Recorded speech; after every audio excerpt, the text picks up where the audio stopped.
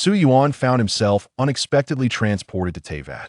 Simultaneously, a strange force descended upon this world, affecting Teyvat to varying degrees. Furina endured 5 centuries of solitude in a desperate bid to save Fontaine. Yet, just as the dawn of victory approached, she succumbed to madness under the influence of this bizarre force. No one understands my loneliness. No one can comprehend my fear. No one is here for me to confide in. Why must I selflessly give of myself? Do the people of Fontaine truly deserve such sacrifice? The long-imprisoned Xiang Wang, tormented by the sages and the church, also suffered psychological turmoil, exacerbated by the strange influence. After the fall of the sages, she regained control of Sumeru, intent on making all Sumeru inhabitants experience the taste of confinement. Indeed, the vision is an eye, and your eyeballs are also eyes. In the eyes of the people of Liyue, the Geo-Archon had already passed away. Yet, many now reported sightings of a colossal dragon resembling the Archon, entwining its tail around ancient trees and crashing into mountains, emitting terrifying roars. Xiangling exclaimed, "Brother, you smell divine, in a physical sense. I wish to devour you." Ayaka remarked, "If I were to freeze you into an ice sculpture for display in the Kamisato estate, you would never leave my side, would you?" Sakura expressed her desire for a comfortable bedsheet. "Your skin fits just right." Thus, witness how Su Yuan confronts the bizarre and seeks to rescue Teyvat. Chapter 1. This Fu is not Fu. Su Yuan jolted awake, staring at an utterly unfamiliar ceiling. His head throbbed with dizziness and pain, prompting him to rub his temples. He faintly recalled being in his university dormitory, performing a Violet Abyss solo for a few friends.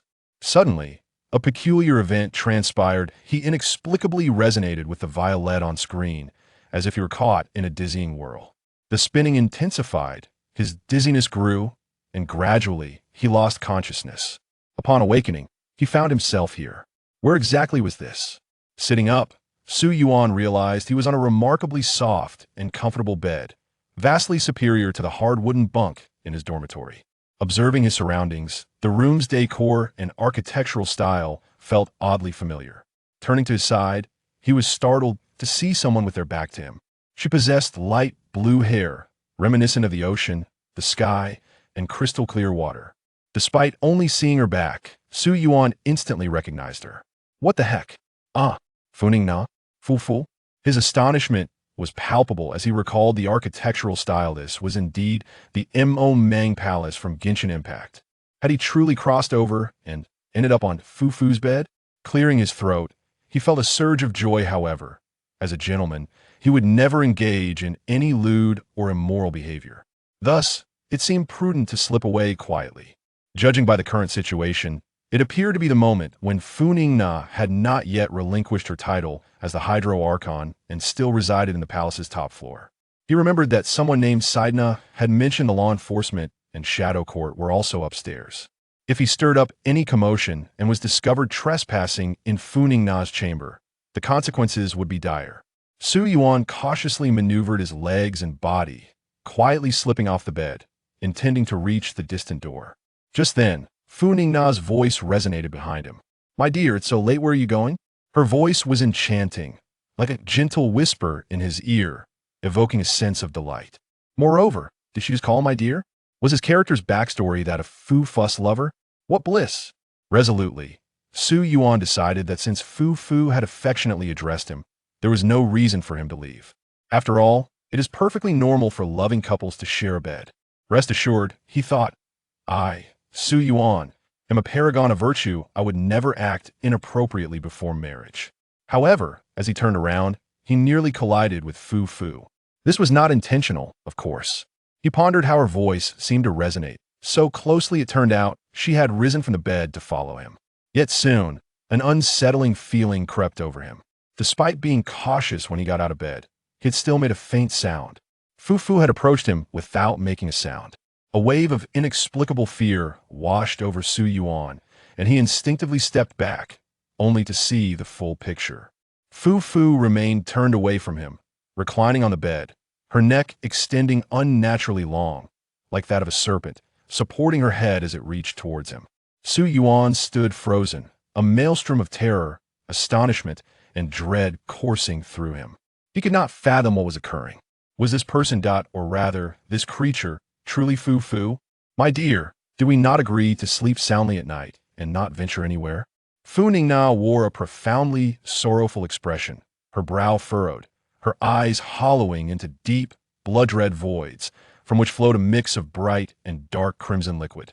Why must you abandon me in secret, slipping away quietly? No one can understand me. No one can comfort me. I only have you to confide in. In the next moment, Fu Ningna opened her mouth, her delicate lips morphing into a gaping maw filled with sharp, bloodthirsty teeth. Su Yuan was unable to react, his screams stifled as he was brutally decapitated. Su Yuan jolted awake once more, staring at an unfamiliar ceiling. Dizziness and pain assaulted him, accompanied by a sharp sting in the palm of his left hand. He examined his palm and discovered someone had etched words into it. Be cautious. Do not act recklessly. Under no circumstances should you leave the bed. This Fu is not Fu. Fu. Su Yuan stared in bewilderment at the inscription on his hand, glancing around to find a figure with light blue hair lying beside him. What the heck? It really is Fu? He exclaimed, astonished. Have I crossed over to the world of Genshin Impact? How awkward I've ended up in Fu's bed. I should swiftly leave and maintain my distance. Misunderstandings could lead me to be perceived as a perverse fiend. Yet, feeling the sting in his palm, Su Yuan glanced again at the words. Be cautious. Do not act recklessly. Under no circumstances should you leave the bed. And what does this Fu is not Fu mean? Impossible. Even from just her silhouette, it is clear that this is indeed Fu. Upon my arrival in Teyvat, I must certainly leave a gentlemanly impression on Fu. After much deliberation, Su Yuan ultimately resolved that, regardless of the inscription on his palm, he should quietly rise from the bed. With utmost caution, Su Yuan shifted his body, striving to make no sound as he successfully descended from the bed. It was then that he heard Fu's voice beside him. Darling, it's so late. Where are you going? Chapter 2. Under no circumstances should you leave the bed. Su Yuan was suddenly jolted awake, his eyes opening to an unfamiliar ceiling. Be careful. Do not act rashly. Under no circumstances should you leave the bed. This Fu is not the Fu you know. If you're reading this message, it means you have died once again. Let me reiterate. Please trust me, I mean you no harm. With a look of confusion, Su Yuan gazed at the inscription in his palm. Was this some sort of prank? His attention was entirely captured by the words Fu. As he surveyed his surroundings, he realized he seemed to be in a plush bed, beside him a beauty with light blue hair, lying with her back to him. My goodness, it truly is Fu. Have I crossed over to Teyvat? Su Yuan exclaimed with surprise. Instinctively, he was about to leave the bed to prevent any unnecessary misunderstandings, yet the words in his palm echoed in his mind. Another death? What does that mean? Su Yuan murmured softly. Does that mean if I get out of bed, I will die? And not just once? He once again examined the inscription on his palm, falling into deep contemplation. Very well, it is not my desire to remain in bed, rather. It is this mysterious prompt urging me to do so. I am a paragon of virtue. After careful consideration, Su Yuan ultimately decided to heed the words inscribed in his palm, lying back down and covering both himself and Fu with the comforter anew. Perhaps sensing the added warmth, Fu Ningna shifted slightly. It appeared that Fu, dressed in a thin nightgown rather than her usual splendid attire, was in a state of slumber. With her back turned to Su Yuan, the outline of her delicate shoulder blades and graceful form were faintly visible through the fabric of her nightgown. Eyes averted, Su Yuan feigned composure, coughing twice and turning his head away. He realized he had greatly overestimated his willpower with Fu lying beside him in her nightgown. Sleep was far from his mind. Moreover, he felt an overwhelming discomfort, as if countless tiny creatures were crawling over his skin. At that moment, he heard a sound from his pillow and turned to investigate. To his astonishment, Fu seemed to have turned her head towards him. Listening to her gentle breathing and observing her peaceful slumber, he noticed a hint of drool at the corner of her mouth. How adorable, with a hint of innocence. Undoubtedly, Fu is truly beautiful, Su Yuan mused internally. However, he soon detected a profoundly unsettling anomaly. Fu's body had not shifted an inch. She remained turned away from him, yet her head had executed a complete 180-degree rotation. A shudder coursed through Su Yuan's body, startling him. Fu Fu, truly the star of Fontaine, a remarkable beauty capable of feats I cannot fathom. Haha, is this a bug in Teyvat's system? How could a normal person's neck possibly rotate to such an extent? Feigning calmness, Su Yuan attempted to rationalize the situation, yearning to regain his composure. Yet in the next instant, Fu Ningna abruptly opened her eyes wide and gaped her mouth. But instead of the azure, enchanting orbs he anticipated, her eye sockets were voids of unfathomable crimson, and her mouth revealed not pearly white teeth, but a swirling abyss of blood red. From these orifices, a multitude of writhing, dark, and murky striped insects began to emerge. More and more Su Yuan, in a panic, threw off the comforter, discovering that his body was already overrun by these insects. The sensation he had felt earlier was not a mere figment of his imagination, but a horrifying reality. Su Yuan screamed, tumbling off the bed. "Darling, where are you off to at such a late hour?" Fu Fu's voice echoed once more. Yet Su Yuan felt no joy or delight in her words. Before his terror-stricken gaze, Fu Ningna's neck elongated grotesquely, resembling the body of a python, the trunk of an elephant, or the arm of a rubber man, bringing her head directly before Su Yuan's eyes. "Are you leaving me again? Must I bear the solitude of 5 centuries alone?" Su Yuan was too frightened to utter a word, yet Fu Ningna seemed disinclined to grant him the opportunity to speak. Her eyes, mouth, nostrils, and ears began to expel those same bizarre insects, which rapidly enveloped Su Yuan's entire being, akin to breadcrumbs coating a fried chicken leg. Su Yuan experienced immense agony, acutely aware that these insects were feasting upon his flesh. He laboriously raised his left hand, only to discover that his palm had been gnawed down to a mere skeletal remnant. In the next moment, a searing pain shot through his eyes as darkness engulfed him. The insects had devoured his eyeballs. Su Yuan felt his body being consumed piece by piece, utterly helpless to intervene.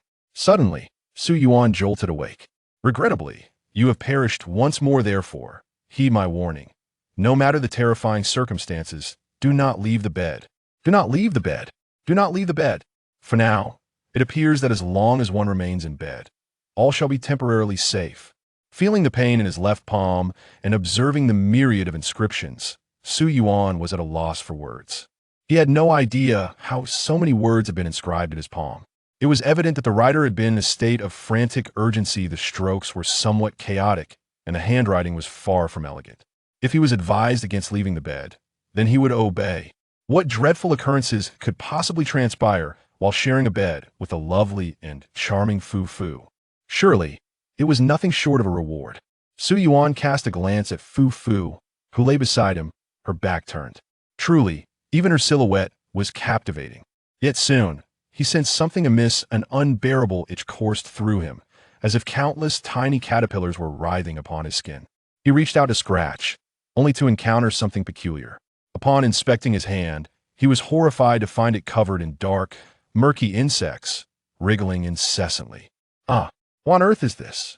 Su Yuan could not contain himself, letting out a terrified shriek as he frantically shook his hand, attempting to rid himself of the insects.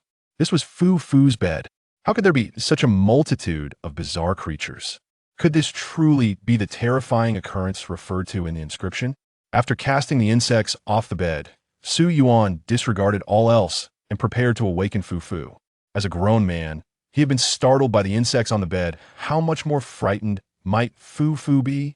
She might even suffer from a psychological trauma. Moreover, who knows what pathogens these insects may carry? It would be unfortunate if Fu Fu were to fall ill due to them.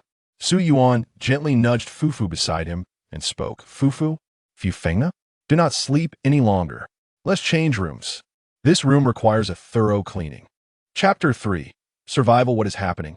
FNNGN rubbed her eyes and sat up in bed, her sleep-drenched visage striking Sun with overwhelming force. "Oh, FF. How can you be so adorable? No, Lady FNNGN. Allow me to be your devoted dog. Woof woof. I was sleeping so soundly. Why did you wake me?" FNNGN still had not opened her eyes, her head drooping, appearing utterly unawake. "Because the bed is somewhat dirty, with peculiar things upon it. It would be best for you, FF, to find another place to rest. Sun dared not divulge the unsettling presence of strange insects on the bed, fearing it might terrify her delicate spirit. Dirty things? FNNGN initially inquired with confusion, then reached into the covers. To Sun's astonishment, she extracted a peculiar insect. Is this what you mean? This is not a dirty thing, you know? Following this, to Sun's greater shock, F North NGN proceeded to place the insect in her mouth, crunching it with a resounding crackle. Sun could not fathom how such a soft, writhing creature could produce such a crisp sound while being chewed. No, that was not the crux of the matter. How could FF possibly consume such bizarre insects raw? Sun suddenly realized that the inscription upon his palm was indeed true. This FF was not FF at all. A profound sense of terror engulfed Sun as he slowly shifted his body, yearning to distance himself from this FNNGN. Yet, he was abruptly reminded by the inscription that incessantly emphasized, no matter how terrifying the situation, do not leave the bed. Do not leave the bed. Do not leave the bed. Thus, Sun had no choice but to suppress his inner dread and remain upon the bed. Come, dear, open your mouth. I shall feed you as well. FNNGN held out another insect towards Sun's lips, simultaneously parting her own mouth slightly, signaling for him to partake. Gazing at the writhing creature before him, Sun found himself devoid of courage to open his mouth, though he had envisioned countless scenarios of FF feeding him. Who could have anticipated it would involve such a thing? No, this being was not FF at all. It simply did not count. Why won't you open your mouth? I thought you would understand me.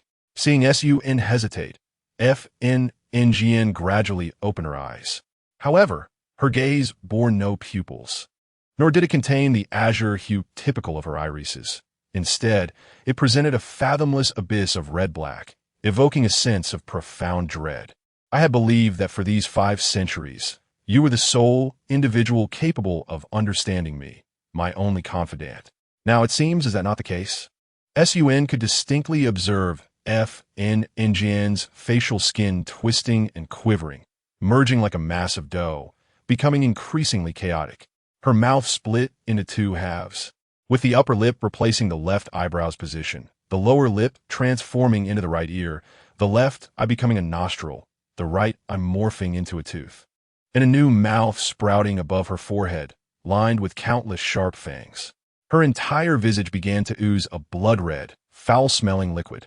Faced with this horrifying spectacle, Sun was drenched in sweat, beads forming on his forehead, his body trembling uncontrollably. He sensed a premonition that if he did not consume this insect, he would meet a most dreadful demise. With no other recourse, for the sake of survival, Sun shut his eyes, steeled himself, and swallowed the insect she held without hesitation. Initially, he intended merely to gulp it down without engaging further. Yet, the moment it entered his mouth, before he could even chew, the insect began to burst with a viscous juice. The thick, nauseating liquid, accompanied by an unbearable stench, made Sun feel utterly revolted. To describe it simply, it was akin to lifting a pair of socks steeped in rancid water for 82 years, placing them into a can of herring, and allowing them to ferment naturally for 49 days in sweltering heat, then mixing it with fresh, warm chicken excrement, coriander, and fish mint. Indeed, as that culinary guru claimed, the notion of chicken-flavored crunch was nothing but deceit. Despite the revolting taste urging him to vomit, Sun dared not do so. Gazing at FNNGN's grotesque form, he felt an inexplicable foreboding. If he were to regurgitate, he would likely meet an untimely end. After a lengthy moment of contemplation, Sun finally mustered the courage to swallow the repulsive insect whole. Very well, today we have shared a delightful midnight snack. Now, let us return to slumber. Only by resting well can we gather the strength we require. Tomorrow, we shall attend a performance at the Opera House, FNNGN declared, her face reverting to normal as she reclined back in a sleep. Sun gasped for breath, casting a glance at the peacefully slumbering FNNGN, feeling as though he had narrowly escaped a calamity. This person, no, this creature was certainly not FF. Had he truly traversed into the realm of TWT, akin to a horror game? How utterly terrifying. After a moment of calm, Sun once more scrutinized the inscription on his palm, relieved that he had adhered to its guidance, suppressing his fears and refraining from any rash actions, remaining steadfastly on the bed. Yet, if he could never leave the bed, would he be subjected to this torment indefinitely? Furthermore, if this FF was not the genuine FF, where then was the true FF? Was this truly the land of TWT? And he, quite possibly, was the savior. If his deductions were accurate, then, for the time being, the notion of salvation was moot. He could not even save himself. Alas, had he crossed over without any system or golden finger. Sun lamented in despair. Suddenly, a thought struck him. Could the inscription on his palm indeed be a form of golden finger? However, before Sun could delve deeper into this possibility, FNNGN's voice resonated once more. Darling, why are you sitting up? Lie down and sleep. Sun jolted at the sound, quickly complying and lying down. The previously unsettling insects seemed to have vanished entirely. Reclining upon the soft bed, Sun cautiously turned his head to observe FNNGN, who lay on her side, turned away from him, daring not to gaze too long, fearing it might provoke some dreadful transformation. Sun felt a sense of melancholy, uncertain of what further encounters awaited him and how he might respond. Surely, he could not remain in bed for eternity? Chapter 4. Patterns and rules. Sun could not recall when he had fallen asleep the previous night. When the sun rose, and the first rays of morning light streamed into the topmost suite of Ing Palace, Sun felt a long-lost warmth. Accompanied by a shrill scream, Sun was abruptly awakened. Who are you? Why are you in my bed? Sun blinked groggily, only to find FNNGN huddled in the corner of the bed, trembling and clutching the blanket, her eyes slightly reddened, glimmering with tears, watching him with great wariness and fear. Ooh, the Guard Brigade, the Shadow Court, the Judiciary Court, the Water Deity WILIT. Help! They're S.A. pervert. Sun was left bewildered. Pervert? Was she referring to him? After all, was she not the more peculiar one the night before? The next moment, with a tremendous surge of water, the door was forcefully burst open. Sun instantly felt an imposing gaze locking onto him, instilling a profound sense of pressure. Whoa, WILIT, you have finally arrived. Seeing her savior, FNNGN rushed to his side, not even taking the time to put on her shoes, hiding behind him. Ahem, Lady FNNGN, as the water deity of FNGDN, please mind your image. Observing FNNGN's tearful, flustered demeanor, WILIT expressed a hint of exasperation. So, sir, who exactly are you? Dewilite's gaze was piercing as he turned to Yuan. What purpose, one might wonder, brought him to the exclusive suite of Furina on the top floor of Mang Palace? Yuan suddenly felt a twinge of pain in his palm. But this time it was not his left hand, it was the right. He raised both hands to examine them, noting that the inscription on his left palm had vanished, replaced by a series of words etched into his right. Welcome to the enigmatic Teyvat. First, congratulations on surviving your first night. Currently available information. 1. During the day, Furina is genuinely her normal self. 2. Dewilite can be trusted regardless of day or night, but only on sunny days. 4. After surviving the second night, new information will be unlocked.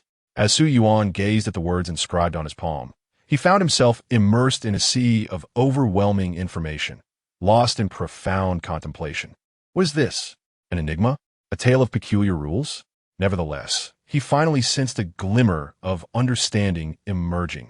Sir, you may choose to remain silent, but every word you utter will serve as testimony, Dewilite remarked, noticing Yuan's silence. It's all a misunderstanding. Yuan exclaimed, raising his hands in a gesture of surrender. I can explain.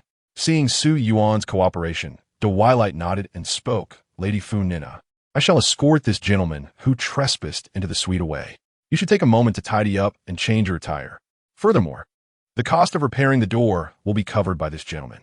In Dewilite's office, he and Yuan were engaged in conversation. Each year, there are a few individuals who attempt to invade Lady Furina's suite, but the successful ones are exceedingly rare. Some are admirers or fans of Lady Furina, while a select few are assassins from rival factions. However, they all share a common trait. They are currently thriving in Melopiteburg. Yet throughout all these years, you are indeed the first to audaciously lie in Lady Fu Nina's bed without any prior example. You claim this is all a misunderstanding, and I am curious to know what new rationale you possess. Su Yuan scratched his head awkwardly, feeling a mix of helplessness and embarrassment. From a moment he found himself in Lady Fu Nina's bed, he had already considered the possibility of being misunderstood. He glanced at the inscription on his right palm, then at the blazing sun outside, and finally at Twilight. Twilight could be trusted, regardless of day or night, but only on sunny days. All the conditions aligned perfectly. Mr. Twilight, have you not noticed that Lady Fu Nina has been behaving somewhat oddly lately? Su Yuan inquired. No, dave leche. Let me explain. Su Yuan continued. I have serious suspicions that Lady Fu Nina has been affected by something foul, sinister, and otherworldly. The current version of her is not entirely herself. We must help her, save her. We need to expel these malevolent forces from her being. Sir, do you realize what you are doing? Twilight responded calmly, though Su Yuan detected a hint of anger beneath his composed demeanor. Before the highest judge of Fontaine, you not only fail to reflect on your wrongful actions, but also speak ill of the deity of this nation. Su Yuan felt increasingly troubled. While he held unwavering trust in Twilight, what if Twilight did not trust him? Sir, if you have nothing meaningful to say, I shall proceed to complete the necessary formalities and ensure you reflect upon your actions in Melopiteburg. Wait, Twilight. Su Yuan exclaimed loudly. No. I should call you the Hydro Dragon King, based on Su Yuan's earlier deductions. The fact that Fu Nina still resided in Mo Meng Palace indicated that the prophecies of Fontaine had yet to unfold, and Fu Colosi had not been judged. Twilight's identity as the Hydro Dragon King had not been publicly disclosed. Upon hearing the title Hydro Dragon King, Twilight's calm eyes betrayed a flicker of surprise. He slowly inquired, Sir, who exactly are you? I have never disclosed this identity to anyone. Twilight, allow me to introduce myself. My name is Su Yuan, and I hail from beyond the realm of Teyvat. Su Yuan began, gathering his thoughts. A strange force has descended upon Teyvat, and it seems Lady Fu Nina is also profoundly affected. In order to combat this anomaly and save Fu Nina, I require your assistance and strength. Chapter 5. Twilight's Influence? Listening to Su Yuan's narrative, Twilight fell silent, scrutinizing Su Yuan with a discerning gaze, lost in deep contemplation. After a lengthy pause, Twilight finally spoke. Though I have never revealed my identity to others, I have served as the highest judge of Fontaine for hundreds of years, presiding over its legal judgments. Thus, it is not surprising that some have deduced my identity based on my adept control of the hydro element. Therefore, Su Yuan, I cannot wholly trust your words based solely on this. Upon hearing Twilight's statement, Su Yuan couldn't help but admire his meticulous mind. However, he had formulated ample reasons to earn Twilight's trust. Twilight, I actually know quite a bit about you, Su Yuan began cautiously. From your perspective, food that is fried without sauce is nearly inedible, especially the coconut charcoal cakes of Sumeru, which in your eyes are akin to stuffing desiccant into your stomach. Listening to Su Yuan's remarks, Twilight maintained his tranquil demeanor, responding with measured words. Are you suggesting that you have conducted a private investigation into my life? While I am unsure how you possess such detailed knowledge, these facts are not secrets. Thus, I still cannot place my trust in you.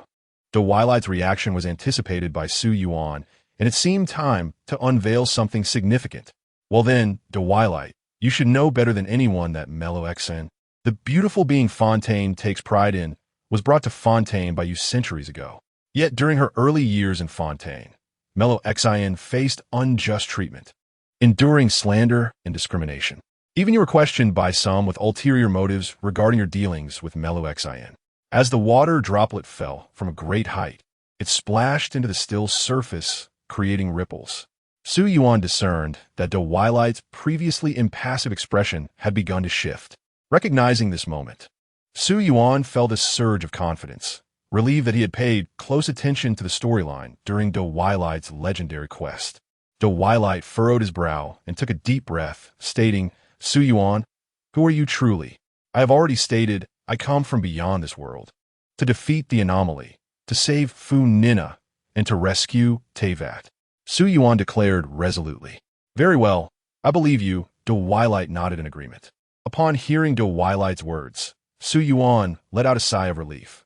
Fortunately, that Wei Lai Te finally believed in himself. Otherwise, I would have had to divulge the truth of the Fontaine prophecy, the true identity of a water god, the genuine purpose of the decree from the cardinal, and the schemes of Fu Ka Luo Si to him.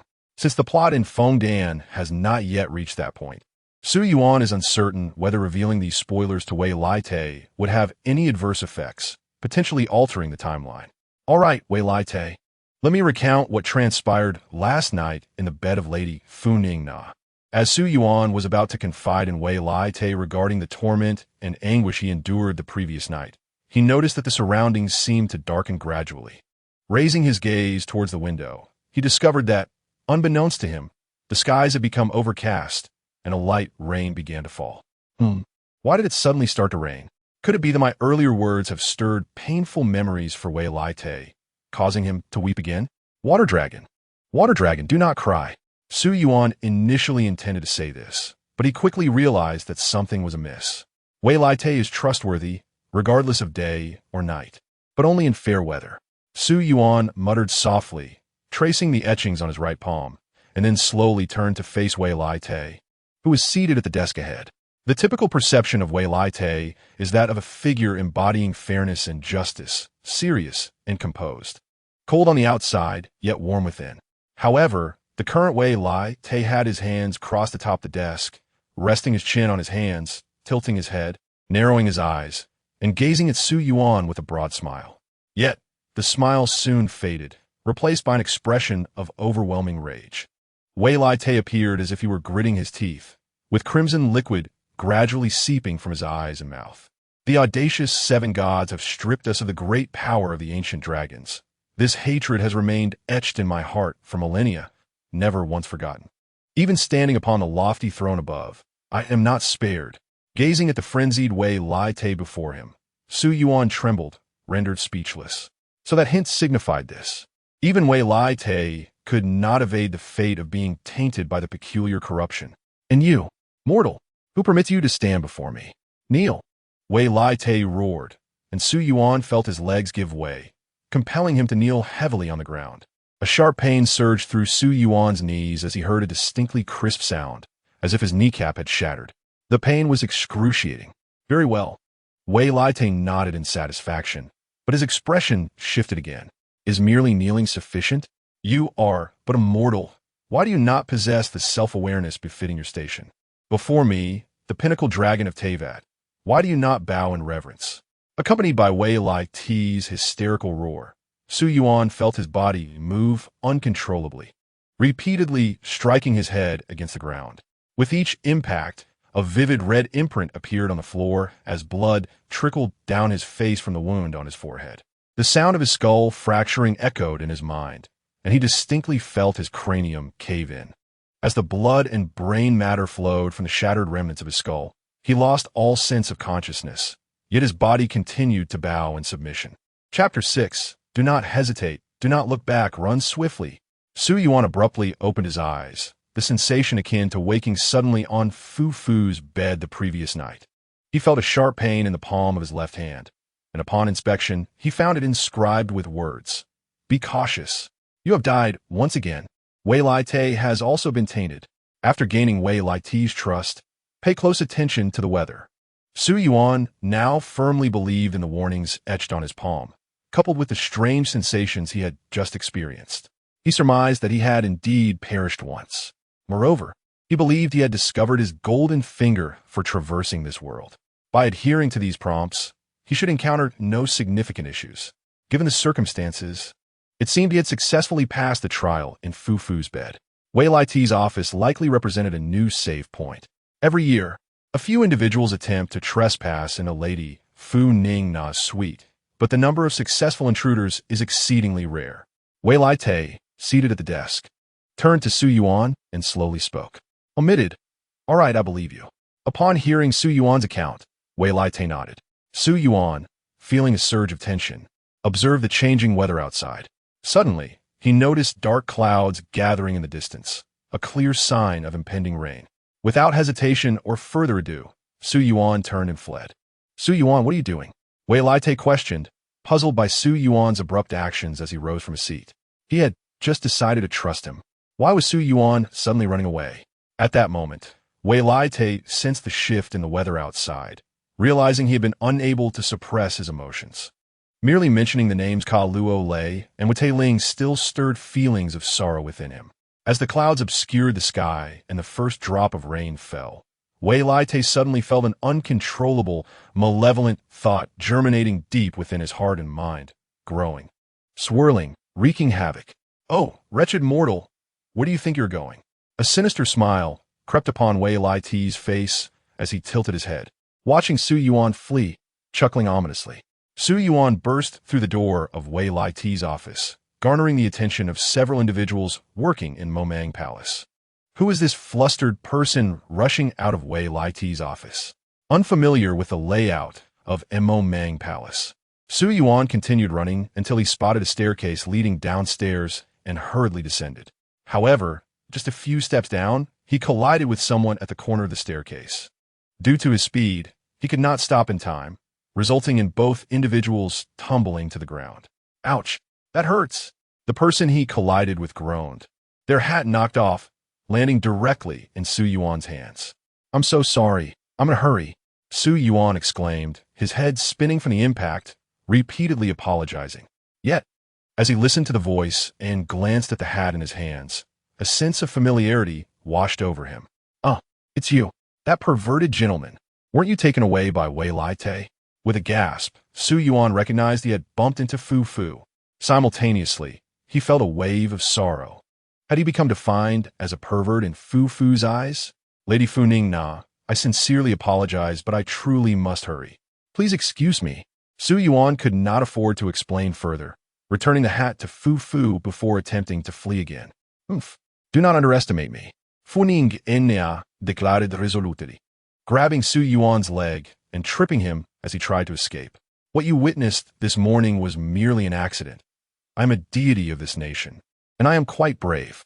Guardians, Shadow Court, Justice Court, Wei Laite. Hurry, someone. There's a suspect attempting to flee. Fu Ning Na shouted loudly. Lady Fu Ning Na, I implore you to be silent. Please do not shout any longer. Was instantly filled with despair. My Lady Fu Ning Na, why do you suddenly choose to be brave at this moment? What on earth are you doing?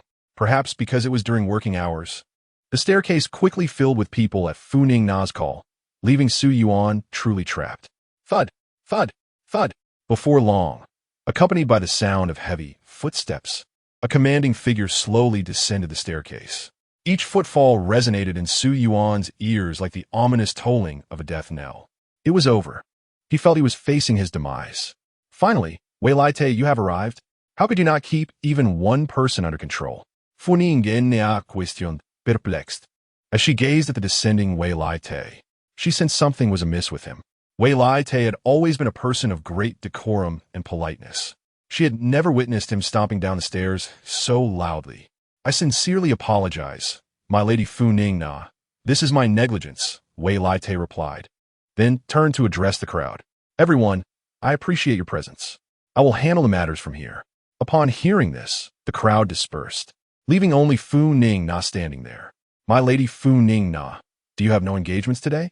Never mind, it should not be my concern. You may arrange your own affairs, Wei Laite said, glancing at Su Yuan with an authoritative tone that brooked no refusal. Su Yuan was taken aback. Wait, does this mean I am not to perish just yet? Is it that the bizarre cannot commit murder in public? Regardless, at that moment, Su Yuan felt utterly helpless and small, compelled to obediently follow Wei Laite upstairs. As Fu Ning Na observed Su Yuan and Wei Laite ascend the stairs, she fell into deep contemplation. Wei Laite, when did he ever refer to me in such a manner? Has he not always addressed me as Lady Fu Ning Na? Moreover, today's visit to the Ubi College Opera House was arranged by him, yet he appears completely oblivious. Filled with confusion, Fu Ning Na resolved to ascend as well, intending to eavesdrop at Wei Laite's office door to discern what he and that peculiar gentleman might discuss. Chapter 7. apologies upon re-entering the office. The first action Wei Lai Te took was to lock the door. Gazing out at the gentle rain and the evidently abnormal Wei Lai Te, Su Yuan sensed that he was once again in grave peril. Had he been less gentle when Fu Fu had seized his foot, perhaps he could have kicked her away and temporarily escaped? Su Yuan shook his head. The thought of striking a woman, especially someone as endearing as Fu Fu, was simply unfathomable. Such behavior would not befit a gentleman. With this realization, Su Yuan's fear diminished somewhat. He straightened his posture and confronted Wei Lai Te. Wei Lai Te? No, it should be the malevolent anomaly. Come at me. Su Yuan spread his arms wide, feigning a noble acceptance of his fate. Go on, in my life. Silence. Wei Lai Te's furious roar rendered Su Yuan speechless. Kneel. At Wei Lai Te's command, Su Yuan found himself uncontrollably collapsing to the ground. Instantly, he felt excruciating pain in his knees and looked down to find them bloodied and torn, as if he had suffered a compound fracture. How dare a mere mortal disregard my presence and brazenly leave my sight? Wei Lai Te seethed with rage, his brow furrowed, eyes spinning wildly in their sockets, sharp fangs emerging as he ground them together. It shall not be so easy for you. I will make you wish for life, yet be unable to live. This shall be the price of your insolence. Wei Lai Te seized Su Yuan by the hair, his gaping maw dripping with blood as he bellowed, overwhelming Su Yuan with a wave of heat and the foulest stench, reminiscent of rotting fish marinated in spoiled tofu and filth. In the next moment, Wei Lai Te slammed Su Yuan's head against the ground. Pain shot through Su Yuan's left cheek as it made contact with the floor. Then, Wei Lai Te manipulated Su Yuan's head, grinding his left cheek against the surface repeatedly. No! Su Yuan cried out as he felt the flesh on his face gradually wear away, blood flowing freely. Yes, that's the sound, Wei Lai Te exclaimed with delight. Your agonized cries are the sweetest symphony. Only such exquisite music befits my status as the pinnacle dragon of Teyvat. Enduring the torment, Su Yuan's earlier nonchalance evaporated, replaced by anxiety and panic. If Wei Lai Te continued to prolong his suffering instead of killing him, it would be unbearable. Moreover, his body felt inexplicably out of control. He could not even muster the strength to resist, let alone end his own life. But then, an unexpected occurrence transpired. Both Su Yuan and Wei Lai Te distinctly heard a crisp sound of a lock turning. The office door slowly creaked open, revealing Fu Ning Na standing at the threshold. Wei Lai Te, what is the meaning of this? She exclaimed in horror, fear and anger evident in her voice as she beheld the gruesome scene. I heard words like shut up and kneel, which you have never uttered before. I rushed to my room to fetch the spare key. Are you not the most just and virtuous chief judge of Fontaine? Why do I find you torturing someone here? Fu Ning Na questioned, her eyes glistening with tears, unsure whether to grieve for Su Yuan or feel disappointment in Wei Lai Te. Her voice quickly drew the attention of the crowd from Imo Mang Palace, who gathered to witness the shocking scene. The just and noble chief judge, Wei Lai Te, tormenting another in his office. Why would you do this, Master Wei Lai Te? Many of the Mei Lu Xin could hardly bear to watch. Though Su Yuan could not speak or move, he sensed a flicker of hope. As expected of Fu Fu, she is remarkable. Under the gaze of so many, surely Wei Lai Te would not dare to act. If he could buy some time until the skies cleared, Wei Lai Te might return to his normal self. Yet, he underestimated the gravity of the situation. Ha ha ha! Wei Lai Te suddenly erupted into laughter, startling everyone present. His mirth sent shivers down their spines. They had never seen him laugh in such a manner before. I had hoped to conceal my true nature for a while longer. However, now that the moment has arrived, I find myself with no choice. You shall all perish. In the following instant, Su Yuan heard a cacophony of sounds, the sickening noise of flesh being sliced, blood splattering, and the cries of anguish and pleas for mercy filled the air. Su Yuan could feel the warmth of blood splattering onto him, the remnants of limbs brushing against his body. Though he could not see, he was acutely aware of the horror unfolding around him. The office, the Mo Mang Palace, had transformed into a hellish nightmare. In the next moment, a soft thud echoed as a head with D and LS hair rolled right in front of Su Yuan. The stark contrast between the fresh crimson blood and the D&LNS hair alongside the fair skin was striking. At this moment, Furina had not completely succumbed to death. With the last remnants of consciousness, she bore a faint smile, casting an apologetic gaze towards Yuan, her lips moving as if she wished to articulate something. "I'm sorry." Yuan deciphered Furina's silent words, and tears streamed uncontrollably down his cheeks. His heart was a tumult of complex emotions: anger, resentment, regret, sorrow, and more, yet fear and trepidation were conspicuously absent. He regained control over his body and slowly rose to his feet. Surveying the surroundings, he beheld a scene of carnage. Corpses lay strewn about, blood flowed like a river, and not a single complete body remained. That way Lai Te had just extracted a heart from the chest of a Mei Lu accent, savoring it with delight. However, upon noticing Yuan standing, he bellowed furiously, "Mortal, who permitted you to rise? Kneel before me." Yet, this time, Wei Lai Te's words held no power. Yuan was oblivious to how he managed to stand again, despite his shattered kneecap. He bent down to retrieve Ningna's blood-stained hat from the ground, removing a sharp hatpin from it.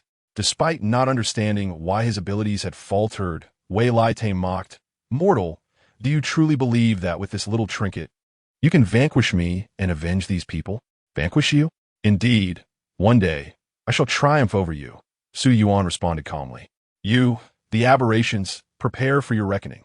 Without a moment's hesitation, Yuan plunged the sharp hatpin into his own carotid artery, and blood gushed forth. Chapter 8. An unexpected turn of events. Yuan abruptly opened his eyes, gazing at Wei Lai Te seated behind the desk, feeling a sharp pain in the palm of his left hand. He realized he had likely perished once more. He slowly raised his left hand to inspect the inscription on his palm. "Be cautious. You have died again." Wei Lai Te has also been tainted by the aberration. After earning Wei Lai Te's trust, pay close attention to the weather. Seeing this means you have met your end once more. You performed well previously, but do not take the stairs when fleeing. Do not attempt to confront Wei Lai Te directly. At present, you possess no chance of victory. Moreover, the aberrations seem intent on concealing their identities in front of others. Yet, do not provoke them too much. Otherwise, they will unleash a massacre without hesitation. Gazing at the ominous words, Yuan struggled to fathom the brutality he had endured in his last life. The absence of memories during the rewind, was it a blessing or a curse? "All right, I believe you," Wei Lai Te nodded in response to Yuan's account. Yuan anxiously observed the weather outside, while simultaneously contemplating another approach. The sudden rain in Fontaine was likely due to the water dragon, Wei Lai Te, weeping. His tears were probably a result of Yuan mentioning his sorrowful past in an attempt to gain his trust. Thus, if he could alleviate Wei Lai Te's sadness, he would cease to weep, the rain would subside, and the weather would remain fair. Consequently, Wei Lai Te would not be influenced by the aberrations, and perhaps Yuan would not need to flee. Suddenly, Yuan felt a surge of brilliance. By combining the insights from his palm with reverse thinking, he had forged a new path. "Wei Lai Te, since you have chosen to trust me, heed my words. Now, think of happy thoughts, and do not let the tears flow. If it rains outside, it will not be a fine day, and calamity will surely follow." Although Wei Lai Te was perplexed by Yuan's reasoning, he nodded and replied, "All right." Yuan keenly observed that the traces of dark clouds outside had vanished in an instant. Truly, Wei Lai Te wielded an impressive control over his emotions. "Well done, Wei Lai Te." Yuan gave a thumbs up, succinctly indicating that he too had been tainted by that aberrant force. If the weather was not fair, he could be vulnerable to their insidious influence. Initially, he thought fatigue had overwhelmed him. However, as a dragon of the supreme Teyvat race, his body should not be so fragile. Now it appeared he had indeed been affected by the malevolent aberrations. Hence, for your own sake, for Fufu, for Fontaine, and for all of Teyvat, maintain a positive disposition. "Fufu?" Wei Lai Te inquired, his serene gaze fixed on Yuan. "Are you referring to Lady Furina?" Such an affectionate appellation. Yuan chuckled awkwardly, realizing he had spoken without thought. "So, Yuan, what transpired between you and Lady Furina last night?" Wei Lai Te asked. Yuan longed to retort, Your phrasing is rather ambiguous, easily misconstrued, based on the information at hand. It appeared the aberrations had indeed influenced both Wei Lai Te and Fu Ningna, but under specific conditions. For instance, Wei Lai Te would be possessed by the aberrations as long as the weather was not fair, whereas Fu Ningna remained impervious to their control during daylight. The conditions under which the aberrations could manipulate Fu Ningna likely arose after sunset. However, Su Yuan recalled many instances of spending evenings with Fu Ningna at the opera house, and she had not exhibited any anomalies then, as Wei Lai Te pondered aloud. Nevertheless, it remains a possibility. Su Yuan elucidative. I am still unsure of the precise conditions under which the aberrations control Fu Ningna. Furthermore, they seem to be adept at disguise. Can you guarantee that the Fu Ningna you encountered was indeed her, and not a mere guise of the aberrations? While the aberrations were not inclined to reveal themselves easily, Su Yuan knew that if provoked, they would unleash a massacre without restraint. So, Su Yuan, how can we eradicate the aberrations from our midst? Wei Lai Te inquired, his brow furrowed, evidently troubled by the current predicament. The aberrations differ from elemental forces in the abyss. They constitute an entirely new power system. This is a source of my confusion. My understanding of aberrations from other realms suggests they often exist independently. As long as they are eradicated, no significant issues should arise. However, these aberrations in Teyvat seem to possess a symbiotic and integrated quality with you. You remain oblivious to their presence, yet when they manifest, they can directly control you, transforming you into terrifying monsters. Su Yuan continued, recounting the harrowing scene of Fu Ningna from the previous night, along with his experience of being fed insects. Wei Lai Te frowned slightly and replied, Su Yuan, it would be best not to inform Fu Ningna about her being tainted by the aberrations. Although she is nominally the deity of this nation, in certain respects, she still resembles a child. I can bear the weight of these grim realities, but she may not. Honestly, Wei Lai Te, our understanding of the aberrations is still woefully inadequate, yet I firmly believe that one day we shall triumph over them. Su Yuan declared. Indeed, Wei Lai Te nodded. As I have said, I believe in you. What you believe is what I believe. Su Yuan felt warmth in his heart. Wei Lai Te truly brought a sense of reassurance. Su Yuan could not help but think of a certain guest from Liyue, who also provided a sense of reassurance. He wondered if this individual had been affected by the strange occurrences, and how he was faring now. Just as Su Yuan intended to continue discussing matters with Wei Lai Te, he suddenly heard Wei Lai Te's anxious voice urging him to flee. Su Yuan, started. Turned to run in the opposite direction. Indeed, the game had merely been a game. The real Mo Mang Palace was vastly larger than its virtual counterpart, leaving him utterly disoriented. Thud, thud, thud. Whether it was a result of his heightened anxiety or not, Su Yuan seemed to hear heavy footsteps behind him, likely Wei Lai Te in pursuit, and drawing ever closer. However, he was unfamiliar with the Mo Mang Palace, and running aimlessly within its confines would only lead to capture. He needed to reach an open space, but if the stairs were inaccessible, where could he find the elevator? Panic surged through Su Yuan as the realization that Wei Lai Te was closing in on him became ever more palpable. Desperation set in. He spotted a window beside him, flung it open, and jumped out. This would be his escape route from Wei Lai Te. However, Su Yuan had overestimated his balance and the grip of his shoes. The rain outside had rendered the debris atop Mo Mang Palace slick, and he lost his footing, tumbling downwards uncontrollably. As he rolled, Su Yuan felt the world spin chaotically, dizziness overwhelming him until he ceased his tumultuous descent, only to experience a rapid plummet. Was he destined to perish this way? Fortune smiled upon him, for below lay a thicket of decorative shrubs, which cushioned his fall significantly. Although he landed painfully, with numerous bruises and scrapes, his bones remained intact. He would likely recover without serious injury. Breathless, Su Yuan pondered whether he was, indeed, the chosen one. Regardless, his immediate concern was to hide and avoid detection by Wei Lai Te. Suddenly, he heard someone shouting for the security team, alerting them that someone had fallen from the top of Mo Mang Palace. Fear gripped him. He prayed his location would not be revealed to Wei Lai Te. Ignoring the pain coursing through his body, Su Yuan rose to continue his flight. Why is he running? Why won't he accept our help? Spoke a security officer, suspecting him to be a member of a treasure hunting group. We must alert the security team. There's a thief trying to escape. Yuan felt a mixture of despair and frustration. He wanted to explain himself, but had no time to linger, for who knew when Wei Lai Te might appear. Thus, many citizens of Fontaine witnessed the chaotic scene, a figure darting through the rain, pursued by the mechanized security forces and the shadowy agents of the Ji Ingting, creating a dramatic chase through the city.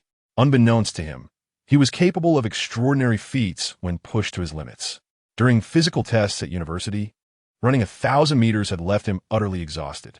If only he could maintain this speed, he would achieve a perfect score without difficulty. Before the rain ceased, he had to keep running.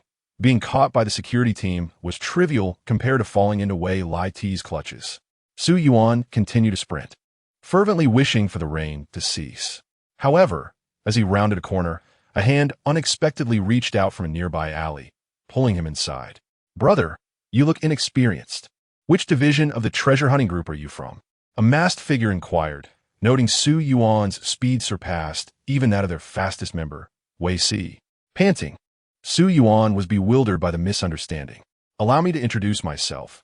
My name is Ji, affiliated with the Fontaine division of the Teyvat treasure hunting group. You are quite audacious to provoke so many security personnel and Ji Ingting agents in such a strictly governed area. But fear not. I am an expert in concealment techniques. Just follow my lead, and I will ensure you evade capture." Yuan nodded, grateful for the assistance.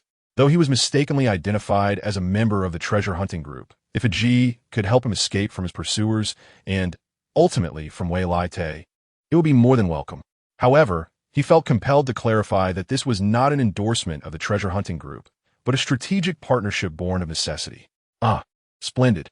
Finally, someone is willing to let me assist them in hiding," a Ji exclaimed, his laughter piercing and unsettling, sending a chill down Yuan's spine. In the next instant, Yuan's eyes widened in horror as a Ji's eye sockets began to sink, crimson liquid oozing forth. Each of a Ji's fingers transformed into razor-sharp blades, his nose morphing into a long, needle-like appendage. A Ji removed his mask and licked the blades on his fingers with a serpentine tone. "Do you know?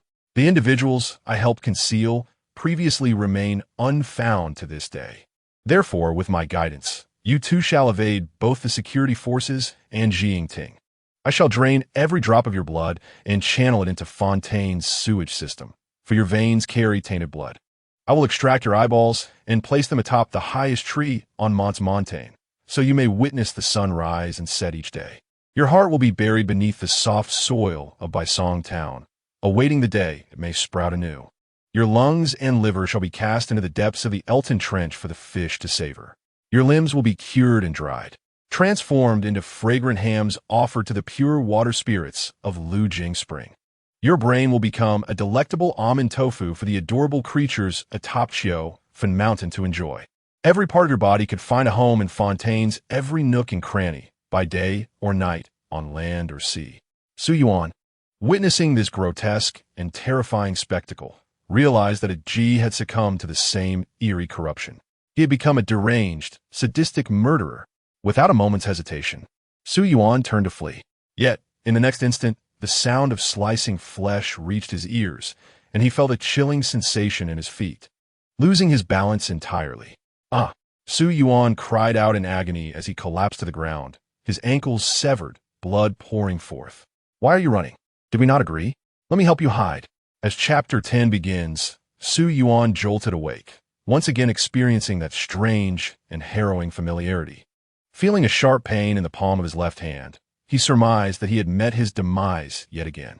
However, if you encounter a person who claims to be Aji while escaping, do not agree to let him help you hide. Observing the increasingly hasty handwriting on his left palm and feeling the ache throughout his body, Yuan hastily rose from the thicket. Indeed, in his attempt to evade that Wei Lai Te, he had chosen to flee through a window of Imo Meng Palace, only to accidentally fall. This place must be the new save point.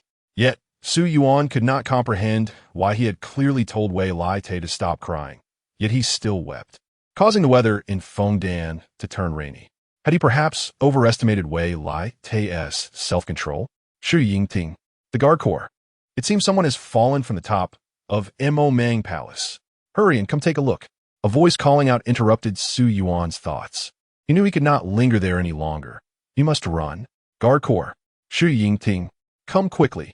A member of the treasure hunting group is trying to escape. As before, Su Yuan dashed through the streets of Fontaine, with Zhu Yingting and the guard corps swiftly pursuing him. Everything seemed to be guided by fate, all seemingly preordained. Su Yuan continued his flight to a corner where a hand reached out from an alley, pulling him in. Brother, you are quite brave to provoke so many members of the guard corps and Zhu Yingting within Fontaine City. Su Yuan gasped, observing a masked individual speak. However, you seem somewhat unfamiliar. Which division of the treasure hunting group do you belong to? Allow me to introduce myself. My name is Aji, affiliated with the Teyvat treasure hunting group. Fontaine Songjing District Division. I am the master of concealment in our division, ranked among the best in the entire Fontaine treasure hunting group. Would you like me to assist you in hiding and effortlessly escaping these pursuers? Su Yuan regarded this member of the treasure hunting group with great caution. Hadn't he just introduced himself? Yes, indeed, it was Aji. According to the warning on his palm, he must not accept any assistance from him. Who knows what strange occurrences might ensue? No, thank you. I prefer to challenge my limits.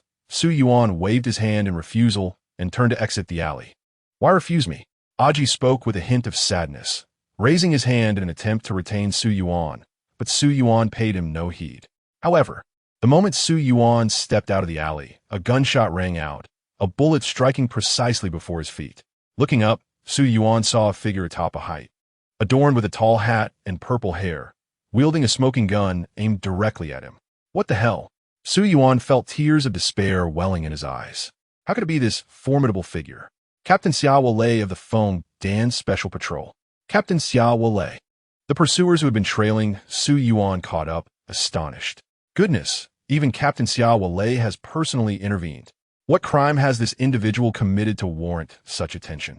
All of Fontaine knew that the appearance of Captain Xiao Wale or any member of the Special Patrol indicated that a serious crime was underway. Perhaps violent resistance against arrest or a perpetrator taking hostages. Look, in that alley, another individual is crying out in distress. This villain must have taken him hostage, threatening and harming him. A sharp-eyed observer pointed out Aji, who was in the alley, weeping profusely as though suffering immense grievance. Su Yuan felt a surge of disbelief. He had merely declined Aji's offer. Was it necessary to be so heartbroken? Such displays could easily lead others to misunderstand. Furthermore, he was a member of the treasure hunting group. How could he possess such a fragile mindset? All of Fontaine understood that when Captain Xiao Wale appeared, the perpetrator could hardly escape the grasp of justice. With a nimble leap, Xiao Wale descended from above, landing before Su Yuan. This is a direct command from Lord Wei Lai Te. Xiao Wale's cold gaze bore into Su Yuan as she spoke in a detached tone. Su Yuan, you are charged with the assassination of Lady Shui Shun Funingna. Su Yuan, you are under arrest. Although I long to end your life here and now, our special patrol serves justice. True justice can only be decreed by the court. But before that, you must come with me. Lord Wei Lai Te wishes to meet you. Xiao Wale, please let me explain, Su Yuan implored, his voice tinged with desperation. Explanations are for Lord Wei Lai Te and the court to hear. My duty is solely to apprehend you, Xiao Wale replied coldly, leaving no room for Su Yuan to speak. Su Yuan felt a pang of regret. He should have anticipated this. The threats he faced were not merely from Wei Lai Te. Now that Wei Lai Te was under some strange control.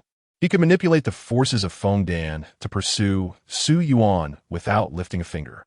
Lord Wei Lai Te, the suspect Su Yuan has been apprehended, Xiao Wale announced, bringing Su Yuan, bound, into Wei Lai Te's office. Thank you, Xiao Wale. Wei Lai Te nodded in acknowledgement. You may step outside. I have matters to discuss privately with Su Yuan. Xiao Wale narrowed her eyes, sensing that today, this highest arbiter of Fontaine seemed somewhat different. From the sudden summons and orders to meet the suspect before the trial, it was unlike the Wei Lai Te she knew. Typically, Wei Lai Te was a stickler for procedure, adhering strictly to protocol. If he wished to mobilize her or the special patrol, it would usually require formal documentation. Moreover, It seemed improper for a judge to meet privately with a suspect before the trial. Despite her confusion, Xiao Wei complied with Wei Lai Te's request and exited. Once the door closed, only Wei Lai Te and Su Yuan remained in the room. No, it was not merely a person. It was something far more peculiar, a blend of the uncanny and the human.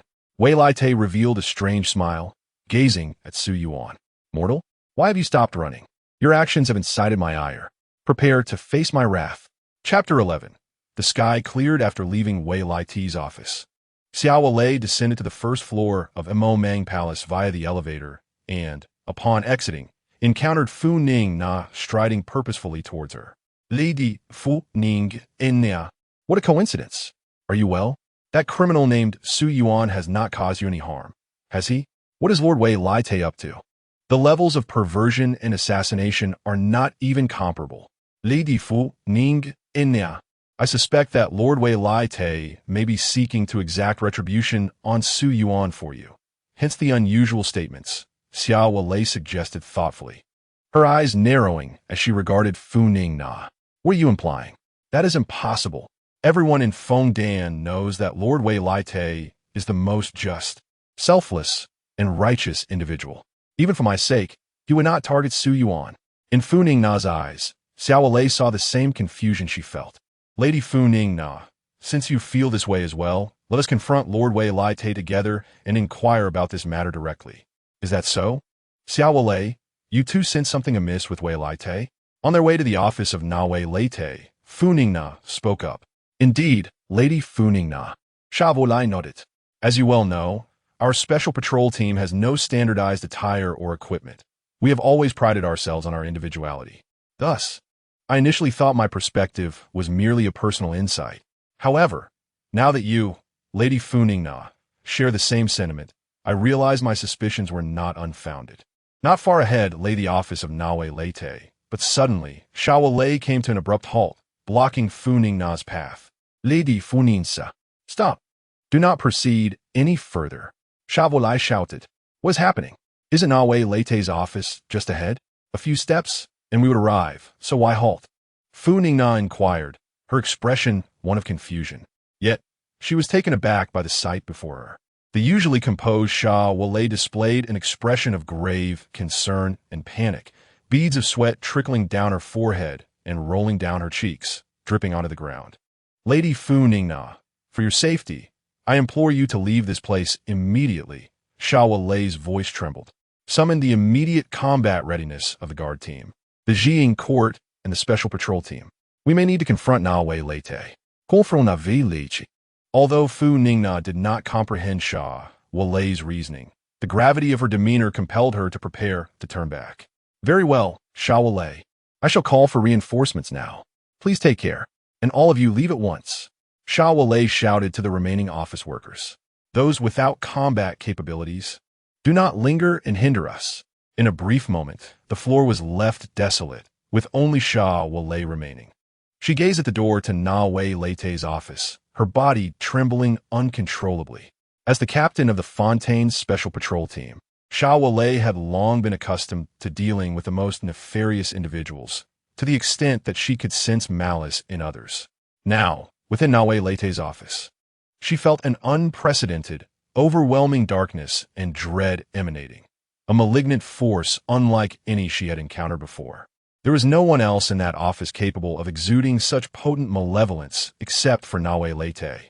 Xiao Wei had intended to wait for reinforcements before taking action, yet she suddenly recalled that in the office was also Su Yuan.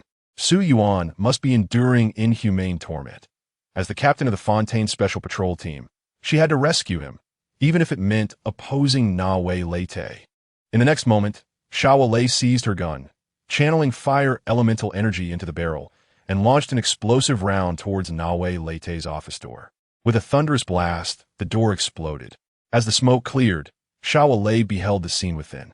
Na Wei Lai Te had Su Yuan by the throat, lifting him high into the air. Su Yuan, now a mere stump with severed hands and feet, bled profusely from his wounds. Witnessing this, Xiao Wei gritted her teeth, shaking with rage, and raised her gun, aiming directly at Na Wei Lai Te's head. Na Wei Lai, tell me, Is this your notion of justice and righteousness? In the next instant, with the fire elemental energy fully gathered, Xiao fired a high-explosive round in rapid succession. "Oh, mortal! It seems we have an unwelcome visitor," Nawe Leite remarked, glancing at Su Yuan and the swiftly approaching bullet, tilting his head with a sinister grin. "Then I shall deal with the intruder first, and afterward, we can play at our leisure." Releasing his grip, Nawe Leite transformed into a shadow, swiftly lunging toward Xiao. As a top-tier gunner, Xiao possessed exceptional dynamic vision, yet in that moment, she could not discern Nawe Leite's figure. A singular premonition filled her mind. She was going to die. While she had occasionally sensed this feeling in the past, when dealing with particularly vile criminals, never had it been so intense. If in the past she felt a 3 to 5% chance of death, now the probability felt infinitely close to 100%. "No!" Su Yuan screamed with all his might. He felt an eerie sense of déjà vu, recalling how others had come to save him, only to be cruelly slain before his eyes, leaving him powerless to intervene. "Father!" Xiao believed these would be the last words she uttered in her life. However, Nawe Leite's hand abruptly halted mere millimeters from her forehead.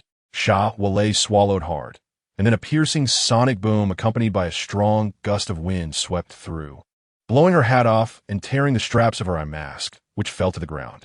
As Su Yuan lay motionless on the ground, he suddenly felt a warm sensation, the sun's rays filtering through the window and warming him. The sky has cleared. Su Yuan tilted his head and then lost consciousness. Chapter 12. Nawe Leite's apology. I never imagined that the illustrious Nawe Leite would have moments of willful harm, someone remarked. "I wonder, if you were to be assigned to Mei Luo by Teibao, would that mean I would be your superior? Legally and procedurally speaking, that is indeed the case." "Oh, I never thought I would see such a day. I am most eager for it. Your Grace, perhaps you should refrain from speaking so much. Do you not see that Nawe Leite is in a rather somber mood? Moreover, your incessant chatter is interfering with my treatment. Nurse, Shigo-one, do not look to me for assistance. One is the supreme judge of Fontaine, and the other is the master of Mei Luo by Teibao, while I am merely an unremarkable captain of the Fontaine Special Patrol Team. When these two titans converse, I cannot interject." In a daze, Su Yuan heard voices around him. The sound of conversation. He felt dizzy, every part of his body in discomfort and plagued by excruciating pain. His eyelids felt as though they were glued shut, and despite numerous attempts to open them, he failed. Did his eyelids and pupils just move? Yes, this indicates that the treatment is proving effective. His condition is improving. "Thank you, Shigo-one. It is my duty, Nawe Leite. Saving lives is our calling." Gradually, Su Yuan sensed a shift in his condition. He slowly opened his eyes. "I am awake. I am awake." Joy surged through the room. Su Yuan scanned his surroundings, spotting Shigo-one, then Li, followed by Nawe Leite, and finally he saw Xiao. "Xiao, you are unharmed. That is a great relief," Su Yuan said weakly. "Yes, I am fine," Xiao nodded. "But you sustained grave injuries and require ample rest." "Su Yuan, I owe you an apology. I sincerely regret my actions," Nawe Leite said, bowing slightly to Su Yuan with earnestness. "There are simply too many people here. The existence of such anomalies is best kept from public knowledge to avoid unnecessary turmoil and unrest." Nawe Leite quickly grasped Su Yuan's intent and addressed Shigo-one. "Shigo-one, could you please step outside for a moment? We have matters to discuss." "Of course, Nawe Leite. Given that Su Yuan's situation has stabilized and there is no longer any imminent danger to life, I shall take my leave for now. Should you require anything, feel free to call for me at any time." Shigo-one nodded, offered her well wishes, and exited the room. "Hey, Veilite. You continue to care for Mei Lu Xin and the others as always, do you not?" Leo Seeley waved his hand innocently. "What about me? Are you not inviting me out? I have a premonition that you are about to discuss something perilously dangerous, and once I am aware, I will find it impossible to extricate myself." "Leo Seeley, we need your strength," Wei Lai Te replied calmly. "Is this a plea for my assistance?" Ignoring Leo Seeley, Wei Lai Te continued. "Su Yuan, as a condition for concealment, Xiao Lei has also requested to learn the truth and join us." Xia Volai nodded in agreement. Since Su Yuan is currently unable to speak due to his injuries, I shall relay the contents he previously shared with me. Wei Lai Te stated, elucidating the peculiar existence and certain regulations to those present in the room. Thus, the figure Xiao Lei encountered was not the true Su Yuan, but rather a version of him under the influence of the strange entity. Fortunately, at the last moment, the anomaly dissipated and I halted my actions in time. Otherwise, my guilt would have intensified. To be honest, Lord Wei Lai Te, I was taken aback when in one moment you sought to end my life, and in the next, you apologized and asked for my help in preventing others from ascending to this floor. Liu Si Li remarked, bewildered by the turn of events. Xiao Lei interjected. Had that malevolent force not vanished without a trace, I would have found it exceedingly difficult to trust you. I hope that Lord Fu Ning Na awakens and does not hold my actions against me. Ah, indeed, this is quite a troublesome matter. Liu Seely nodded after absorbing the entire sequence of events. Wei Lai Te, I can assist you, but you must owe me a favor. Very well, Wei Lai Te acknowledged. Now allow me to explain how you may repay this favor. Liu Seely continued. I dislike owing others and do not appreciate when others owe me. If you can procure some fine tea from Qing Sizhuang, I shall consider this favor repaid. How's that sound? Wei Lai Te nodded in agreement. Yet Liu Seely added, however, the quality of tea cannot merely be judged by its origin and variety. One must also consider the identity of a tea picker. Therefore, Wei Lai Te, I require you to personally gather this tea. Hearing the exchange between Liu Si Li and Wei Lai Te, Su Yuan wished to laugh, but refrained, as laughter would aggravate his wounds. Wei Lai Te, I suddenly have a question. Did I not previously advise you against weeping? Why then does it still rain? This is because, although my inner sorrow may evoke rain in Fontaine, not all precipitation is a result of my weeping. Wei Lai Te replied slowly. I sensed the impending rain and urgently urged you to flee, yet I did not anticipate such an outcome. I see. Su Yuan managed a nod, alleviating one of his lingering uncertainties. Oh, so when you weep, rain falls in Fontaine. You truly are remarkable, Liu Seely mused, stroking his chin as he regarded Wei Lai Te with an expression of revelation. Su Yuan was not surprised by Liu Seely's reaction, as the narrative of the game had already suggested that Liu Seely was nearly certain of Wei Lai Te's true identity. Is it true that when Lord Wei Lai Te weeps, rain falls in Fontaine? Xiao Lei suddenly displayed an expression of profound shock, completely abandoning her previous calm demeanor. Could it be that Lord Wei Lai Te is the Water Dragon King? Chapter 13, A Night of Terror in Mei Luo by Teibao O. Wei Lai Te, no wonder there was an occasion when you invited me to discuss matters. And I encountered you at the entrance of Mo Meng Palace, only to find you drenched in rain. I offered you an umbrella, and you graciously thanked me, though your expression seemed somewhat forced. In hindsight, I realize I interrupted your gathering of water elemental energy. Liu Seely pondered, a look of dawning comprehension crossing his face. To some extent, yes, Wei Lai Te added. However, I recall that moment well.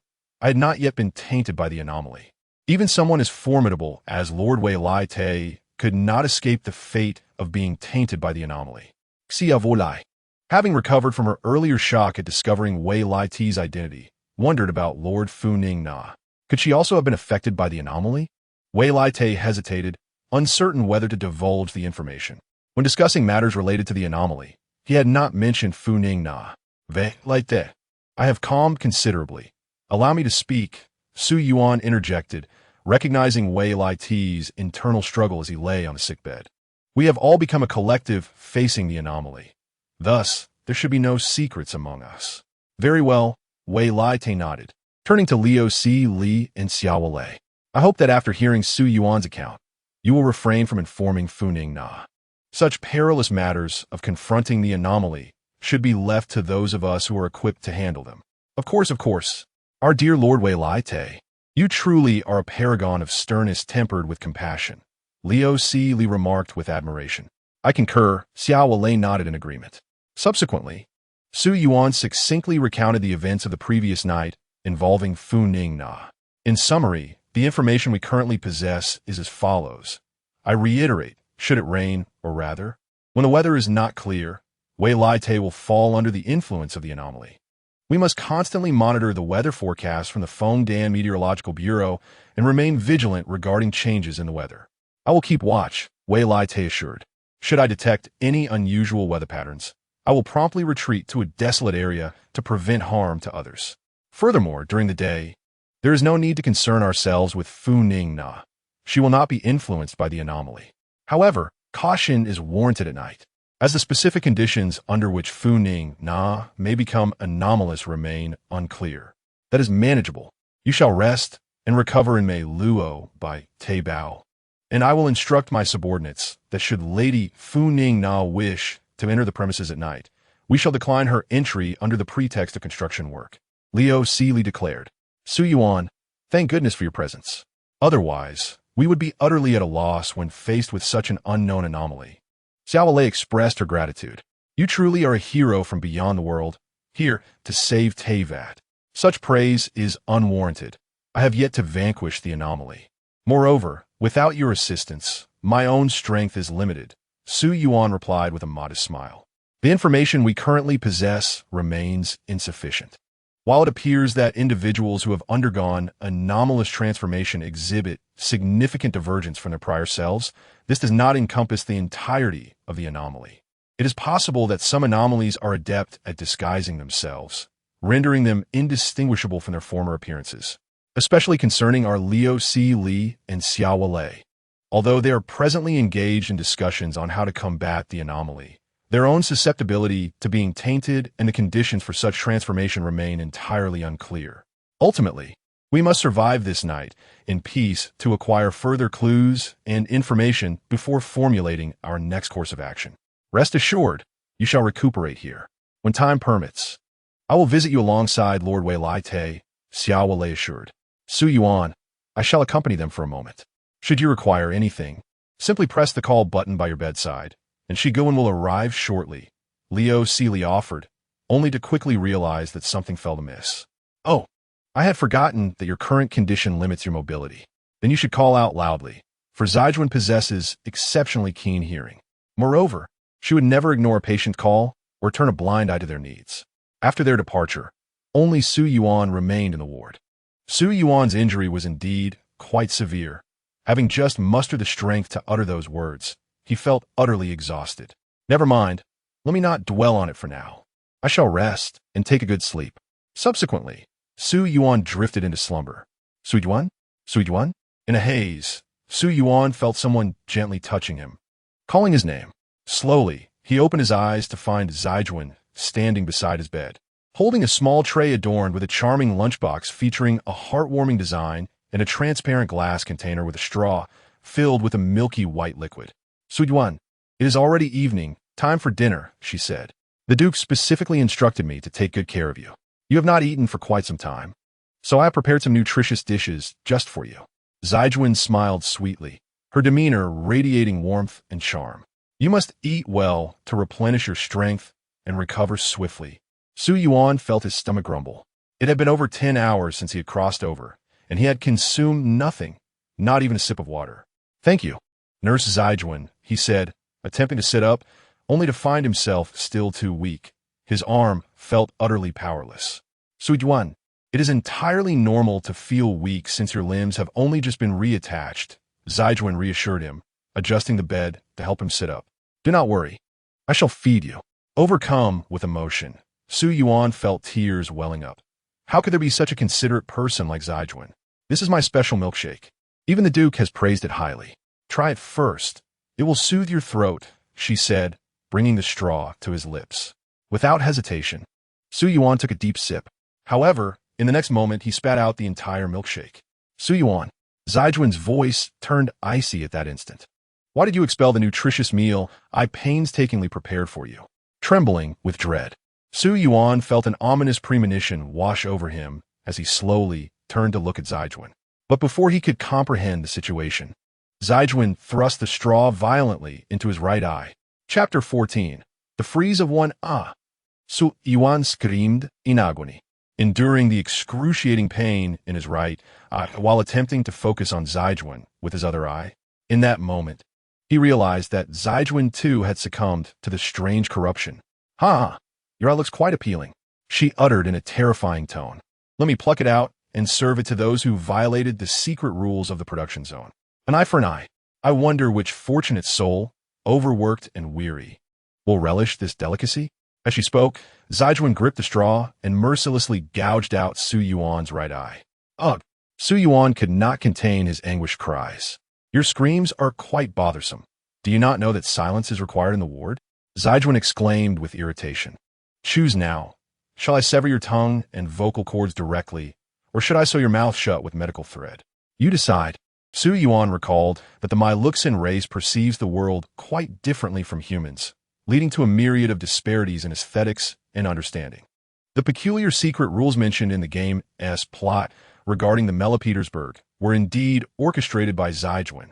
He believed he could endure, having previously consumed even the most repulsive of insects while on Fufu's bed. In truth, his current predicament stemmed from sheer exhaustion, which clouded his judgment and led to this dire outcome. Though Zaijuan's concoctions were strange and difficult to swallow, they paled in comparison to that insect. After all, small misfortunes are dwarfed by larger ones. Had he anticipated this aspect and mentally prepared himself, he would surely not have rejected the meal.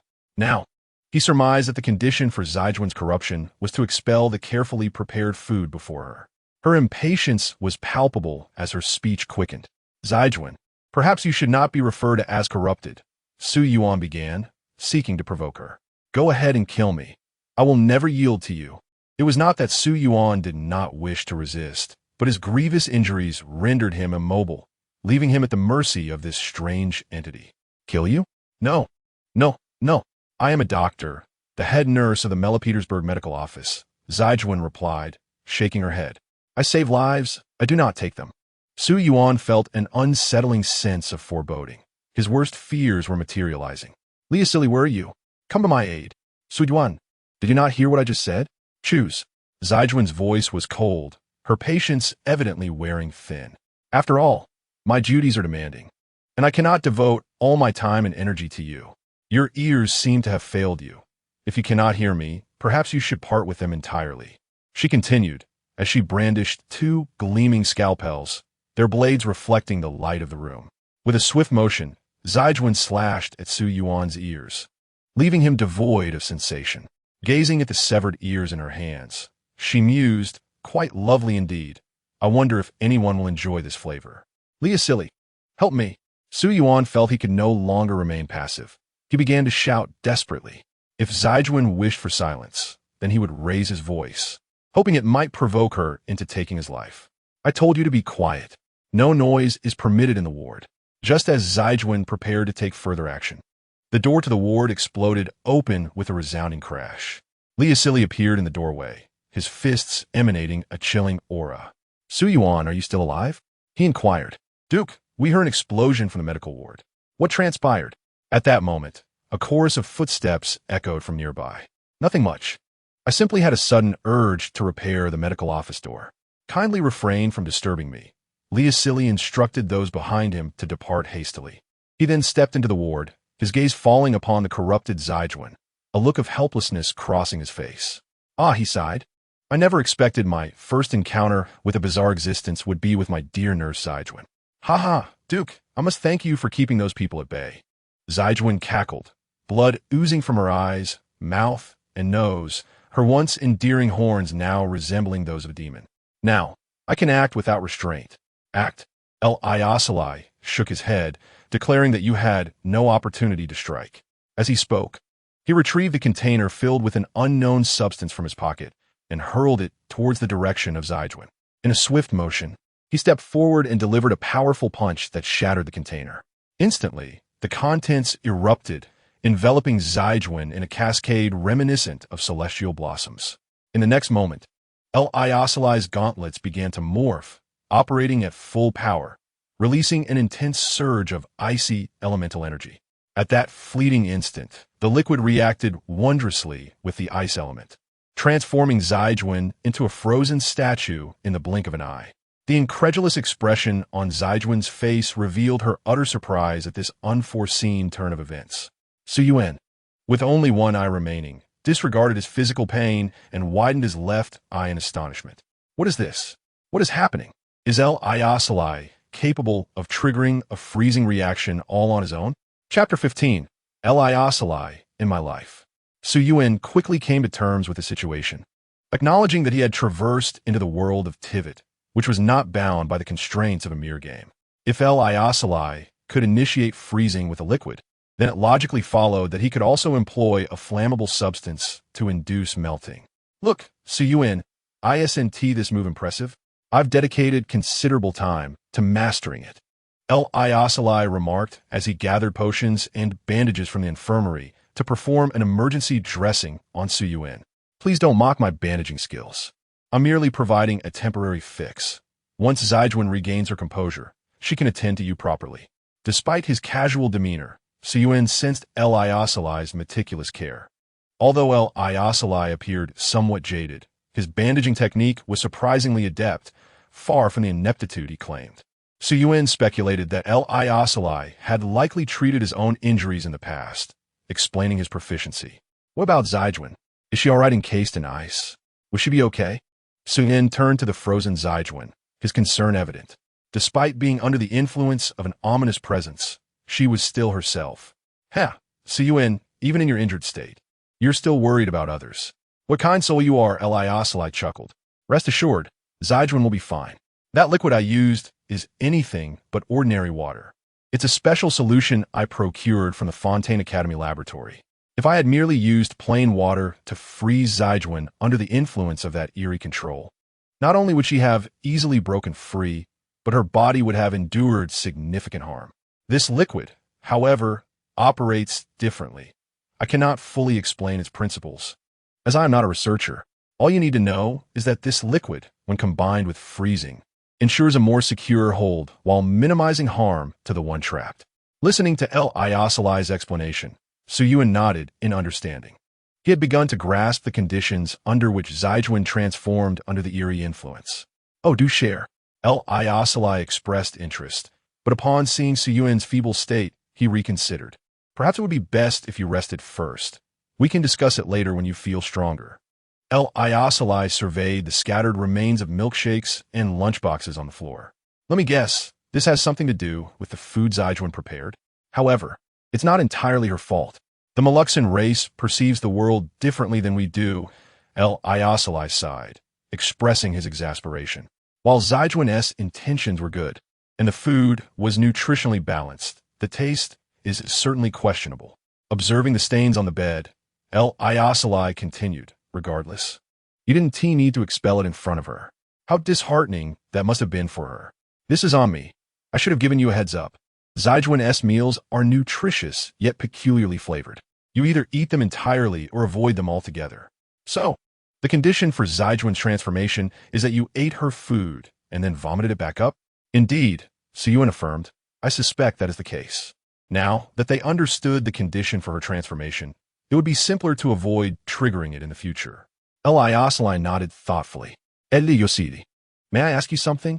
Will my injuries be able to heal? Yuan inquired. Your injuries? If we're talking about your limbs, there shouldn't be much of an issue. When Villet brought you in, she was using soothing water, elemental energy, to tend to your wounds. Am I? Yuan pressed. You're right, I is likely beyond salvation, given its state. However, there is no need for excessive concern. With Fontaine's advanced technology, obtaining a prosthetic eye is not a daunting task.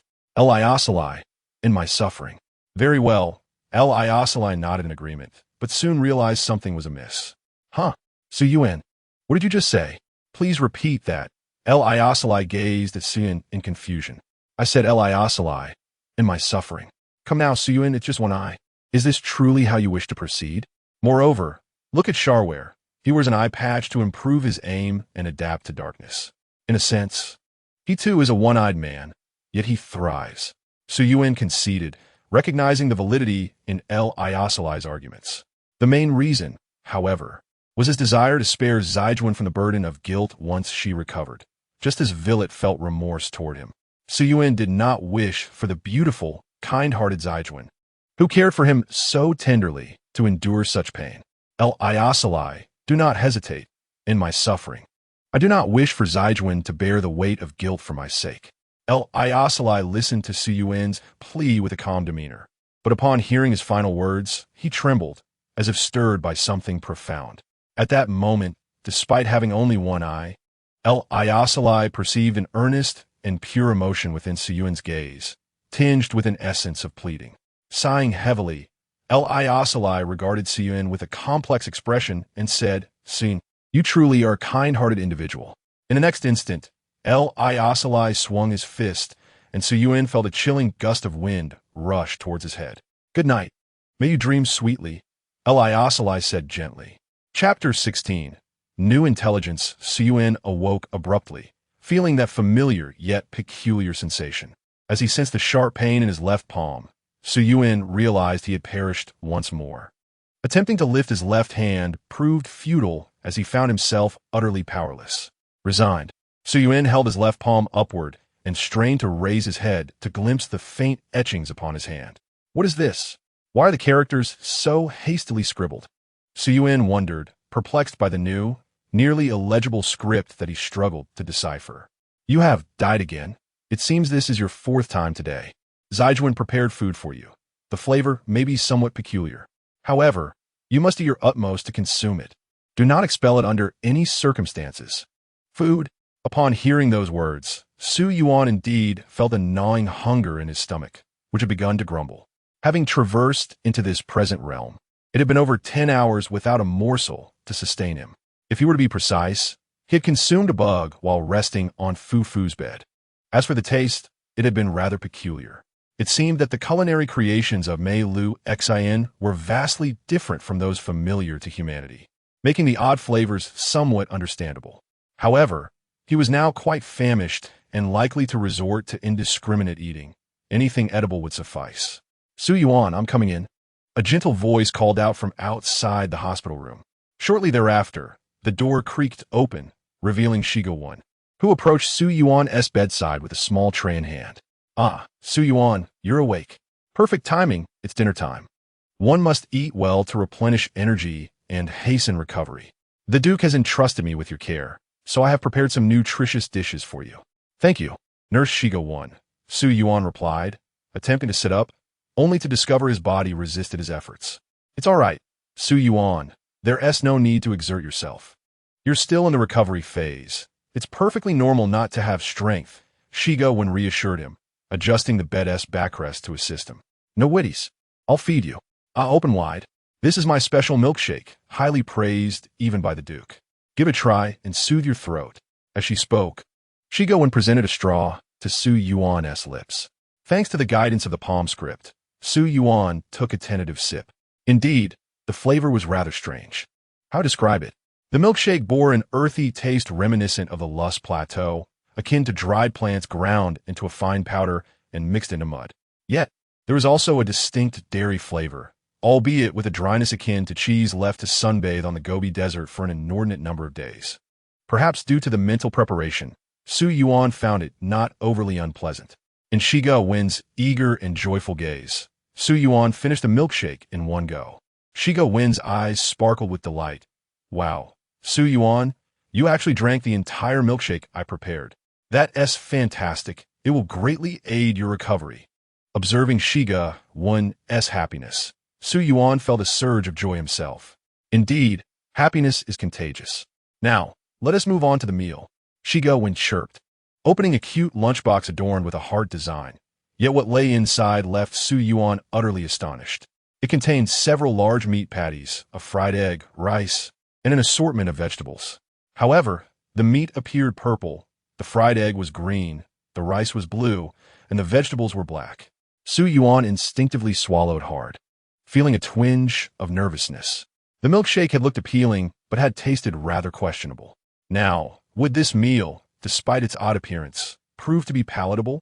As it turned out, Su Yuan's speculation was correct. While the bizarrely colored food was not particularly delicious, it was at least edible, far superior to the fare offered in certain school cafeterias. After the meal, Shiga Yuan conducted a routine checkup, discovering no adverse conditions. "Su Yuan, that will be all for tonight. Please rest well, and I shall see you tomorrow morning." "All right, Nurse Shiga Yuan, goodbye. Su Yuan, I noticed you seem to enjoy the nutritious meal I prepared. Should I continue to make it for you tomorrow? Shiga when asked suddenly before her departure. Su Yuan felt a wave of nervousness wash over him, hastily refusing. No, there's no need for special treatment. Whatever the others at Moabai Tibo eat in the designated cafeteria, I shall eat as well. Very well then, if that is your wish. I shall refrain from preparing it for you tomorrow. Once Shiga, Wen left, Su Yuan finally exhaled in relief. How is it, Su Yuan? How did you find Nurse Shiga when cooking? Not long after, Lai Usalai appeared at the door of the ward. I'm curious.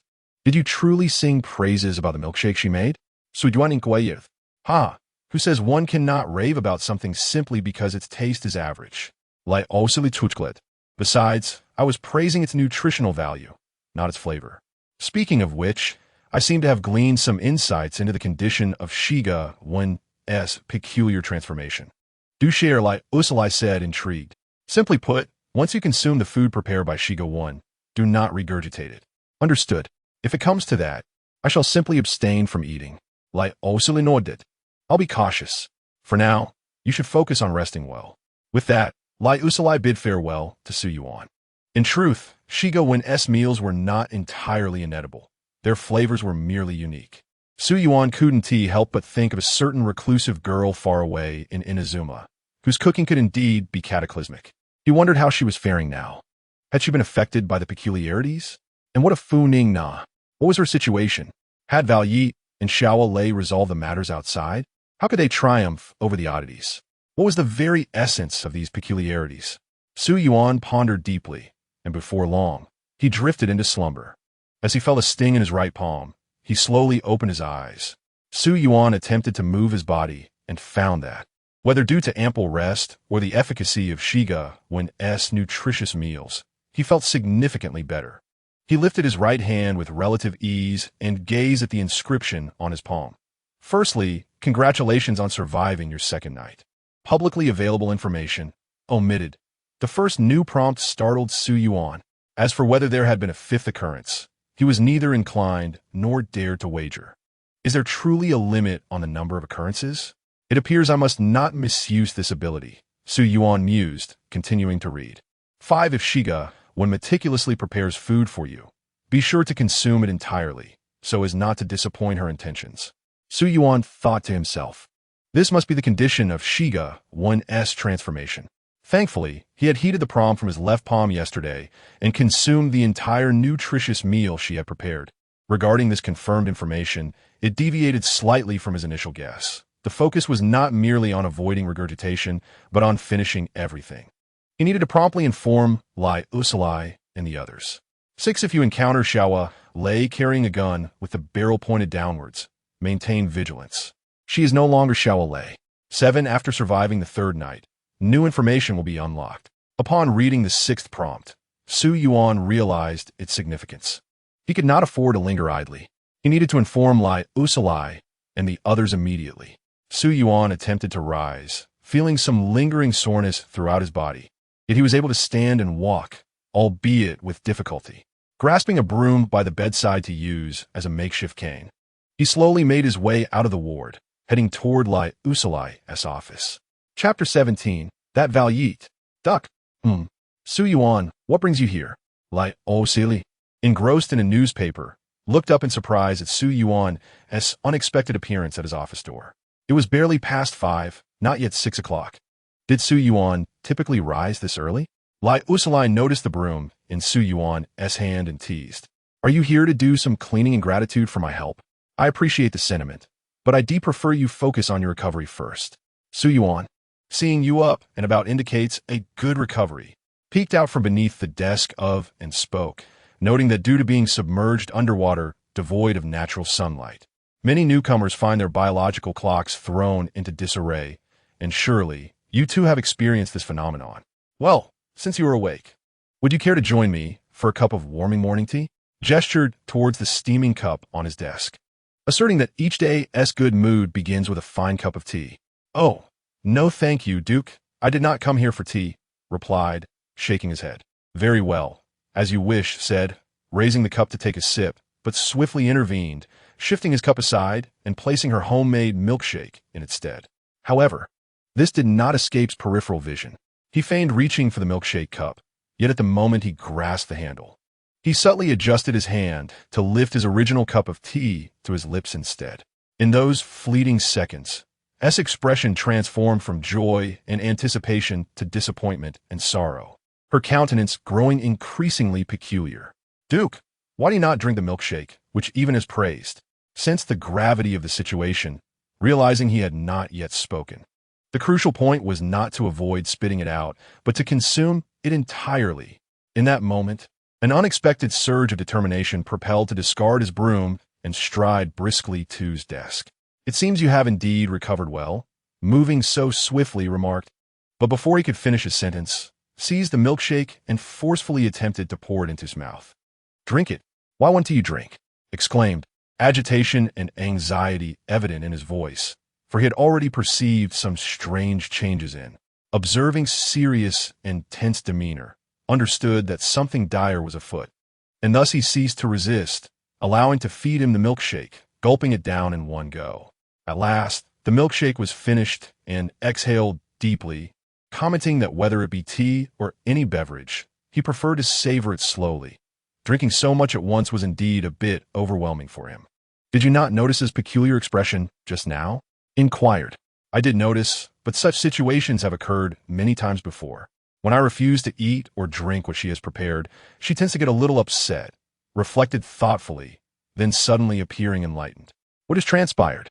Why do I feel as though I nearly fainted?" Rubbed her eyes, awakening from her stupor. "Nurse, perhaps you were simply overworked. You must take time to rest," said, smiling at her and gently patting her head. "Though you have been caring for others, you must also take good care of yourself." Indeed nodded, then spotted the empty milkshake cup on the table, exclaiming in delight, "Duke, did you drink all the milkshake I prepared?" "Naturally," replied with a grin, feeling quite splendid. "Very well," nurse nodded in agreement. Following this, skipped out of his office, evidently in high spirits. "Phew, that was a close call," finally breathed a sigh of relief. "What I told you yesterday was not entirely accurate," began slowly. "If the focus is on not spitting it out, then choosing not to eat can indeed be circumvented. However, I have now confirmed that the key to preventing transformation lies in consuming everything completely. That explains why you were so insistent on feeding me the milkshake," chuckled, teasingly adding that your earlier assertiveness was rather impressive. "It was my first time being so forcefully compelled to do something. Moreover, there is new intelligence regarding," continued. "If we see her carrying a gun with its muzzle pointed downward, it is likely that she is already under the influence of the strange forces." Nodded, acknowledging the significance of this information. "We shall discuss it further when they arrive today." Just then, a knock echoed from outside the door. "Duke, Lord and Captain have arrived. They wish to see you." "Oh, why they come so early? Do people no longer enjoy sleeping in?" Mused, instructing from within the office, "Let them in and tell them that I and are awaiting them." You see, that is quite the traditionalist, adhering strictly to protocol. Given our rapport, he could simply come in without formalities. "I find him rather tedious at times," remarked with a wry smile too. "We have arrived," came the voice from outside, followed by two knocks. Moments later, the door swung open, revealing in front and behind him.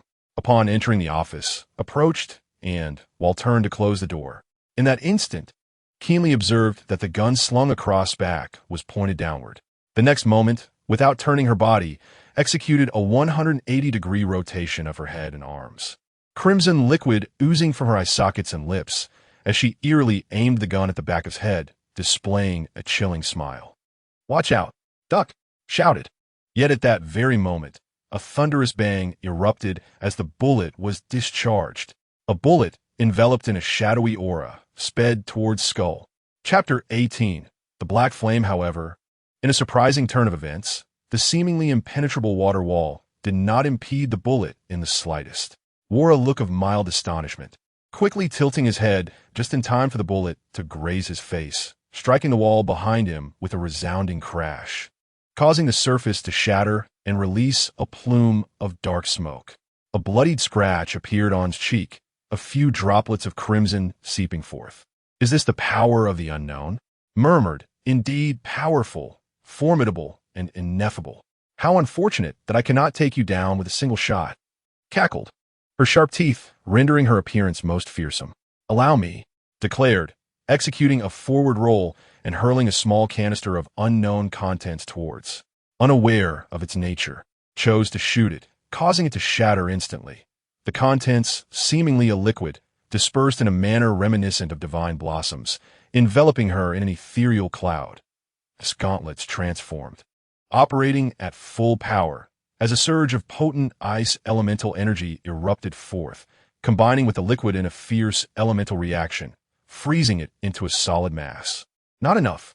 Understood that due to the distance of the explosion, he could not fully encase in ice, yet the frozen wall obstructed her vision and movement. Without delay, swiftly dodged, reaching side, and produced another canister, shattering it with a single punch. In the astonished gaze and expression of she WLI, those liquid substances enveloped her entire body and then froze instantaneously, transforming her into an exquisite ice sculpture. IUSL, I thought your only skill was boxing, commented NWILT, observing the extraordinary scene. IUSL chuckled, waving his hand dismissively. You have no idea how much I can do. There's no need for such exaggeration. This technique took me quite some time to master. Isn't it impressive? Noble Duke. Noble Duke. At that moment, urgent knocking echoed from outside the door. We heard gunshots from your office, yet the door is not locked. Why can't we open it?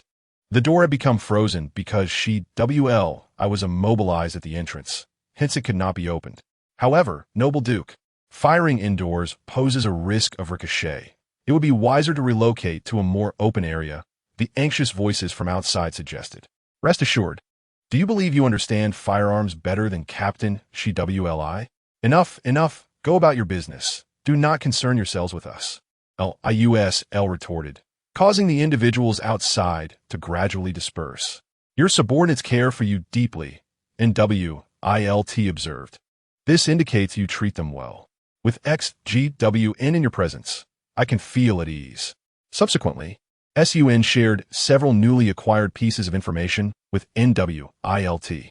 After listening, NWILT nodded thoughtfully. When I came to see me this morning, the muzzle of her firearm was pointed downward, indicating that she had already been under strange control at that time. Yet, her behavior was utterly normal. I could not discern any difference. This may also be due to my limited interactions with her, preventing me from noticing any discrepancies. As SUN mentioned, the strange entities can disguise themselves and do not easily reveal their true nature in front of ordinary people. LIUSL added, although I had long been under strange control, it was only upon entering this room that her true form was revealed. SUN, based on your intelligence, we now understand the conditions for XGWN's transformation, which is excellent. We can take precautions. However, the information regarding WLI is still somewhat unclear, akin to that of FNing. We need to delve deeper into this matter. NWILT stated. Speaking of which, how is FNing doing? SUN inquired. She woke up yesterday and expressed a desire to see you, but I declined her request, as you were still severely injured and needed rest. I could not allow FNing to witness your condition. Otherwise, it would expose us, NWILT contemplated. Last night, she remained in her suite without venturing out, and nothing unusual occurred. SUN nodded and continued. Expose? What do you mean by that? To be honest, lying is uncomfortable for me. It contradicts my sense of justice. However, to contend with the strange entities and minimize the impact, it is an unavoidable choice. NWILT remarked with a hint of resignation. SUN, once you are feeling better, I will arrange for you to meet FNing. NWILT added, glancing at SUN. I can see she is concerned about you. SUN felt warmth in his heart, realizing FF is worried about me, which signifies her feelings for me. This brings me immense joy. However, I wonder if, after deeper communication and resolving misunderstandings, I can shed the title of perverse mister. But soon, SUN sensed something amiss. While his heart felt warm, he now felt a pervasive warmth enveloping his entire body. And even the surrounding air had become warm. SUN turned to NWILT and LIUSL, only to find them gazing solemnly at the door. He followed their gaze and discovered WLI engulfed in flames. Yet these flames were not a bright red, but a pitch-black hue, seemingly capable of consuming all light and hope. The ice that had confined sheet WL I was visibly melting at an alarming rate. The wielder of the elemental eye of fire is indeed difficult to contain. L-I-U-S-L remarked with a click of his tongue, appearing displeased. It seems we must request those individuals from the F-Ing-D-N Academy to further enhance this solution. S-U-N, retreat and head upstairs. We will handle this. N-W-I-L-T instructed, casting a glance at him. Author's note. At this point, I realized that although I remember LIUSL's office has 2 levels, it appears that in the game, the second level is the main office. I was too lazy to change it, so I have made a magical alteration to swap the positions of the upper and lower levels without affecting the viewing experience or the plot's progression. Thank you for your understanding. LIUSL, you don't think this mere ice block can contain me, do you? Hee ha ha. She WL, I laughed maniacally. Crimson liquid spilling from her mouth as she emitted a chilling sound. At this moment, the black flames surged fiercely, the ice completely consumed. She WL, I raised her firearm to her lips, using her long, barbed tongue to lick the muzzle. She WL, I widened her blood-red eyes, staring at LIUSL and NWILT. LIUSL, your scarred, robust body must be quite an experience. NWILT. I am equally curious about the flavor of your elemental dragon's heart. Chapter 19. The cruel reality, listening to she WLI's fierce words. SUN came to a definitive conclusion. The original host, once under the control of the strange entities, would not remember the events that transpired during the transformation. However, the strange entities possessed the host's memories. While it was uncertain if they held all the memories, they certainly retained a portion. She WL, I had only learned of NWILT's true identity as an elemental dragon yesterday. Yet the transformed she WL, I was already aware of NWILT's genuine identity. Otherwise, upon transforming, they would not easily resort to killing him. SUN, why are you still dawdling? Listen to NWILT and head upstairs. LIUSL urged, when the fighting begins. We cannot guarantee your safety. However, SUN understood that, being injured and immobile, staying here would only be a burden. He resolved that once he healed, he would learn something for self-defense and combat. He could not always rely on others for protection. Very well, I shall head upstairs. SUN declared as he slowly ascended the staircase. NWILT. LIUSL. Please be careful. Rest assured, SUN. Do not underestimate us. Illa, wisha illa shukulat. LIUSL. Be serious. This is not a child's brawl, but a battle against strange entities. NWILT reminded him. Furthermore, Captain Sheet WLI is a formidable adversary. Oh, SUN. By the way, LIUSL suddenly recalled something, saying, once you go up, you should find a bookshelf. On the second shelf, there's a book titled WTT Evaluation Compendium. Push it, and you will discover a hidden passage behind the bookshelf. Follow the passage, and you will find yourself near the infirmary. Go seek XGWN and wait for her at the office entrance. Because soon, I may not be able to hold back. She WLI is likely to sustain some injuries. Understood, I will remember that. SUN nodded, disappearing at the staircase's end as he proceeded to the second floor. Upon reaching the second floor, SUN scanned the area, which appeared to be a storage room filled with various items, mechanical parts, newspapers, books, beverages, snacks, boxes of tea, and even plush toys. Meanwhile, he heard sounds of commotion and fighting from downstairs. Without lingering, he approached the bookshelf and examined the second shelf. The Comprehensive Evaluation of T in Teyvat, authored by A.I. Lee C. Is it true that she is Kelly's mother, a veteran of the Witches Association? Surely, there cannot be another individual in all of Teyvat sharing that name. Although Su Yuan is quite curious about the content of this book, he decides to fulfill Leo C. Lee's entrusted task first. Contemplating this, he raises his hand and pushes the book inside with a slight force. Immediately, accompanied by the sound of mechanical gears turning, the bookshelf slowly moves aside, revealing a deep, shadowy passageway. As Su Yuan descends through the passage, he suddenly recalls the warning from his palm yesterday, advising him against engaging in direct confrontation with the anomaly, as he stands no chance. Indeed, he lacks any combat prowess at this moment, rendering him incapable of contending with the anomaly. However, with the likes of Wei Lai Te and Liu Si Li, they are on an entirely different level. They should be able to manage the singular anomaly known as Xiao Lei. The power following the transformation into an anomaly must correlate with their original strength, right? While Wei Lai Te is formidable post-transformation, Xiao Lei stands no chance. Yet, even if Wei Lai Te were not transformed, Xiao Lei would undoubtedly still be outmatched. Indeed, the concern should not be for Wei Lai Te or Liu Si Li, but rather for Xiao Lei. He notices a circular cap above him and attempts to push it open with his hand but fails, realizing he is still too weak. Taking a deep breath, he gathers all his strength in a single effort and finally manages to lift the cap, successfully climbing out. This corner appears to be behind the infirmary, disguised as an entryway to the sewer, and not far ahead lies the infirmary. Su Yuan replaces the cap and proceeds into the infirmary. Su Yuan, did I not instruct you to wait in the ward? Sigwin greets him with a smile, evidently in high spirits after Liu Si Li enjoyed the milkshake she prepared. Well, it's not entirely my business, Su Yuan ponders, contemplating how to fabricate a reason.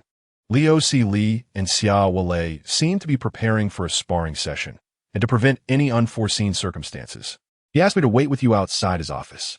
Oh dear, the Duke is truly reckless.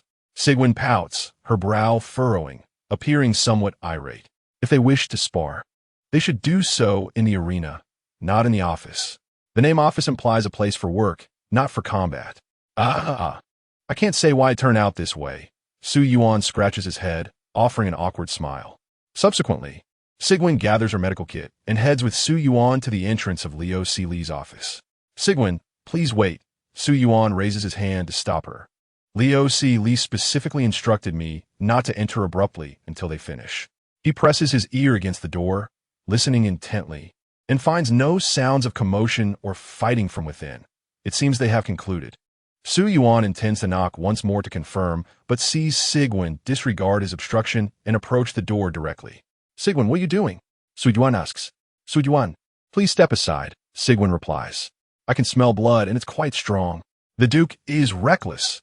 Does he not realize how arduous my work is each day? He creates new troubles for me, Sigwin declares, pushing open the office door. Upon hearing Sigwin's words, Su Yuan draws in a couple of deep breaths and scents the air. Indeed, the metallic scent of blood is overwhelming. Even he can perceive it. It appears that Wei Lai Te and Liu Si Li have gone too far, having inflicted such severe injuries upon Xiao Lei. Yet, in the next moment, when Sigwin opens the office door, she is met with a horrifying sight. Xiao Lei, covered in blood, holds a still pulsating heart in one hand and a muscular arm, marred with scars, in the other, savoring his gruesome meal. Meanwhile, Wei Lai Te and Liu Si Li lie motionless in a pool of blood. A gaping wound in Wei Lai Te's chest continues to bleed profusely, his garments soaked in crimson, riddled with bullet holes, while Liu Si Li's left arm has vanished entirely, devoid of any similar wounds. Su Yuan's mind goes blank. How is this possible? Wei Lai Te and Liu Si Li have been defeated, and worse yet, consumed by Xiao Lei? With a resounding clang, Sigwin's medical kit falls to the ground, its contents scattering across the floor. She collapses to her knees, trembling and weeping, clutching her shoulders. Xiao Lei, Wei Lai Te. Liu Si Li, are you all jesting with me? Sigwin speaks with a quivering voice. She raises her gaze to Xiao Lei, who tilts his head, regarding her with blood-red, hollow eyes. Sigwin, you are a rare, human form of my Luoxin. I wonder what you taste like, Xiao Lei muses, then turns his gaze to Su Yuan. As a being from another realm, how do you differ in flavor from the creatures of Teyvat? Chapter 20. Do not engage with anomalies. Flee. Su Yuan abruptly awakens, eyes wide open. The sensation returns, that familiar pang in his left palm. He glances at the content written there. Indeed, you have died again. This is your first time today. Xiao Lei has also fallen under the anomaly's control. Do not engage with anomalies. Do not engage with anomalies. Do not engage with anomalies. Anomalies cannot be judged by common sense. It is not just you. Even the formidable Wei Lai Te and Liu Si Li must not engage with anomalies. Flee.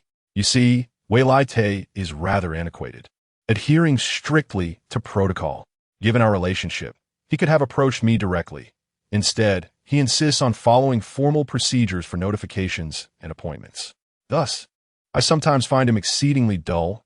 Liu Si Li chuckles wryly, addressing Su Yuan. Su Yuan? Su Yuan? Liu Si Li's voice calls from beside him, leaning in closer. What are you engrossed in? Huh? There is nothing there. How can you be so captivated? Liu Si Li furrows his brow, perplexed, then suddenly realizes. Oh, I see. You are reading your palm. That is a custom from Liu. ISNT it? I've seen references to lifelines, career lines, love lines, and such in newspapers and books. Let me guess. You wish to know when your injuries will heal? Or whether you will achieve greatness in the future? Or perhaps when you might find a beloved partner? Liu Si Li teases. Haha. Su Yuan chuckles awkwardly. So, the inscriptions on his hand are visible only to him? It makes sense. During his previous unconsciousness, Sigwin must have conducted a thorough examination without mentioning this aspect. Liu Si Li. How long until Wei Lai Te and Xia Wu Lei arrive? Sujuanin Kuayus. Liu Si Li, Xia Wu Lei has fallen under the anomaly's control, Su Yuan states slowly. Huh? Liu Si Li's expression shifts to one of confusion. They have yet to arrive at my office. You have not even seen them. How do you know Xia Wu Lei is under the anomaly's control? Trust me. My information is reliable, Su Yuan asserts earnestly, seeing the seriousness in Su Yuan's demeanor. Liu Si Li nods. All right, I understand. Shortly after, a knock sounds at the door. Su Yuan, Liu Si Li, we have arrived. As the voice of NWILIT echoed at the entrance. The door swung open to reveal NWILIT and she WLI stepping in sequentially. Upon entering the office, NWILIT approached LIUSL and SUN, while she WLI turned to close the door. Now, SUN shouted. Subsequently, LIUSL retrieved a container from his pocket and hurled it towards the direction of she WLI, swiftly advancing to shatter the container with a powerful punch. The liquid within dispersed instantly, enveloping she WLI entirely, accompanied by the intense frost element emanating from LIUSL's gauntlets. She WLI was transformed into an ice sculpture in a heartbeat. NWILIT. SUN. Isn't this move impressive? I practiced it for quite some time. Striking a pose he deemed stylish as he glanced at SUN and NWILIT. NWILIT inquired slowly. LIUSL. SUN. What is the meaning of this? Why attack she WLI upon our first meeting? Has she fallen under the influence of the anomalous? Indeed, SUN affirmed, gesturing towards the frozen she WLI. NWILIT. Observe the gun slung across her back. Its barrel points downward. This is one of the new rules I learned this morning. If the gun is positioned this way, she is no longer herself. Additionally, when faced with the meticulously prepared food from XGWN, it must be consumed completely. Otherwise, XGWN will also be susceptible to the anomaly. Understood. SYN NFILI tenaded. Our task now is to find a way to restore she WLI to normalcy. SUN contemplated suggesting that they should escape swiftly, recalling the warning in his palm that advised against engaging with the anomalous, even if it involved NWILIT and LIUSL. However, upon glancing back at the frozen she WLI, he felt that the situation might not be as dire as it seemed. LIUSL, noticing SUN's gaze, confidently stated, "Rest assured, SUN, the contents of that container are not mere water, but a special solution developed by the FNGD and Academy. It solidifies more robustly upon freezing and inflicts lesser harm on the frozen individual. Even if she WLI is under the anomaly's control and possesses enhanced strength, she will not easily break free." SUN nodded. Since LIUSL had such confidence, perhaps they should not rush to flee. After all, the warning was against fighting the anomalous. In LIUSL's preemptive action to subdue she WLI did not constitute a battle. "Let me share my perspective," he began. we know that the transformation into the anomalous is conditional. XGWN. I believe you have first-hand experience of this. When you refrained from consuming the milkshake she prepared, she exhibited abnormal behavior, but after you finished it, she returned to normalcy. Therefore, to temporarily lift the anomaly's hold, it is crucial to identify the conditions underlying this transformation. I suspect these conditions are intertwined with each individual's experiences and personality. What insights do you have about she WLI? We may uncover something valuable. And WILIT, he replied, is the father of she WLI and was personally judged and exiled to MILUBD many years ago. IUSL shook his head, stating, I have no recollection of this individual. I likely had not yet arrived in MILUBDBO at that time, let alone become its master. NWILIT was an exceptional enforcer, but also a principled sinner. She WL, I has been greatly influenced by him since childhood. A principled sinner? SUN queried, perplexed, when he suddenly sensed the air around him grow increasingly warm, yet this warmth bore an unsettling quality. Turning to the entrance, he discovered that a dark flame had ignited upon she WLI, enveloping her icy form and gradually melting it away. The fire attributes divine, is indeed troublesome. IUSL remarked, furrowing his brow. But why is this flame black? Is this the power of the anomaly? With a slight bounce, he loosened his wrists and joints, eager to confront the challenge.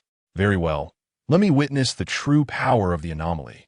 NWILIT nodded in agreement with LIUSL's intent. Stop! SUN suddenly exclaimed, recalling the warning in his palm that cautioned against engaging with the anomalous, even for NWILIT and LIUSL. Do not confront the anomaly. We must flee. Observing SUN's panicked demeanor, LIUSL inquired, come now. SUN, is it really so severe? Do you believe I cannot handle a mere she WLI under the anomaly's control? Besides, this esteemed individual beside me is NWILIT, the highest adjudicator of FNGDN, the pinnacle of TWT beings, the Dragon King of the water element. Who could possibly rival him in combat? Save for Lady FNN? With NWILIT present, what unforeseen events could possibly transpire? As the black flames surrounding she WLI melted the ice, SUN felt a swell of urgency. Anomalies cannot be judged by conventional reasoning. This is not merely a matter of combat prowess. Did we not agree to trust one another? Then heed my counsel and run. SUN's voice quivered with fervor. His face flushed as he grasped NWILIT and LIUSL's hands, urging them upward. Both NWILIT and LIUSL were momentarily taken aback by SUN's fervent insistence, finding themselves unable to resist as he led them up to the second floor. Upon reaching the second floor, NWILIT spoke, I apologize. SUN, I had promised to trust you, yet I hesitated. That is of no concern. NWILIT, SUN reassured him, moving naturally to the bookshelf where he focused on the second row of TWTT Leaf Evaluation Guide, pressing down on it. Let's first vacate this place, distancing ourselves from the anomalous she WLI and deliberate on our next steps. With the sound of machinery and gears turning, the bookshelf gradually shifted aside, revealing a deep, shadowy passage. Is this? LIUSL exclaimed in surprise. SUN, your intel is quite impressive. You knew about this hidden passage. There are fewer than 5 individuals in all of MILUBDB who are aware of it. And you even know how to activate its mechanism? Was it XGW who informed you? Surely not. She does not seem the type to divulge such secrets without my consent. SUN, mindful of the imminent arrival of the liberated she WLI, realized they could not afford to waste any more time and stepped into the passage, followed closely by NWILIT and LIUSL. As the lights within the passage flickered to life, the bookshelf gradually returned to its original position. Moments later, she WLI ascended to the second floor, scanning her surroundings but finding no trace of anyone. Oh, have they fled? She mused, tilting her head as crimson liquid trickled from her eyes and mouth. No matter. I excel at capturing fugitives. Where can you possibly escape to? Hee hee hee. There were no sounds of pursuit behind them. It appeared that I had not discovered this secret passage. IUSL glanced back thoughtfully and pondered. Is it truly wise for us to escape in this manner? Will the eerily controlled I not go on a rampage elsewhere? She should not, he continued. I has been under strange control for quite some time. If she intended to unleash chaos, she would have already done so. WILIT slowly interjected. I was once similar, solely fixated on tormenting SUN without any intention of widespread destruction. Indeed, SUN agreed. It seems that the strange entities are deliberately concealing their intentions. We remain uncertain about their specific goals, but they do not appear to be mindless killers. SUN, though I unconditionally trust your judgment, I still harbor some doubts, WILIT remarked. While I am not yet the complete dragon, I possess a strong affinity and control over the water element. I do not believe that the transformed WLI would be my match. Yes, SUN replied. I too am curious. Do you truly doubt the strength of WILIT and myself? IUSL chimed in. Even if we cannot overpower her, surely we can defend ourselves. SUN sighed softly, explaining. The strange is an entirely new power system that cannot be assessed through conventional reasoning. In our world, the strange is often bound to abstract concepts like rules and ideas. Have you not noticed? The strange adheres to rules quite stringently. To defeat them, we must identify specific rules rather than engage in reckless confrontation. Furthermore, the strange controls WLI's body, making it difficult to ensure her safety. Regardless, as I have said, if I can survive another day, I will acquire new intelligence. I believe there is always some information regarding how to vanquish the strange. Indeed, SUN, your reasoning holds merit. VLIT nodded affirmatively. As they spoke, they reached the end of the passage. IUSL stepped ahead and remarked, there is a manhole cover above. SUN, it may be difficult for you to exert force. Allow me to handle it. Once they emerged, they found themselves behind the infirmary. Let's first check on XGWN. I am somewhat concerned that I may have harmed her. IUSL expressed, then climbed up to remove the cover. Upon arriving at the infirmary, they discovered no sign of XGWN. This is unexpected. At this hour, XGWN should be on duty at the infirmary, IUSL stated, increasingly uneasy. Just then, a nurse entered from outside, astonished to see them. Your Grace, Lord WILIT, what brings you here? Have you seen Nurse XGWN? IUSL inquired urgently. Nurse XGWN. I saw her just moments ago. Captain I suddenly arrived and took her away.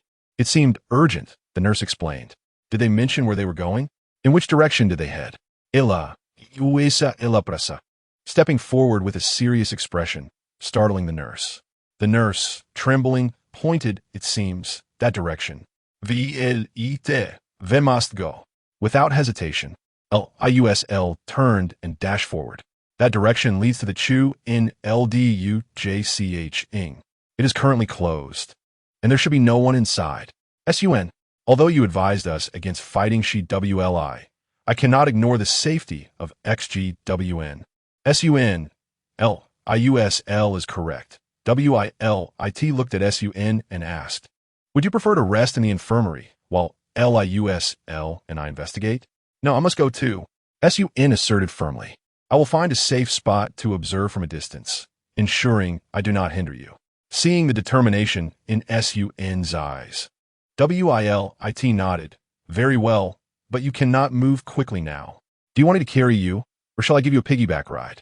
Taken aback by WILIT's suggestion, SUN imagined the peculiar sight of being held by the princess and felt slightly uncomfortable.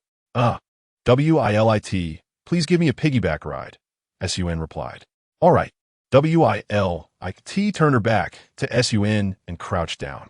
SUN gently leaped onto her broad, sturdy back. With SUN secured, WILIT sprinted after LIUSL, matching his pace. SUN glanced at the engraving on his left palm, which repeatedly warned against fighting the strange.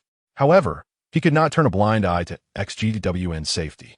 Our purpose is not to engage the strange, but to rescue XGWN. Since conflict appears inevitable, I am no coward, he resolved, thinking that if worse came to worst, he could always start anew. Chapter 22. The desperate arena. Upon their arrival at the entrance of the Chu NLD UJCHing, they discovered the door was already unlocked. Without hesitation, LIUSL kicked the door open. Before them stood the arena, where she wore an eerie smile, gazing at the trio with utmost delight. XGVN, LIUSL shouted, spotting XGWN bound and blindfolded on the opposite side of the arena, her mouth sealed, and her body tightly bound with ropes, streaked with blood, lying motionless on the ground. Initially, I was eager to devour XGWN, as human-shaped MILXN are exceedingly rare. However, to entice you fish into my net, I have temporarily suppressed my appetite. SUN, move back to the spectators area. Illa, Iusa Illa Shota. VLIT. Go check on XGVN. Iwil confront jedenasche VLI.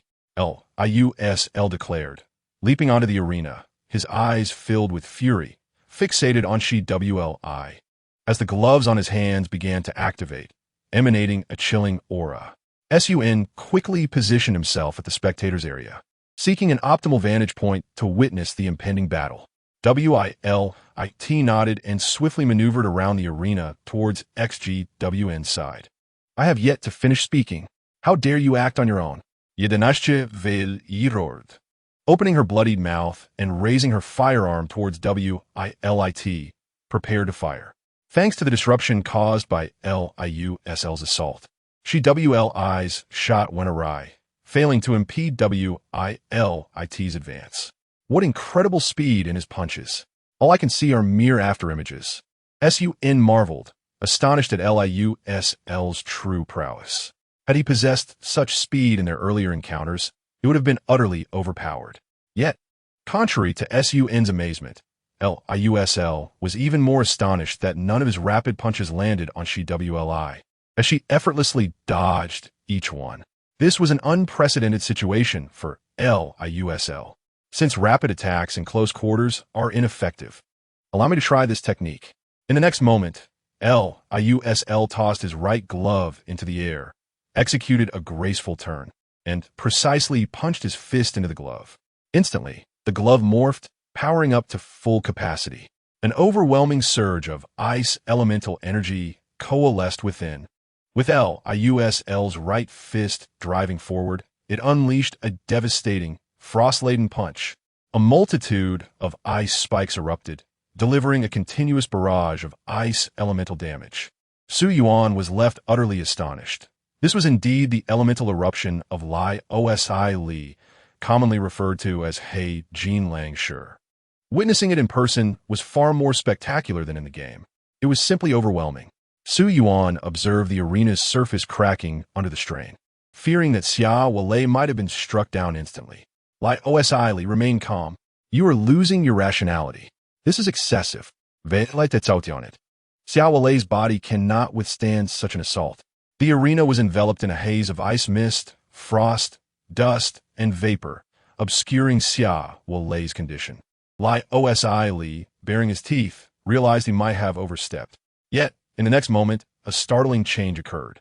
Li Osi Li, if your prowess is limited to this, then perhaps you should perish, came Xia Wei's chilling voice from amidst the ice mist and dust, her figure slowly becoming discernible.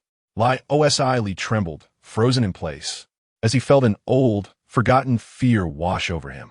Long ago, when he fled from his foster home, homeless and drenched in rain, facing the humiliation and beatings from several adults, he had experienced profound terror that left him shivering and sleepless. As he matured and grew stronger, that fear seemed to fade into the distance. But now, confronted by the uncanny Xia Wei, a primal dread surged from the depths of his being. This was the instinct of life, the most primitive fear, regardless of one's identity, abilities, or mindset.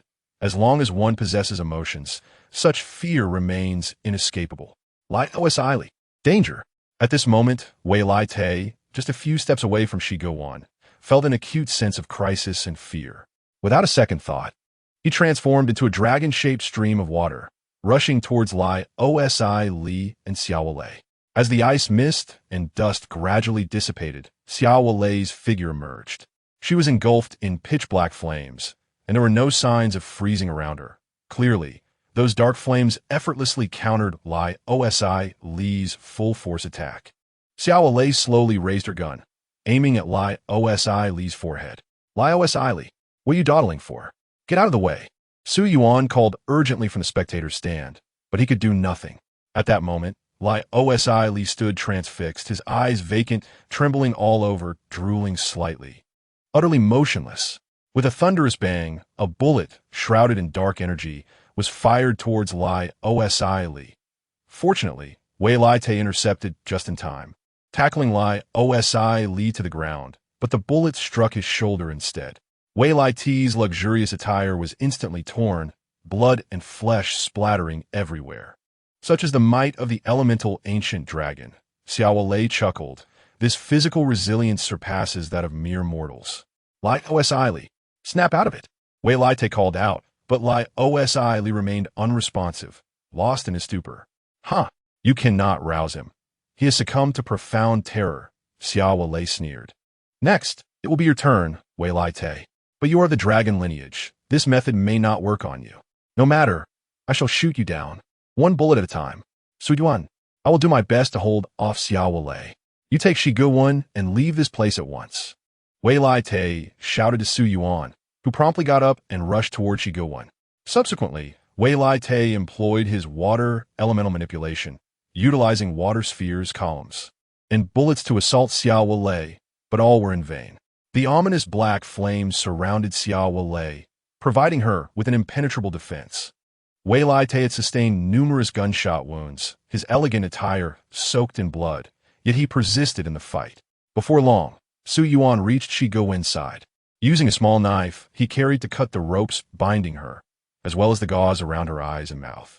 Yuan was alive, though a visible wound on the back of her head suggested she had been rendered unconscious by a severe blow. Yuan glanced at Yuan, then turned to Li, who lay on the ground, and at the struggling Wei Lai Te. The harsh reality rendered him speechless. Was this not the reason the palm of the left hand warned against engaging the uncanny in battle? Was the uncanny truly this formidable? At that moment, Yuan saw no glimmer of hope. This was the only course of action. Next time, he must find a way to bring Yuan along and, under no circumstances, engage the uncanny directly again. Meanwhile, Wei Lai Te, exhausted, knelt on the ground, incredulously watching Yuan's actions. In his recollection, Yuan was not one to succumb to despair. Xiao Lei, towering above, raised her gun, targeting Wei Lai Te's head. Wei Lai Te, do you see? This is the Yuan you believed in. She cackled, her mouth stained with blood. So feeble, so insignificant, utterly vulnerable. Farewell, Wei Lai Te. Your flesh and heart should be quite chewy, Xiao Lei declared, about to pull the trigger. Yet, in the next instant, an unexpected turn of events transpired. Xiao Lei's hand, which held the gun, began to tremble uncontrollably, and the dark flames engulfing her suddenly vanished. What have I done? Xia Volai Gaspit. Incredulously observing the scene before her. Wei Lai Te, are you all right? What on earth just happened? Did I cause all of this? Yuan's blade had already grazed Xiao Lei's throat, blood seeping forth. But upon witnessing this, he halted, bewildered. What was happening? Had Xiao Lei returned to normal? Shortly after, Wei Lai Te collapsed to the ground, overwhelmed by fatigue. Xiao Lei, quickly, go to the infirmary and summon help. We must prioritize saving lives. Yuan shouted. Don't go. Suddenly, Yuan's voice pierced through as she slowly opened her eyes and, with Yuan's support, stood up. We cannot let anyone outside know of the severity of this situation. I will handle the rest. But, Nurse Yuan, you are injured. Yuan expressed his concern. Do not worry. Our Mei Lu Xian constitution is inherently stronger than that of ordinary humans. Yuan reassured him. Though I feel a bit dizzy, I'm not in any grave danger. Subsequently, Yuan and Yuan approached the arena, reaching Wei Lai Te and Li's side to assess their conditions. Though Li bore no external injuries, He was ensnared in a peculiar state, unable to awaken. Wei Lai Te, despite his severe wounds, exhibited stable vital signs, having simply succumbed to weakness. After Yuan departed, Xiao Lei turned to Su Yuan, her usual calmness replaced with trembling anxiety. Su Yuan, was I controlled by the uncanny? Is that why this transpired? Even affecting Lord Wei Lai Te and Duke Lai Osi Li? Su Yuan nadid yentli, offering words of comfort to Xiao Lei. This is not your fault. It is merely a consequence of the bizarre events that have transpired. As long as we uncover the root cause, we can prevent such occurrences in the future. I don't know, Xiao Lei murmured, her voice trembling, clearly still unsettled. It's all right. Perhaps you should take a moment to compose yourself and refrain from dwelling on other matters. Su Yuan observed her distress with a sympathetic heart, realizing the significant impact this incident had on her.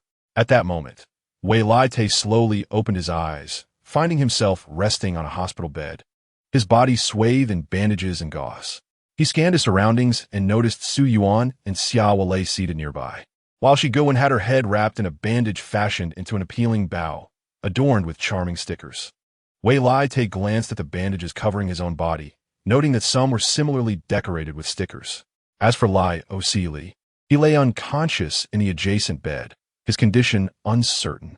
My Lord Wei Lai Te, you have awakened, Yuan exclaimed with delight upon seeing him regain consciousness. Indeed, Wei Lai Te, it's truly wonderful that you are awake, Su Yuan and Xia Lei chimed in, relief evident on their faces. What is the current status of Lai Osi Li? Wei Lai Te intuited.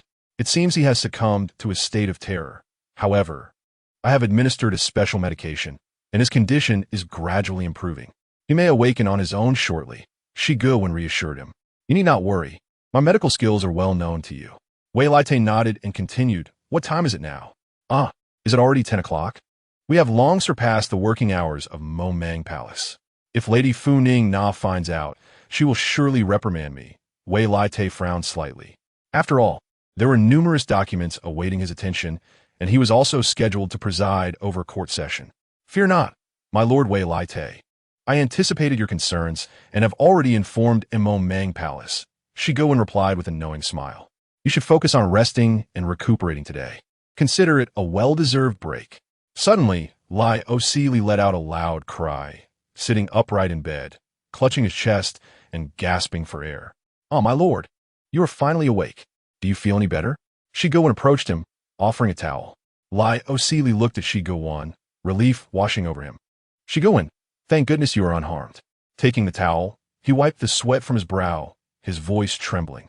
I think I had a nightmare, a truly terrifying one. Where is Xiao Lei? Lai Osi Li suddenly shuddered, then noticed her awkward smile as she waved hello. Greetings, my lord. Lai Osi Li exhaled deeply, relaxing as he realized Xiao Lei had returned to normal. What a relief. However, he quickly covered his mouth upon noticing Yuan's presence. My lord, now that you have awakened, you must tell me what has transpired, Yuan said earnestly, surveying the expressions of everyone present. I have a penchant for deciphering human emotions. They reveal much information. It is apparent that you are concealing something from me. Speak freely. Honesty will earn you leniency, while resistance will invoke severity. Yuan pouted adorably, attempting to appear serious, though her demeanor remained charming. Do not deceive me further. I too have the right to know the truth. Su Yuan contemplated, realizing that Yuan's calm demeanor upon awakening in the arena hinted at her suspicions. Lai Osi Li hesitated, unsure of whether to speak, and turned to Wei Lai Te, only to find him adorned in bandages and stickers. Unable to contain his laughter, Lai Osi Li remarked, Wei Lai Te, I've never seen you like this before. I could never have imagined such a sight. I thought only my gloves and clothes would sport cute stickers. Yet here you are, entirely covered. Your stern countenance, juxtaposed with those whimsical stickers, creates a rather delightful contrast. He chuckled. Indeed, Wei Lai Te replied. Perhaps it is time we disclose the truth to Nurse Yuan. Su Yuan suggested. We cannot continue to hide this. We need Nurse Yuan's assistance with our treatment. Yes, my Lord Wei Lai Te, Yuan urged. While I understand the truth may be perilous, we Meru-shun are not a timid race. We are not delicate flowers sheltered from the elements. In the Ji Ing court of Fontaine, many of our kin bravely confront criminals. Why should I not join you in contributing my strength? With a sigh, Wei Laite nodded. Su Yuan, please reiterate the details. Chapter 24. The verdict declared. Death sentence. Immediate execution. Time.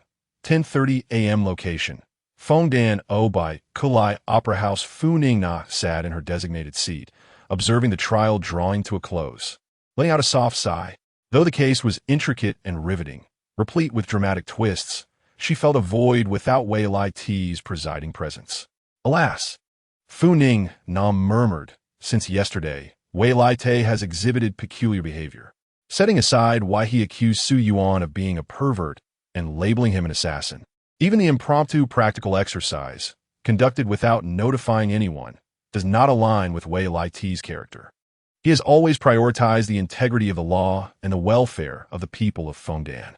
I had intended to inquire about these matters, yet today, he abruptly took leave without warning.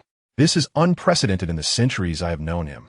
Even when he needed to be absent from Imo Mang Palace, he would always inform me well in advance. Could something untoward have occurred? Surely not. Who in Fontaine could impose harm upon him? And Xiao Lei as well. Yesterday, she suddenly declared her intent to gather strength to confront Wei Laite, which startled me. When I called for reinforcements, she sealed off the entire floor, preventing our ascent. Reflecting on this, Fu Ningna felt a twinge of anger. However, her ire was not solely due to Xiao Lei's actions, but stemmed from the suspicion that both Wei Laite and Xiao Lei were concealing something from her. And then there was Su Yuan, that peculiar gentleman. Wei Laite claimed he had been sent to Mei Luo by Teyvat for reform.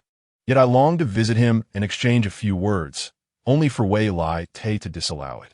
An idea struck Fu Ningna.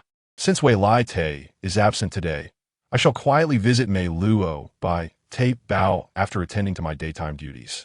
In all honesty, as the deity of water in this land of justice, it had been far too long since I last visited Mei Luo by Teyvat to console the inmates and understand the plight of the people. With this thought, Fu Ningna's mood brightened somewhat. Yes, it was a delightful decision. I wonder what the current state of Mei Luo by Teyvat looks like under the governance of Duke Lai Osili. The presentation of evidence from both parties has now concluded. In the position of the presiding judge, the individual named Aishilinka spoke, then turned to the plaintiff's bench. Madam Axeman, do you have any final statements to add? None, she replied. Aishilinka then shifted his gaze towards the defense. Mr. Eileen, what about you? None, he answered. Very well. According to the laws and procedures of Fontaine, all materials pertaining to the case will be submitted to the Yushur Kading Shuji for a final ruling. After concluding his statement, Aishilinka nodded to the staff below, who placed the envelope containing all the detailed information about the case into the Yushur Kading Shuji, which symbolized fairness and justice. Subsequently, the Yushur Kading Shuji began to operate, emanating a wondrous energy. How peculiar, a spectator remarked suddenly, noticing an anomaly. Isn't the energy of the Yushur Kading Shuji always aquamarine? Why does it seem to have red and black hues mixed in today? What do you see red and black? I don't see anything, replied his companion. Perhaps your eyes are deceiving you. Take another look. The individual raised his gaze again, only to find that the red and black energies had indeed vanished. All right, maybe I was just too fatigued and mistook it.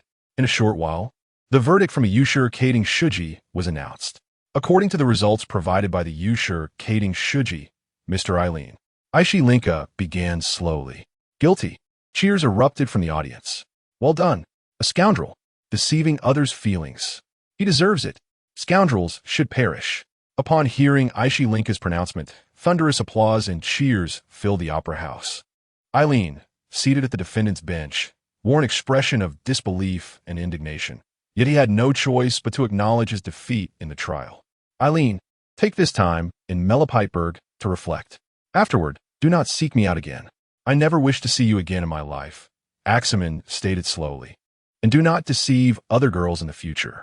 Based on the results of the Yushur Kading Shuji, we will accept the guilty verdict, Aishilinka continued. Observing the results presented before him, the sentencing outcome was revealed. In the next moment, Aishilinka displayed a look of profound confusion. He recognized the words before him. yet he could not comprehend why they appeared in this context. Death penalty, to be executed immediately. The opera house erupted into chaos. No one had anticipated such a conclusion. Although I just said that scoundrel should die, I merely vented my anger. It was not my genuine desire for his death. However, the usurpating Shuji had never aired in hundreds of years. Did Eileen harbor more grievous sins hidden beneath the surface? Otherwise, how could one explain such a verdict? I do not accept this. I am indignant. I merely deceived their feelings and assets, and did not commit any heinous acts. Why must I be sentenced to death? Eileen exclaimed, visibly agitated. Aishilinka, although I despise Eileen, I also understand him. He has not committed any atrocities deserving of death, Axeman pleaded. Aishilinka furrowed his brow, equally perplexed. Indeed, while Eileen's actions of juggling multiple relationships were excessive, they scarcely merited a death sentence. Furina, seated in a reserved area, was also taken aback. What was happening? How could it lead directly to a death sentence? Despite the dramatic twists of their emotional entanglement, Eileen, though a scoundrel, did not warrant such a severe punishment. Esteemed Lady Furina, this trial was originally to be presided over by Lord Wei-Lai-Te. However, he was unexpectedly absent today, and I took his place. Aishilinka addressed Furina respectfully. Lady Furina, you have witnessed everyone's reactions. We all believe Eileen does not deserve death. As the creator of the usurpating Shuji, we would like to pose a question. Although the usurpating Shuji has never made mistakes in hundreds of years, is there any possibility of malfunction? Faced with Aishilinka's inquiry, Furina became flustered. She wished for Lord Wei-Lai-Te to intervene, yet he was nowhere to be found. With no alternative, she braced herself. Ehem, Funinakov Telaitli, forcing herself to regain composure. My dear citizens of Fontaine, the usurpating Shuji, as one of my supreme creations, is certainly incapable of malfunction. Furina was determined not to acknowledge any faults in the usurpating Shuji. Otherwise, they might demand her to repair it, a task she did not comprehend. Thus, she persevered, insisting there was no malfunction. There must be other hidden circumstances in this case. The audience erupted in applause, commending Furina's decision. The water god is wise. Tears streamed down Eileen's face. I have come to a profound realization of my mistakes. I truly do not wish to die. While Eileen had previously expressed his discontent with the guilty verdict, upon hearing the death sentence, he immediately yielded. Furina let out a sigh of relief. For the moment, it seemed she had navigated the situation. She had faith in Lord Wei-Lai-Te's wisdom. After all, her most important task was to embody the essence of the water god. Chapter 25. The eerie condition of Xiao Wolai at that time. Xiao Wolai came to the infirmary and informed me that Duke Darren and Lord Wei-Lai-Te were fighting in the power combat arena, urging me to hurry over and check, lest an unexpected incident occur. Although I observed Xiao Wolai's expression and suspected she might be lying, I still accompanied her. Shiga, when pouted slightly, casting an annoyed glance at Wei-Lai-Te and Li. Better safe than sorry. I can tell you are concealing something from me. I genuinely thought you were having a disagreement. I apologize, my dearest head nurse Shiga 1. It is entirely my fault for causing you concern. Li immediately expressed remorse. I am sorry, Shiga 1. It is my mistake. I should not have concealed the truth from you, Wei-Lai-Te added. Never mind. It is all in the past. Shiga 1 replied with a bittersweet smile, feeling somewhat disappointed. However, I can no longer carelessly prepare food for others. I do not want to trigger my eerie condition and bring trouble to you or put you in danger. It is all right, head nurse Shiga 1. Didn't Su Yuan enjoy your cooking? Li chuckled, winking at Su Yuan. For now on, you should cook exclusively for Su Yuan. As long as he consumes everything, he will not experience any eerie transformation. He will certainly eat it all without waste, right? Su Yuan? What? Me? I have to eat? You want me to eat the food made by Shiga 1? Is that for real? But the next moment, Su Yuan found himself gazing into Shiga 1's sparkling eyes, filled with anticipation. How could I possibly refuse such a delightful Shiga 1? Despite the peculiar taste of her cooking, its nutritional value was undeniably excellent. There is a saying, 3 parts depend on practice, 7 parts depend on eating. This was also laying the foundation for his future strength. All right, head nurse Shiga 1. I shall entrust my meals to you from now on. Su Yuan managed to muster a radiant smile, giving a thumbs up, uncertain whether he was affirming Shigo 1 or praising his own courage. Thank you, Su Yuan. Shigo 1 beamed with joy. Very well. Let us now delve into the matter at hand. Villet commenced, stating that during the battle against the enigmatic force, a wealth of information had been gleaned. The bullets in Zaiwoliai's gun were entwined with an eerie aura, and despite my efforts, I was unable to impede its advance. The elemental power seemed inherently countered by this strange force, rendering my attempts futile.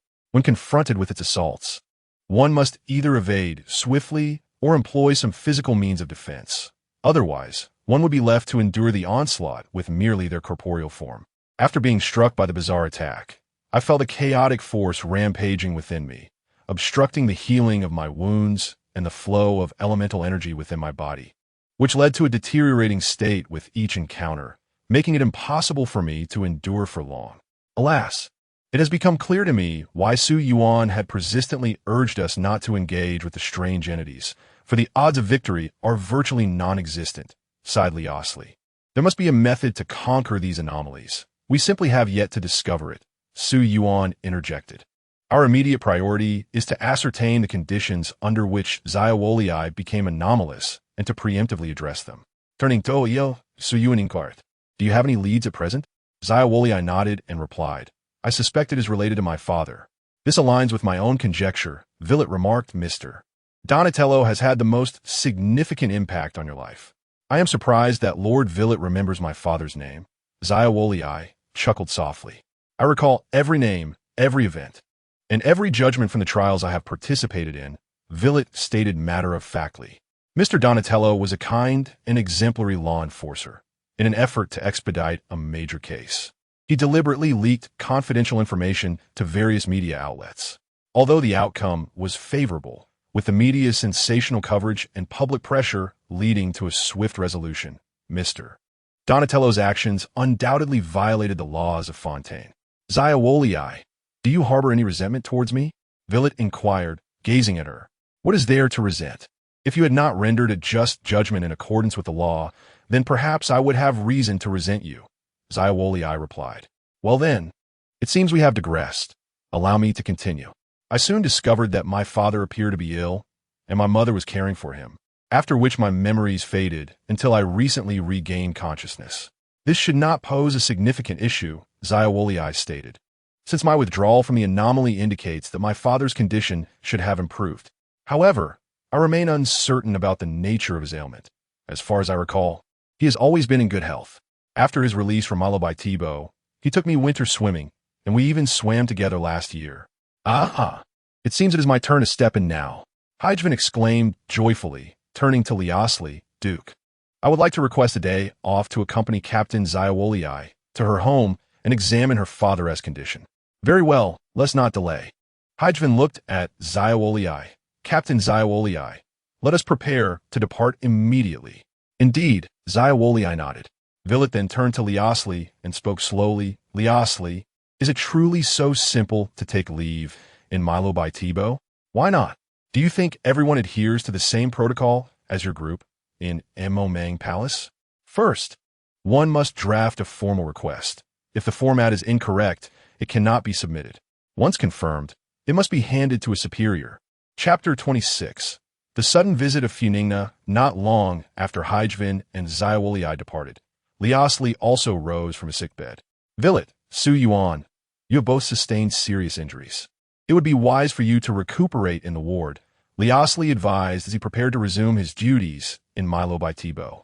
I am not gravely harmed, merely a bit startled, and I have sufficiently rested now, so you need not worry about me. Indeed, Su Yuan and Villet nodded, watching Liasli leave. Thus, the ward was left with only Su Yuan and Villet. Su Yuan, Villet said, looking at Su Yuan, do you not feel that I may have been overly protective? Now that Hyjven is aware of the strange occurrences, I still wish to shield her from this turmoil, yet I find myself unable to prevent it. It is only human nature, and it speaks to your kindness, Villet, Su Yuan replied. Moreover, Chief Nurse Hyjven is correct. My Luoxin has long become a self-sufficient entity. Should I disclose the matter of the anomalies to Furina? Although I fear she may not withstand the truth, I am equally apprehensive about her facing these unknown terrors unprepared. It is indeed a contradiction. I believe informing her would not be amiss. It would grant us an additional ally, no matter how few, Yuan suggested. Furthermore, Furina may be far more resilient than you realize. Indeed, if Furina were not strong, how could she endure 5 centuries of solitude? Moreover, Yuan suspected that the conditions of Furina's anomaly were likely related to this. Very well, tomorrow during the day, I shall bring her to Teyvat, and we shall reveal everything to her. Villet nodded. Villet, may I pose a question? Please do. What price did you pay to save me? Yuan inquired. Stretching his limbs, I was practically shattered at that time. Yet now, less than a day later, I am already able to walk again. I did not wish to disclose this, as it is my debt to you, but since you have asked, I shall divulge it without reservation. I shared half of my ancient dragon's blood with you, Villet replied. Under those circumstances, it was the only means to preserve your life. Ancient dragon's blood? Yuan said, somewhat astonished. Indeed, with the blood of an ancient dragon flowing within you, in a certain sense, you are now considered part of the dragon lineage. Villet smiled faintly. I was initially concerned about potential rejection from your body, but it seems there are no issues whatsoever. Truly, you are the hero from beyond the world, destined to save Teyvat. The reason dragons stand atop the biological hierarchy of Teyvat is due to their extraordinarily long lifespan, formidable physical defenses, regenerative capabilities, and mastery of elemental affinity. And now, you possess all of these attributes.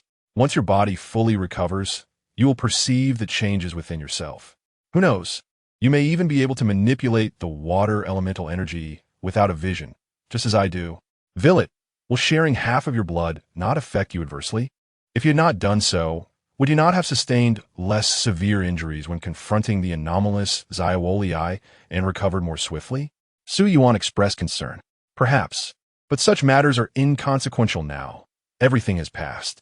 Had I watched you perish before my eyes and done nothing, I would have regretted it for a lifetime. Yuan nodded in understanding. I see, Villet, thank you. Therefore, Yuan, promise me that regardless of what transpires in the future, you shall not easily give up, all right? Villet gazed earnestly at Yuan, for I know you are not one to surrender easily, and thus I cannot comprehend your actions at that time. Yuan recognized that Villet was referring to his earlier attempt to end his life in the boxing arena. The return to a prior state is the last resort. Yuan could not reveal to Villet that his act of desperation was not an act of surrender, but rather a means to begin anew. Although this incident has passed, if it happens frequently, suspicions will inevitably arise. Yuan, in truth, both I, Li, and Xiaowolei are aware that you must harbor some secrets that you have yet to disclose to us. For instance, where did you acquire the peculiar intelligence you possess? How can you be so certain of its accuracy? Nevertheless, we have tacitly refrained from probing further, for we place our trust in you. Should there come a day when you wish to share, we shall gladly listen. Yet if you choose to remain silent, we shall not press you. Listening to Wei Lai Te's sincere words, Yuan felt profoundly moved. Is this not Wei Lai Te? Honest, kind, and trustworthy. With tears welling in his eyes, Yuan nodded emphatically. I have just acquired new intelligence and wish to discuss it with you promptly, Shigu said with a smile. Captain Xiaowolei's father, Mr. Donatello, is not in serious trouble. He merely developed a fever due to a chill last night and fell into a light coma. But he has already regained consciousness this morning. This clearly indicates that Xiaowolei's peculiar condition is indeed related to her father. Lio Seely nodded. However, based on Nurse Shigu Wen's description, I feel that the crux of Xiaowolei's peculiar condition may not be her father's illness, but rather his coma. Yuan pondered aloud. I concur with Yuan's perspective, Wei Lai Te interjected. In any case, I have devised a preliminary plan. I shall periodically check on Mr. Donatello's health to prevent such incidents from recurring, Shigu Wen stated. Shigu Wen, your efforts are greatly appreciated, Wei Lai Te remarked, gazing at Shigu Wen. It is nothing, Lord Wei Lai Te. This is my duty, Shigu Wen replied with a smile. We are now united in combating this bizarre fate. Are all these for me? In the evening, Yuan gazed at the splendid array of food before him, though one might say it resembled a battlefield of culinary chaos, and nervously swallowed. Of course, You must eat well to recuperate, Shigoin said cheerfully. However, not everything is for you. The Duke has instructed that a portion be prepared for Lord Wei Laite as well. That seems reasonable. Lord Wei Laite is also quite injured. So an extra portion is warranted, Su Yuan replied. Su Yuan, your hands are functional now. You should eat on your own. I will feed Lord Wei Laite. Shigo-1, you must have other matters to attend to, right? Wei Laite gently declined Shigo-1's offer. You attend to your tasks. I can manage well enough. If necessary, Su Yuan can feed me. Very well. Since you insist, I shall not insist further, Shigo-1 said, departing the room. This Liu Li is somewhat exasperating, Wei Laite remarked. Wei Laite turned to Su Yuan, pointing at the plate before him. Su Yuan, can you finish all this? Su Yuan, startled, replied. Lord Wei Laite, you cannot expect me to eat 2 portions alone. Not at all. I merely wish to exchange my main course for your beverages and soup. You know, I am unaccustomed to food with low moisture content. The flavor is of little concern to me. After exchanging their meals, Wei Laite and Su Yuan began to eat. The food prepared by Shigu-1 is significantly improved, Wei Laite commented. She is indeed making efforts to change. Indeed, Su Yuan nodded. Although it doesn't look appealing, the taste is acceptable and the nutrition is excellent. Just then, they heard a commotion from outside the door. Lady Fu Ning Na. The Duke has said that the ward is under renovation. You cannot enter. Now that you mention it, I am determined to take a look, merely to assess the style and materials of the renovation. Duke, where are you? We cannot possibly stop Lady Fu Ning Na. Su Yuan, quickly hide. I believe I heard Lady Fu Ning Na's voice. Wei Laite urged. Recalling that Su Yuan had warned them he must not be seen by Fu Ning Na at night. Hey, Liu Li, do something. Where have you gone? You and Wei Laite are both injured, yet you are the only one unscathed. Did you not promise to intercept Fu Ning Na at the entrance? I too heard her. How could Fu Ning Na be here at this hour in Mei Luo by Teibao? Su Yuan voiced his concern. Yet the ward offered no suitable hiding places. Hiding under the bed would be too conspicuous. She would surely spot him upon entering. The medicine cabinet, while spacious, would require its contents to be removed, leaving no time to do so. Should I hide in the restroom? Wouldn't that be too obvious? Besides, the ward's restroom cannot be locked from the inside. Should I hide in the ceiling like in a martial arts novel? Not to mention my injuries. I lack the agility to scale such heights, and it would be easily discovered. You shall not enter. I shall enter regardless. Do not assume I am without temper. The persistent obstruction seemed to irritate Fu Ning Na. What unsavory dealings are you concealing within Mei Luo by Teibao? Your guilt is palpable. Thus, I am all the more inclined to enter. Stand Azida. This is the command of the water deity. As she spoke, Fu Ning Na forcefully pushed open the ward door. Just as the door swung open, Wei Laite hastily threw off his covers, allowing Su Yuan to successfully hide. Is this not just an ordinary hospital room? What is there to conceal? Fu Ning Na surveyed the surroundings, pouting, but soon her gaze fell upon Wei Laite. Wei Laite, what are you doing here? Fu Ning Na exclaimed with delight, rushing to his bedside. Lady Fu Ning Na, it has been a while. What a coincidence to encounter you here. Wei Laite raised a hand, awkwardly greeting her. Wait, Wei Laite, how did you sustain such severe injuries? Fu Ning Na observed the bandages wrapped around him with great concern, her eyes welling with tears. What on earth happened? No wonder you refused to let me enter the ward. It turns out you were recuperating inside.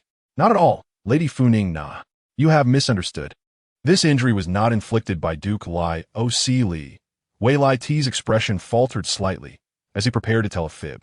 I simply took a tumble while walking today. Yes, just a fall, nothing more. Do you not realize, Wei Laite, that you are quite inept at lying? Fu Ning Na's azure eyes scrutinized him.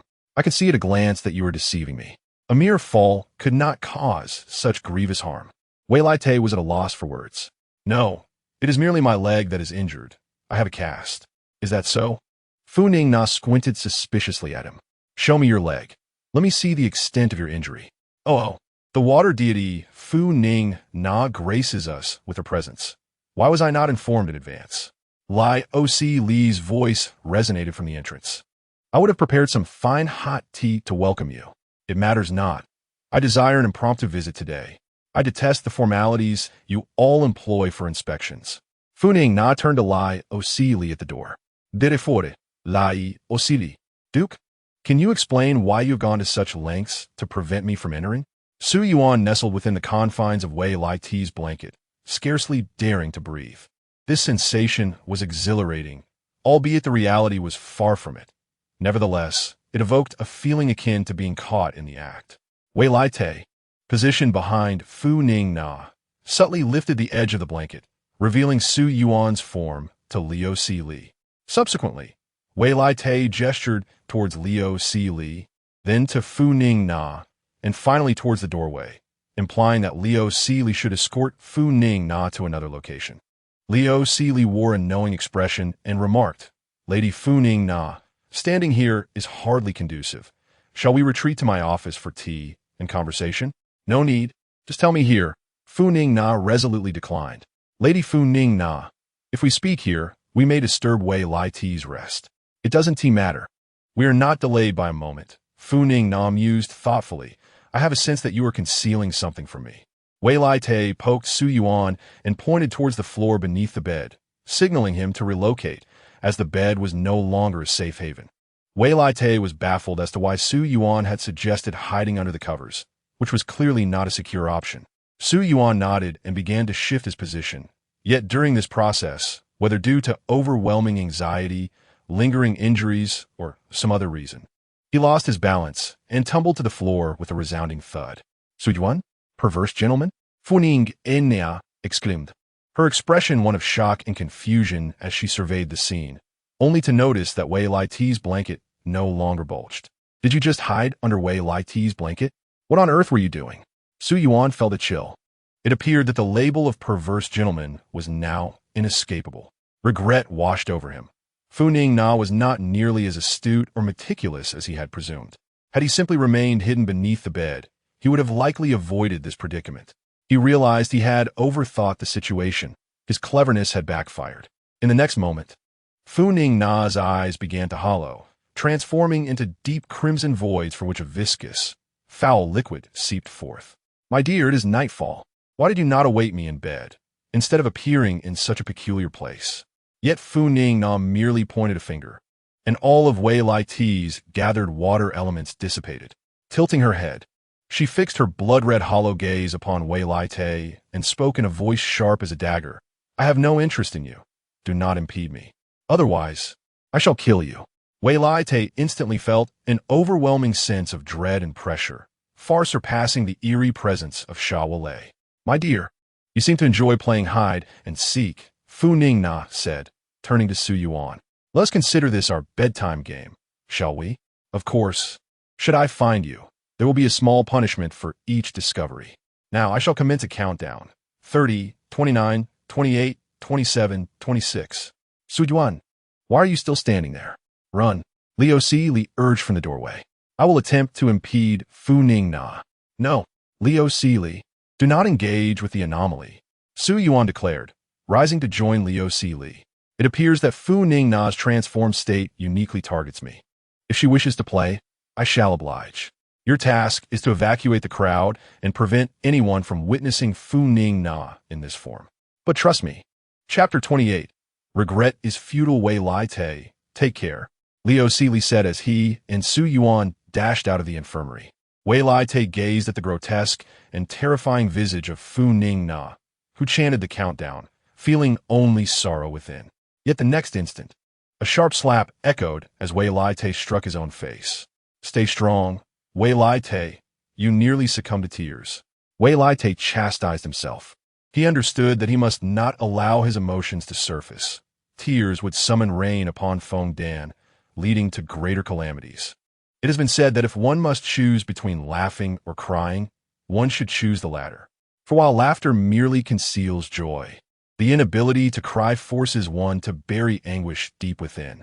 In that moment, Wei Lai Te wished only to weep internally, to release the pent-up emotions that he could not express. I am Duke Liu Si Li, Master of Mei Luo by Te Bao. Regardless of what transpires, no one shall step outside this room without my command. This applies not only to the prisoners of Mei Luo by Te Bao, but to all public officials as well. I shall repeat, this is an order. You have 15 seconds. Do not allow me to see you outside this room. The authoritative voice of Leo C. Li resonated throughout Mei Luo by Teyvat. Su Yuan was astonished to discover this commanding facet of Leo C. Li. After all, one must possess a firm hand to govern effectively. Su Yuan realized that even though he had distanced himself from the infirmary, Fu Ningna's countdown echoed incessantly in his mind. 16, 15, 14, 13. He continued to run until he reached the entrance of the exclusive dining hall, the time dwindling. He needed to find a place to conceal himself. Spotting a large wooden barrel, he pried open the lid and concealed himself within. 43,210. My dear, time is up. Are you hidden well? I shall commence my search. If I do not find you within 30 seconds, this round shall be your victory, and we will proceed to the next. Inside the empty barrel, Su Yuan discovered a small hole through which he could observe the outside world. Quietly, he began to mentally count down from 30. At 27 seconds remaining, Fu Ningna appeared within his line of sight. Su Yuan marveled at her speed. Despite his own injuries hindering his pace, he had traversed a considerable distance, while she had caught up in a mere fraction of a time. Unbeknownst to Suyun, Fu Ningna had taken 3 seconds to arrive, meticulously checking every potential hiding spot along the way. Had she simply rushed, she would have needed not a single second. Now, Fu Ningna stood scanning the surroundings, though her gaze did not linger on the barrel. Yet, she seemed to have no intention of searching further. As though certain Su Yuan was nearby, time slipped away, and as Su Yuan counted down the final seconds, he felt victory within his grasp in this first game of hide and seek. It appeared that while Fu Ningna was swift, her searching abilities were lacking. However, the next moment, Fu Ningna's voice echoed in Su Yuan's mind.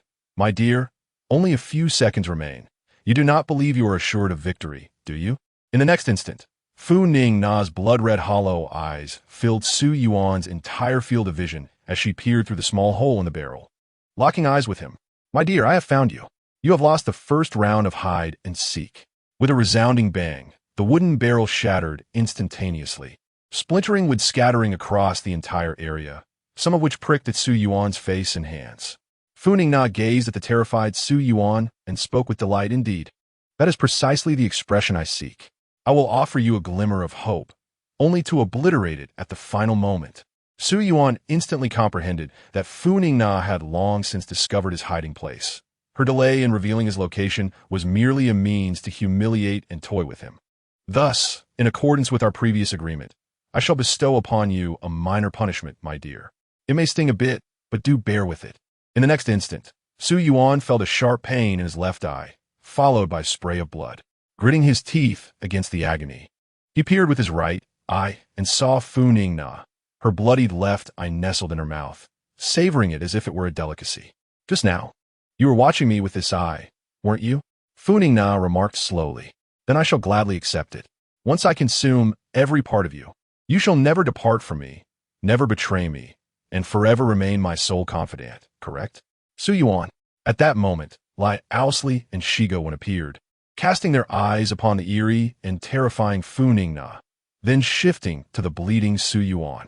Although Lai Owsley knew he was no match for Fu Ningna, he still assumed a battle-ready stance, unable to bear the sight of Su Yuan's suffering before him without intervening. Shigo, you attend to Su Yuan's wounds at once. Lai Owsley commanded, I will distract Fu Ningna. Yet, in the next moment, Fu Ningna's head executed a bizarre horizontal 180-degree turn followed by a vertical 270-degree rotation, regarding Shigo and Wei Lai Te with an unsettling gaze. Are you attempting to interrupt my intimate bedtime games with my dear? Fu Ningna's voice dripped with an ominous threat and murderous intent. Shigo, do not approach. Lai Owsley, do not concern yourself with me. Su Yuan shouted through gritted teeth, enduring the excruciating pain. There is no need for such reckless sacrifice. I can hold on. Then, turning to Fu Ningna, he resolutely stated, come now. Let us commence the next round of hide and seek. Very well, my dear, Fu Ningna replied, turning her head with a smile. However, the corners of her mouth had split grotesquely, stretching beneath her eyelids, revealing a horrific grin filled with sharp, bloody teeth. Ignoring his pain, Su Yuan pressed his hand against his still bleeding eye socket and continued to dash toward the exit of Mei Luo by Teibao. With each step he took, blood trickled from his eye, cascading down his cheek and dripping on the ground. "It's all my fault," Lai Owsley lamented. "How could it be that just as I went below to inspect the shipbuilding progress, Fu Ningna arrived precisely at that moment?" He held his head, filled with regret. "Due to the need for secrecy, I was unreachable by my subordinates while below. Do not dwell on your regrets here. It serves no purpose," Shigo once said. Observing Lai Owsley's face etched with remorse and frustration, unsure of what comforting words to offer. "If we must assign blame, I share some responsibility as well." Lai Owsley felt a presence patting his shoulder, hearing Wei Lai Te's voice behind him. "Let us proceed. We must follow them," Wei Lai Te suggested. "But do not act recklessly and disturb them. We shall observe and search for any means to assist Su Yuan." Chapter 29. Allow me to love you properly. "My dear, I have found you again, and this time, you have lost." Sitting on the ground, Su Yuan panted heavily, gazing at Fu Ningna before him. Yes, he had been discovered once more, and yet again at the last few seconds. Su Yuan was now certain that Fu Ningna had noticed him long ago, deliberately waiting until the final moments to expose him. She was humiliating him, toying with him. "My dear, as much as I wish to remove your other eye." Fu Ningna leaned down, caressing Su Yuan's face. "If I did that, you would be unable to see the path and could not join me in our bedtime game of hide and seek. Thus, let this punishment suffice." Fu Ningna gently took Su Yuan's right hand, licking the tip of his index finger with her slender tongue before sinking the entire finger into her mouth, biting down hard. The saying goes that the 10 fingers are connected to the heart, and in that instant, a piercing pain surged through Su Yuan's mind. "Ah, my dear, let's continue our next round of hide and seek." Fu Ningna did not grant Su Yuan a moment's respite, immediately commencing the countdown. 30292827. Su Yuan dared not delay, enduring the excruciating pain as he rose and sprinted forth. "Wei Lai Te, have you discerned anything?" Lai Owsley, watching the unfolding horror, clenched his fists, speaking with a tone of frustration. Tonight, everything was normal until Fu Ningna encountered Su Yuan. Wei Lai Te replied slowly, but upon seeing him, she was overtaken by the bizarre. It was evident that Fu Ningna's transformation was triggered by her sighting of Su Yuan. However, based on our previous experiences, the conditions leading to such transformations were always tied to one's personal experiences and required prolonged influence, rather than being instantaneous. As an outsider, Su Yuan's first encounter in this world occurred in Fu Ningna's bed, and according to his account, Fu Ningna had already been affected by the bizarre at that time. Thus, I am led to ponder whether there is more than one condition that could incite this transformation. Fu Ningna's current state is a peculiar transformation caused by specific circumstances, not her original condition. To rescue Su Yuan, we must either uncover the root cause of Fu Ningna's transformation or assist her in breaking free from it. Yet, judging by Su Yuan's current state, it seems he cannot endure much longer, Shiga when expressed her concern. His wounds have yet to heal, and he is losing so much blood. Another option is to confront Fu Ningna. If we can defeat her and gain control, Su Yuan may yet have a chance at salvation. Lai Owsley proposed. "No, my Lord Duke, have you forgotten? Su Yuan has repeatedly cautioned us against engaging in battle with the bizarre." Shiga reminded him, "We are not capable of facing the bizarre, as you have personally experienced. And what if we are not capable? Are we to simply stand by and watch as Su Yuan is tortured to death?" Lai Owsley retorted. "Lai Owsley, I had hoped you would have matured and calmed down after all these years," Wei Lai Te remarked regarding Lai Owsley. "Yet it appears you remain that same impetuous youth who argued with me in the tribunal." Lai Owsley began to protest, only to be met with Wei Lai Te's calm smile. "To be honest, I do not dislike you in this state. If we reach the final moment, I will join you once more to fight for Su Yuan's slim chance of survival. My dear, I have found you again. This time, I shall take your left ear. My dear, you have lost again. As punishment, you must surrender your right thumb to me. My dear, you have now lost 5 times. For this round, you shall relinquish your entire left arm to me." At this moment, Su Yuan, covered in wounds and blood, sat in the middle of the road, neither hiding nor evading. "My dear, why do you not hide? Are you not afraid I will easily find you?" Funisha approached Su Yuan slowly. Vesa chilling inquiry. Hide? Why should I hide? Su Yuan let out a bitter smile, realizing that no matter how he attempted to evade, he would inevitably be found by her. Instead of using the time to hide, he might as well rest well. My dear, this is a rather passive game. Suddenly, Fu Ningna's face contorted into a terrifying grimace as she roared at Su Yuan. If you dare to play this passive game today, you will abandon me tomorrow. I will not allow it. I will not permit you to do this. As she spoke, Fu Ningna opened her bloody jaws, poised to sever Su Yuan's head. Due to excessive blood loss, Su Yuan's consciousness began to wane. He thought to himself, perhaps this is for the best. Is it finally coming to an end? Next time, a prompt will appear in the palm of my left hand, allowing me to prepare myself with greater composure. However, in the next instant, a massive water sphere suddenly appeared beside Fu Ningna, enveloping her entirely. Lady Fu Ningna, be wary of catching a chill. Take care to stay warm. Accompanied by the voice of Lai Ousley, icy elemental power surged from his gauntlet and struck the water sphere with great force. Instantly, an elemental reaction occurred between the water and ice within the sphere, encasing Fu Ningna in ice, rendering her a frozen orb. Su Yuan, hold on, do not fall asleep. At that moment, Shigoan arrived at Su Yuan's side, commencing urgent bandaging. Why do you all insist on doing this? Su Yuan pondered, unable to comprehend why they had disregarded his warnings against engaging in bizarre battles. Su Yuan, we certainly remember your words, Lai Wei declared. However, regardless of the circumstances, we cannot simply watch you perish before our eyes without taking action. Lai Wei Lu, this water of yours seems to have a freezing quality that surpasses the solution from the Fontaine Academy. Lai Ousley exclaimed, a hint of delight in his tone. Why not become my exclusive supplier from now on? Lai Ousley, do not be careless. We have merely temporarily frozen Fu Ningna to buy Su Yuan some time. Lai Wei cautioned. The previous incident with Xiao Wei was undoubtedly an accident, given it involved a fire attribute divine eye. Lai Ousley remarked, Fu Ningna must possess water elemental power. It is not so simple to break the ice.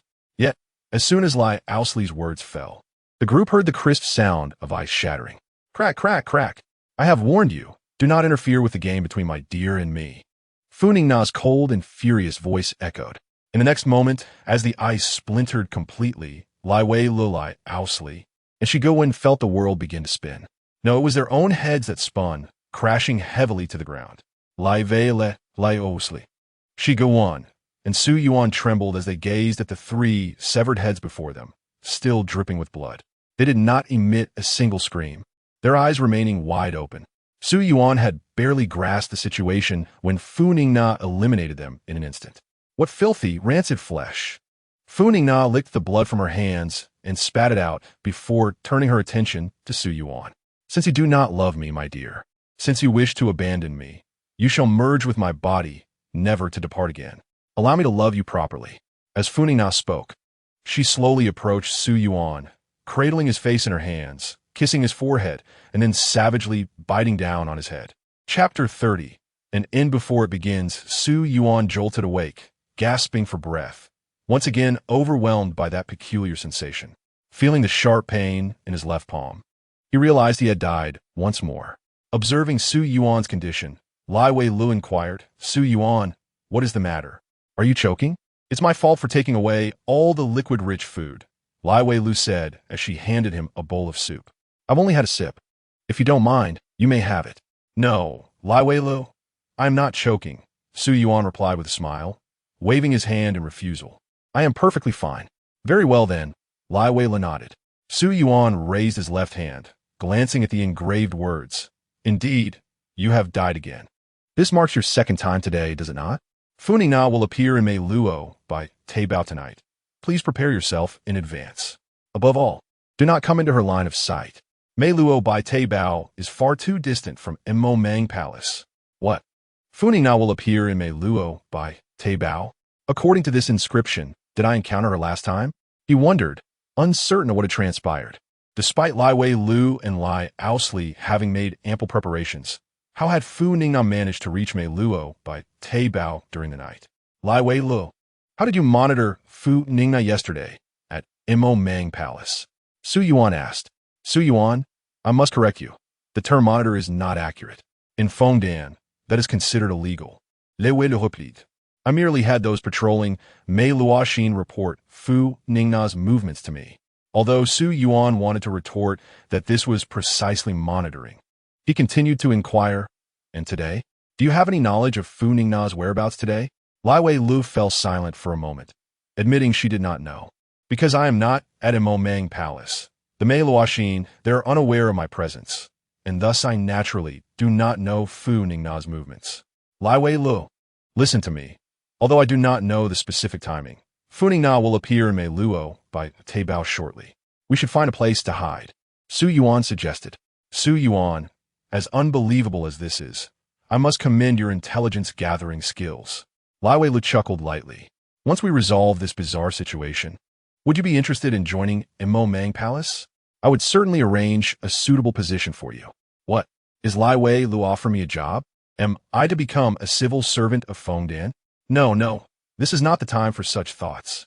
Lai Wei Lu, are we truly not going to find a place to hide? Su Yuan voiced his concerns, anxious about the possibility of Fu Ningna arriving at the infirmary unannounced. Trust in Lai Ousley. This is his territory. Since you have informed him, he will undoubtedly make all necessary preparations. Even if his subordinates do not dare to obstruct Fu Ningna, as long as they notify him and allow him to confront her, there will be no issue. Lai Wei Lu stated confidently, asserting that in terms of cunning, Fu Ningna was no match for Lai Ousley. After hearing Lai Wei Li's explanation, Su Yuan nodded in agreement, confident that Lai Ousley was meticulous and would have considered everything. However, he soon sensed something amiss. If Lai Ousley had truly prepared to hinder Fu Ningna, how had he encountered her the last time? Lai Wei Lu, do you think it possible that Lai Ousley has gone to some hidden place, and his subordinates cannot locate him? Su Yuan speculated, recalling the secret shipyard beneath Mei Luo by Teyvat that was established in response to the prophecy. A hidden place? Su Yuan, you know about this?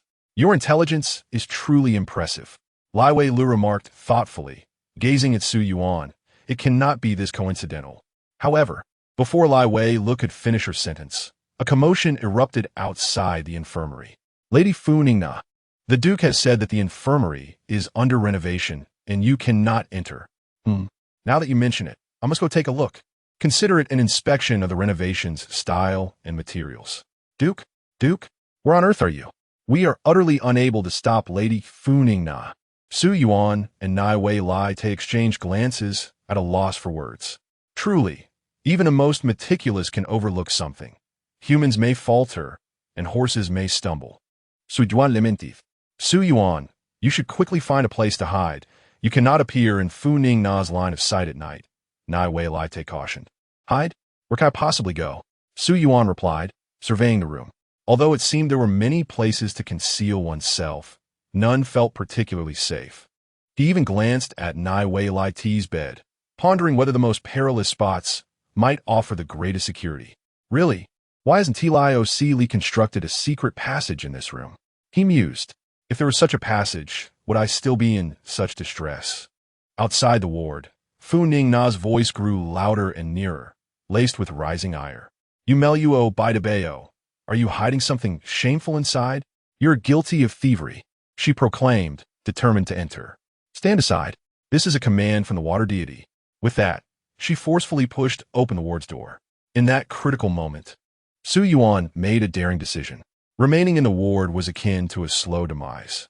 He had to devise a means of escape to evade Fu Ningna's gaze entirely. Thus, he chose to conceal himself behind the door. Fortune favors the bold. The nearest danger could indeed be the safest refuge. Moreover, this spot was close to the entrance, allowing him to slip out at the opportune moment. However, perhaps due to Fu Ningna's vigorous push, Su Yuan felt the pressure of the door pressing against him. It is known that behind most doors, there exists a doorstop, typically a magnet, meant to secure the door and prevent it from closing due to wind or other circumstances.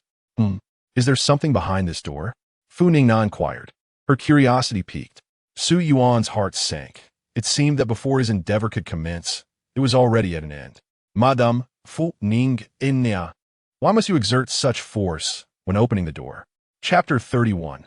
Madame Fu Ningna, please allow me to explain. Just as Fu Ning Na was about to pull the door open to discover what lay behind, a familiar voice interrupted her.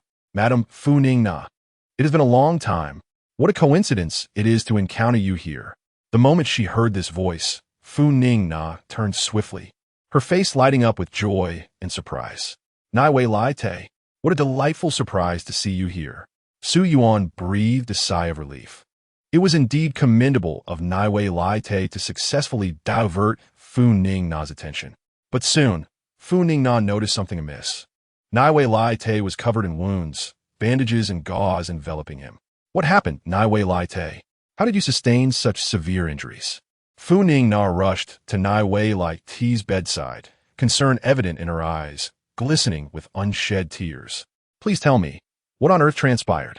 Fu Ning Na's heart was heavy with both anger and sorrow. She had never imagined that Nai Wei Lai Te, whom she deemed invincible, could be so gravely harmed. In all of Meluo Baidabeo, only that wretched fellow could inflict such harm upon you. She exclaimed, Lai Osili, that ungrateful creature. It was you who fought for his position and status, and he repays you with such enmity? Does he truly believe that the autonomy of Meluo Baidabeo allows him to flout the laws of Fontaine? Gazing at the agitated Fu Ning Na, who was so concerned for him, Nai Wei Lai Te felt a warm sensation in his heart. Although Fu Ning Na was generally timid, she exhibited remarkable courage when it came to him. Madam Fu Ning Na, you have misunderstood, Nai Wei Lai Te interjected, sensing that if he did not clarify, she might confront Lai Osili. This has nothing to do with Duke Lai Osili. I merely had an unfortunate fall. He spoke somewhat awkwardly. A fall? Fu Ning Na scrutinized him with her azure eyes. You sustained such severe injuries from a mere fall? Were you strolling on the airship's deck and then tumbled off? Yes, Madam Fu Ning Na, how did you know? Su Yuan, concealed behind the door, struggled to suppress a laugh, fearing that any sound would betray his presence. It seemed that while Nai Wei Lai Te was not adept at deceit, he possessed considerable audacity. Yet Fu Ning Na was calming down, and the moment was ripe. Su Yuan stealthily peeked out from behind the door, gesturing toward himself and then the exit, signaling his desire to slip away. Nai Wei Lai Te, noticing Su Yuan's subtle signals, understood his intent and nodded slightly. Unfortunately, at that exact moment, Fu Ning Na asked Nai Wei Lai Te, you claim you fell from the airship? Do you think I cannot see through your lies? Do you take me for a fool? Thus, under Fu Ning Na's astonished and bewildered gaze, Nai Wei Lai Te nodded. Oh, Nai Wei Lai Te, how could you say such a thing? Here I am, genuinely concerned for you, and you not only deceive me, but also imply that I am foolish. Fu Ning Na's expression morphed into one of innocent distress. On the verge of tears, you have never spoken to me in such a manner before. She longed to strike Nai Wei Lai Te's chest in frustration, yet hesitated, mindful of his injuries. Moreover, when you spoke to me just now, your gaze was focused on that door behind me. Fu Ning Na's cheeks flushed. Whether from hurt or anger, she could not tell. I must discover what lies behind that door. Su Yuan felt a wave of dread wash over him.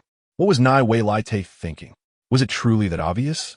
As Fu Ning Na's footsteps grew closer, Su Yuan felt increasingly at a loss. If she pushed the door open, he would be exposed to her gaze, and everything would unravel. In his mind, he pleaded, Nai Wei Lai Te, this is an extraordinary circumstance. There is no other way. Please incapacitate Fu Ning Na. In fact, Nai Wei Lai Te harbored similar thoughts and intentions. Yet as he summoned the power of the water element to confront Fu Ning Na, the moment it approached her, it dissipated entirely. He had never before used his powers against Fu Ning Na, leaving him bewildered by this phenomenon. Nai Wei Lai Te paused, pondering whether the water element possessed its own consciousness, unwilling to harm the water deity of the seven archons, or if it was due to the ancient dragon's authority over the seven gods. Yet this brief moment of hesitation meant that Nai Wei Lai Te could no longer physically intervene to stop Fu Ning Na. Let me see what is concealed behind this door. Fu Ning Na placed her hand on the doorknob, slowly pulling it open. In this critical moment, Su Yuan suddenly recalled the original stipulation. After sunset, do not appear in Fu Ning Na's line of sight. As long as he remained unseen by Fu Ning Na, he would not be violating the rule. Thus, Su Yuan made a bold decision. In that fleeting moment, He covered Njian's eyes with his right hand, while cradling her in his left arm. Sun wished to emphasize that his intentions were not inappropriate or lewd. Rather, it was a situation beyond his control. Merely concealing her sight without restraining her movements would render him incapable of fully obscuring her vision. Njian only needed to take a few steps back to see him. Njian was startled by this sudden turn of events and cried out for help. What was happening? Why was there someone hiding behind the door, suddenly embracing her and covering her eyes? Will, help me. Lady Njian, please remain calm and listen to my explanation. I will not listen. Will, help me. Feeling Njian's delicate form squirming in his arms as she attempted to escape, her hands flailing wildly at his head and face. Sun sensed that he too was beginning to feel unwell. The situation had become rather peculiar. After all, in his previous life, he had spent over 20 years without such intimate contact with a woman. What? You mean the time on Njian's bed doesn't count? That certainly was a misnomer. Lady Njian, I am Sun. Please, calm yourself and hear me out, he exclaimed. What? You are Sun? That perverse gentleman? Njian's movements halted, and after a moment of shock, her actions grew even more frantic. Will, what are you doing? Help me. There a pervert. Chapter 32. Confession and Execution. Will, what on earth are you doing? Why won't you come to my aid? Gradually, Njian's resistance waned, and she began to weep. Seeing her cry in his embrace, Sun felt a pang of guilt. His right hand had already sensed the warmth of her tears. This was his first experience of such intimate contact with a woman, and he had inadvertently caused her distress, a most unchivalrous act. Lady Njian, please allow me to explain. There are extenuating circumstances. Will implored once more. He had made this plea many times before, yet Njian remained obstinate. Even you, Will, would say such things? Njian murmured, disappointment evident in her voice. Lady Njian, if you can promise to keep your eyes closed once I release you, I shall let go, Sun said, struggling with his own conscience. Considering the situation, being blindfolded and held by a stranger while a trusted companion stood idly by was utterly despairing. Sun, Will, are you both all right? Lis rushed to the door, only to find this bizarre scene. Did I arrive at an inopportune moment? All right, that should suffice. Lady Njian. XGWN gently covered Njian's eyes with soft gauze and bandages. She even adorned them with charming stickers and tied a bow at the back. Now, Will, I have followed your instructions. Will you explain to me what has transpired? Njian inquired. I apologize for my tardiness. Shortly thereafter, I arrived, and Will nodded, looking toward Sun, and asked, shall I speak, or would you prefer to? I shall take the lead, Sun replied, wishing to clarify the misunderstanding himself. He could not allow Njian to continue perceiving him as a mere pervert. Thus, he began recounting the tale from the moment he traversed into TWT and found himself on Njian's bed. Sun, I am truly sorry. I misjudged you. Njian rose, intending to bow deeply in apology. However, due to her blindfold and poor sense of direction, she mistakenly bowed toward a package of tea belonging to Lis. It's quite all right. I hardly took it to heart. As long as the misunderstanding is resolved, I am content. Sun chuckled, feeling a significant weight lifted from his heart. The misunderstanding had been cleared, and he was no longer dubbed the perverse gentleman. Will, why did you not inform me of all this sooner? Did you truly consider me so fragile? Lady Njian. I am XGWN, and Will is over there, XGWN said, guiding Njian toward Will. But in my view, Lady Njian is anything but fragile. Njian, I am sorry. It is all my fault. Will grasped Njian's hand earnestly. I do not hold you to blame. Will, I empathize with you, Njian replied, tears beginning to seep through her gauze and bandages. We may feel sorrow, sadness, and grievance, and it is perfectly acceptable to shed tears. Though it may not be entirely liberating, one can still vent their emotions in the stillness of night. As for you, for the sake of the people of FNGDN and all of TWT, you must suppress your inner turmoil. If you could share your worries and pains with me, might it lighten your heart? I would gladly be your confidant. Yes, I understand FNGFing.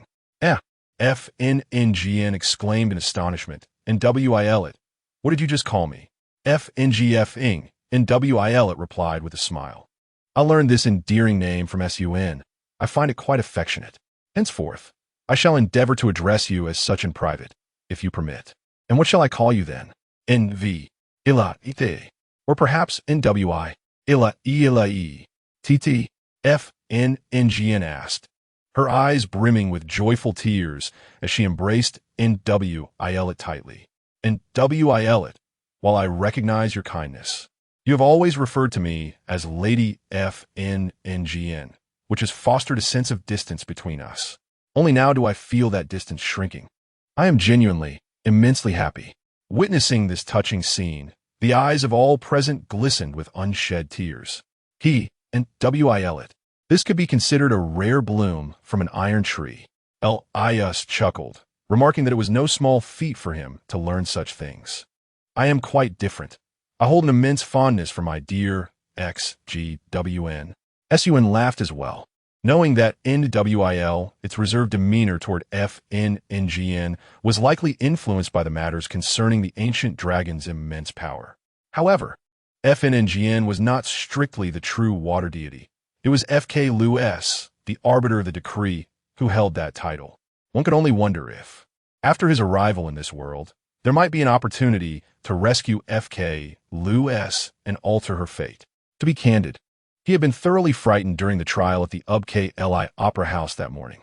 Although he was not a virtuous person, having deceived many women regarding their emotions and finances, he had always assumed he would simply serve a term in MILUBTBO.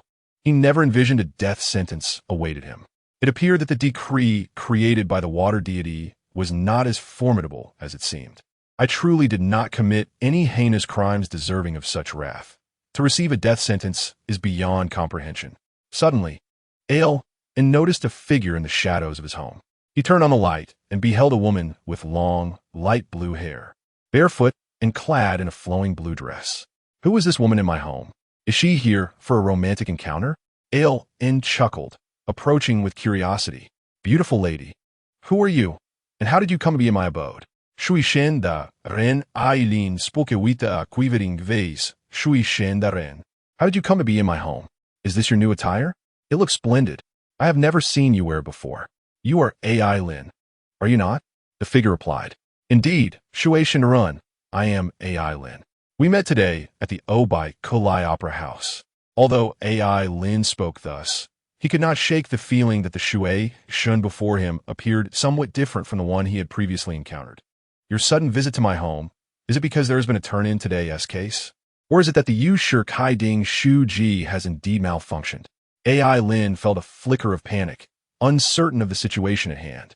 No, I have made myself quite clear in the court today. AI Lin shall receive the death penalty, to be executed immediately. In the next moment, within AI Lin's gaze of sheer terror, the figure's expression twisted into a grotesque horror, dark crimson liquid beginning to flow from its entire being. Since the people of Fontaine refuse to heed my decree, I shall personally carry out the execution. Chapter 33. A new day, new rules, new challenges. Yes, like denoted. I have nearly recovered, and tomorrow I must attend to matters at Imo Mangong, as I have already been absent for a day. My Lord Duke, I previously misjudged you. Thank you for all you have done for Wei Lai Te, for Su Yuan, for Fontaine, and for combating the anomalies. Funink nadipli bu dole osili. From now on, you may simply call me by my name. There is no need to append a run. Of course. Funing na, Leo Seely replied. But you too. Do not refer to me as Duke. Just call me by my name. Aurikt, Lai. Funing ennea zmild epidi. Ha, you call me Lai. One T that confused me with Wei Lai T's Lai. Leo Seely chakold. Once we get through today, Let us see what new intelligence we can gather from Su Yuan, Xiao Lei chimed in. Very well. Tomorrow I shall bring Shi Guan and Su Yuan to Mo Mangon to meet you, Lei Osili stated. After all, it has been quite some time since I took a stroll up there. I could use a change of scenery. Yes, I would like to meet Su Yuan in person and have a proper conversation with him. Fu Ningna nodded, recalling Su Yuan's contributions for everyone. Today, due to my circumstances, he could not bid farewell to us. He must feel a tinge of regret within his heart. All right then, it's settled. See you tomorrow. Although Su Yuan perceived the passage of time as merely 2 days, he was aware that the engravings on his left palm indicated he had experienced far more than he had imagined. Without those memories, perhaps it would indeed be a blessing. Su Yuan spoke softly. Having too many memories, bearing too many burdens, can also wear one down. As he pondered, he drifted into slumber. After all, Su Yuan's days were filled with both fatigue and fulfillment, peril and excitement. A short while later, Shi Guan and Lei Osili appeared at the door. Shu, Duke, Su Yuan is asleep, Shi Guan whispered. Very well. Let us not disturb him. Lei Osili smiled faintly, gazing at the slumbering Su Yuan. Good night, Su Yuan. May you have sweet dreams. The next morning, Su Yuan slowly opened his eyes. For some reason, he had slept particularly soundly and comfortably the previous night. Was it because his body had healed? Or perhaps because he had resolved the misunderstanding with Fu Ningna? Sitting up in bed and stretching his limbs, he discovered he seemed to be fully recovered, his physical condition remarkably good. Is this the power of the ancient dragon's blood? Wei Te, thank you. Feeling a sharp sting in his right palm, Su Yuan glanced at the inscription. Firstly, congratulations on surviving the 3rd night. Currently available intelligence. Omitted. The Yushir Kai Ding Shuji has lost its original function. Regardless of the severity of the crime, the death penalty shall be imposed. To be executed on the same day. If the execution does not occur on that day, unforeseen events may transpire. The Yushir Kai Ding Shuji, Su Yuan gasped in astonishment. Was this not the divine throne used by Fu Ka Luo Si to kill himself, to destroy the Shui Shun, to return the ancient dragon's power to Wei Te, and to save the people of Fontaine? Su Yuan was acutely aware that Fu Ka Luo Si was currently within the Yu Shirkai Ding Shuji, and its malfunction indicated that Fu Ka Luo Si was in trouble. Could it be that Fu Ka Luo Si has also been affected by the anomalies? Regardless of the crime's severity, a death penalty would be imposed. What did it mean that the execution must be carried out on the same day? Would Fu Ka Luo Si personally emerge to execute the sentence if no one else did? Furthermore, the contradiction between must be executed on the same day and if not executed that day puzzled him. What did these unforeseen events refer to? Were they good or bad? Su Yuan suddenly felt overwhelmed by the flood of information, his mind struggling to cope. Perhaps it would be best to gather with others later and discuss collectively. Thus, he continued reading. Every week there is a day when Lei Osili cannot drink tea. Su Yuan contemplated the 8th rule, realizing it pertained to the conditions of Lei Osili's anomaly. With 5 options to choose from, he needed to determine which day it could be. The most prudent method would be to refrain from tea on all 5 days, thereby ensuring Lei Osili remained unaffected. However, for someone as devoted to tea as Lei Osili, being unable to drink tea for 5 days a week would be more unbearable than a death sentence. I will discuss this further with Lei Osili later. Let us proceed to the next rule. This is uncertain intelligence. Belief depends on yourself. You too may be susceptible to control by the anomalies. Uncertain intelligence? This was Su Yuan's first encounter with such a concept, and the notion that he could be controlled was utterly unacceptable. Impossible. Absolutely impossible. How could I be controlled by the anomalies? I am someone who has come from beyond the world to save Teyvat. If even he were to fall under their influence, how could he continue to fight? As he continued reading, he found the final piece of intelligence for the day was not the usual formalities.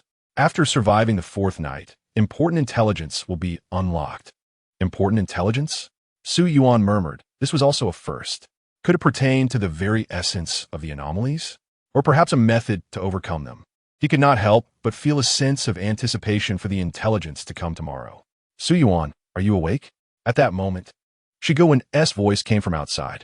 All right, I'm coming in. With that, Shi Guan pushed the door open. Su Yuan, you slept well last night, didn't you? You've only just risen now, Shi Yuan smiled and inquired. Indeed, I haven't slept so soundly in quite a while, Su Yuan reflected. Gulme, let me conduct a thorough examination. Then we shall have breakfast together and head to Mo Mangong. Today we will have a strategic meeting to combat the anomalies there. Moreover, Funing Na wishes to meet you in person again and have a good talk. Su Yuan was instantly moved to tears. Fu wants to see me, wants to talk to me. It means she holds me in her heart. After a detailed examination, Shi Yuan joyfully announced, Su Yuan, congratulations. You are completely healed and can be discharged. Thank you, Nurse Shi Yuan. I appreciate your care these days. Oh, there is no need for such formality. We are now a community fighting against the fate of the anomalies. By the way, Nurse Shi Yuan, did Lao Si Li drink tea this morning? Su Yuan suddenly realized this concern and spoke with a hint of worry. Every morning, the Duke has developed an unwavering habit of drinking tea. Has he displayed any unusual symptoms? Not that I have observed, Su Yuan sighed in relief. Now we have 4 days to eliminate. Chapter 34. Lai Osili. Please prove you are Lai Osili. Oh, my heavens! How could such dreadful events exist in this world? On the way to Fontaine, Lai Osili could not help but lament. How could my peculiar condition be tied to drinking tea? If you deny me my tea, are you not taking my life? However, that way Lai Te has made such great sacrifices for Fontaine and to combat the anomalies, and I am merely required to abstain from tea for 1 day a week.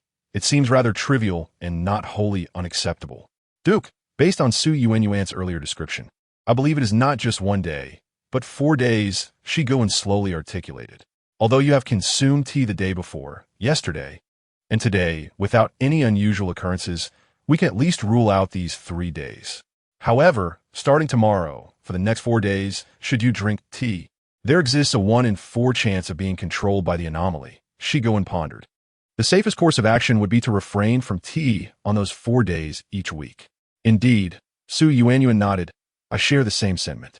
Lai Osili immediately donned a tearful expression. Fear not, Duke, let your morning beverage transition from hot tea to the milkshake I prepare for you. Shi Yuan smiled at Lai Osili, offering heartfelt comfort. Now she finally possessed a legitimate reason to have Lai Osili indulge in her homemade milkshakes. You will surely finish them all, won't you? Since meeting Lai Osili that morning, Su Yuan had meticulously observed him from various angles and found no discernible differences from before. Let Wei Lai Te take a closer look at Lai Osili later. If he deems everything fine, then it should indeed be without issue. Upon arriving at Wei Lai Te's office, they discovered Fu Ning Na and Xiao Wei already present, their expressions grave. Upon noticing their arrival, Fu Ning Na greeted them. Lai Osili, Shi Yuan, good morning. Then, she turned specifically to Su Yuan, offering a sweet smile. Su Yuan, good morning. Gazing at Fu Ning Na's delightful smile, Su Yuan felt his heart melt, and thus began a day filled with good spirits. Su Yuan, Wei Lai Te addressed him. There were some incidents yesterday concerning Fontaine and the Ubi College Opera House. I, along with Fu and Xiao Wei, am currently deliberating on these matters. Nevertheless, your intelligence remains our top priority. Please share any new information and rules you have encountered today. Is Wei Lai Te that significant to Fontaine? Is Fontaine unable to function without him? He merely took a day off, and an incident occurred. Moreover, their serious expressions suggest the incident was rather severe. Additionally, when Wei Lai Te mentioned Fu, there was a slight awkwardness and hesitation, indicating some unfamiliarity still remained. Though Su Yuan harbored many questions, he began to recount the peculiarities of Yu Shi, Kai Ding Shuji, and Lai O.C. Li's anomalous condition to those present. Of course, he refrained from mentioning whether he might be controlled by the anomaly. First, Su Yuan firmly believed he would not be controlled. Secondly, he feared that voicing such concerns might erode the trust others had in him. Speaking of which, Wei Lai Te, Lai O.C. Li has already consumed tea this morning. Did you notice anything unusual about him? Su Yuan directly inquired. Hey, Su Yuan, I noticed you scrutinizing me with your gaze since early morning. And you still have not alleviated your suspicions? Lai O.C. Li could not help but interject. Su Yuan, you are far too cautious. Better safe than sorry, after all. You have yet to ascertain which day your anomalous condition may manifest, and anomalies can disguise themselves. Su Yuan explained. I believe Lai Li poses no threat. Ve'lai testated. Previously, I failed to recognize Xiao Lei due to insufficient familiarity, but Lai Li appears unchanged from before. If Lai Li had already been controlled by an anomaly, he would have revealed his true nature long ago in this room filled with us. Su Yuan. Since Wei Lai Te has said so, you should feel reassured now. Lai Li waved his hand in resignation. Su Yuan nodded. Since Wei Lai Te has asserted this, there should be no significant issues. If it were to lose functionality, the judgment and ruling would be a minor concern. We could still proceed. However, without energy, Fontaine could very well face an energy crisis, which is indeed a considerable dilemma. Moreover, yesterday, the Yushi Kai Ding Shu Ji made an unprecedented ruling, aligning with your observations. Su Yuan, I shall take over from here. Xiao Lei interjected. This morning, the Special Patrol received an alarm regarding a person named AI Lin, who was brutally murdered in his home. While AI Lin may not have been an outright villain, he deceived many women in matters of affection and finance. Yesterday, he stood trial at the Ubi College Opera House as the defendant. The evidence was clear, and witnesses were plentiful. AI Lin was destined to lose the case. However, the Yushi Kai Ding Shuji rendered a death sentence to be executed immediately. Yet, AI Lin never awaited Wei Lai Te's presence, and he perished in his home last night. Now, some extremist groups, particularly AI Lin's friends and family, have turned their ire toward Lady Fu Ning Na and Fontaine, claiming we refuse to acknowledge the malfunction of the Yushi Kai Ding Shuji and instead resorted to murder to eliminate evidence. How can they say such things? Upon hearing this, Su Yuan felt a surge of anger. They were merely grasping at straws and spouting nonsense. Oh, Lai Li remarked, is it not evident? The Yushi Kai Ding Shuji has been contaminated and controlled by an anomaly. Yet, Lai Li soon sensed something amiss. Casting a puzzled glance at Fu Ning Na and Su Yuan. Fu Ning Na, Su Yuan, is the Yushi Kai Ding Shuji not a machine? Can machines be controlled by anomalies? I too cannot comprehend. Even if the Yushi Kai Ding Shuji was controlled by an anomaly, it remains a machine. Shi Gowen pouted, who then could have killed AI Lin. Fu Ning Na, as the creator of the Yushi Kai Ding Shuji, can you inspect it to discern what transpired? Lai Li inquired. Confronted with Lai Li's question, Fu Ning Na appeared slightly flustered, as she genuinely lacked understanding of the principles behind the Yushi Kai Ding Shuji in its current state. All right, Lai Li. I have already inquired with Fu, Wei Lai Te began, but ultimately revised his statement. I asked Fu Ning Na, and she admitted she is also uncertain about the situation. It is not the Yushi Kai Ding Shuji that has been controlled by an anomaly, but rather Fu Ka Luo Si within it. Thus, the world line of Teyvat has begun to shift, progressing toward an unpredictable trajectory. In truth, since the arrival of the anomaly in this world, all has inevitably undergone some degree of change. Sigh, how should one manage a machine tainted by an anomaly? Is it permissible to simply obliterate it? Lai Li lamented, withdrawing a teapot from his possession and taking a hearty sip. This scene was fortuitously witnessed by Su Yuan. Everyone be cautious. Maintain your distance from Lai Li. Su Yuan suddenly shouted, was startled by the sudden voice. Nearly choking on his tea, he looked bewilderedly at Su Yuan, who was gazing at him with a grave expression.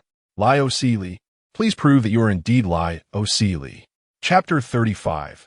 A misunderstanding, although everyone in the room was unaware of the unfolding situation. They still believed Su Yuan's serious demeanor and became wary of Lai Li. Su Yuan, what do you mean by that? Lai Li asked, perplexed. Violet has already said I am fine. Why do you still doubt me? Besides, I am Lai Li. How can I prove that I am myself? Stop pretending. Lai Li. Su Yuan said anxiously. I don't know why you're hiding your true self, but I have seen through you. Remember yesterday morning? Su Yuan continued. When I fed you the milkshake prepared by Shi Gowen, you clearly told me that you enjoy savoring every sip, whether it's tea or anything else. Yet just now you gulped down the tea without pausing. How do you explain that? That is true, Violet nodded. Although I couldn't detect anything unusual, the real Lai Osili savors his tea as one would appreciate water rather than drinking it hastily. Is that so? I can't believe I was deceived by the enigmatic Duke. Shigoan exclaimed in disbelief. Lord Furina, please hide behind me and look for an opportunity to escape quickly, Xiao Lei said. While we may not be equipped to handle the enigma, we must fight to protect your safety. Ha ha ha. Su Yuan, you truly are an observant individual. Le Usili Luktartili. You even noticed that. Ha ha ha. Su Yuan, take this. As Lai Osili charged towards Su Yuan, Violet stepped in front and conjured a wall of water. Bayili, no. Su Yuan exclaimed. Elemental power cannot resist the force of the enigma.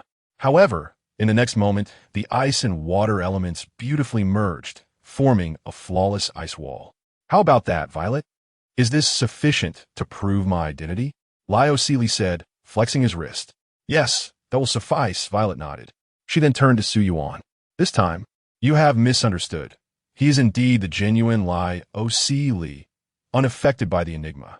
Violet pointed to the ice wall and explained if there is too much ice, the wall shatters easily. If there is too little, it cannot form properly. The ability to collaborate effectively and wield the right amount of power to create an ice wall is something only Lai Osili could achieve. Hearing Violet's confident words, everyone breathed a sigh of relief. Duke, why did you behave so unusually while drinking tea just now? Xiao Lei inquired. That is simply due to the enigma, Lai Osili sighed helplessly. For the next 4 days starting tomorrow, I cannot have even a drop of tea. So today, why should I concern myself with decorum or taste? It's more important to drink as much as I can. Su Yuan, taken aback, realized the simplicity of the reason behind the misunderstanding. Lai Osili, I apologize for misjudging you. He said, bowing in contrition. It's all right. Being cautious is a good thing. Lai Osili replied nonchalantly. Lord Violet. Just then, a voice called from outside, announcing that new content had automatically appeared in the judgment mechanism. New content has appeared automatically? Violet asked, puzzled. But since the judgment mechanism malfunctioned yesterday, it has been temporarily sealed and unused. It's the first time in hundreds of years that new content has appeared automatically. Let us go to the Ophelia Theater together and see it live, Violet suggested. Accompanied by Violet, Su Yuan and the others arrived at the Grand Ophelia Theater. Observing the imposing judgment mechanism before them, Lai Osili remarked, It's been ages since I was last here. My last visit had me seated in the defendant's chair. A member of the Shadow Court, Mi Lu Exent, handed Violet a special piece of paper, stating, Lord Violet. This is the new content that has automatically appeared in the judgment mechanism. Everyone leaned in to examine the paper, which read, The trial cannot be halted. The death penalty must be executed. If there is no subject for trial, a random individual will be selected for execution. Deadline, 6 o'clock tonight. What does this mean? Even if we do not conduct a trial here or utilize the judgment mechanism, will it still enforce the death penalty? Le Usili question. Could this be what the rules hinted at? A most unexpected event? Xia Volai pondered. And what does this random selection entail? If we do not provide a subject for trial, will it randomly execute someone? Furina voiced her concern. Do you remember what I told you before? Su Yuan said, frowning. The death penalty will undoubtedly be enforced on the same day. If it is not carried out on that day, something unforeseen might occur. Initially, I thought that as long as we didn't conduct a trial here, preventing the judgment mechanism from making a decision, no one would be sentenced to death, thus avoiding the execution. Yet now it seems that, regardless, the judgment mechanism will execute someone today. If we wish to fulfill the condition of no execution today and witness that unexpected event, it essentially means we must protect the person who is sentenced to death. However, we still do not know how the judgment mechanism executes its penalties, Shigoan mused. I have an idea, Su Yuan slowly replied. Have you considered that there might be someone hidden within the judgment mechanism? As soon as Su Yuan spoke, everyone was taken aback before realization dawned upon them. Is that so? Violet nodded. I suspected long ago that the judgment mechanism was overly intelligent, no matter how complex the case. As long as we input the data and evidence, it can make the most accurate judgment in a very short time. If it indeed conceals a person, they might have overheard my trial process and merely repeated my judgment. Su Yuan thought to himself, No wonder Violet guessed it right. Carlos operates precisely in this manner. So, are you suggesting that the one controlled by the Enigma is not the judgment mechanism itself, but rather the person hidden inside? Furina exclaimed in astonishment. Furina, why do I get the feeling you're even more shocked than I am? Are you truly the creator of the judgment mechanism? Là aussi les questions, puzzled. Though Su Yuan yearned to unveil the truth to everyone, he sensed the timing was not yet right. The current state of Carlos and the reason behind her being controlled by the Enigma remained shrouded in mystery.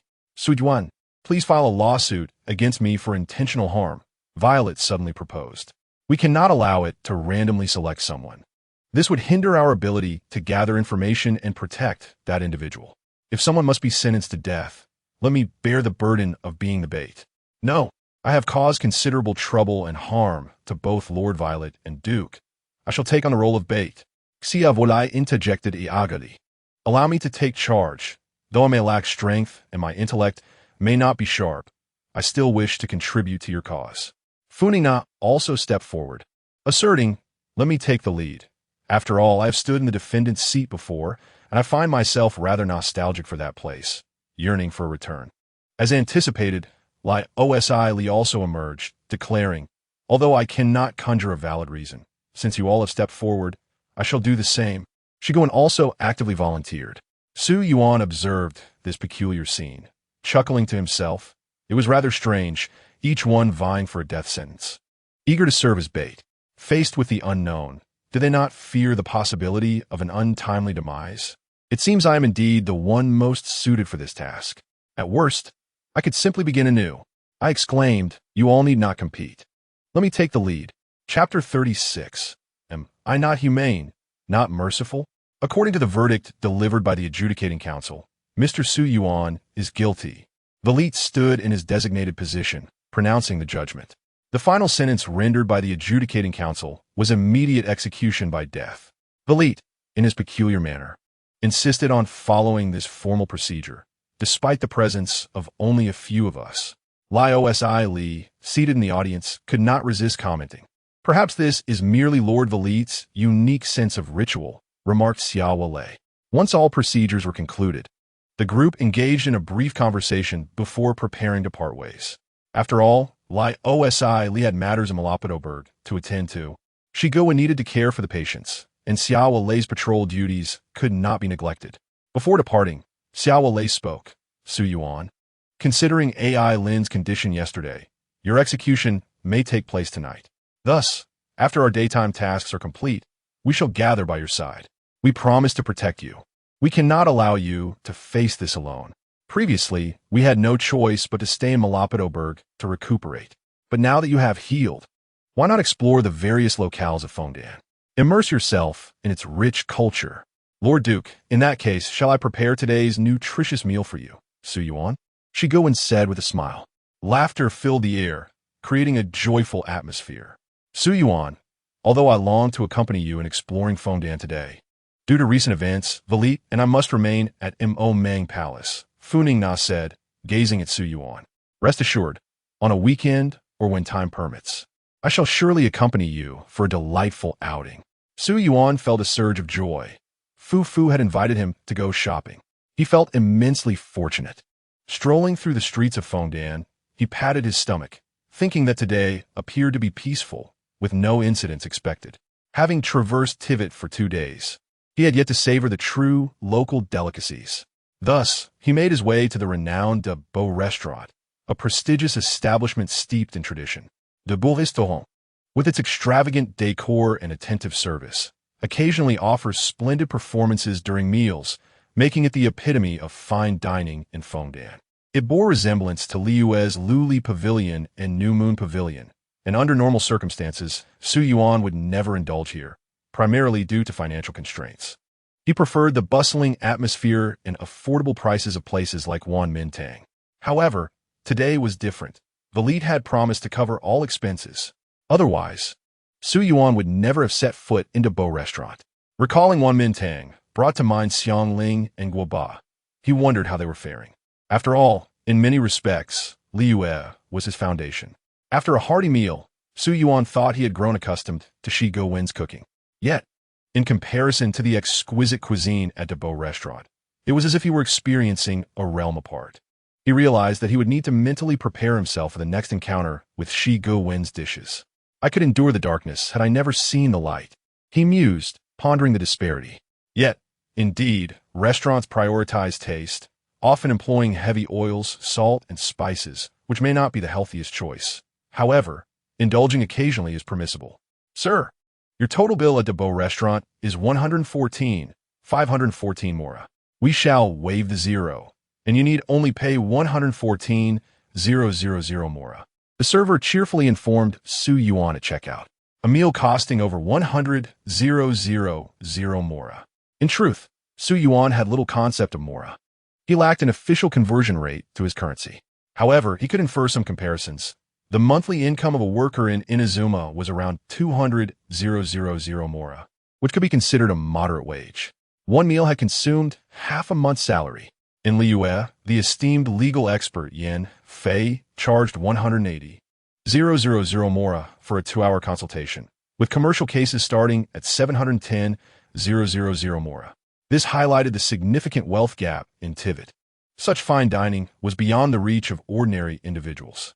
Nevertheless, Valit had assured him he would cover the costs, so he assumed he was wealthy enough to not care about this expense. However, a serious issue soon dawned upon Su Yuan. Reimbursement required him to pay up front and then submit receipts for reimbursement.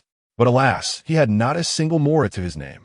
Oh dear, I have been so preoccupied with the uncanny that I neglected this matter, Su Yuan muttered to himself, feeling exasperated. I have become like that old man who leaves without his wallet. Yet, unlike him, he had no wallet to rely upon. Feeling a surge of embarrassment, Su Yuan found an excuse to visit the restroom, splashing water on his face to regain composure. Gazing into the mirror, he tentatively spoke. If I claim that all expenses are to be charged to Mo Mang Palace, Lord Valit's account, will they believe me? Suddenly, he heard a voice behind him and caught a glimpse of a figure in the mirror. Due to the droplets on the glass, the reflection was somewhat blurred, but he could discern a woman with long hair. Feeling perplexed, he thought, this is the men's restroom. Could she have taken a wrong turn? Miss, you appear to be in the wrong place. This is the men's restroom. The ladies' restroom is next door, Su Yuan said. Through the mirror's reflection, he clearly saw the woman slowly approaching him. She gently placed her hand on his shoulder and leaned in closer, whispering, I did not make a mistake. I came specifically to find you, Su Yuan. I wish to see you well-fed and watered before executing your death sentence. Am I not humane and merciful? Chapter 37. Su Yuan, you must be the child of Elite and Funingna, right? Indeed, she is Fu Kalosi. It appears that previous intelligence was flawed. The death sentence need not be carried out solely at night. Fu Kalosi displayed a look of bewilderment, remarking, Su Yuan, there seems to be a familiar aroma about you. This scent stirs up nostalgia and excitement within me. As she spoke, crimson veins of blood began to spread across her blue gown, and her visage underwent a drastic transformation. Her eyes vanished, her sockets hollowed, and sharp fangs sprouted from her mouth. Vivid red and dark brown fluids began to seep from her 7 orifices. Witnessing Fu Kaluosi's transformation, Su Yuan became increasingly convinced that she was under the bizarre influence of some entity. He understood that he was no match for this anomaly. Yet surrendering or begging for mercy was utterly out of the question. Since death was inevitable, he resolved to seize this opportunity to extract as much information as possible. Fu Kaluosi, you mentioned a familiar scent on me. Pray tell, what might it be? Su Yuan inquired, suppressing the fear and tension that gripped his heart. You know my name. After 5 centuries, I finally hear someone utter it again, Fu Kaluosi exclaimed, taken aback. Your recognition makes it difficult for me to carry out the sentence of death. After all, you're the only one who has understood me in all these years. Su Yuan thought to himself, Fu Kaluosi, this cannot be. A death sentence is a death sentence. You cannot show leniency based on personal sentiments. He gradually reached into his pocket, grasping the small knife he always carried, ready to end his own life if necessary. Yet, he sensed that the altered Fu Kaluosi was different from others under similar control. Oh, it dawns on me. Fu Kaluosi suddenly cried out. You carry the essence of the way lie te within you. half of your bloodline flows with that of the Wei Lai Te. Su Yuan was taken aback. Had Fukalosi truly discerned this? Indeed, he bore half of the ancient dragon's bloodline, a testament to her sharp gaze and keen senses. However, her next words left him perplexed. Su Yuan, you must be a child of the Wei Lai Te, are you not? Su Yuan was bewildered. Such a pure bloodline residing within you. It cannot be mere coincidence. Su Yuan, you must be the offspring of the Wei Lai Te, correct? She reminisced about the arrival of the Wei Lai Te in Fontaine 4 to 5 centuries ago, recalling how he struggled to interact with humanity. She was astonished that so many years had passed and that his child had grown so much. Fukalosi, could you allow me to explain? At that moment, Su Yuan felt no fear, only a sense of absurdity and exasperation. Fukalosi's imagination was truly boundless. Yet, she paid no heed to his actions or reactions. Continuing her monologue, the other half of your bloodline is an exceptionally pure human essence. Such untainted human blood can only be found in that little one. To me, she embodies the ideal and purest form of humanity, for she is indistinguishable from true humans. She represents the ideal version of myself. Furina, she must be your mother, correct? Su Yuan was flabbergasted. He never anticipated that Fukalosi's imagination could be even more extravagant. In Teyvat, humans could indeed procreate with other species. For instance, there was the workaholic Wang Xiaomei from Liyue and the law expert Yin Fei. Additionally, certain beings could attain human-like traits, such as the cunning foxes of Inazuma and the mischievous wind sprites of Mondstadt. However, in his own world, reproductive isolation existed between humans and other species. Only humans could reproduce with one another. Thus, he was undoubtedly a pure human.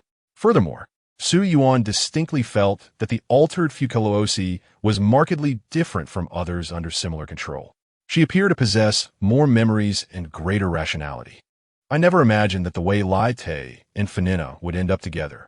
I always believed that the Wei Lai Te would protect that timid, yet brave and kind-hearted Furina, who exhibited both the flaws and virtues of humanity, treating her like a sister or daughter.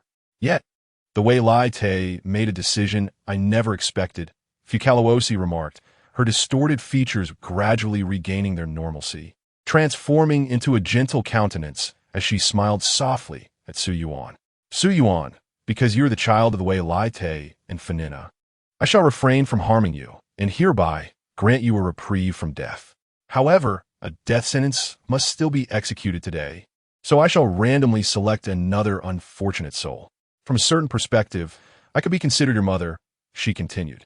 Now, call me mother and let me hear it. Su Yuan was overwhelmed with disbelief. Fukalosi was sparing him from execution? This did not seem like a favorable turn of events.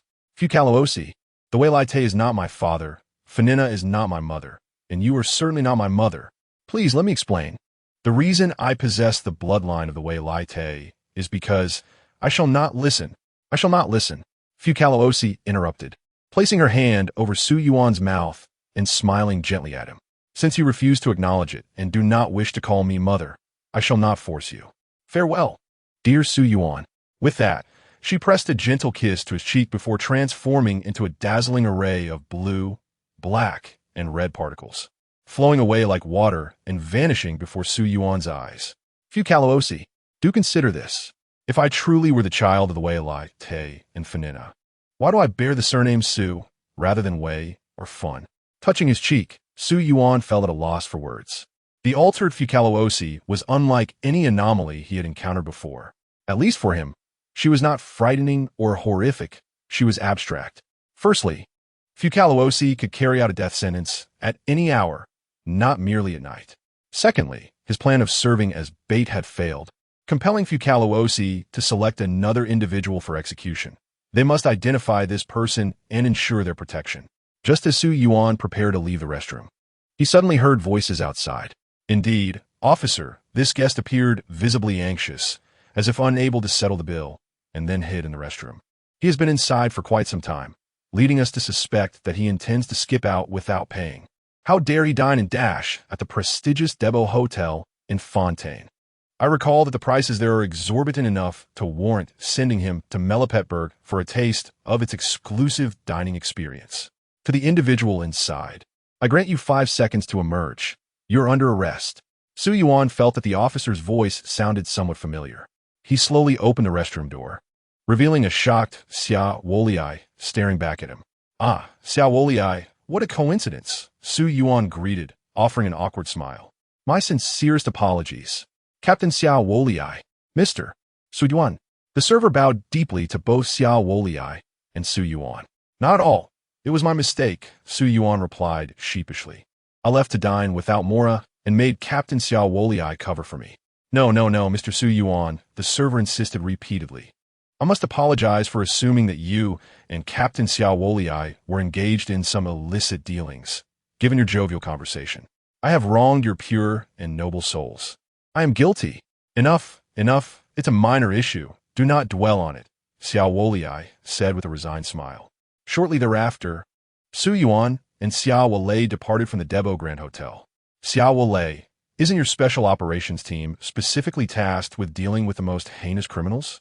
Why do you need to intervene for someone merely dining and dashing?" Su Yuan inquired, puzzled. "I was focused on dealing with the bizarre incidents and didn't anticipate this situation," he continued, suddenly awakening to the sight of the gun behind Xia Wolei, thankfully pointed upwards. "Su Yuan, you only just realized this? It seems you have something on your mind," Xia Wolei remarked, her gaze penetrating. "As expected of Captain Xia Wolei, you discern that," Su Yuan replied. "Let's proceed to Imo Meng Palace. I intend to address this matter before Wei Lai Te and Fu Ning Na." Upon arriving at Imo Meng Palace, they found Wei Lai Te's office empty.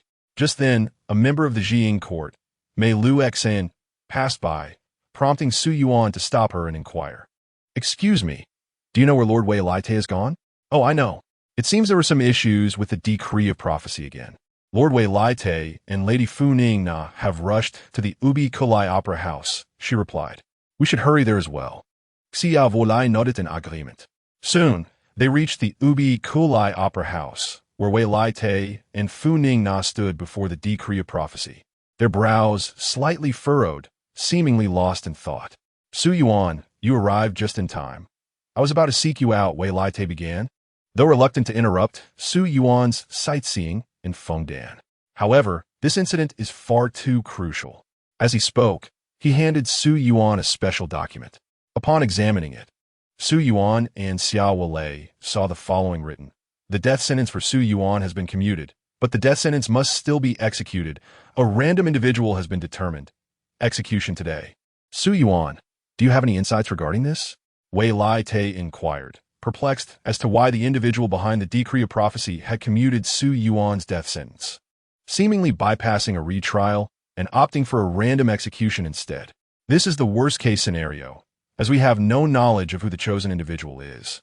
Lord Wei Lai Te, I came to discuss this very matter. The death sentence does not necessarily have to be executed tonight."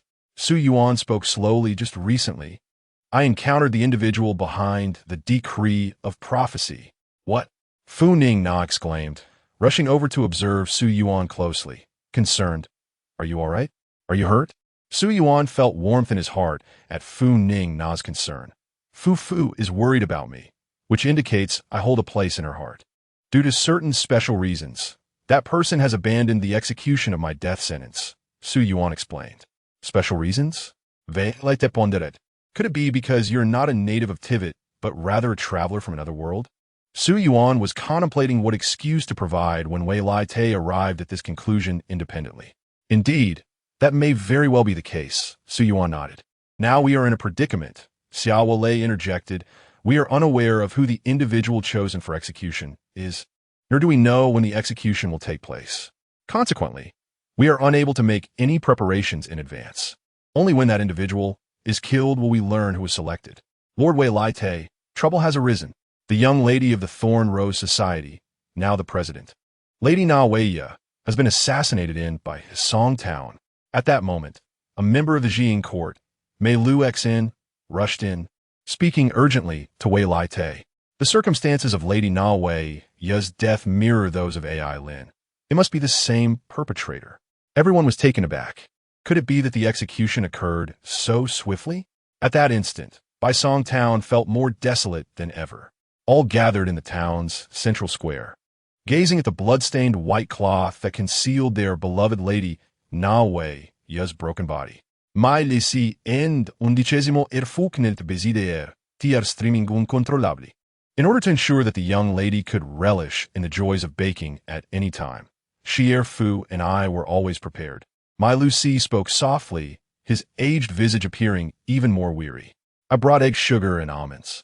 Although Xier Fu wore sunglasses, they could not conceal his tears and the anguish etched on his face. But where are you, young lady? My Lucy looked at the crowd, heartbroken. Everyone present longs to savor your baking once more, to taste your macarons and your gingerbread. Hey, look over there. Isn't that Lord Wei Lai Te, Lady Fu Ning Na, and Captain Xiao Lei? They have come to buy Song Town. At that moment, someone from the outer circle called out loudly, Lord Wei Lai Te, Lady Fu Ning Na, Captain Xiao Lei, you must uncover the murderer and bring justice for our beloved Lady Na Wei. This villain is utterly detestable. Lady Na Wei was so young. I would have preferred it to be me. Lord Ka Lei Si died under mysterious circumstances, and now his only daughter Na Wei has met a tragic end. This world offers no rewards for good people. We had hoped to develop by Song Town under Lady Na Wei's leadership and restore the Thorn Rose Society to its former glory, but now that is all impossible. The crowd surged forward, voicing their grief, anger, pain, and regret. Su Yuan and his companions watched this scene, their hearts heavy with sorrow. If Ai Lin was, to some extent, deserving of his fate, then Na Wei truly suffered an undeserved tragedy. Though Su Yuan had yet to meet Na Wei since arriving in Teyvat, he was still well aware of her character. Such a principled, kind-hearted, and warm-hearted young lady should not have perished in vain. Na Yiya. At that moment, someone suddenly emerged from a nearby room, calling out Na Wei's name. However, the next instant, she noticed the blood-stained white cloth and the crowd surrounding Fu Ning Na. Fu Ning Na. Without hesitation, she drew her twin blades and charged toward Fu Ning Na. Return Na Wei to me, you murderous demon. Chapter 39. Qianji and Fu Ning Na, hearing her name called, instinctively turned to see an individual wielding twin blades, aggressively approaching her. Tears shimmering in her eyes, filled with sorrow and pain. You murderous demon. Fu Ning Na was momentarily taken aback. A murderous demon? Was that directed at her? In the next moment, Wei Lai Te stepped forward, positioning himself in front of Fu Ning Na, raising his hand to conjure an immensely thick wall of water, obstructing the assailant's attack. Qianji, what are you doing? Calm down. There must be some misunderstanding. Stop this at once. Currently, Qianji had completely lost her previous composure and grace. It was the first time Xiao Lei had witnessed such an expression from her. Ha ha, Xiao Lei. I never expected to see you here. Qianji and Wei Lai Te faced off, suddenly bursting into a sorrowful, derisive laughter. Xiao Lai, you are one of the few who truly understands me. You know, I have always been this way, direct and unyielding, without regard for others' feelings. I simply wish to be my true self. As for calmness, how can I remain calm when the murderer of Na Wei stands before me? In the next moment, the divine eye at Qianji's waist suddenly radiated an immense light, and the twin blades she wielded erupted with an unparalleled intensity of rock elemental power. Make way for me. Amidst the slightly astonished gaze of Wei Lai Te, Qianji, with an unstoppable momentum, cleaved through the water wall before her. This unexpected turn of events greatly surpassed Wei Lai Te's expectations. Although she had shared half of her ancient dragon's blood with Su Yuan, diminishing her strength, she did not imagine herself to be so feeble. Indeed, humanity is a species brimming with boundless potential, capable of unleashing power that could astonish even the divine. It appears that I must take this more seriously, Wei Lai Te thought as she prepared to intervene. However, Xiao Lei stepped forward, positioning herself in front of Fu Ning Na, brandishing her spear to absorb Qianji's formidable strike. Qianji, there must be some misunderstanding. Xiao Lei struggled to hold back, astonished that Qianji could unleash such tremendous power. Lady Fu Ning Na has always been with us, never out of our sight. How could she possibly be the one who killed Na Wei? Indeed, Qianji, you must have misunderstood something. Su Yuan, recovering from a shock, echoed her sentiments. The moment Qianji shattered Wei Lai Te's water wall, Her aura and courage reminded Su Yuan of a wandering warrior, one who boldly faced the brilliance of thunder and dared to sever the water wall of a dragon king. Are the expatriates of Inazuma truly this fierce? As for why Qianji regarded Fu Ning Na as Na Weiya's murderer, Su Yuan understood all too well. It must have been when Fu Ka Luo Si executed the death sentence that Qianji witnessed the event. And who do you think you are? Do I even know you? Qianji retorted harshly at Su Yuan, who could only smile wryly, acknowledging her sharp tongue. Miss Qianji, there must surely be some misunderstanding. Lady Fu Ning Na cannot possibly be the murderer, Wei Lai Te slowly interjected. Impossible? Qianji scoffed coldly. I saw it with my own eyes. The murderer of Na Weiya, although clad differently, bears the same face, physique, and voice. There can be no mistake. It is Fu Ning Na. Is it truly Lady Fu Ning Na who killed Miss Na Weiya? Murmured someone in the crowd. Did the judgment mechanism not malfunction yesterday? The one named AI Lin was sentenced to death, yet Lady Fu Ning Na claimed the machine was functioning properly. By nightfall, AI Lin was dead. Are there not rumors circulating that Lady Fu Ning Na and Mo Mangong, in an attempt to cover up their blunder, refused to acknowledge the malfunction of the judgment mechanism and resorted to silencing witnesses? Moreover, the manner of the young lady's demise today is almost identical to AI Lin's. It must be the work of the same person. Listening to the murmurs of the crowd, Su Yuan felt a pang of discomfort. Although he knew the truth, he could not voice it due to various concerns. He found himself at a loss for words. After all, detective novels are merely fiction. How could one take them seriously? Even if Fu Ning Na did not kill AI Lin or Na Weiya, the judgment mechanism had functioned without flaw for centuries, yet suddenly it was plagued by issues. And Mo Mangong had yet to provide an explanation to the public. Furthermore, Wei Lai Te, why did you suddenly take leave? What major blunder occurred in Fontaine while you were absent? You must be held accountable for this. Xiao Wei, is your special patrol not meant to protect Fontaine? Why has it taken so long to apprehend the culprit? What exactly have you and your patrol been safeguarding in Fontaine? You two share an undeniable responsibility. However, I find merit in what that gentleman has said. Moreover, Lady Fu Ning Na has loved the people of Fontaine for centuries. How could she possibly harm others?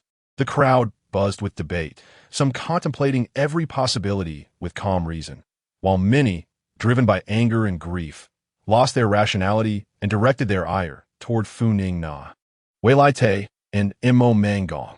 Such is the nature of crowds, akin to sheep without autonomy, merely following the lead of the shepherd, like grass by the wall, swaying with the wind, like leaves upon the water, drifting with the current.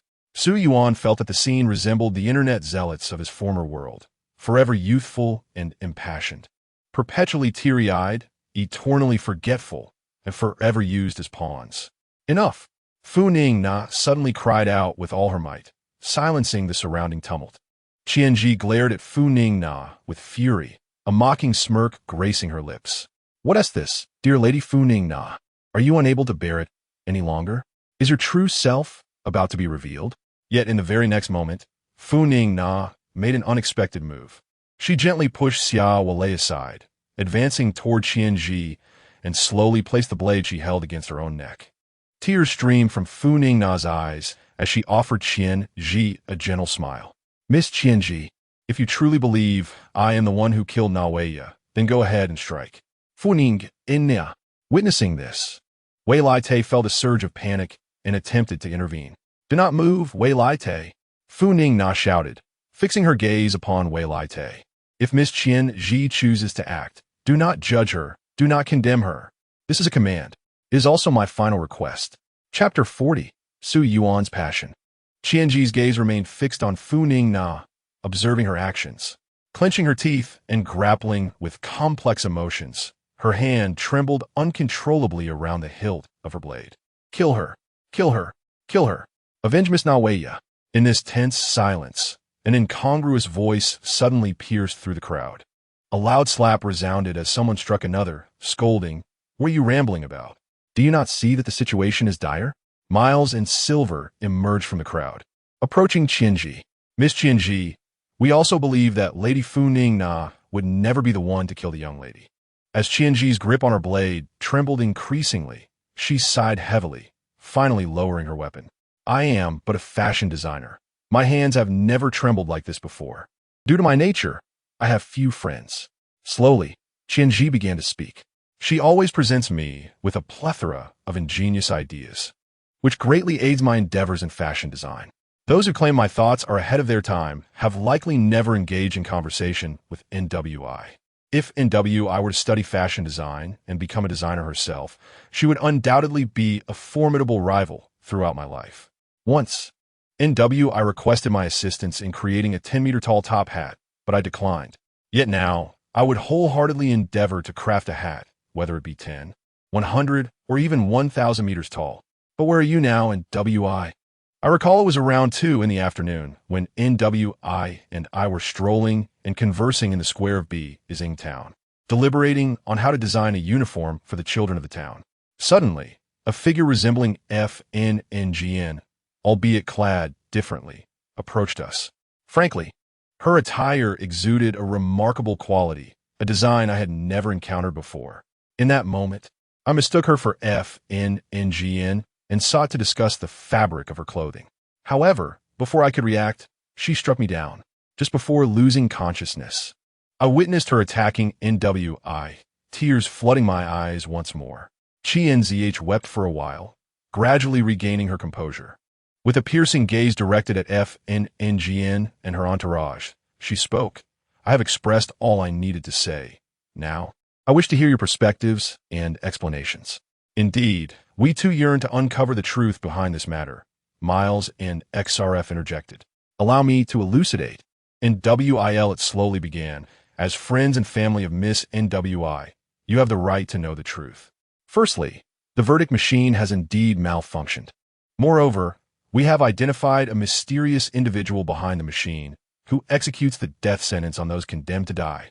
However, I had never even appeared at the UBKLI Opera House for a trial, let alone been sentenced to death. Qianzh exclaimed. Yes, this brings us to the second rule. In WIL, it continued, if no one is sentenced to death on that day, that mysterious individual will randomly select someone to execute. Oh, so the Ing Palace, in pursuit of its own reputation, disregards the safety of the citizens of FNGDN, unconcerned about which unfortunate soul meets their demise? Qianzh retorted coldly, her expression darkening slightly. That is not the case. Sun spoke up. Every person present here is willing to become the sacrificial bait to draw out that mysterious individual. Originally, I was to be executed, but due to certain circumstances, my sentence was commuted, prompting the individual to select a random target. In a sense, NWI's death is my responsibility. Responsibility? Qianzh scoffed coldly. What good is that? NWI is already dead. She is gone. By the way, who exactly are you? I have never seen you in FNGDN, she added. His name is Sun, a friend of ours, a trustworthy individual. NWIL replied. Very well. Sun, I shall remember you, and I will hold a grudge against you for life, Qianzh said slowly. You, Ing Palace, and Sun bear undeniable responsibility for NWI's death. While it is wrong to assault someone in public, I will not relent to you this time, Qianzh declared, casting a resolute glance at Whili. From now on, every time I see Sun, I shall strike him. By the way, Sun, did you not encounter the mysterious individual behind the verdict machine? FNNGN Sudenli Incroyable. Looking intently at Sun, why have we not heard you describe her appearance, which resembles mine? So, her appearance is a disguise? Sun explained. If XGWN were present, he would instantly discern Sun's deception. Thus, seeking an excuse, Sun declared, you all continue your discussion.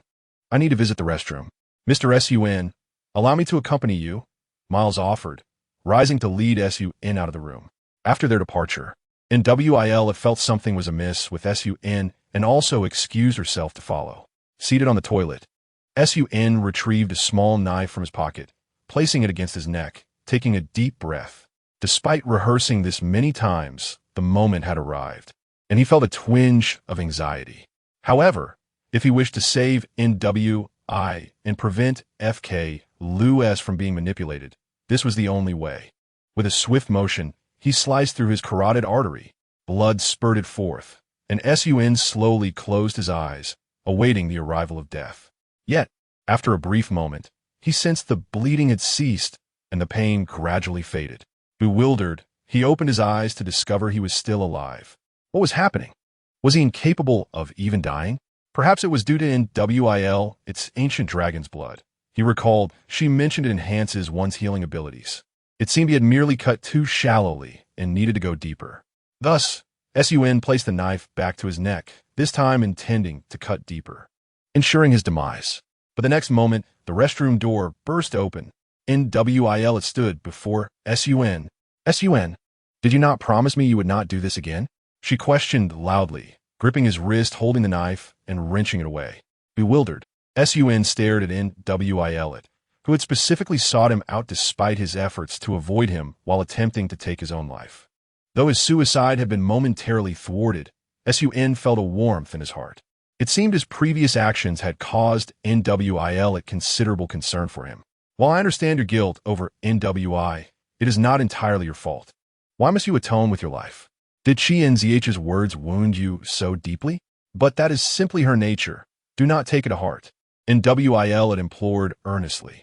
Otherwise, he would not have let go of you like LIS. Huh? Sun felt puzzled as to why he had brought up LIS. NWIL it looked on in shock, unable to articulate a response. NWIL it, you promised to trust me. Sun urged, meeting her gaze. NWIL it clenched her teeth, remaining silent, but eventually released her grip on Sun, returning the knife to him. Then, with a heavy heart, she closed her eyes. Thank you, NWIL it. In the next instant, NWIL it felt Sun's warm blood splatter across her face. Chapter 41, Assemble. Head to B is Ing Town. Protect, NWI. Sun abruptly opened his eyes, once again experiencing that familiar sensation. The palm of his left hand was pierced with pain. He had died once more.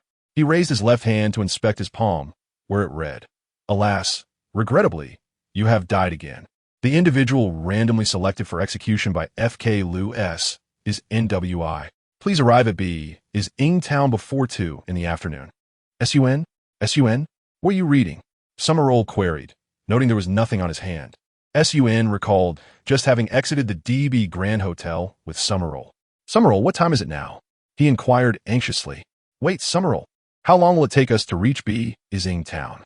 B is Ing Town? Why would you want to go to such a remote place? Xiao Wolei, somewhat perplexed, spoke up, remarking that the location in question was not above ground, had poor lighting, outdated facilities, and an overall dark and damp environment, resembling the gray river beneath Fontaine. Generally speaking, visitors to Fontaine would not have the inclination to visit such a place. Not all. Xiao Wolei, listen to me.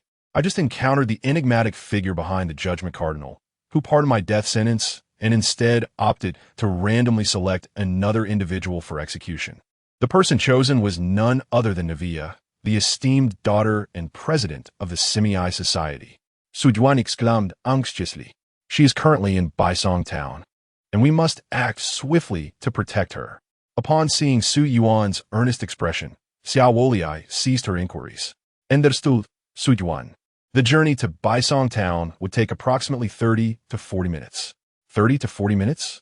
With nearly 2 hours remaining until 2 o'clock, we have ample time. Yuan said, momentarily relieved.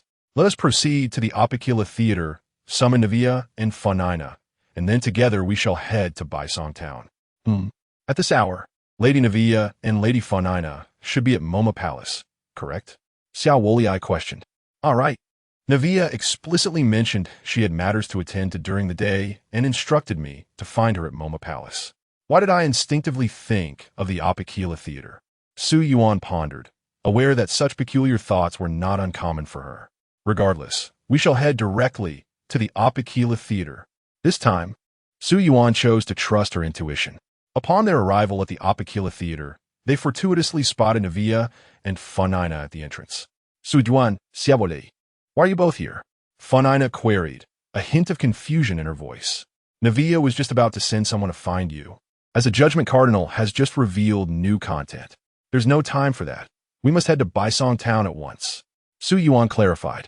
I encountered the mysterious figure behind the Judgment Cardinal, who, for reasons unknown, pardoned my death sentence, but randomly selected Naviya as the target for execution. We must rush to Baisong Town to safeguard her. To save time, under Naviya's direction, the group boarded an airship bound for Baisong Town. This drastically reduced their travel time from 30 to 40 minutes to just a mere 10. Yuan, I cannot help but marvel at the strength of your intelligence network. Xiao Wolei remarked. Previously, we were troubled by our inability to determine who would be selected for execution. Yuan chuckled softly to herself. How could it not be formidable? It was all a result of life and death stakes. However, I still harbor concerns. Even with knowledge of the target, do we truly stand a chance against the unknown? Fontaine expressed her worries. This isn't merely a matter of odds. We must take a stand, Yuan asserted. Originally, I was to be executed, but now innocent lives are at stake. We cannot turn a blind eye. Moreover, we must engage with the person under the influence of the unknown to uncover the reasons and conditions of her transformation, thereby seeking to reverse it. Yuan felt that in order to protect Naviya, they would inevitably have to confront the mysterious force. Thus, it was prudent to prepare everyone. If you encounter the figure behind the Judgment Cardinal, do not be surprised, regardless of her appearance. Yuan, haven't you seen her? Why not just tell us what she looks like? Fontaine inquired. Even now, Yuan hesitated, debating whether to divulge the entire truth to her companions. A lingering worry occupied her mind. Would revealing the complete truth lead Teyvat down a perilous path? All right, Fontaine, since Yuan has her reservations, let us not press her. Naviya interjected. In due time, we shall naturally come to know what she looks like. Time, 1:05 p.m. Location, Baisong Town. Fontaine, a few individuals laboring nearby, looked up at the sky. Look, is that an airship descending towards Baisong Town? One pointed out. It seems so. It's getting closer. Another chimed in. Quick, inform Boss Naviya. I've heard that those who can board such airships are either wealthy or influential. Indeed, we cannot afford to mishandle this. Let us hurry and fetch Boss Naviya. Under the blazing sun, Naviya donned sunglasses and carried a floral parasol, accompanied by Miles, Silver, and Qianji. Naviya, I must say, we were enjoying a delightful conversation. Why must you go out to greet them? Qianji remarked coolly. Honestly, I find your courteous behavior rather irksome. If they have matters to discuss, let them do so on their own. Why must we cater to them? Oh, Qianji, the Semi Society in Baisong Town are not like your Qianji house, Naviya replied, removing her sunglasses and folding her parasol. Your establishment sets the fashion trends in Fontaine, admired by many, so you needn't overly concern yourself with others' feelings, given your absolute authority in the fashion industry.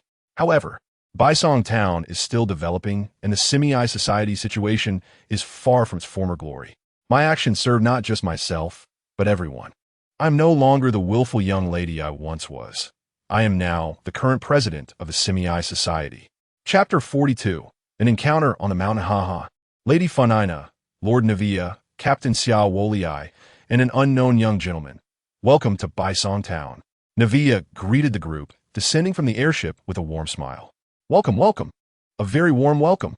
Miles and Silver, standing behind Naviya, clapped in unison. Even the typically composed Qianji seemed taken aback by the grand assembly. This was no ordinary gathering. It essentially represented the highest echelons of power in Fontaine, excluding only the autonomous Duke of Melipitberg. Evacuate the residents of Baisong Town? Naviya's expression turned puzzled, quickly followed by concern for the safety of the townsfolk. Was a natural disaster, like an earthquake, about to occur? Just convey that to the residents. We'll explain the specifics shortly, Fontaine instructed.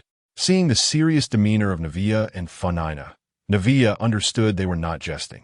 Miles, Silver, did you hear? Quickly follow Lord Naviya and Lady Fontaine's instructions. Naviya commanded. Yes, miss, leave it to us. Miles and Silver assured her as they rushed off to evacuate the townsfolk. Hey, Xiao Wolei, let us get this straight.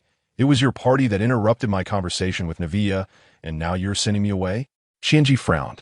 I'm genuinely curious now. I think I'll stay. Naviya, someone intends to assassinate you, which is why we are here to protect you, Naviya stated. Protect me? Navia was momentarily at a loss for words. I am no delicate flower. Those who wish to assassinate me should weigh their own capabilities. Furthermore, with such an impressive entourage of Lord Navia, Lady Furina, Captain Xiao Wolii, and this unknown young gentleman, is this not a bit extravagant for my protection? Not at all. Due to the formidable nature of our adversary, even we cannot guarantee your safety, as Valit candidly expressed. If circumstances allowed, Duke Leosi should have accompanied us as well.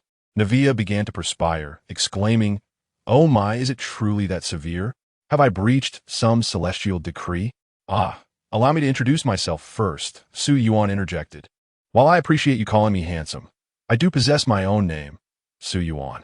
The Su from Taramis, and the Yuan from Broken Walls and Remnants." "Taramis? I adore that dessert. It is sweet and fragrant," Navia replied with a smile. Yuan continued, "Indeed, I suddenly feel that there is no need for Valit and Furina to hastily disperse the crowd. For that individual's target is not by Song Town, but Navia herself. Why not escort Navia to an open area instead of turning by Song Town into a battlefield?" Yuan's words struck a chord with those present. "That does seem quite reasonable," remarked Shavel. Valit exclaimed, "Yuan, you truly are a genius." Furina added, astonished, "It dawns on me now. To the southeast of Baisong Town lies Chofin Mountain." Yuan and his companions ascended the path along the western side of Chofin Mountain. Yuan vaguely recalled someone mentioning bringing him to the summit of Chofin Mountain to witness the sunrise, yet he could not recall who that person was. Perhaps the fatigue of recent days had conjured strange illusions and memories. "Shavel, what time is it?" Yuan inquired. "Your relentless tongue remains unchanged even after all this time." Shavel replied, exasperated. Qianji shrugged and remarked, "I merely speak the truth. It's in my nature to be honest." "Oh dear, can you not be so confrontational? We are all friends here." Navia interjected. "I'm not being confrontational. I'm simply stating the facts," Qianji responded. Furina whispered to Valit, "I've long heard that the tailor from Qianji's abode is quite a unique character, and it appears to be true." Valit, wishing to say something to Furina, suddenly sensed an ominous presence. "Everyone, be alert.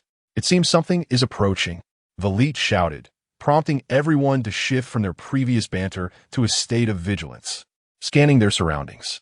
True to form, "Valit, you sensed my presence before I even revealed myself." The group was astonished to see a figure suddenly appear on the lawn ahead. She possessed an identical voice, physique, and countenance to Furina, albeit with longer hair and dressed in a flowing gown. "You are the reflection in the mirror," Furina gasped internally. Valit and Shavel were equally taken aback. None expected the enigmatic figure behind the decree of judgment to resemble Furina so closely. Navia and Qianji were equally surprised that the assassin had Funina's visage. Had Furina not sought them out earlier, they might have mistaken her for the assassin. "Yuan, I am genuinely curious how you deduced. I randomly selected Miss Navia," Funica said with a smile, greeting Yuan. "Do you possess the ability to foresee the future? Form a formation to protect Miss Navia." Shavel reacted swiftly, and everyone took their positions, encircling Navia. "What do you mean by this?" Funica said coldly. "Are you obstructing my execution of a death sentence? I had thought you all were here to admire the exquisite beauty of life as it withers." Funica's visage, hair, and gown began to warp and shift, transforming from a fresh blue to a chaotic blend of red, black, and brown, oozing a crimson, foul-smelling liquid. Furina gasped, covering her mouth, while Qianji and Navia were taken aback. It was their first encounter with someone under such bizarre control. "I grant you 3 seconds. Step aside," Funica commanded, her blood-red eyes widening as she licked her earlobe with her elongated tongue, raising her claw-like hands. "Otherwise, I would not hesitate to carry out multiple executions today." Chapter 43. Eggs, sugar, almonds, bring your own from now on.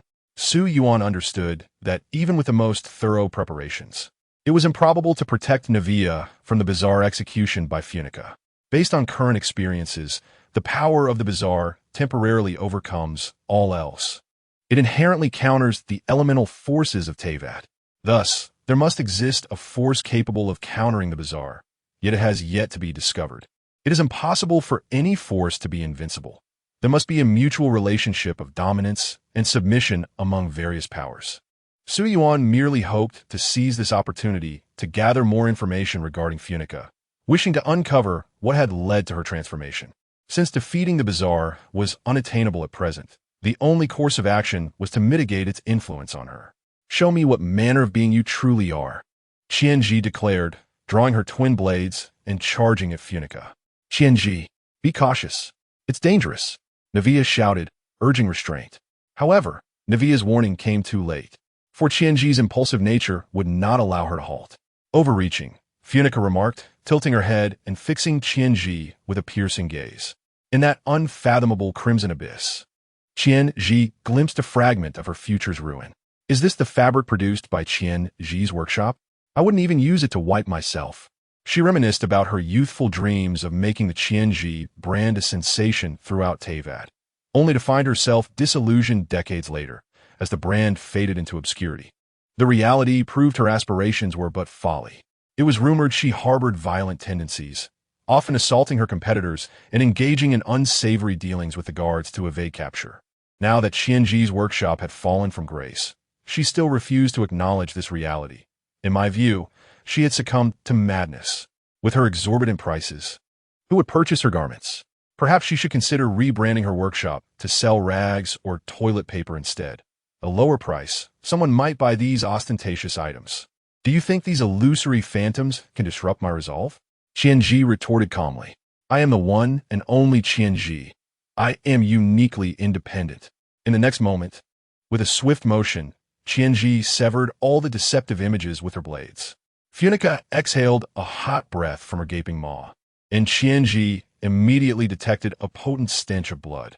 "Farewell," Furina said, opening her gory mouth to attempt to devour Qianji's head. "Qianji, duck!" Shavel and Navia shouted in unison. One raised a gun, firing elemental bullets of fire, while the other wielded a parasol gun, launching rock element projectiles. Qianji ducked just in time, as Shavel and Navia's attacks struck Funika's face with precision. "Do you realize you are obstructing the execution of the death sentence?" As the haze of gunfire dissipated, Fukaluasi's visage bore no scars. The elemental force indeed proved ineffective against the uncanny. The death sentence was not merely an outcome, but a gradual process of life withering. Fukaluasi spoke slowly. "I shall ensure that you relish this process. Of course, Su Yuan, with the exceptions of Wei Lai Te and Fu Ning Na. I desire them to witness the denouement of Fontaine alongside me." Darling?" Fu Ning Na gazed at Su Yuan in shock, bewildered as to why this aberration referred to Su Yuan in such an affectionate manner. Meanwhile, the attention of the others fixated on the phrase "the denouement of Fontaine." As it stood, the conclusion of Fontaine seemed to align with the prophecy that foretold all would dissolve in the waters, leaving only the water god to weep alone upon the throne. The most astonished was Su Yuan, who never anticipated that Fukaluasi had succumbed to aberration, yet still pondered the fate of Fontaine. Thus far, those under the influence of the uncanny had lost their sanity, transforming into monstrous beings that preyed upon others. It remained unclear whether it was his own oversight or if they genuinely lacked a discernible objective. However, Fukaluasi was different. She executed the death sentence with methodical precision, outlining rules for them, and now even seemed to be plotting the conclusion of Fontaine. Su Yuan felt a sense of unease washing over him. Yet, in the next moment, Fukaluasi's expression shifted to one of acute urgency. "These wretched peasants dare to lay hands on the decree of the cardinal?" She lifted her gaze, casting a frigid glare at the assembled crowd. "I lack the time to indulge you in leisurely games. I must immediately execute the death sentence on Na Weiya. Protect the young lady." Miles and Sier Fu exclaimed in unison, fully aware of their disadvantage, yet resolute in their preparedness for battle once more. Fukaluasi took a measured step forward. Though she was barefoot upon the lawn, it felt as though she tread upon a pool of blood, sending ripples of crimson outward. Then, an overwhelming pressure enveloped them, rendering their bodies immobile. "What is happening? Why can I not move?" Qianji voiced her anxiety, watching as Fukaluasi approached Na Weiya, powerless to intervene. Wei Lai Te, perhaps in the best condition among them, found his movements slowed to an excruciating crawl, rendering him incapable of action. Fukaluasi stood before Na Weiya, raising her bloodied claws, poised to pierce the young lady's heart. Su Yuan ached at the sight, realizing once again he had failed to save anyone. Nonetheless, he did glean some new information. Fuka Luasi's notion of witnessing the conclusion of Fontaine and the recent occurrences surrounding the decree of the cardinal suggested further developments. Farewell, Naweya, as I execute your death sentence. Fuka Luasi lunged her claws toward Naweya, yet the latter exhibited no signs of pleading or desperation. Instead, she fixed her gaze defiantly upon Fuka Luasi. However, in the next instant, two figures dashed forth from the side, interposing themselves between Fuka Luasi and Naweya. Fuka Luasi's claws pierced through the chests of those two, halting just short of Naweya's heart. Fuka Luasi regarded the scene with astonishment.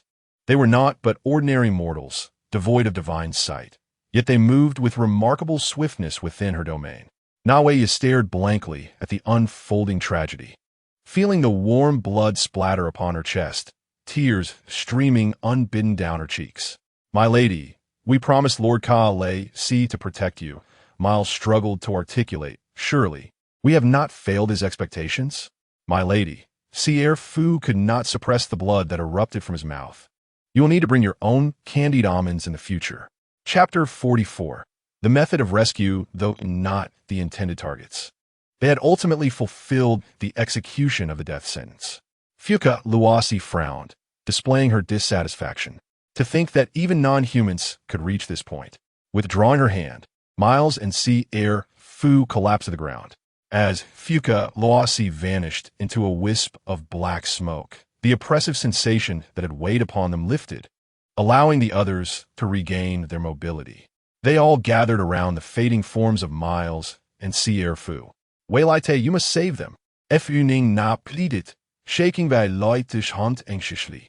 "Did he not rescue Su Yuan before? Please do it again." "My lady," as previously agreed, "please bury us beside Lord Kusanali's grave. That way, when you visit to pay your respects, we may also come to see you." Miles raised his trembling hand to caress Naweya's face. "How absurd it is to still be crying at our age." "My lady, carry a piece of us with you, and live well," Sierre Fu managed to utter, his voice strained. Before the gazes of the gathered crowd, Miles's hand fell limply, and Sierre Fu ceased to breathe. Naweya clutched their hands tightly, her countenance darkening. "Miles, Sierre Fu." Su Yuan watched this poignant scene with a heavy heart. Though, from a gaming perspective, Miles and Sierre Fu were mere faceless models to Naweya, they transcended mere kinship, having become akin to family. Moreover, had the original storyline unfolded as intended, Miles and Sierre Fu would have perished in the primordial sea to save others, ultimately shielding Naweya during her own descent into the waters. Such loyal souls could not be allowed to meet their end here. "Su Yuan, what are you planning?" Weilite was the first to notice Su Yuan's unsettling demeanor, but his focus had been diverted to Miles and Sierre Fu, causing him to be a moment too late. Before all, Su Yuan plunged a small knife deep in his own heart. He collapsed to the ground, gazing upon the encircling crowd as his vision and consciousness began to blur. Their voices grew faint. "How troublesome. I've worried Weilite again and made Fu Ning Na cry." In his final moments, a wave of confusion washed over Su Yuan. Why did I instinctively stab my heart this time instead of practicing the throat cutting? Suddenly, Su Yuan's eyes snapped open, overwhelmed by that familiar sensation. Feeling the sting in his left palm, Su Yuan realized he had perished once more. He quickly raised his left hand, revealing a single message. "You have died again." This is the second time today. Beyond that, no further information appeared. Su Yuan had never encountered such a circumstance. What is happening? Why is there no prompt? Qianji's voice echoed beside him, and Su Yuan became aware that Miles and Sierre Fu had shielded Naweya from Fuka Luasi's lethal strike, and were now on the brink of death. Yet now, all hope seemed extinguished. Were Miles and Sierre Fu truly doomed to die? Could he not save them? Su Yuan, what is wrong? You are sweating profusely, and your expression seems so peculiar, Fu Ningna remarked, noticing Su Yuan's distress and expressing her concern. Su Yuan did not heed Fu Ningna's words. He was rapidly contemplating the possibility of rescuing my Lisi and Sierre Fu. He truly did not wish for these two loyal and righteous souls to meet their end here. What, after all, could be done? Suddenly, it seemed a thought struck Su Yuan. Driven by an immense willpower, he felt for the first time the potent and pure water elemental force coursing through his veins. Every droplet of water in the air, every trickle in the river, every current in the ocean seemed to be at his command. Thus, Su Yuan slowly raised his hand. Meanwhile, in the distant Mei Luo by Teyvat, a panicked individual burst into Liu Sili's office. Your Grace, the valve has broken. The valve has broken. Which valve? Can't you just fix it? Liu Sili momentarily froze, then suddenly realized something was amiss. It can't be that valve, can it? Quickly evacuate the people of Mei Luo by Teyvat and summon Wei Lai Te from Imo Mang Palace. As he spoke, Liu Sili prepared to rise and intervene until Wei Lai Te arrived. Do not panic, Your Grace. That valve has merely developed a small hole for reasons unknown. There are no signs of overflow, and we are currently reinforcing and repairing it. Why didn't you say so earlier? Liu Sili altered, a hint of anger in his voice, though he also felt a temporary sigh of relief. Next time, present such information at the forefront. Liu Sili understood that while this was merely a minor incident, it indicated that the original fetal sea was beginning to show signs of disturbance. And it was likely that the day foretold in prophecy was not far off. Su Yuan gazed at the orb of water in his hand, which appeared unremarkable yet concealed profound mysteries. He slowly approached my Lisi and Shi Erfu. Su Yuan, how is it that you, lacking the eye of God, can manipulate the water elemental force? Fu Ningna exclaimed in astonishment, observing the orb of water in Su Yuan's grasp. Wei Lai Te, too, regarded the orb gravely. It cannot be mistaken. This is the water of the original fetal sea, and its concentration is exceedingly high, only found beneath the valves of Mei Luo by Teyvat. Su Yuan, where did you procure this water? What are you intending to do? Wei Lai Te inquired, but in the next moment, Su Yuan, amidst his astonished gaze, splashed the orb of water over my Lisi and Shi Erfu. Me Lisi, Shi Erfu. Su Yuan spoke softly. This is the only method I could conceive to save you. Chapter 45, Destroying the Oracle's Judgment Mechanism. The onlookers were astonished to witness my Lisi and Shi Erfu seemingly dissolve upon contact with the water from Su Yuan's hand, vanishing in an instant. Only the blood-stained garments and blades of grass remained, marking their existence. Su Yuan, what have you done? Qianji, furious, seized Su Yuan by the collar, berating him. My Lisi and Shi Erfu are dead, yet you leave them no complete remains? Wasn't their last wish to be buried beside Mr. Ka Lacey? Can you not fulfill even this modest desire? My Lisi and Shi Erfu's companion, Na Weiya, trembled as she lifted the clothing from the ground, her expression appearing somewhat askew. A horrifying thought struck Su Yuan. Could it be that Na Weiya was on the verge of being overtaken by the strange influence? Was her condition tied to my Lisi and Shi Erfu? As it turned out, Su Yuan was correct. Na Weiya's head suddenly tilted to the side, and she began to mutter strange words. They are all dead. Every last one. Whether it be my father, my mother, or now my Lisi and Shi Erfu, they're all gone. He he he. What necessity is there for existence in such a world? Ha ha. From previous experience, it was evident that Na Weiya was undergoing the process of strange transformation.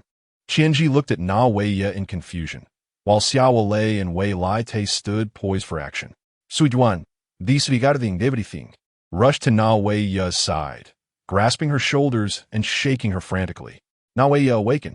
You must listen to me, Su Yuan implored loudly, as he clearly observed Na Weiya's face beginning to contort. My Lisi and Shi Erfu are not dead. One day, you shall see them again. Na Yiya, though this is our first meeting, please believe me, I would never jest about such matters. Ceasing to shake her shoulders, Su Yuan steadied her head, his steadfast gaze locked onto her sunken eyes. Did you not promise them you would live on? Perhaps it was Su Yuan's final words that resonated. Na Weiya trembled, then returned to her original self, tears welling in her eyes as she gazed at Su Yuan, sobbing. Is what you say truly the case? Indeed, trust me. Su Yuan affirmed with a nod. What was a fatal wound to a human may be trivial to a pure water spirit.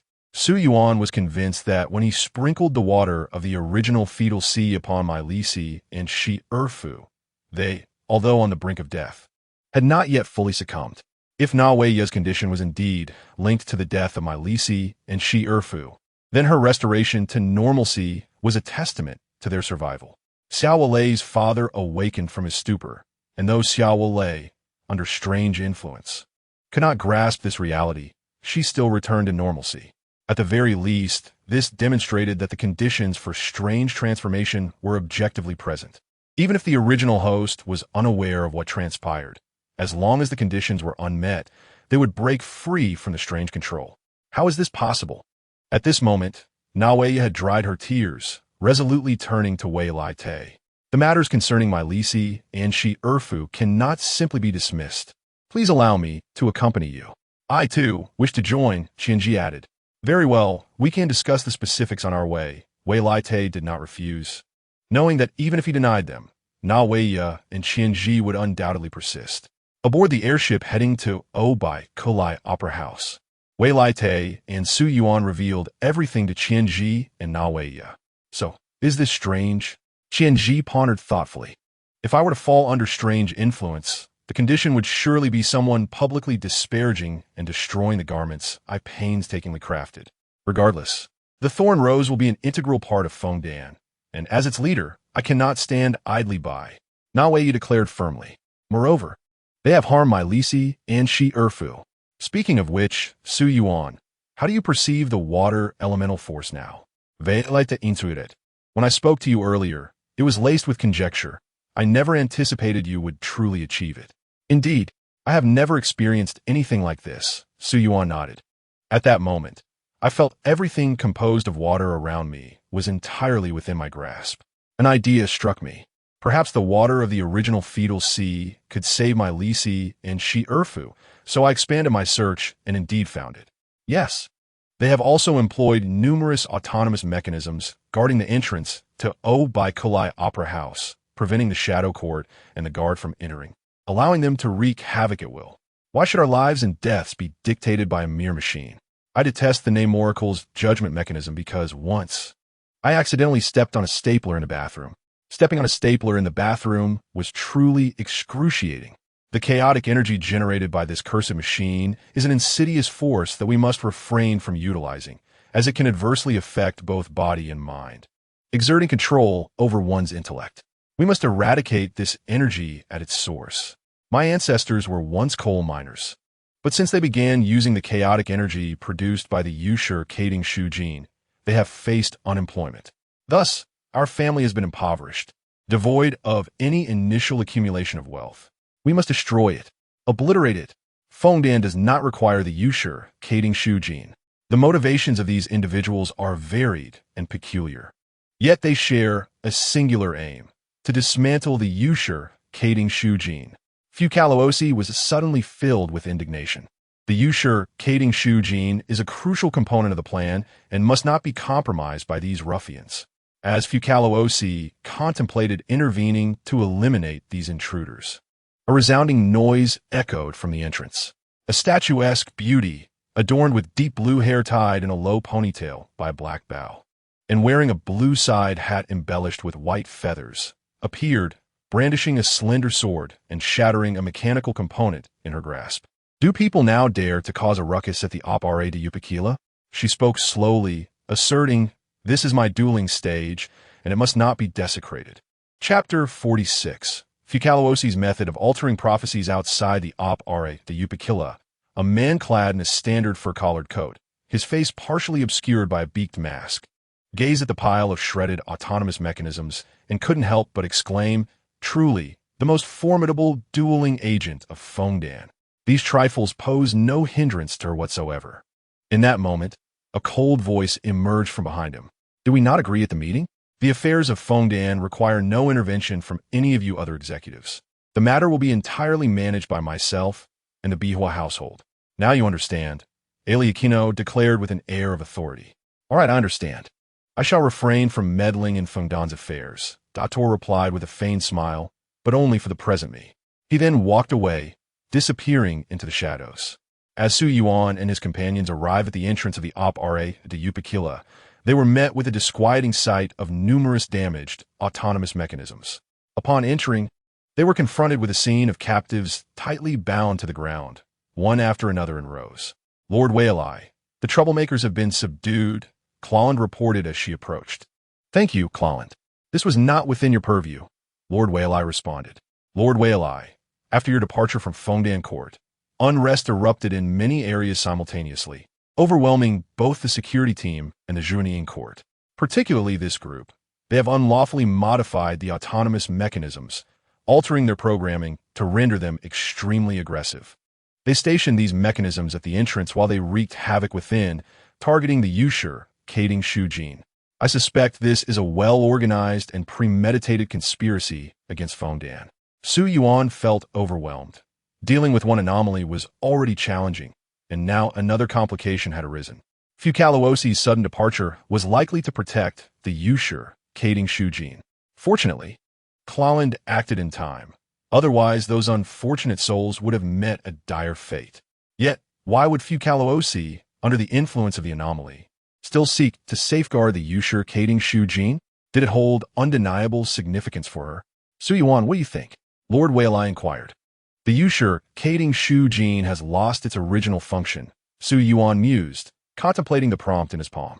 The true purpose of the Yushur Kading Shujin was to dismantle the water god's throne, restoring power to Lord Waelai. Why does the prompt emphasize original? Could it imply that the current Yushur, Kading Shujin, possesses new capabilities? Why is the focus on the Yushur, Kading Shujin, rather than on Fukalawosi herself? Lord Waelai, Lady Furina, I believe we must destroy the Yushur, Kading Shujin. Su Yuan concluded after thorough contemplation. He recognized this as a reckless and impulsive notion. Yet it was the only means to draw out the anomalously controlled Fukalawosi and discern her attachment to the Yushur Kading Shujin. Lord Waelai, Lady Furina, this may not be prudent, Clalland interjected. To her, the Yushur Kading Shujin, despite its current malfunctions, remained a vital emblem of Fontaine, and its destruction was unacceptable. Moreover, a considerable portion of the city's energy supply was derived from the chaotic energy generated by the Yushur Kading Shujin. However, Lord Waelai and Lady Furina's reactions astonished her. Very well, since you, Su Yuan, propose its destruction, let it be destroyed, Lord Waelai acquiesced. I have no objections, Lady Furina concurred. Yet, before Su Yuan and his companions could act, a formidable voice of dissent erupted. I object. Fukalawosi materialized before the Yushur Kading Shujin, standing defiantly before them. Clalland, taken aback, glanced at Fukalawosi and then at Lady Furina. Why are you unwilling to wait a few more days?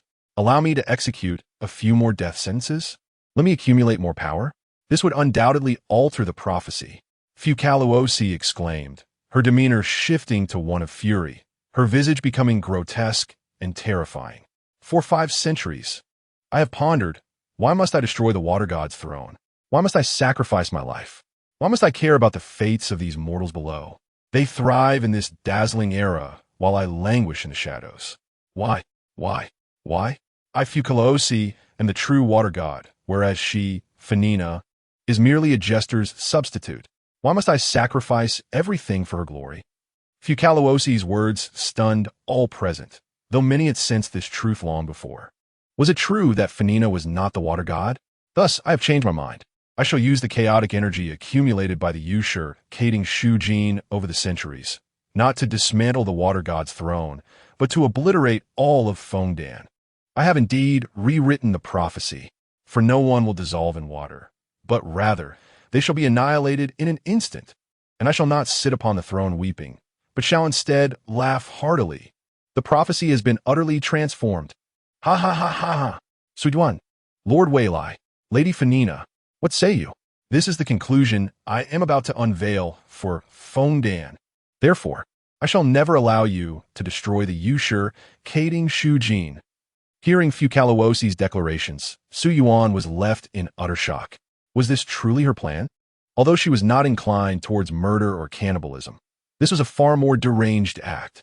The chaotic energy produced by the Yushur Kading Shujin was utilized only minimally for the city's power supply, while the vast majority had been continuously accumulating within the Yushur Kading Shujin for centuries. If this energy were to erupt all at once, how many tons of equivalent could it represent? How many nuclear bombs would that amount to? Su Yuan could hardly fathom the depths of madness that had consumed Fukaluasi. Although she had indeed altered the prophecy, her intentions now threatened to annihilate all of Fontaine. It was an insanity beyond comprehension. Chapter 47, Retreat and Serendipity. Under the sinister influence, the once benevolent and selfless Fukaluasi, who had deeply cherished the people of Fontaine, had morphed into a figure of madness, selfishness, and cruelty. Do you still wish to disrupt the decree of the prophecy? Do you intend to thwart me? Fukaluasi coldly declared. I have no qualms about turning you all into corpses. Despite the execution of numerous death sentences today yielding no tangible gain, she warned that should they attempt to obstruct her plans, she would show no mercy. It is preferable for your lives to wither only at the final moment, so they may blossom into the most exquisite scenery. Su Yuan discerned that Fukaluasi's desire was not merely to kill, but to see everyone perish in a grand explosion, which in her eyes would be the epitome of beauty and romance. The daily execution of a death sentence seemed to be a requisite for her. From her perspective, Miles and Silver, having sustained such grievous injuries, could not possibly survive. She believed she had successfully enacted a death sentence today. Thus, Su Yuan suddenly felt there was no need to confront the Bazaar directly. He resolved to let the day pass without further conflict, knowing that tomorrow would bring more information and options. First, there was the unexpected event that could transpire if no death sentence was executed today. By tomorrow, the nature of this event would be revealed. Additionally, he was curious about the important intelligence that would soon be unlocked, which might aid their current predicament. Very well. Fukaluasi, we comprehend your stance. Su Yuan spoke. We shall abandon any thoughts of disrupting the decree and will now retreat. Everyone gazed at Su Yuan in astonishment. Their recollections of him did not align with someone who would easily compromise or surrender. Su Yuan, are you truly giving up? Qian Ji looked at him with disdain. Seemingly disappointed, it appears I have overestimated you. You are not as formidable as I believed. He must have his reasons for making such a decision. I choose to believe in his judgment. Navia interjected.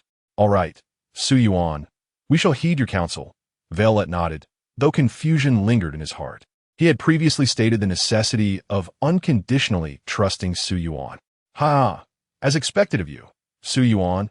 Fukaluasi chuckled, her expression returning to a semblance of normalcy. A wise decision, for those who recognize the times are indeed sagacious. Tomorrow, please continue the trials here. Otherwise, I shall randomly select one among you to face execution. With that, Fukaluasi vanished. Velet, Funingna, could you enlighten me about this situation? Kelyoline inquired, bewildered, as she was the only one present unfamiliar with the bizarre existence. In Velet's office, everyone gathered together. Su Yuan, Velet, Funingna, Shavor, Liasli, Zijwin, Qianji, Navia, and Kelyoline. They first explained the bizarre existence to Kelyoline, who quickly grasped the situation. Subsequently, Su Yuan revealed the truth of the prophecy, the relationship between Fukaluasi and Funingna, Fukaluasi's machinations, and the true purpose of the decree of prophecy. With Fukaluasi now under the Bazaar's control, having already exposed herself, Su Yuan saw no reason to conceal anything further.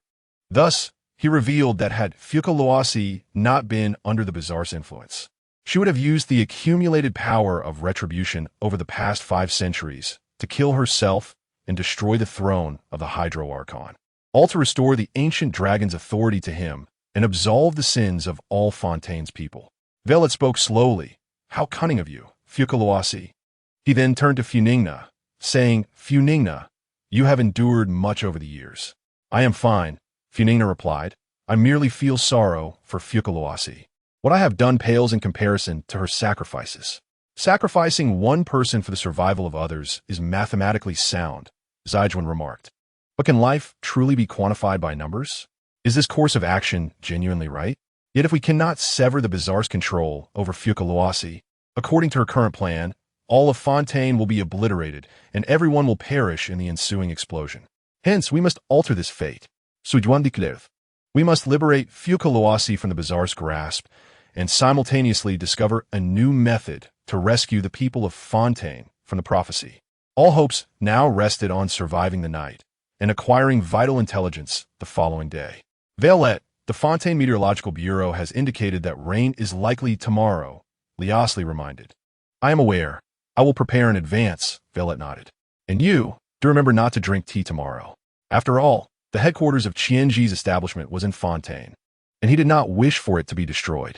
See you tomorrow, everyone, Navia waved in farewell. I shall not intrude further. I too will arrive punctually tomorrow morning, Keoline said, departing alongside Shavor. Ah, I thought I might share a room with you. I'm quite curious about your sleeping posture, Velet said. Yuan. The night is quickly descending. Let us reconvene tomorrow, Funingna smiled, bidding farewell to Yuan. As night fell, it was time for rest, yet Yuan lay in bed, unable to find slumber. He pondered whether he had grown accustomed to the rigid bed of Melopati Bayo. How could he not sleep on such a vast, soft, and comfortable bed in Moma Palace? Thus, Yuan whimsically decided to ascend to the top of Moma Palace to enjoy the breeze, clear his mind, and gaze at the stars. While the stars of Teyvat were but illusions, he was intrigued to see what a fall sky might resemble. However, upon arriving at the top of Moma Palace, he discovered he was not alone. Someone else was already there, seemingly also enjoying the breeze and the stars. Yuan was taken aback. How could it be Funingna? Why are you not resting at this late hour, but instead at the rooftop? The next moment, under the moonlight, Funingna's neck began to contort, and her face twisted grotesquely. Yuan suddenly felt foolish for having come to the rooftop. After all, Funingna's exclusive suite was indeed located at the top of Moma Palace. See, we have indeed crossed paths. Chapter 48, A Misguided Room. My dear, although I am delighted you could accompany me to the rooftop to stargaze on this splendid night, Funingna said, tilting her head and widening her blood-red eyes as she approached Yuan. But did we not agree to refrain from wandering at night? Yuan frantically pressed the elevator's close button, hoping it would move faster. The elevator doors slowly closed, but suddenly, a thunderous sound erupted as a bloodied claw forcibly thrust through the gap in the elevator doors, wrenching them open. My dear, why did you not wait for me? Funingna's eyes brimmed with blood tears that cascaded down her cheeks. Did we not promise to be together forever? Yuan realized he had misjudged the situation. The elevator's closing speed could not outpace the transformed Funingna. Within the confines of the elevator, he found himself with no escape route, and he knew he had to break free from this confinement. With resolve, Yuan charged directly at Funingna. It seemed she did not anticipate this move, and he collided with her, sending her sprawling to the ground, allowing him to flee the cramped elevator space. Yuan gazed around from the rooftop terrace of Mo Mang Palace. He recalled the words of a beautiful Maluoxan named Saidna, who had mentioned that Funingna's exclusive suite possessed a skylight that directly connected to the terrace atop Mo Mang Palace. Previously, some individuals had leaped from there, landing in Funingna's room. Yuan glanced at Funingna sprawled on the ground, uncertain of her current condition. However, she seemed disinclined to rise, which conveniently allowed him to search for that skylight. Funingna lay trembling, covering her face and scratching her head, murmuring, Darling, how dare you hit me? How dare you collide with me? Were we not supposed to be eternal confidants, loving and cherishing one another for life? You deceiver, you scoundrel. At last, after circling around, Yuan discovered a glass skylight below and prepared to leap through it. However, in the next instant, he sensed a powerful aura of murderous intent approaching from behind. Instantly, he felt as though his life was but a flickering candle in the wind, on the brink of extinguishment. In a moment of desperation, Yuan summoned the water elemental power within him and raised his right hand to shield himself. Yet, all efforts proved futile against the eerie blend of darkness and crimson energy. The elemental force felt as fragile as foam and tofu. Funingna bit through Yuan's forearm, and as he experienced the sharp pain, blood gushed forth. Nevertheless, he utilized this force to propel himself downward toward the skylight. During his descent, to ensure he shattered the glass upon impact, Yuan gathered a water orb with his remaining left hand and aimed it at the glass below. With a resounding crash, the glass shattered, and he successfully fell into the room. Upon seeing the bed not far away, Yuan wasted no time and lunged toward it, exhaling a sigh of relief. Fortunately, the terrace connected to Funingna's room via this unique shortcut. Otherwise, his fate would have been dire. However, he soon sensed something amiss. Though he had previously found comfort in Furina's bed, this one felt distinctly different. While soft and inviting, it possessed an unsettling, buoyant quality, reminiscent of a waterbed. Suddenly, it dawned on him. This was indeed a waterbed. Yuan quickly surveyed his surroundings and realized that the room's decor bore no resemblance to Furina's chamber. Moreover, he noticed two pairs of puzzled eyes fixed on him from the nearby sofa. Yuan, what are you doing? Liao Xili asked, bewildered, before noticing Yuan's injured hand and rushing over with concern. Where is your right hand? You're still bleeding. If you wish to visit my room, you could have simply used the front door. There was no need for such theatrics, Wei Lai Te remarked thoughtfully. In your hand. Was it cut by the glass shards? That seems unlikely. Yuan felt a wave of despair wash over him. How is this Wei Lai Te's room? After a moment of reflection, he recalled waking up on Fu's bed that day, and how Wei Lai Te had arrived immediately upon Fu's call for help. It seemed that Wei Lai Te resided nearby. There's no time to explain. Please tell me where Furina's room is. I inadvertently encountered Furina on the rooftop. Seeing Yuan's distress, Wei Lai Te and Liao Xili understood the gravity of the situation. Wei Lai Te pointed toward the door and instructed, turn right after exiting, then left. Furina's room will be straight ahead. Yuan, you go ahead. We will hold Furina back. Liao Xili assumed a battle-ready stance. Do not concern yourselves with me. Do not engage in a confrontation with that anomaly. I can handle it, Yuan declared, descending from the bed and racing toward the door. Darling, you have never harmed me. It is you all who taught my beloved to act in such a manner. You scoundrels, return my beloved to me. With Furina's icy voice echoing, her figure leaped through the shattered skylight. Wei Lai Te and Liao Xili exchanged glances, then nodded slightly, preparing for a combination attack. Wei Lai Te's water and Liao Xili's ice aimed to freeze and restrain Furina, knowing that ultimately it would be futile. Yet hoping to buy Yuan even a moment's respite. Had he encountered a scene reminiscent of this before? But in the next instant, before Wei Lai Te and Liao Xili could act, a vertical line appeared from their foreheads to their noses and lips, bisecting their heads. Their movements froze, and the line began to seep with crimson droplets of blood. Yuan was unable to comprehend the scene as Wei Lai Te and Liao Xili were vertically cleaved in two. He cried out in anguish. How many times had he watched important friends perish because of him, powerless to intervene? Yuan halted, ceasing his flight, and slowly turned to approach Furina. He looked into her eyes with unwavering determination. Furina, I will save you, he spoke softly. I will eradicate the anomaly and rescue you from this misfortune. Furina uttered no further words. Instead, she fiercely plunged her hand into Yuan's heart. Darling, what nonsense are you uttering? If I cannot have you, I shall claim your heart instead. Chapter 49, New Intelligence. But only one day remains. Yuan awoke abruptly in the guest room of Mang Palace, his eyes wide open. Indeed, it was that familiar sensation again. Feeling a sharp pain in his left palm, he lifted his hand to inspect it, revealing the message. This is your third death today. Remember, never go to the top floor of Mang Palace to gaze at the stars. You will encounter Fu there.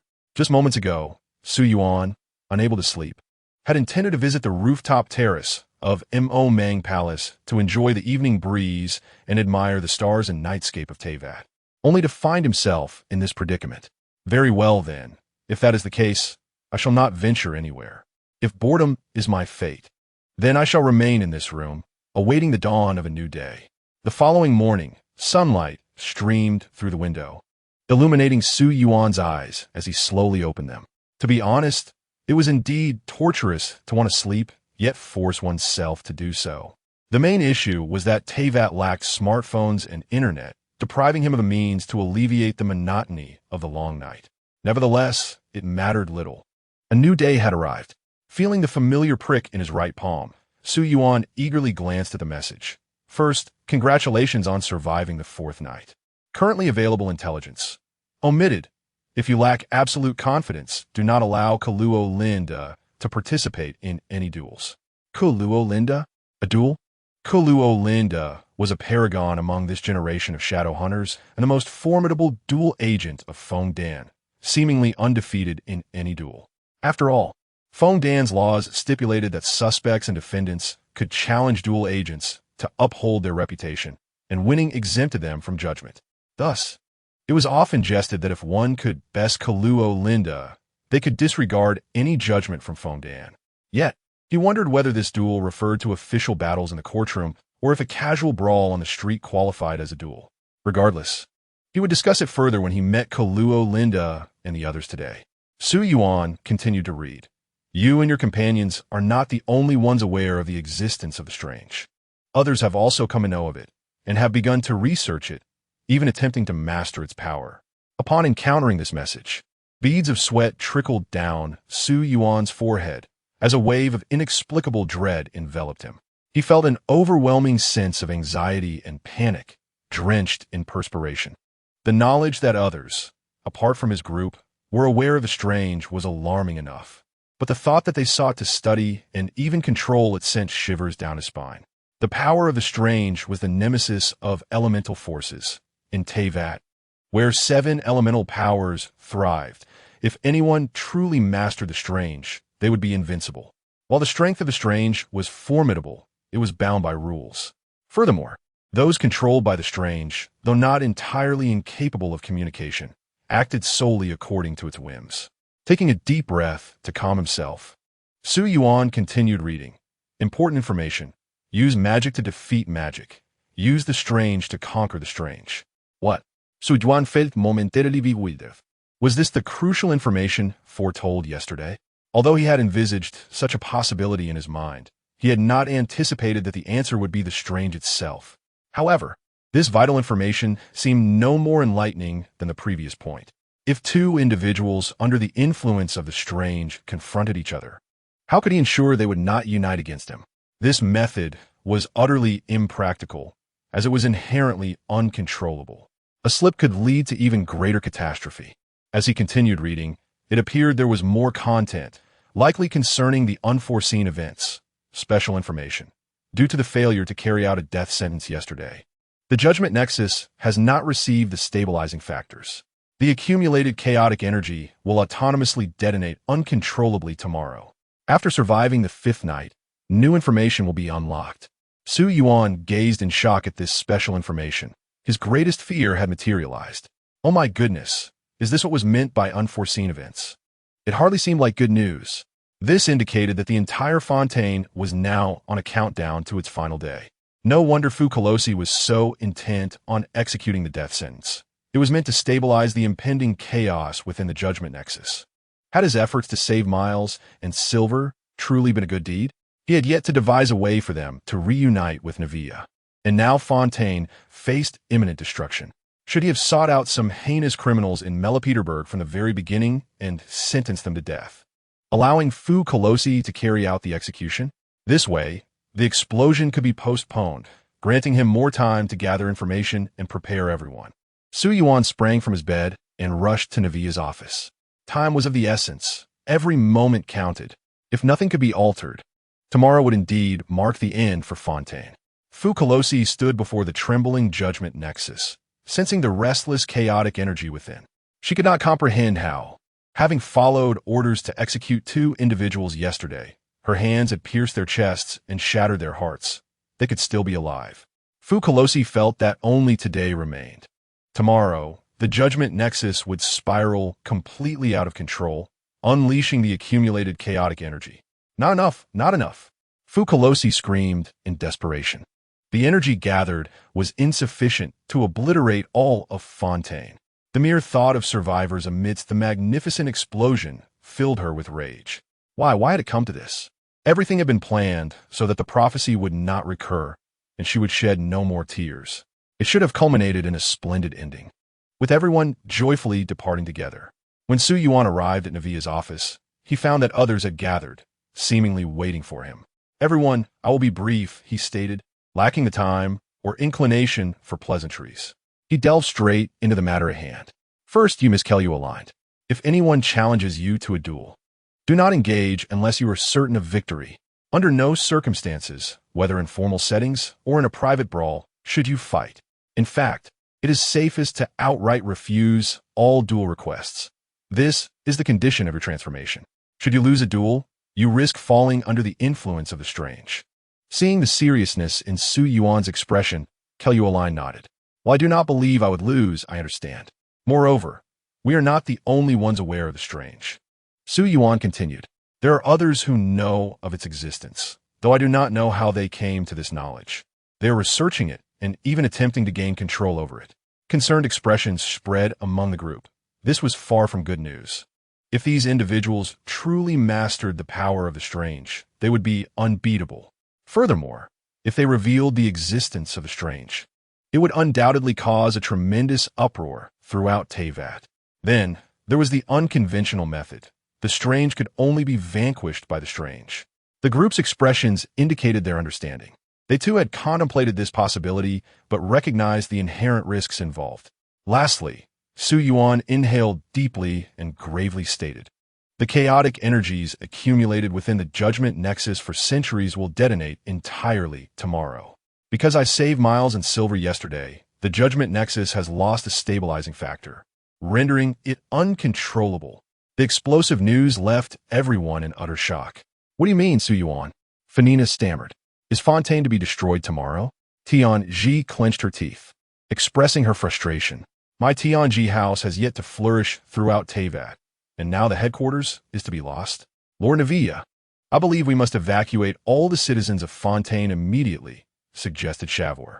"There is no time," Akademiya replied. "Not to mention the difficulty of convincing the populace to heed our warnings. Ensuring a safe and orderly evacuation within a single day is utterly impossible. Coordinating transport, preventing stampedes, securing food and water supplies, and determining where people would go, this is an insurmountable task. Indeed, if you were to suddenly tell me that Fontaine will explode tomorrow and everyone will perish, I would hardly believe you, only regarding you as a fool." Liasli waved his hand dismissively. "Then there is but one course of action. We must stop Fu Colosi. We cannot give up. We must fight until the final moment." Akademiya declared. "I concur.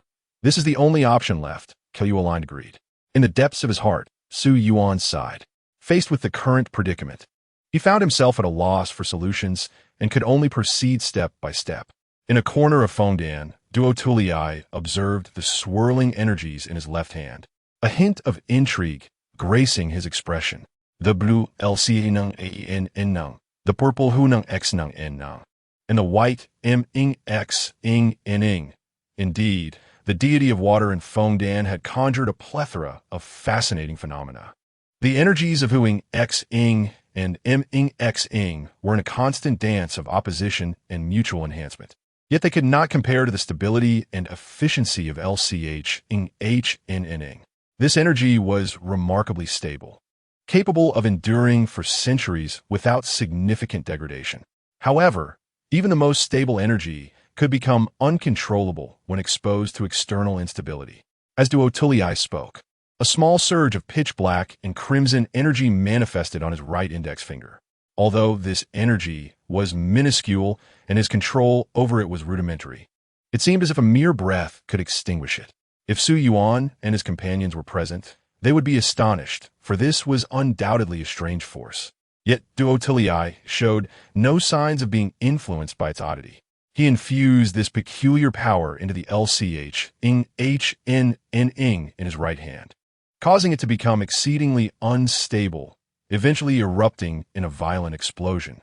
Despite the immediate and intense reaction that should have occurred upon contact with LCH ing H N N ing, he pondered why. After 2 days of infusion into the YSHCID ing SHJ, there had been no significant response. One would expect that the vast accumulation of LCH ing H N N ing within the mechanism, sufficient for Fengdan's use for millennia, would react more swiftly and violently. Lost in thought, Duotulii suddenly sensed subtle disturbances in the surrounding environment. "Is it pleasing to the eye?" he inquired slowly, directing his gaze toward the nearby underbrush and shadows. "Has your esteemed father not imparted to you the most basic of etiquette? Following and spying on others is hardly commendable behavior." In the next moment, the concealed Linny and Linny were swiftly subdued and dragged out by Duotulii. "For the time being, I wish to avoid a direct confrontation with your father. Otherwise, I would not hesitate to have 2 more subjects for my experiments. He remarked coldly at the unconscious forms of Linny and Lineate. Then, he noticed something in the distance, a figure that bore a striking resemblance to him, albeit older, with a grotesquely twisted face, from which crimson and foul liquid flowed from its eyes, nostrils, and mouth, rushing towards him with alarming speed. Have I been found? Duotilii mused with a hint of resignation, acknowledging that if he could sense their location, they could likewise sense his. The creation of slices is notoriously arduous, requiring exceptionally rare resources and an immense investment of time and energy. Yet for the sake of mastering this power, such sacrifices seem trivial. Farewell to my future self 10 years hence. In an instant, the rushing figure froze, then disintegrated like ash in the wind, vanishing without a trace. Chapter 51. The servant Elchino since the anomaly at the YSHCID in SHJ. VL had ordered the lockdown of the UPKLI Opera House, forbidding anyone from approaching. However, yesterday, following VL its departure from Fontaine, a series of orchestrated riots erupted simultaneously across Fontaine, overwhelming the local security forces and official organizations. Subsequently, a multitude of individuals armed with modified self-regulating mechanisms descended upon the UPKLI Opera House to wreak havoc upon the YSHCID in SHJ. Yuan pondered the sheer coincidence of these events. Surely, a mastermind lurked behind this chaos, but what could their intentions be? Upon arrival at the UPKLI Opera House, they discovered the YSHCID SHJ trembling violently, surrounded by a chaotic swirl of black, red, and blue energies, poised to explode at any moment. The presence of this strange power was palpable to all. Meanwhile, FK Lewis knelt before the YSHCID in SHJ, his grotesque, crimson face a tapestry of emotions. Anger, sorrow, regret, and pain, all interwoven in a single visage. "Haha, you have arrived," FK Lewis exclaimed with a laugh upon seeing the approaching crowd. I do not know why, but those 2 individuals failed to execute the death sentence yesterday. Thanks to you, tomorrow shall herald the end of all things. Miss FK Lewis, cease this madness. NW, I stepped forward, resolute. Your current methods do not constitute a rupture of the prophecy, nor do they save the people of Fontaine. Save? Why should I save you? I have no intention of saving you. FK Lewis retorted icily, brimming with wrath. What I seek is merely to shatter the prophecy. The only one I intend to save is myself.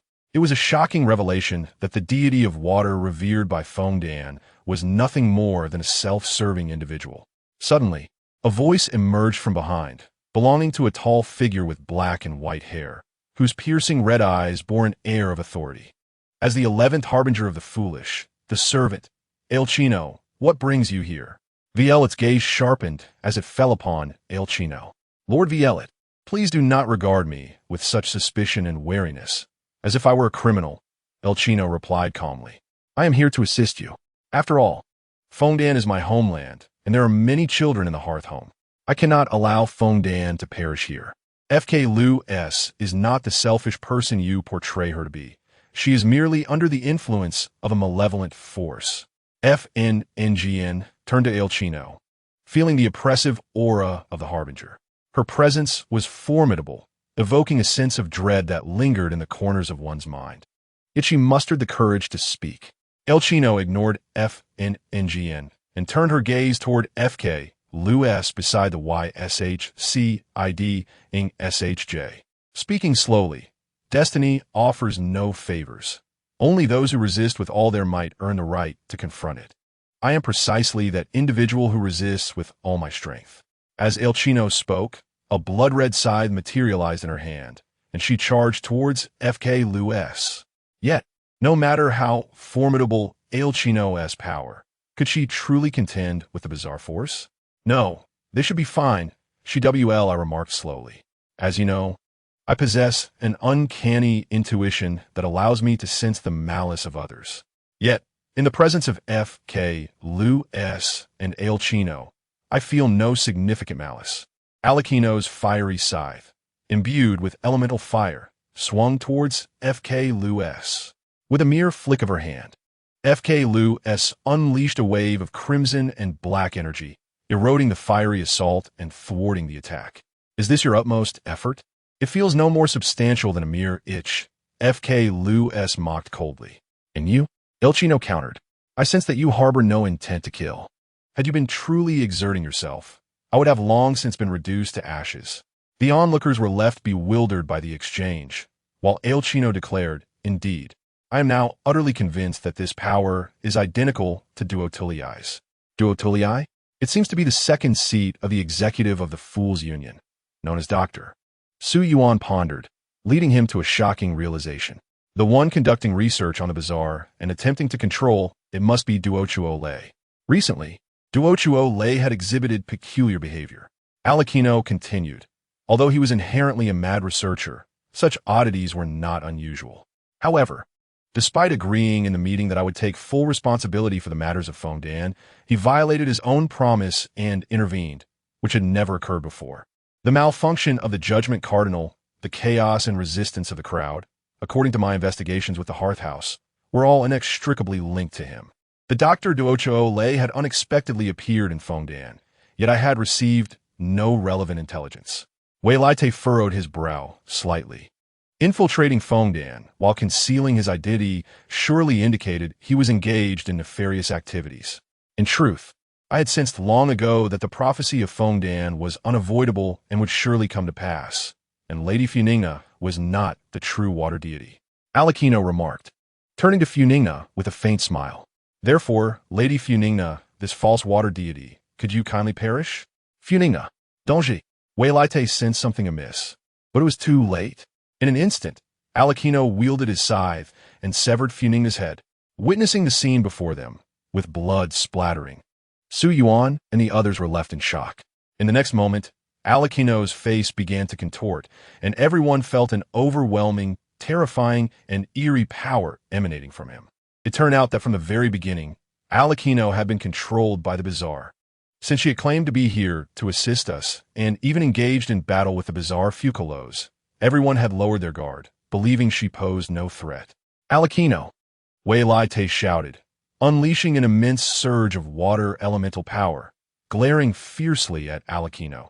No one had ever seen him display such sorrow, fury, and ferocity.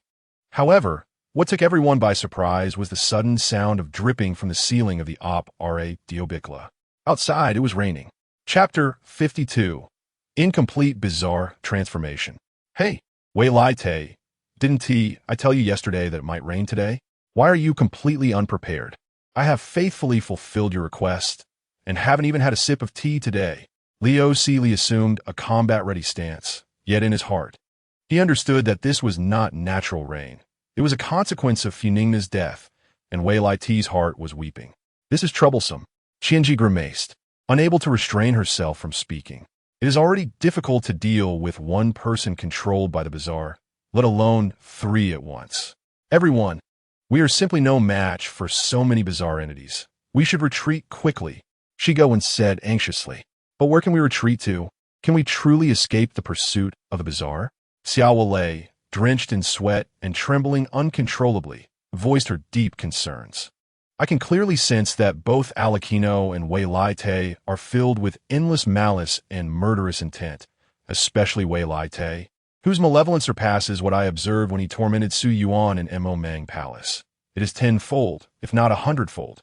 Yet in the next moment, an unexpected turn of events unfolded. Wei Laite seemed disinterested in attacking anyone else. He merely fixed his distorted gaze upon Alakino. Alakino, you have successfully enraged me. I have never been this furious before. Kneel before me. With Wei Laite's thunderous roar, Alakino's legs buckled uncontrollably, crashing to the ground. From Alakino's expression, it was evident she struggled desperately to rise, but was utterly powerless. Everyone was dumbfounded. Huh? Are the Bazaar truly fighting against each other? And judging by the current situation, Wei Laite and Alakino were clearly not on the same level of strength. Alakino couldn't even hope to move in the presence of Wei Laite. Su Yuan had once experienced such a sensation. The transformed Wei Laite seemed to possess a power akin to command over reality. More accurately, it was a pressure that rendered one unable to control their own body. Wei Lai Te slowly approached Alakino, seized her hair, and berated her. How dare you kill Funingna? Only I possess the right to end her life. To die by my hand is her only fate. Meanwhile, Fukalos, before the Judgment Cardinal, slowly stood and walked toward Funingna's corpse.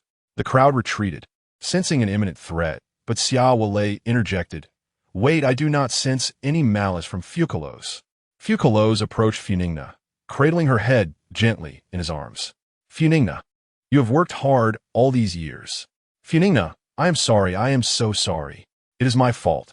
I was unable to save Fontaine, nor could I save you. Amidst the astonished gazes of the crowd, Fukalos wept bitterly while holding Funingna's head. Look, Fukalos' expression has returned to normal. Shinji exclaimed in surprise. Indeed, I no longer sense any trace of the bizarre from him. Leo Seeley nodded in agreement. Has Fukalos exited the bizarre transformation and returned to normal? Kelioline inquired. Su Yuan fell into deep contemplation. Was a condition for Fukalos to revert from the bizarre linked to Funingna's death? If so, this means as long as Funingna remained alive, Fukalos could not escape his transformation. However, this timeline does not align. The malfunction of the Judgment Cardinal and Fukalos' transformation had only recently occurred. Yet, according to my discussions with Wei Lai Te, it seems signs of the bizarre's arrival had manifested even before I traversed into this world.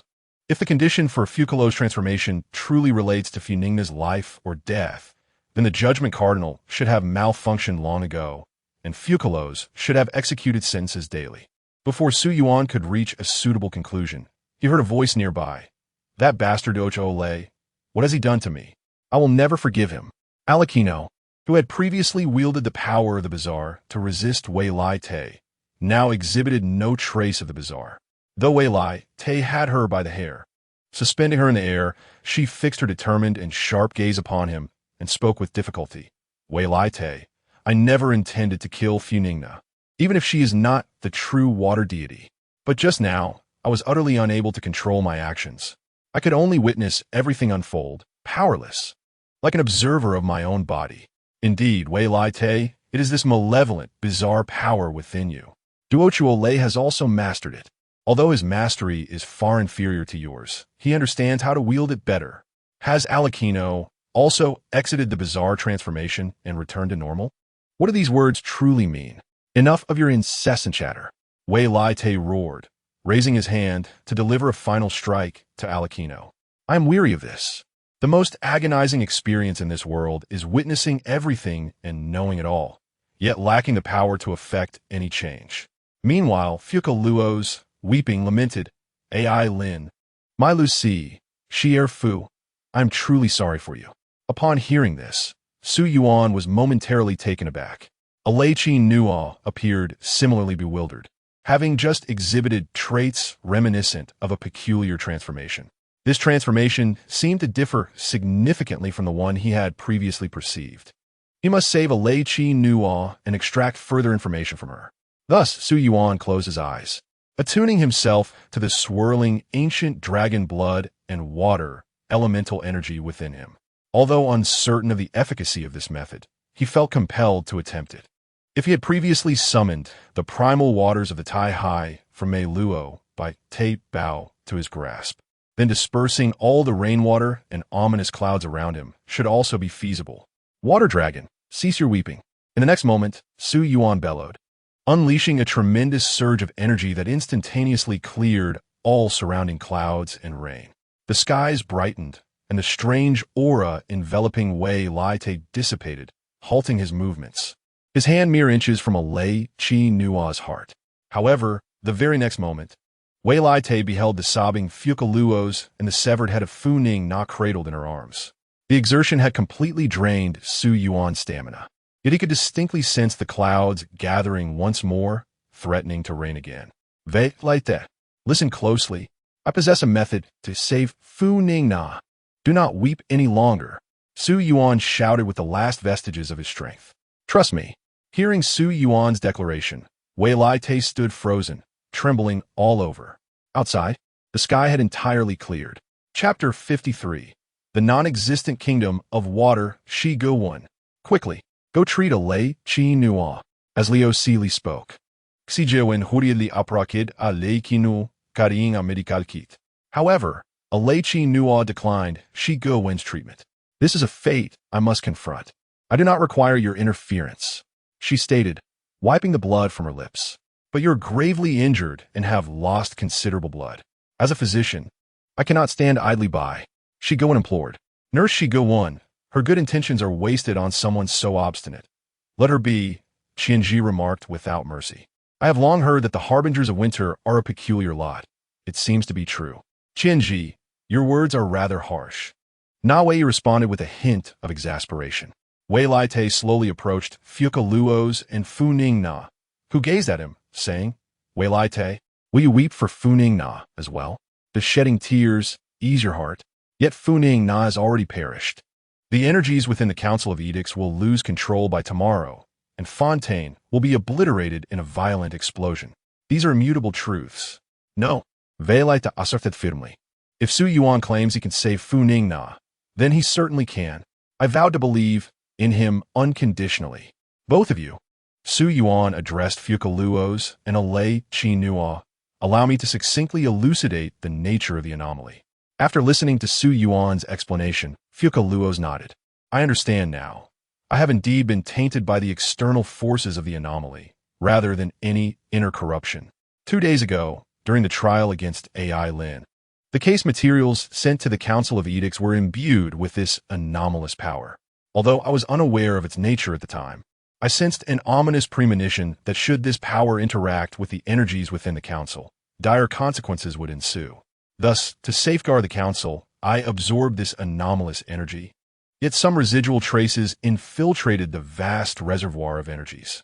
Consequently, my body became ungovernable, and a voice echoed in my mind, demanding the execution of a death sentence each day, or else the energies within the Council would spiral into chaos. Fuka Luos' revelation astonished all present. How could external anomalies exert such control? Could it be that someone has indeed mastered this power?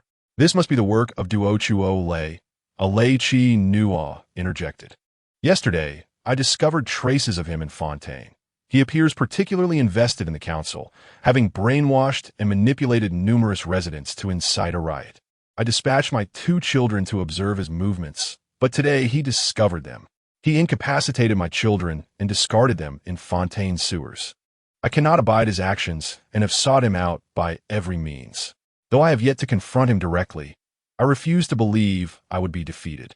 However, his fingertips bore a force unlike anything I had ever encountered, the very anomaly you speak of. My elemental energies could not withstand such power.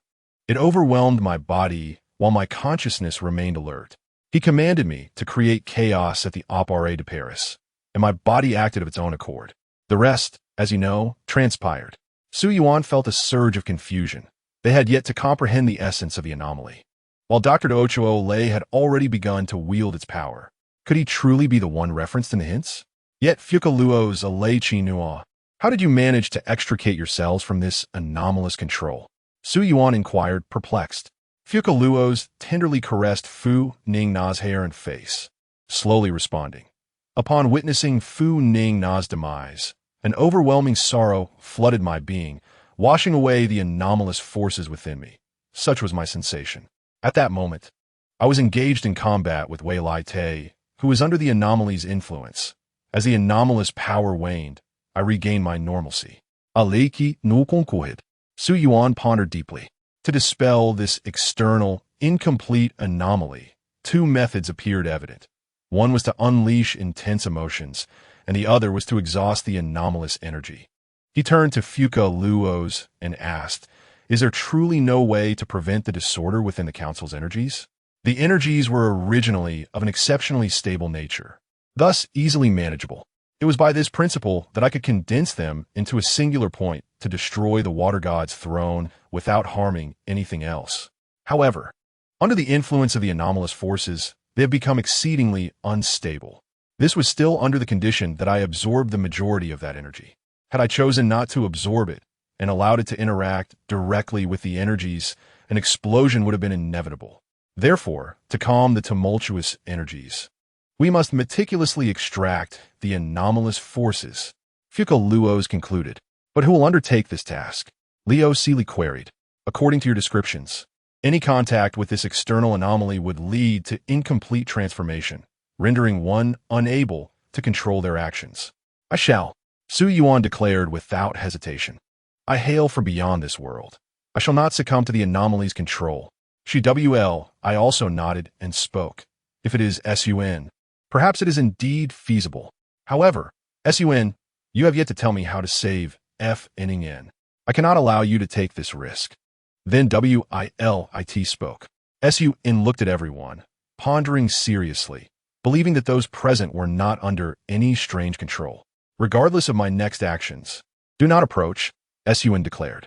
To be on the safe side, he distanced himself from the crowd, retrieving a small knife he carried, pressing it against his chest. If anything seemed amiss, he would immediately take his own life. Sun, what do you intend to do? Wilit exclaimed, attempting to seize the knife from Sun's grasp.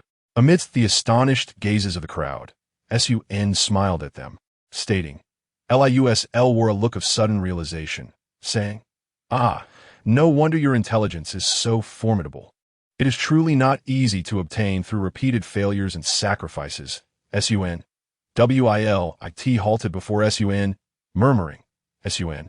So, rest assured, Sun confidently replied, I intend not only to rescue Fning, but also to save the entire Fngdn. Subsequently, Sun followed FK into the inner sanctum of the YSHC ing SHJ, while the others observed from the side. Sun gazed at the blue energy sphere before him. Though its size was modest, he could distinctly sense the immense energy contained within. Is this the LCH ing accumulated by Fngdn over the past 5 centuries? Sun also noticed that within the energy sphere of LCH ing, numerous slender threads, resembling roundworms and nematodes, intertwined in crimson and ebony, continuously floating and swirling. This must be the power of the strange phenomenon, he mused. So what should I do? Sun inquired of FK beside him. Sun genuinely did not anticipate that the answer would be so unadorned and straightforward. Gradually, he extended his hand toward the energy sphere of LCH ing. However, the moment Sun's hand made contact with the sphere, the LCH ing erupted violently, emitting blinding light and heat, exploding instantaneously. Everyone vanished from this world without experiencing even a hint of pain, leaving no trace behind. Meanwhile, atop the throne of Sky Island, a slumbering entity slowly opened its eyes. It gazed downward, and the entire water nation Fngdn, along with the throne of the water god, had ceased to exist. Chapter 54, Fngn. Let's perform a scene together.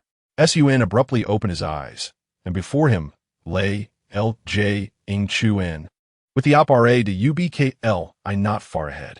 Once again, he felt that peculiar sensation and the sharp pain in the palm of his left hand, realizing he had perished once more. Sun lifted his left hand to examine it, noticing the words inscribed in his palm. Yes, you have died. This is the first time today. Firstly, FK strange transformation is an incomplete one. The Dr. Du Tol is the true culprit behind this transformation. However, this incomplete transformation can be undone in 2 ways.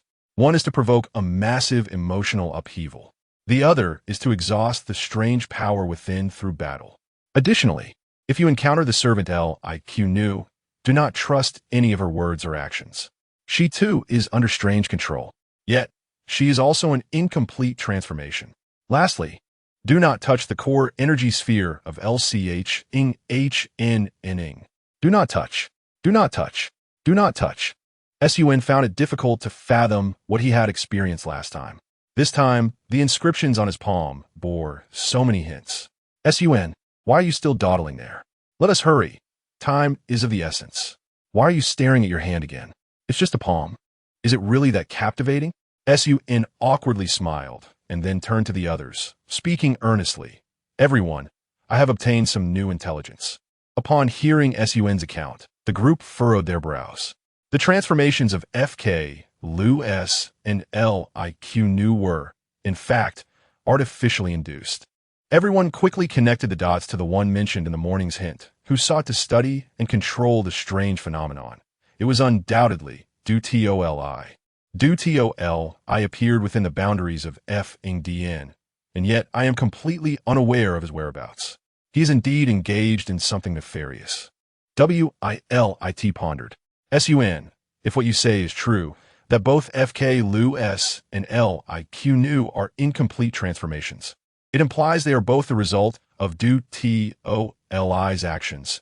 XGWN queried.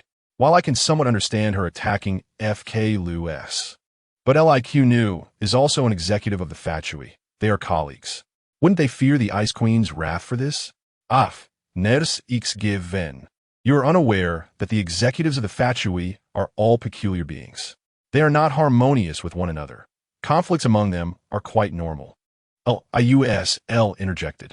Sun, you mentioned that there are two methods to alleviate this incomplete transformation. One is to provoke a massive emotional upheaval, and the other is to exhaust the strange power. And Wiy began, her face twitching slightly as if recalling something sorrowful. We previously engaged in battle with the transformed FK Lu S, yet even though she was incomplete, we found ourselves utterly powerless before her. We had no idea how much strange power still resided within her. Who says we must engage in battle with the strange phenomenon? Sun countered, glancing at Wilit and Fning as an idea began to take shape in his mind. Even though FK Lu S was under strange control, she still cared deeply for Wilit and Fning. To induce a person to experience a violent emotional upheaval, one simply needed to kill those they hold dear before their eyes.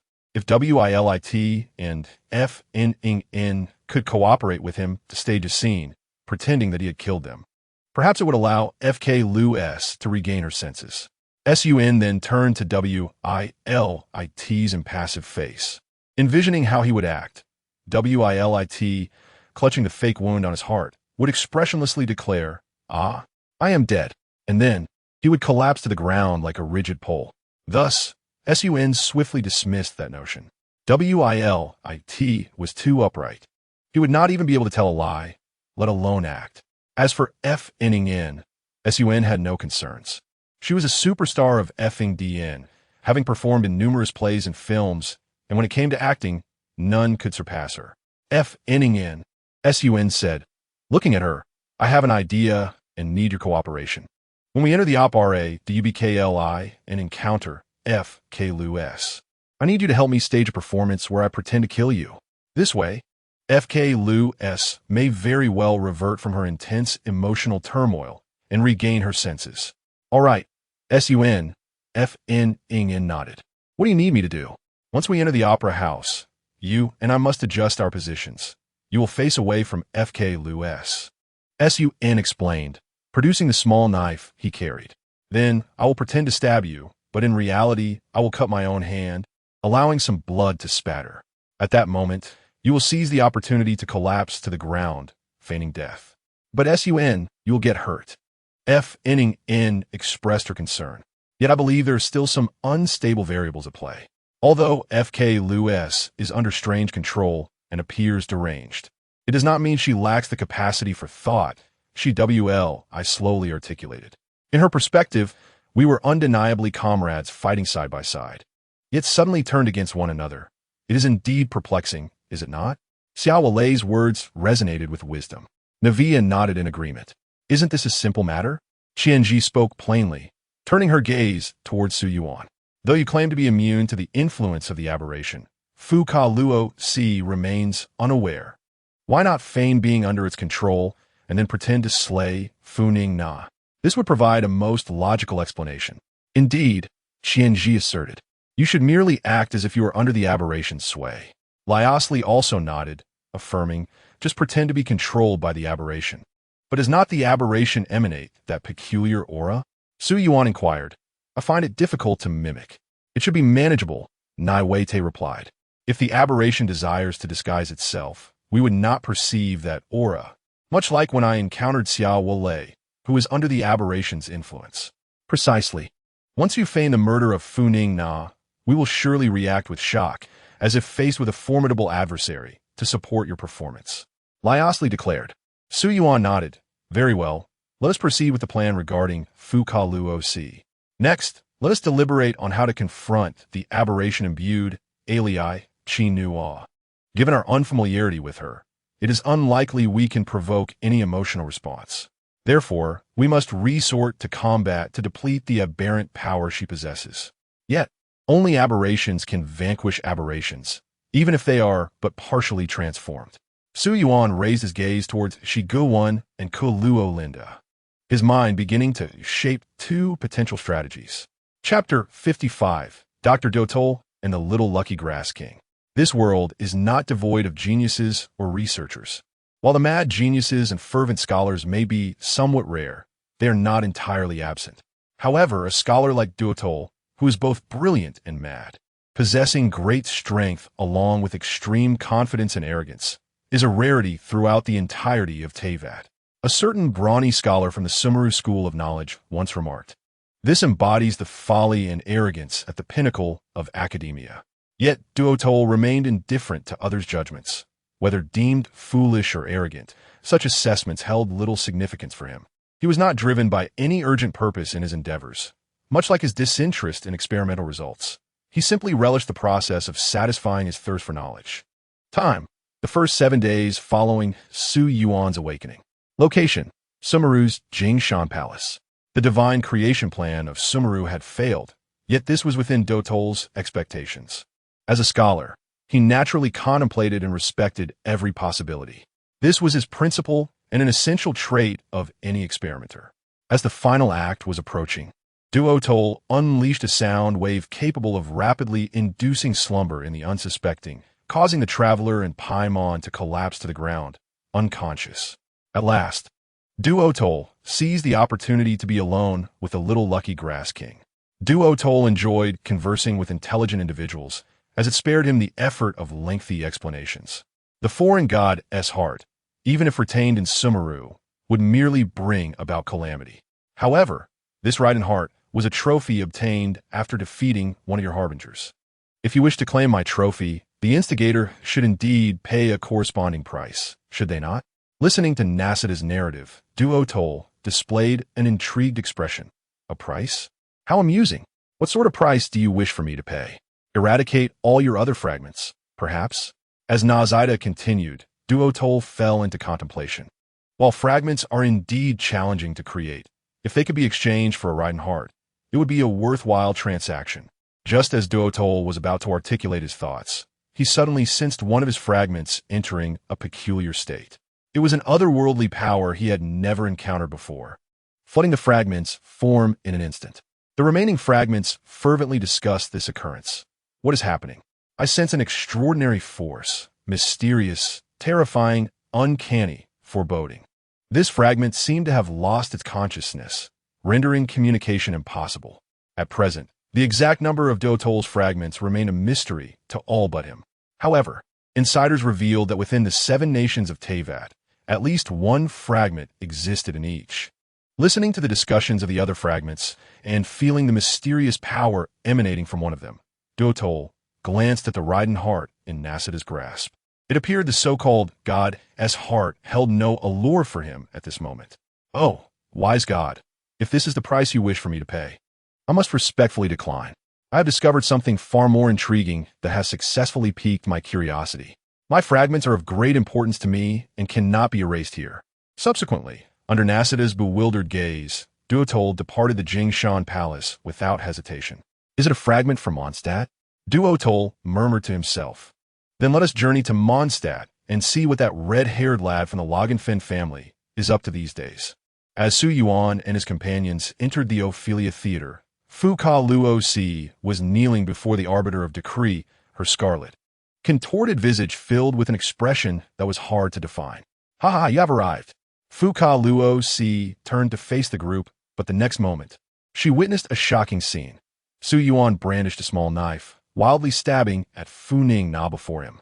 Su Yuan positioned himself perfectly, piercing his own hand, the white blade entering and the crimson blade exiting, causing blood to splatter. "Ha ha, Fu Ning Na.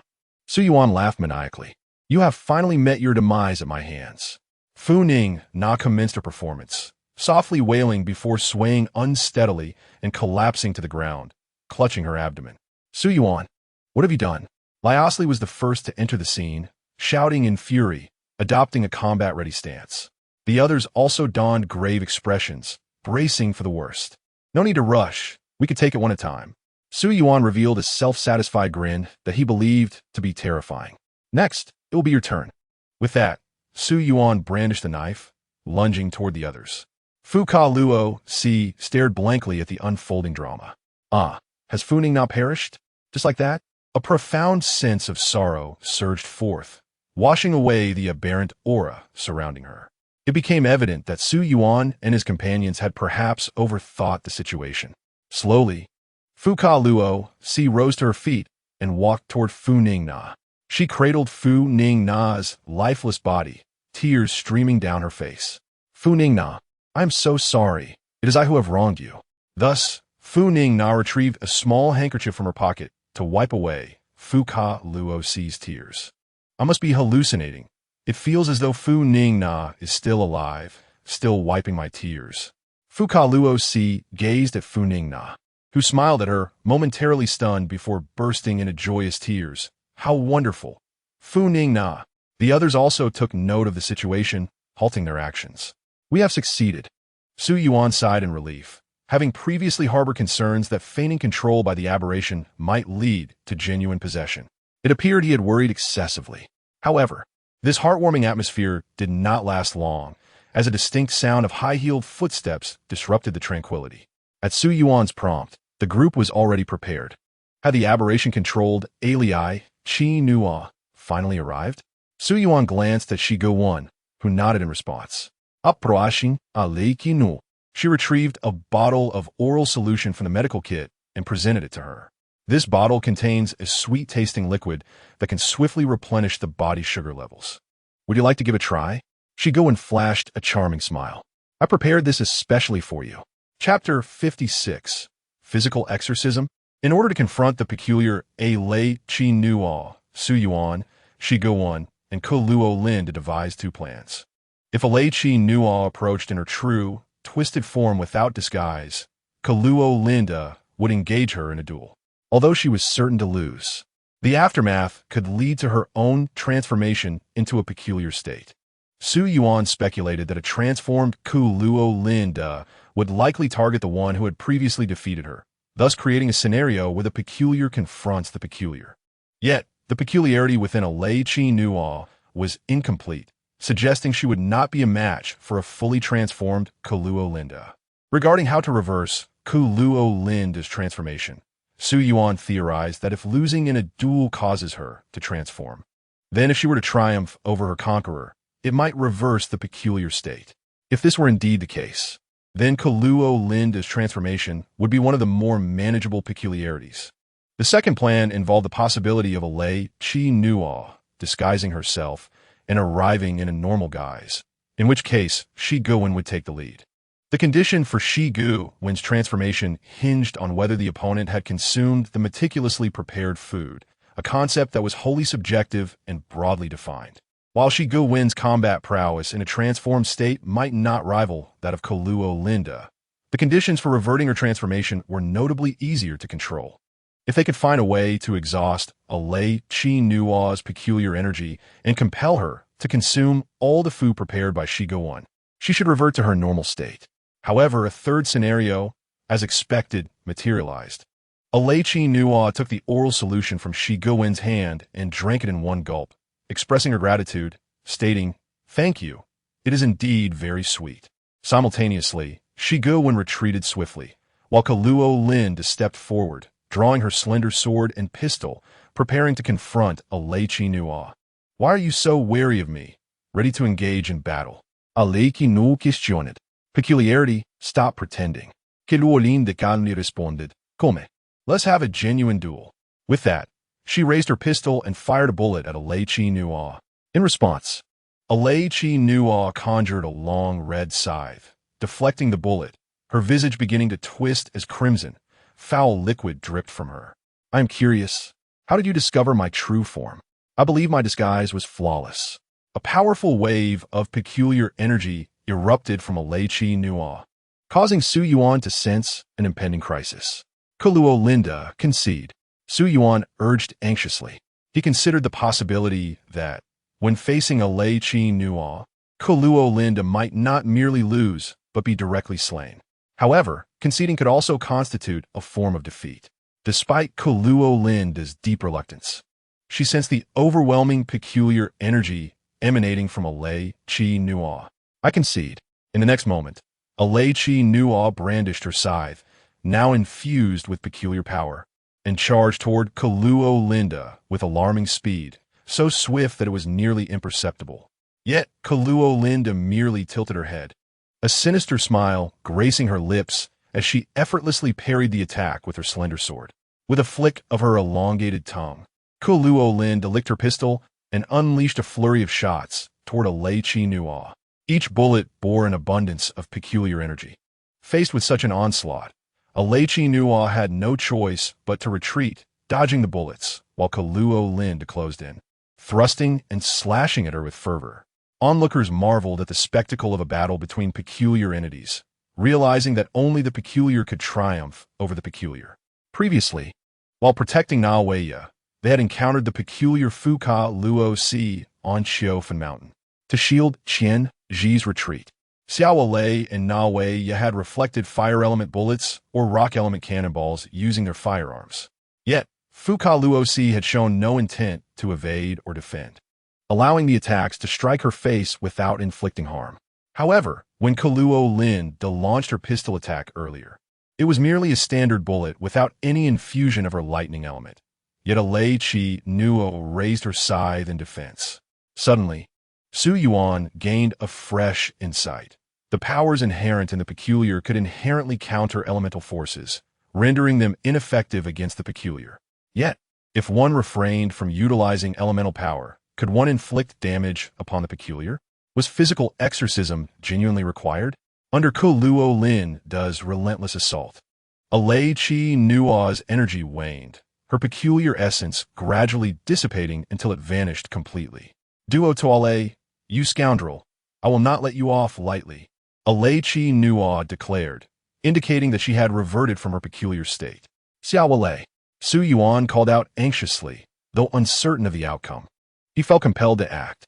Aim at Kuluo Linda and fire with ordinary bullets. Do not infuse them with fire elemental energy. Though unsure of Su Yuan's intentions, Xiao Lei quickly complied, raising her firearm with lightning speed, aiming and shooting. Kuluo Linda, with her sword enveloped in peculiar energy, intended to pierce a Lei Chi Nuo's forehead, yet a plain bullet intercepted her, prompting her to defend against it with her sword. A Lei Chi Nuo seized the opportunity to distance herself from Kuluo Linda. Su Yuan pondered the implications, despite it being merely a standard bullet. It had diverted Kuluo Linda's intent to kill, shifting her focus to defense. Do you realize you are interfering with the duel? Kuluo Linda's cold voice echoed, her blood-red eyes glaring at the group. A duel determines not only rank, but also life and death. It will not cease until one side is utterly defeated. Su Yuan felt a surge of dread. Was the condition for Kuluo Linda to revert not merely victory, but to annihilate her opponent? And while ordinary bullets might temporarily restrain her, Xiao Lei's ammunition was not infinite.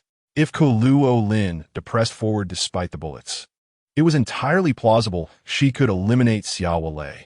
The speed of the peculiar was overwhelming. Previously, in her encounter with the peculiar Naoya Lai Te, Xiao Lei had struggled to respond to such velocity. Despite acquiring a new understanding, it felt futile. How should they confront Kuluo Linda? Should they truly permit her to kill a Lei Chi Nuo?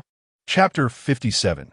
The method to break the stalemate. Su Yuan glanced at the formidable Kuluo Linda and then at the battered a Lei Chi Nuo, who was bleeding profusely and gasping for breath, appearing quite disheveled.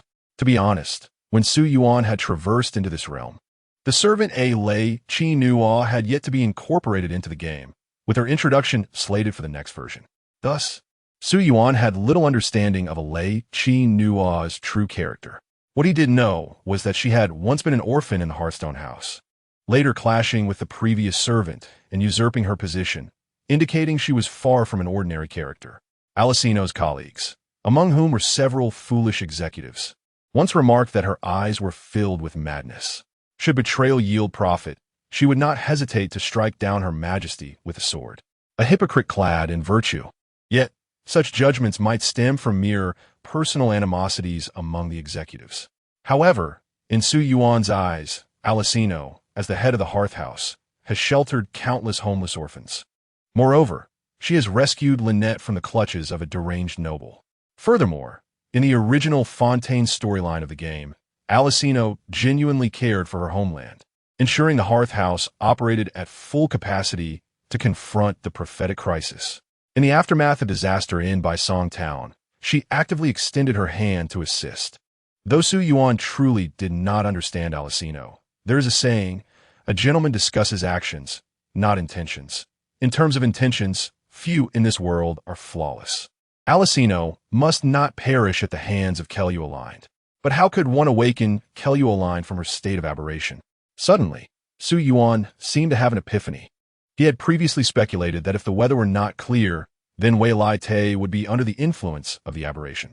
Could he manipulate the power of the water element to disperse the rain and clouds, thereby restoring Wei Lai Te's sanity? Moreover, after succumbing to the aberration, Wei Lai Te appeared to believe himself the center of the universe, a sovereign of the world, demanding that all must prostrate before him without the slightest hint of disrespect. Yet, if they displayed utmost respect towards him, would he still act against them? Su Yuan felt it was worth a try. Wei Lai Te, cry. Su Yuan called out loudly.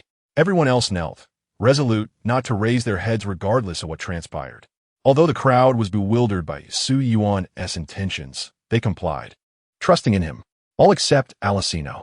I will neither kneel nor bow, Alicino stated flatly. Wei Lai Te doesn't care about her, cry. As Kelualine approached with a slender sword tainted by aberrant energy, Su Yuan anxiously exclaimed. Wei Lai Te sighed, nodded, and the sky darkened, rain beginning to fall. Ah, Wei Lai Te laughed in a twisted manner. Who permitted you to stand before me? Kneel. Wei Lai Te roared, and suddenly, Alicino and Kelualine found themselves unable to resist, crashing heavily to the ground. Wei Lai Te surveyed the kneeling crowd, nodding with satisfaction. Indeed, you are quite clever and discerning. This is the posture you should assume in the presence of one such as I, the peak dragon of Teyvat. Su Yuan understood that his gamble had paid off. As long as they remained prostrate and demonstrated sufficient respect towards Wei Lai Te, he would not strike. Those who failed to recognize the situation, however, would meet their demise. As Wei Lai Te approached Alicino, he seized her head with one hand, twisting it violently. Alicino's neck contorted like a twisted pretzel, circles appearing around it. After sufficient revolutions, it shattered, blood splattering everywhere. Next, Wei Lai Te stood before Kelualine. Though I sense you possess some strength, it does not excuse your failure to kneel before me. Su Yuan, bowing his head, cautiously glanced up and noticed Kelualine remained immobile, rendered helpless before Wei Lai Te. Even though both had succumbed to aberration, was Wei Lai Te truly superior? Indeed, whether in their original forms or in their aberrant states, Wei Lai Te could be deemed the strongest in Fontaine. Enough. You may as well die. Wei Lai Te waved his hand lightly, and with a surge of aberrant power, Kelualine was cleaved in half at the waist. Kelualine had perished, and the aberrant aura surrounding her dissipated. Suddenly, Wei Lai Te tilted his head, gazing in Su Yuan's direction. You, wretched mortal, just dare to look at me. Did you not? Su Yuan felt a wave of dread wash over him. He had indeed glanced up a moment ago. How could Wei Lai Te have seen that? Yet, it no longer mattered. They were already at the final juncture. Su Yuan felt the ancient dragon's blood and water elemental power coursing within him, sensing the raindrops on the eaves and the clouds above. Now, the weather shall clear. Su Yuan harnessed his inner strength, dispersing all rain and clouds in an instant. Wei Lai Te, stop crying. Awaken. Su Yuan felt utterly drained, but still shouted with fervor. Wei Lai Te paused, placing a hand on his head and surveying the surroundings. What has transpired? He beheld the lifeless forms of Alicino and Kelyu. Did I do all of this? Wei Lai Te, you need not blame yourself. Su Yuan struggled to rise, drawing a dagger from his possession, panting as he spoke. I have found a way to break the deadlock. Su Yuan, what are you planning? Wei Lai Te attempted to snatch the dagger from Su Yuan's grasp to thwart him. Su Yuan had the sensation that he had witnessed this scene many times before. Wei Lai Te, listen to me. Su Yuan gazed at him with unwavering determination. Forget it. I shan't repeat myself. It's such a hassle. Su Yuan was unsure why he instinctively spoke thus. Wei Lai Te, you need only trust me. I will surely save everyone. In the next moment, seizing Wei Lai Te's moment of distraction, Su Yuan plunged the dagger deep into his own heart. Chapter 58. Do you remember the first rule's hint? Su Yuan abruptly opened his eyes, experiencing the peculiar sensation once more, though he felt he was gradually becoming accustomed to it. Feeling a sharp pain in his left palm, he raised his hand to inspect it. Omitted, please note, this is your second death today. Those under aberrant control, while unafraid of elemental powers, seem to be wary of ordinary physical attacks. However, the prerequisite is that you must possess speed and reflexes that transcend the aberration. Otherwise, it will have little effect. The conditions to dispel Keoline's aberration may be rather stringent, requiring the death of the one who caused her defeat in battle, unless absolutely necessary. Do not allow Keoliine to become aberrant. Exhibiting sufficient reverence towards the aberrant Wei Lai Te may spare you from his attacks. You may also attempt to disperse the rain and clouds to restore Wei Lai Te to normal, observing the multitude of hints densely packed in his palm. Su Yuan grasped the general course of action he should take. Su Yuan suddenly felt puzzled, wondering how he knew that Alicino would arrive shortly. Before he could ponder further, the sound of high heels echoed. Everyone, the previous plan is null and void. From now on, follow my command. Su Yuan shouted loudly.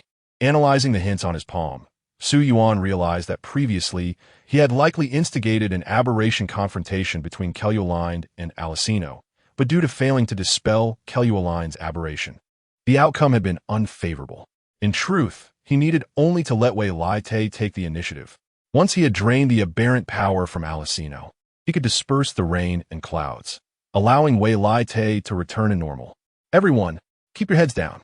Kneel. No matter what happens, do not lift your heads. Wei Lai Te cried quickly. Alicino is entrusted to you. Although the crowd looked bewildered at Su Yuan's commands, they nonetheless complied with his instructions. As the sky began to drizzle, Wei Lai Te's gaze fell upon the only figure still standing, a Lei Qi Nua. With a mocking tilt of her head, Wei Lai Te sneered, questioning the audacity of a Lei Qi Nua to confront her with such meager remnants of power. Before one as exalted as I, the pinnacle dragon of Teyvat, why do you not bow in reverence? Kneel before me. With that thunderous command, a Lei Qi Nua's legs buckled uncontrollably, forcing her to the ground. We are of the same kind. Why must we harm one another? A Lei Qi Nua struggled to voice her thoughts, feeling the overwhelming, sinister aura emanating from Wei Lai Te. Of the same kind? Harm one another? Do you believe you are worthy? Wei Lai Te grasped a Lei Qi Nua's hair, lifting her head before slamming it down violently against the ground. Blood flowed freely from a Lei Qi Nua's head as Wei Lai Te declared, "This is my unilateral domination over you." Once more, Wei Lai Te lifted a Lei Qi Nua's head, ruthlessly smashing it down again. "This is your punishment for disrespecting me." After enduring 2 brutal blows, a Lei Qi Nua defiantly exclaimed, "To all Lei, you scoundrel, I shall not let you off so easily." Just then, Su Yuan and the others sensed that the bizarre aura surrounding a Lei Qi Nua had entirely dissipated. Now was the time. Su Yuan, feeling the ancient dragon's blood and water elemental force within him surging, unleashed a tremendous power that dispersed the surrounding rain and ominous clouds, instantly clearing the sky. Wei Lai Te paused, momentarily stunned, as Su Yuan exhaled in relief. "Forgive me, a Lei Qi Nua," Wei Lai Te said, glancing at the bloodied figure in her grasp, her tone tinged with a hint of remorse. "Haijuan, quickly attend to a Lei Qi Nua," Liao Sealy urged. "No need." A Lei Qi Nua waved her hand dismissively, wiping the blood from her forehead and mouth. These minor injuries are nothing to fear. Have we truly reached this point? No sacrifices made, resolving the incomplete aberration of Fu Ka Luo Si and Alechi Nua. Alechi Nua, let us exchange some intelligence. So Yuan proposed. Looking at her, I know you genuinely wish to resolve the prophetic crisis and protect your homeland. Fontaine, skipping. So, if we aim to stabilize the internal energy of a Yushur, Kading Shuji, we must meticulously extract that small portion of aberrant power? Su Yuan pondered after listening to Fu Ka Luo Si's narrative. However, even if the majority of the aberrant force has been absorbed by Fu Ka Luo Si, who can guarantee that the remnants will not cause further contamination? Qianji interjected. It seems that the last attempt to extract that aberrant power ended in failure. But why did it fail? Could it be that I too would be controlled by the aberrant force? Or perhaps that contact with the energy of the Yushur, Kading Shuji, would lead to adverse consequences? Yet, Su Yuan's intelligence indicated he should not engage with the core energy sphere, who then could extract that aberrant power. Naiye presit had confusion. Though Su Yuan could not be controlled by the aberrant force, he was still barred from accessing the core. What a curious predicament. Lai Osili looked at Su Yuan with a puzzled expression. Su Yuan, are you allergic to the energy of a Yushur Kading Shuji? Did your intelligence not enlighten you on the consequences of contact? Su Yuan shook his head, replying, the intelligence did not cover that aspect. Why not just attempt contact with a small portion of the external energy?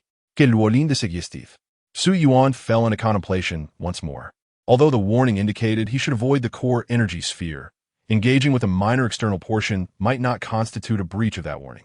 Just as he was about to agree, Fu Ningna suddenly spoke up. Everyone, I have a thought. Do you remember the first rule prompt Su Yuan shared with us? During the day, I am my true self, my normal self. Chapter 59, Crisis Temporarily Averted.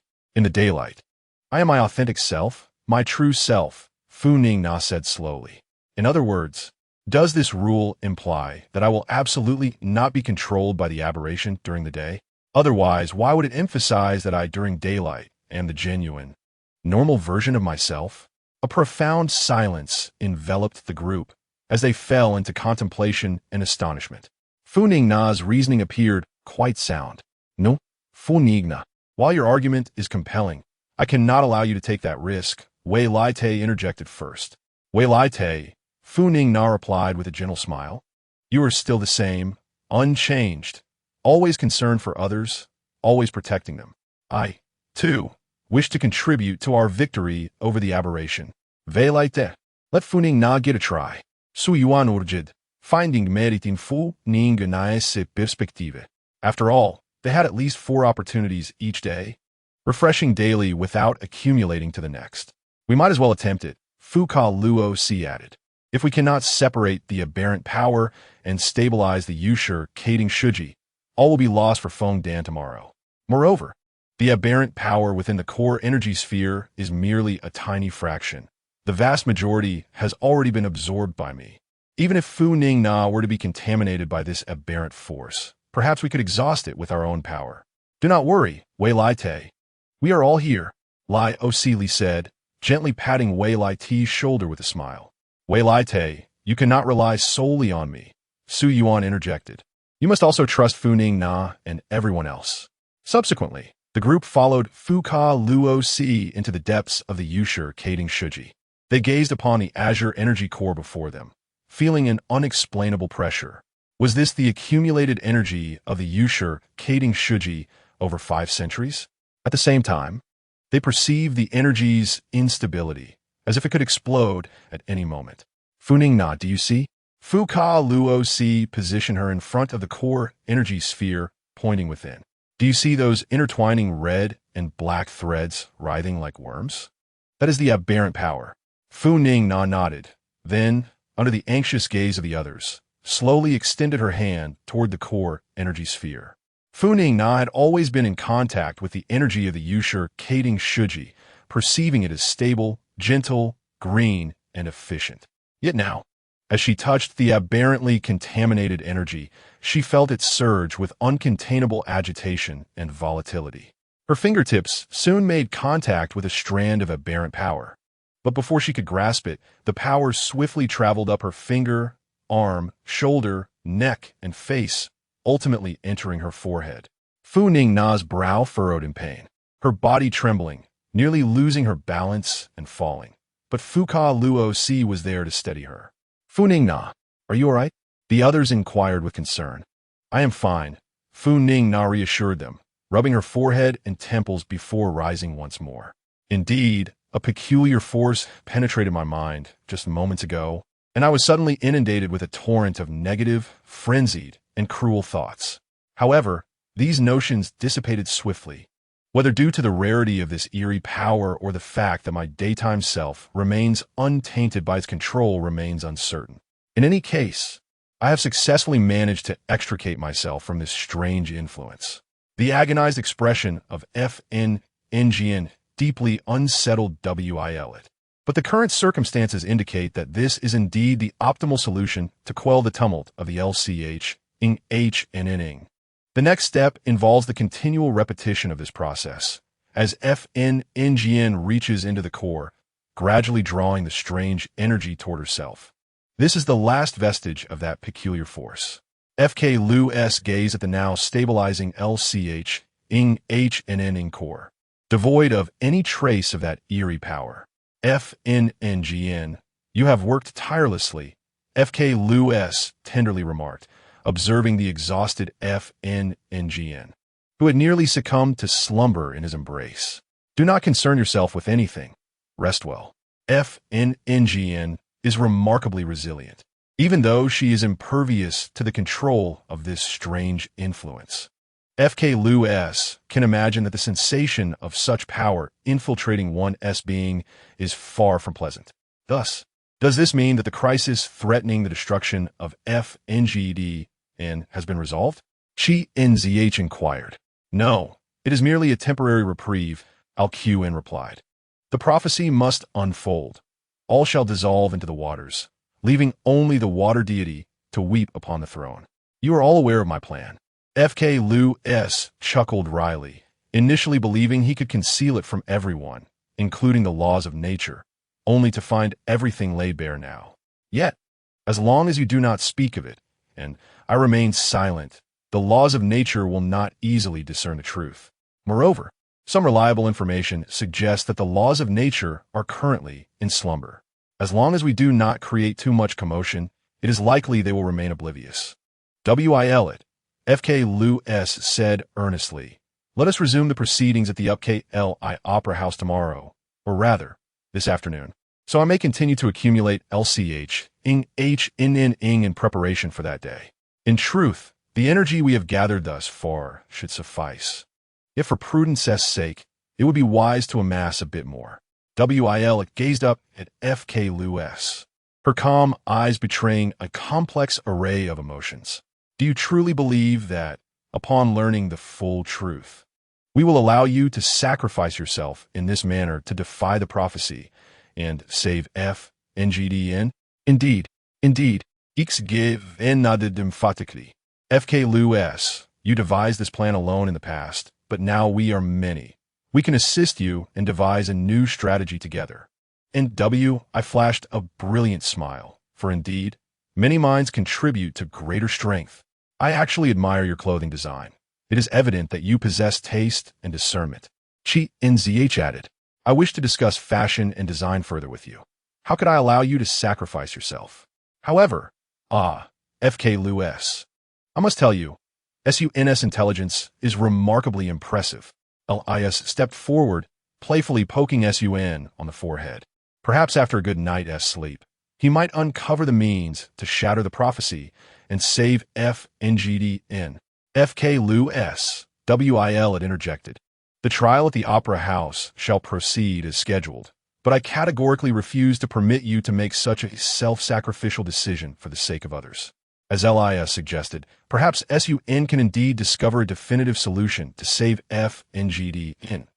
SUN smiled sheepishly. All right then, since you all have such faith in me, I shall give my utmost effort. After all, I have been determined to save FK Lu S from the very beginning. Chapter 60. Could it be that I cannot surpass a mere chi-chi? Traveler, will you truly not attend the post-war celebration? Are you in such haste to depart from SM? At the ZBIR Theater in SMDBZH, L gazed longingly at the traveler and PMing. You, the hero who saved the little Ji Xiangxiao king and rescued SM, choose to depart in such a manner, concealing your merit and fame? Iapolujiza, Miss Aela.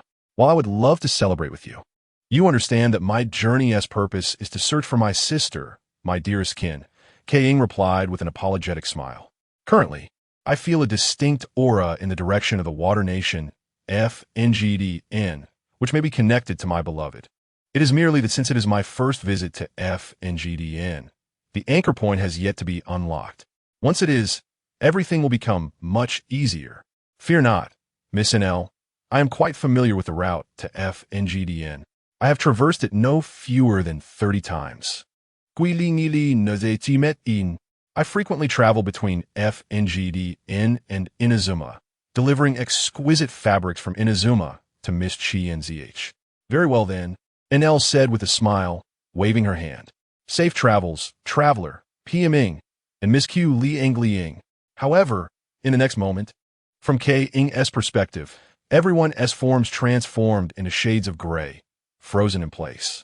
It is I, in Exta said, it seems we have once again established a connection of consciousness. Well, if I must be blamed, it is for my impulsiveness. Upon learning of your departure from SM, I wished to converse with you, and inadvertently, the connection was formed. No matter, aside from NL, you are the last I wish to bid farewell, Kaying stated. Even if you do not seek me out, I will visit JNGSHN Palace to find you. There is no need for you to trouble yourself to come solely for my farewell, and Extra replied. However, a face-to-face farewell possesses a certain ceremonial significance. I extend this courtesy to all. You truly need not come to JNGSHN Palace. I am currently inundated with aftermath matters to attend to and am rather busy. I doubt I will have time, and a farewell here suffices. Very well, since you insist. In Exta, Kang nodded. Traveler, my purpose in seeking you out this time is less a farewell and more a reminder. Please exercise caution and remain vigilant. Although your abilities are sufficient to handle most challenges, unforeseen circumstances can arise. While I am the god of wisdom, I cannot unravel every mystery of the world. This realm is still rife with uncertainties and challenges. Understood. In Exta, thank you for the reminder. I will keep it in mind, Kang affirmed with a nod. Subsequently, Kang bid farewell to N Exta and, along with PMing, followed Q Li Engliang on the journey to FNGDN. Q Li Engliang, PMing, do slow down. Kang gasped, realizing that despite his enhanced physique, he had underestimated the difficulty of the shortcut described by Q Li Engliang. The path was fraught with thickets, tiny openings, and sheer cliffs, truly not a road suitable for ordinary travelers. Yet, Q Li Engliang possessed her catbox form, and PMing, being small and capable of flight, navigated the terrain effortlessly, while Kang struggled. Traveler, hold on a bit longer. Q Li Engliang encouraged, it is a shortcut after all. We have nearly halved our travel time. We shall reach FNGDN by tomorrow morning. The following morning, K-ing and P-ming, accompanied by Q Li Engliang, finally arrived at the seaside in the northeastern direction of Bisong Peak in SFLUYU. As K-ing beheld the peculiar device glowing red before him, a smile finally graced his lips. Wonderful! There is a teleportation anchor point here. Thus, Kong hastily approached the yet-to-be-unlocked teleport anchor. The anchor began to float and rotate, with its emanating red glow gradually transforming into a blue luminescence. Everything was expected to unfold this way. However, this particular teleport anchor, despite being successfully activated, emitted a disturbing combination of black and red light, accompanied by an ominous aura. Kong felt a pang of confusion. Having spent considerable time in Teyvat, this was his first encounter with such a malfunctioning teleport anchor. Was it merely an external display malfunction? Or was it truly inoperable? Traveler, look, ahead lies Fontaine, Qi Liangs said, pointing towards the distance where the architectural marvels of Fontaine could be faintly discerned. She then directed Kong's attention to a small dock below. Next, we simply need to take a boat from down there to reach the harbor of Fontaine. Furthermore, Qi Liangs pointed out a spiky tortoise by the coastline. That species is known as the Dai Gui. She continued to elaborate. I heard that the shells of this breed are exceptionally tough, impervious to any elemental force or weaponry. Of course, this was merely an exaggeration, indicating the remarkable defensive capabilities of the Dai Gui. Qiliang seemed to naturally take on the role of a tour guide, sharing all that she knew with Kong. Hey, Qiliangs, why do I feel as though you've usurped my role? Paimon crossed her arms, tilted her head, and pouted in a mock display of anger, causing everyone to chuckle. Just then, an unexpected turn of events occurred. A hilichurl suddenly appeared beside the Dai Gui, seemingly intent on attacking it. The Dai Gui, perceiving the threat, retracted its head and limbs into its shell, entering a state of absolute defense. The hilichurl wielded no weapon. It merely struck the shell with its unadorned fists. Yet, in the instant before impact, a surge of dark and crimson energy erupted from its fist. The seemingly indestructible shell of the Dai Gui shattered in an instant, and the creature inside was left battered and bloodied. The hilichurl seized several chunks of the bloody Dai Gui flesh, sampled it, but upon finding it unpalatable, spat it out. Then, the hilichurl's gaze shifted towards a few dock workers not far away. Witnessing this scene, Kong's expression turned grave. What kind of power had been wielded by the hilichurl's fist to obliterate the Dai Gui's formidable shell? The distance was a bit far, hindering clarity, and it felt reminiscent of the abyss's might, yet not entirely so. Moreover, the individuals at the dock seemed to have drawn the hilichurl's attention, placing them in peril. He felt compelled to protect them. Even though he was unaware of how the hilichurl had achieved such power, it was still merely a hilichurl. Could he truly be outmatched by one? Kong completely disregarded Nahida's prior warnings. Chapter 61 New Intelligence. Is there a traitor? That night, Su Yuan lay in bed, reflecting on the events of the day. The Violet had publicly declared that the decree of the Inquisition had returned to normal, and that afternoon, the trials would recommence at the Opera de Bienni. Meanwhile, he had leisurely wandered through Fontaine, pondering methods to save Fukalos. Su Yuan had conceived a possibility. The reason Egeria had incited the Heavenly Principle's wrath was fundamentally due to being discovered for violating the taboo against creating life. However, now that the Heavenly Principle lay dormant, it should be oblivious to these incidents, right? Yet the pressing question remained. Did Fukalos comprehend how Egeria utilized the primordial waters of the fetal sea to transform pure water spirits into humans? Furthermore, could the original memories still exist? Was he still himself? Uncertain, Su Yuan resolved to visit the opera house the following day to discuss this matter with Fukalos. Lost in thought, he soon drifted into slumber. The next day, the sun rose as usual. Feeling the warmth of the sunlight, Su Yuan gradually opened his eyes. A sharp pain resurfaced in the palm of his right hand. New intelligence had emerged. He wondered if it contained information regarding the salvation of Fontaine. With eager anticipation, he raised his right hand to observe the inscription. Firstly, congratulations on surviving the fifth night. Currently available intelligence. Omitted. 13 individuals from other realms are drawn to one another. Huh? Individuals from other realms? Su Yuan acknowledged that he too could be considered one. However, individuals from other realms are not necessarily arrivals. For instance, Kong and Ing, the former classified as the fourth arrival within the Fatui's intelligence network, while the latter was not included in this category. According to Nahida's speculation, the first arrival was the Heavenly Principle of Teyvat. What did this mutual attraction signify? Why did he not feel any resonance? Was there an invisible hand of fate orchestrating their convergence? Su Yuan felt a twinge of concern. If it meant drawing him closer to Brother Kong, it would not be a significant issue. The problem arose if the Heavenly Principle, also deemed an individual from another realm, was involved in this attraction. That could spell considerable trouble. To be honest, Su Yuan had limited knowledge of the Heavenly Principle and was uncertain how to respond. Moreover, could it be that the Heavenly Principle was susceptible to bizarre contamination as well? Yet, he himself was not easily influenced by such corruption. Being an individual from another realm, and of a higher caliber than himself, it was unlikely. Continuing to peruse the message, he read, 14. If you give Qi Liang's delivery service a poor review, it may lead to unfortunate consequences. Kui Liang's. Wasn't she the esteemed courier from Inazuma's Kiba delivery? Why did today's rule hint pertain to her? Had she also arrived in Fontaine?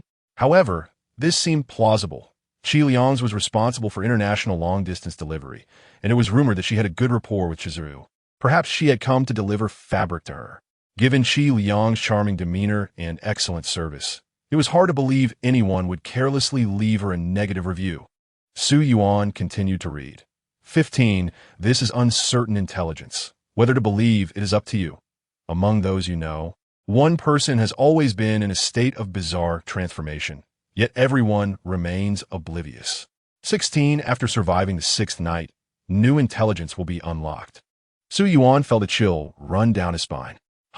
Why was it once again uncertain intelligence? Did it imply that there was a traitor within his team? Or did this acquaintance refer to someone he recognized unilaterally? If so, the scope would be vast. Though he had yet to visit Mondstadt, Liwa, Inazuma, or Sumeru, he was familiar with the individuals there. Caught in indecision, he pondered the veracity of this intelligence. Best to remain cautious and discuss it with others later. Upon arriving at the office of the Violet, Su Yuan discovered that only the Violet was present. Violet, why are you alone? Where is everyone?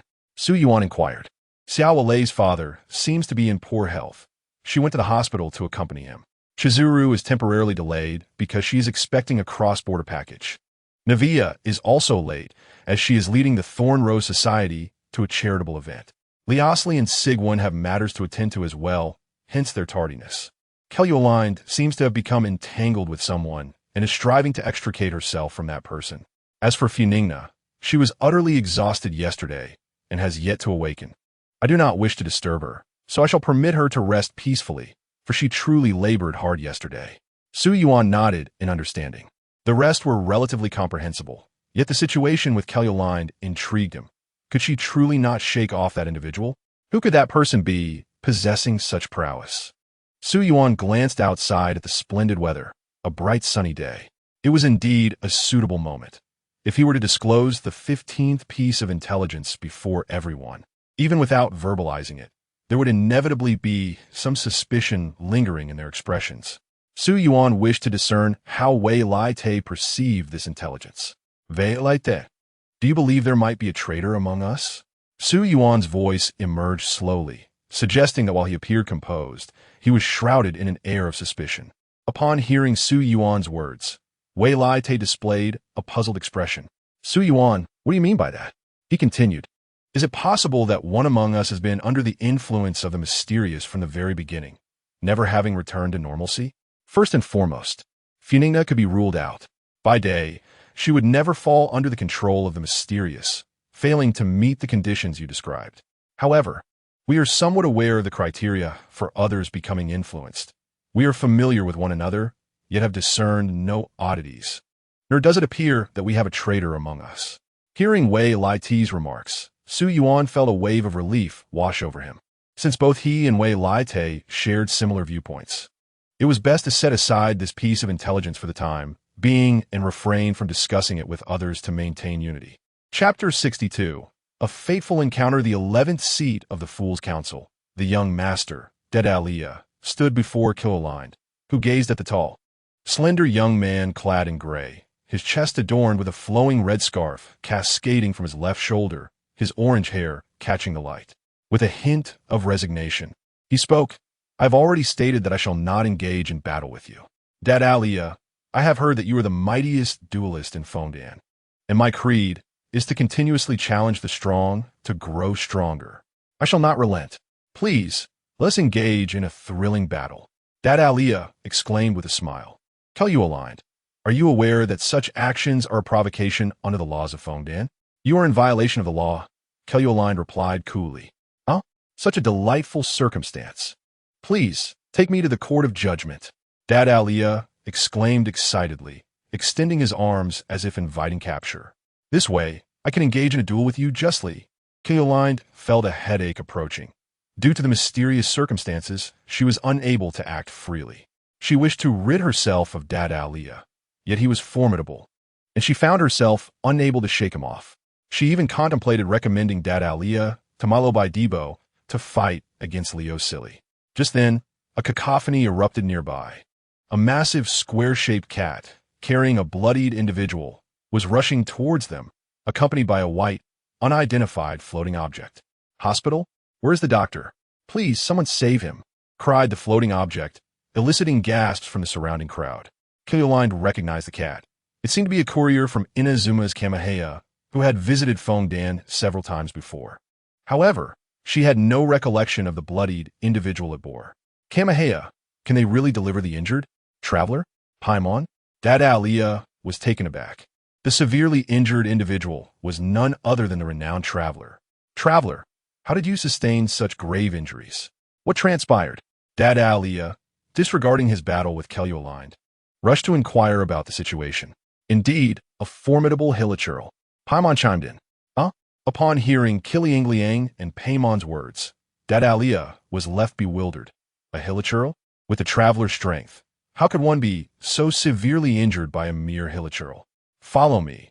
The emergency room is this way, Kelyoline instructed.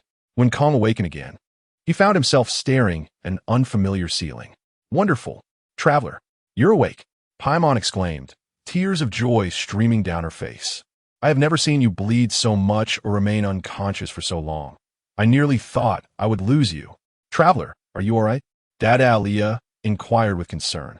Akademiya, what are you doing here? Kong asked, astonished. Are we in Fontaine? Indeed, we are in Fontaine, Akademiya replied, nodding. I recently felt something was amiss.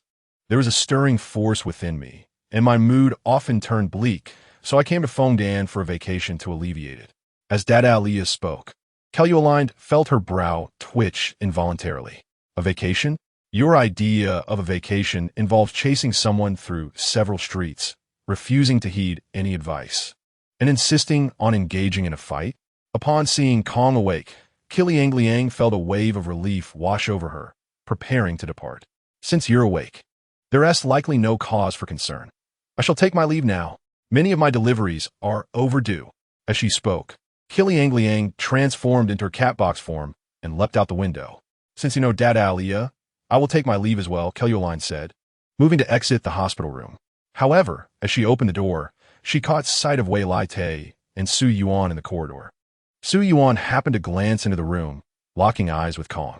In an instant, Kong sensed a peculiar aura emanating from Su Yuan, a sense of familiarity. He had likely come to Fontaine in search of him. Meanwhile, Su Yuan also recognized Kong. Your name is Kong. He extended his hand towards Su Yuan, inquiring. Su Yuan, the Su from Taramis and the Yuan from Broken Walls. He introduced himself. Wei Lai Te then directed his attention towards Akademiya, addressing Kelyoline. So it is him. No wonder you were ensnared. Wei Lai Te, please accompany Kelyoline to Xiavol's father's hospital room and meet with Xiavol, Su Yuan suggested. Akademiya, perhaps you should step outside for some fresh air. Kong proposed. Everyone discerned that Kong and Su Yuan likely had matters they wished to discuss privately. Paimon, you should step outside as well, Su Yuan said with a smile. How you know my name, Mr. Su Yuan? I believe this is our first meeting, Paimon queried, astonished. Interdimensional beings seemed to attract one another. Yet Su Yuan had not anticipated encountering Kong so swiftly. Suddenly, Su Yuan conceived a novel notion regarding the uncertain intelligence. The information in his right palm might not stray too far from his position. Otherwise, even if he disclosed this intelligence or rule, it would bear no significance. For instance, the individual who had previously hinted at researching the mysterious was now almost certainly Dr. Dochuole, who had recently appeared in Fontaine. As for today's uncertain intelligence, it too likely would not be far removed from him. Kilyangliang's conditions for becoming influenced should not apply to her. After discussing with that Wei Lai Te, it seems there are no traitors within the existing team. Kong and I are both beings from another realm, and we should be immune to the influence of the peculiar forces. By the process of elimination, the only characters I am acquainted with who have recently emerged are Paimon and Tartaglia. If indeed someone has been under the control of these peculiar forces, Su Yuan leans towards Paimon being that individual. Paimon, a dual-gendered entity, is ranked 9th among the 72 demon gods of Solomon. Furthermore, Paimon has always exhibited an air of mystery within the game, undoubtedly concealing many secrets. If she were truly under the control of these forces, she would be capable of executing a flawless disguise, as previous experiences suggest that the ability to disguise oneself under such influences is somewhat related to the original host. Why are peculiar memories surfacing again? I clearly have no recollection of these events. In Chapter 63, Yuan Kong gazed in astonishment as Su Yuan manipulated the water elemental power, forming an arc-shaped water wall that enveloped the two of them. The ensuing conversation might be rather private, and Su Yuan preferred to keep it from others. You can utilize water elemental power even without a vision? Kong inquired, puzzled. Is it that like me?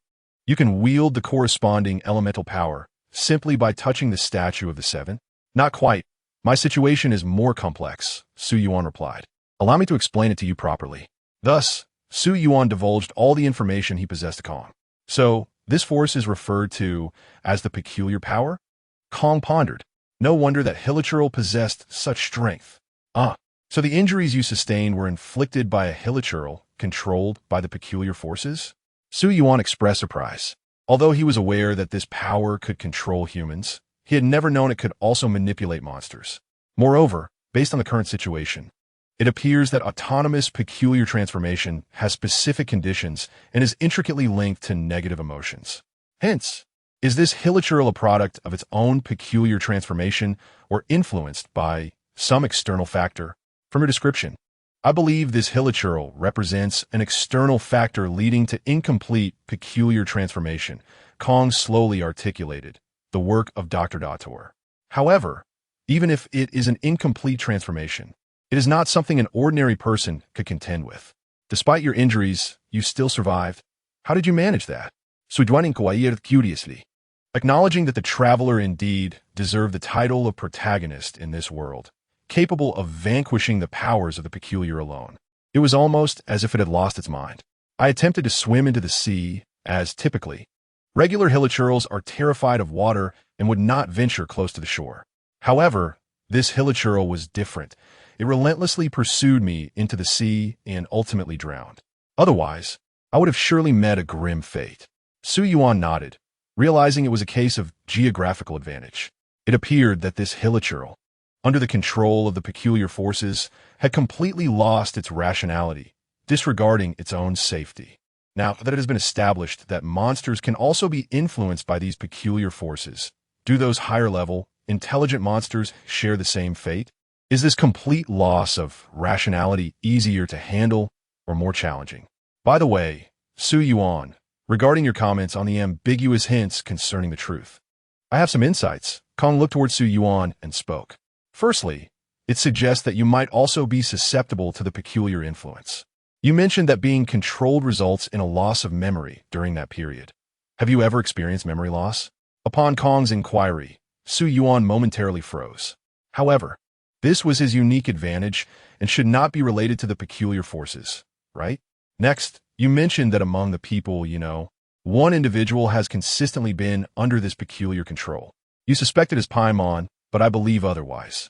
According to your account, the peculiar forces only recently descended upon Teyvat. Paimon and I have been together for such a long time. If she had undergone any changes, I should have been able to sense it. Indeed, Su Yuan nodded in agreement, contemplating that perhaps this hint was merely a deception designed to confuse. Yet, even if this information is false, it presents at least two interpretations. Kong mused. One interpretation is that no one has been perpetually controlled by the peculiar forces, while another interpretation suggests that more than one individual could be under such control. Hearing Kong's perspective, Su Yuan was taken aback. That's indeed a compelling argument. One possibility is complete absence, while the other hints at a greater number. If it's the latter, that would be quite troublesome. Furthermore, your assumption that we, as newcomers, are immune to the peculiar influence is merely a conjecture on your part. If only we could conduct an experiment, I would willingly serve as a test subject.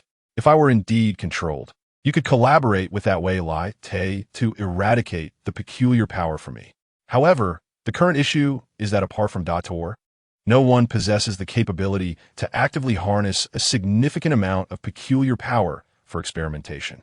Additionally, many of your thoughts are simply unilateral speculations without corroboration. Kong regarded Su Yuan thoughtfully, remarking, "There's a saying. The bystander sees clearly, while the participant is often confused. Sometimes, it is essential to approach problems from various perspectives." Su Yuan looked at Kong, feeling that he truly was the protagonist of Teyvat, the fated chosen one. Engaging in conversation with him was immensely enlightening.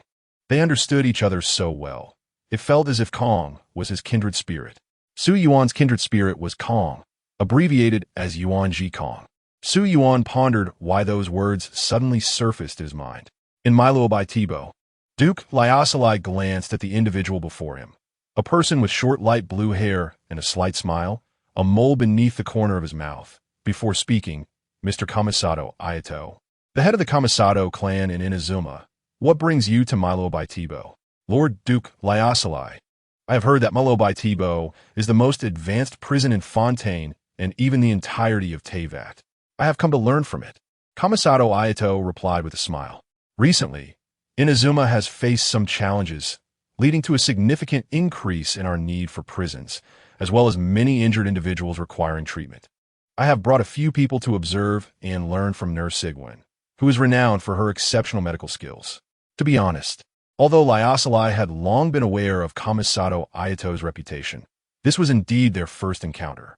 Lyosalai did not particularly like Kamisato Ayato, despite his cordial demeanor and smiling face. He felt an inscrutable depth in his character, making him difficult to read. Dealing with such individuals was the most mentally taxing.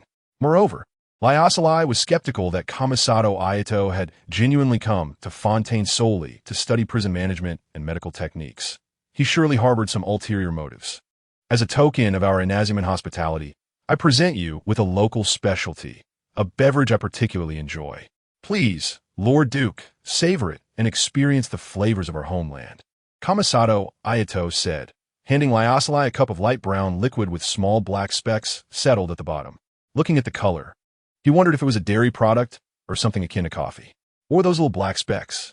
Lyosalai pondered, realizing he hadn't had tea in 2 days and thought a change of flavor would be welcome. He took out a straw, inserted it into the cup, and took a small sip. In Chapter 64, The Permanently Peculiar Transformation of Xiavolai.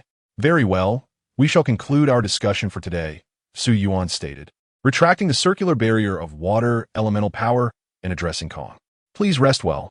I will check on the situation with Xiavolai.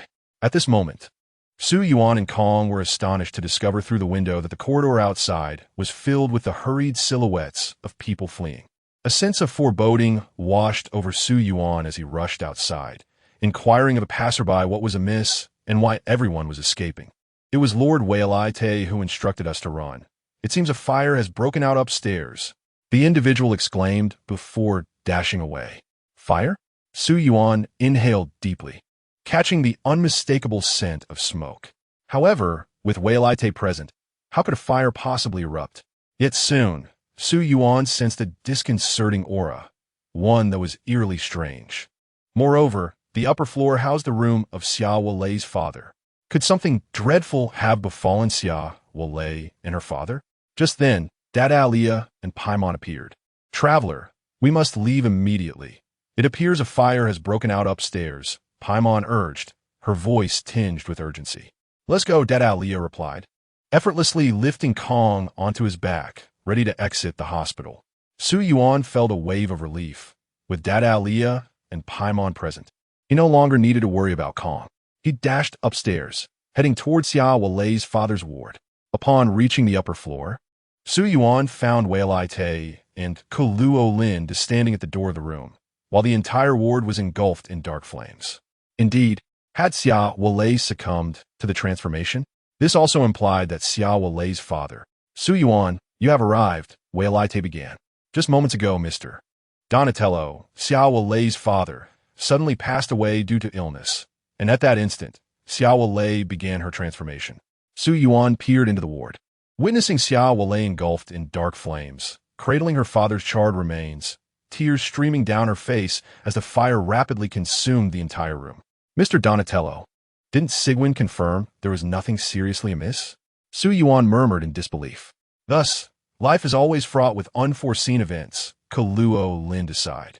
The current situation had far surpassed Su Yuan's expectations. If the condition for Xia Walei's transformation was her father's coma, then death could be considered a form of permanent unconsciousness. This implied that Xia Walei might never awaken from her transformation. Given the circumstances, It seemed the only recourse was to eliminate Xiao Wei along with the transformation itself, a sentiment echoed by Wei Li's resignation. I concur, Kaluo Linda nodded. Then allow me to challenge her, she declared, to send her off on her final journey and to ascertain whether my method of reversing the transformation indeed lies in defeating the opponent. In the eyes of Wei Li and Kaluo Linda, Xiao Wei's sacrifice had become a foregone conclusion. They could replicate the act performed on male C and she air Fu, sprinkling the primordial waters of the womb upon Mr. Donatello's remains. This might at least preserve his life.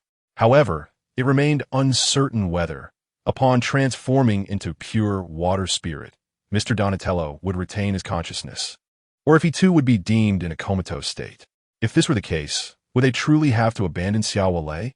As Su Yuan pondered, the dark flames surrounding Xiao Wei continued to blaze, her father's remains becoming increasingly brittle and ash-like until they crumbled to the ground. As the ashes of her father slipped through her fingers, Xiao Wei murmured, I promised you I would take good care of myself, to exercise regularly, and to eat well.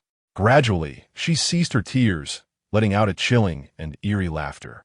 Kneeling, she extended her slender tongue to lick up the ashes scattered on the ground, savoring each morsel. Father, your flavor is so ordinary. Yet why do I feel such profound satisfaction? Yet this was not enough. Her hunger persisted. To attain a robust physique, I must consume more energy. In the next moment, Xiao Wei tilted her head at a 270-degree angle, gazing at the three figures at the door, Wei Li, Kaluo Linda, and Su Yuan. What do you taste like? She inquired with unsettling curiosity. I truly wish to know. It's my turn to act, Kaluo Linda declared, stepping forward, drawing her slender sword, and addressing Xiao Wei. Come, Xiao Wei, let's engage in a fair duel. However, in the next instant, her expression shifted awkwardly as she conceded, I admit defeat. With her submission, an otherworldly power erupted from her, locking eyes with Xiao Wei. The tension of battle palpable in the air. Akademiya carried Kong to a nearby open space outside, gazing up at the hospital ward ablaze with dark flames. Filled with confusion, what kind of fire burns in such a sinister hue, exuding an ominous aura? Furthermore, his instincts for battle suggested that two formidable beings were locked in confrontation within. How terrifying! This is the first time I've encountered such flames, Paimon exclaimed, her voice quaking with fear. Kong wore a grave expression, having deduced from his earlier communication with Su Yuan that Xiao Wei had indeed entered a state of transformation.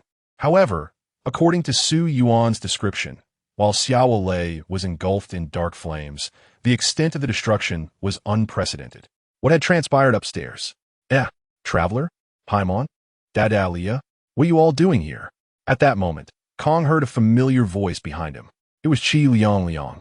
On the contrary, Kong regarded Qi Liang with suspicion. Despite her appearance seeming unchanged, the transformation could be deceptive. Qi Liang, has your delivery exceeded the time limit? Are they blaming you and leaving negative feedback? Kong surmised that Qi Liang's transformation conditions likely stemmed from receiving poor reviews. Negative feedback? None at all. Qi Liang shook her head. Just as Kong began to relax, Qi Liang continued. As long as I resolve the issue with the person who left a negative review, no one will give me poor feedback. It seems I have encountered you before. You are both the cargo and the recipient. May I inquire if you are satisfied with my service? Chapter 65. A reunion not to be.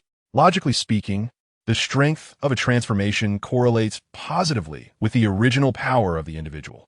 The greater the original strength, the more formidable the transformation.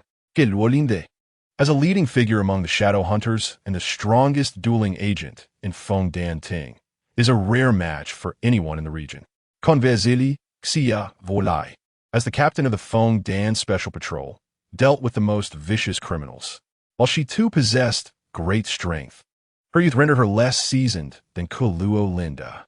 Under normal circumstances, Xiao Wei should not have been Kaluo Linda's match, and this should hold true even post-transformation. Yet, the reality was that Kaluo Linda was being completely overpowered by Xiao Wei. Could the intensity of negative emotions also impact the strength of the transformation? Indeed, Xiao Wei had previously mentioned that after Fu Ningna's demise, The malice of Weilai Te during his transformation was 100-fold greater than when he tormented her, suggesting a significant power boost. Wait, where did this memory come from? Are these non-existent memories surfacing again? Su Yuan rubbed his head, feeling a headache coming on as such images increasingly intruded upon his thoughts. He had long suspected that these were memories of experiences he had previously encountered. Weilai Te, Su Yuan directed his gaze towards him. I will need your assistance shortly. Kuluo Lin that does not currently seem to be Xia Walei's equal. Are you satisfied with my service? Kong gazed at the visage of Qi Liang beside him. As her features began to contort and twist, her eye sockets sank deeply and crimson. Foul-smelling liquid oozed from the corners of her mouth. Qi Liang was now under a bizarre control. Paimon, witnessing this horrifying transformation, was rendered speechless, while Dada Leah wore an expression of grave concern. Kong's apprehensive and flustered demeanor did not escape Qi Liang's notice, prompting her to slowly utter, "Is this expression a sign of dissatisfaction with my service?" Kong was acutely aware that any indication of discontent would lead to his immediate demise. "I am satisfied, very satisfied," he hastily replied. "Ah, that is more like it. Thank you for your support." Qi Liang returned to her normal appearance and prepared to depart. However, Kong noticed a package strapped to her back, still seeping blood. "Qi Liang, what is it you carry on your back?" he instinctively inquired.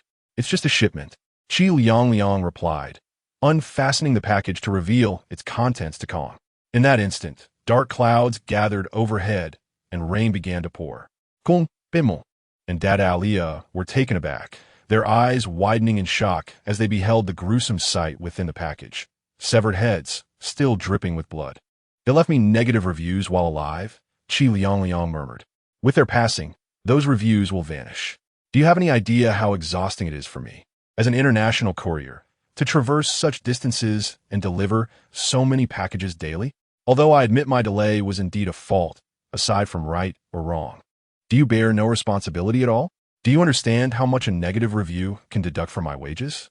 How long it can dampen my spirits? What am I laboring so hard for?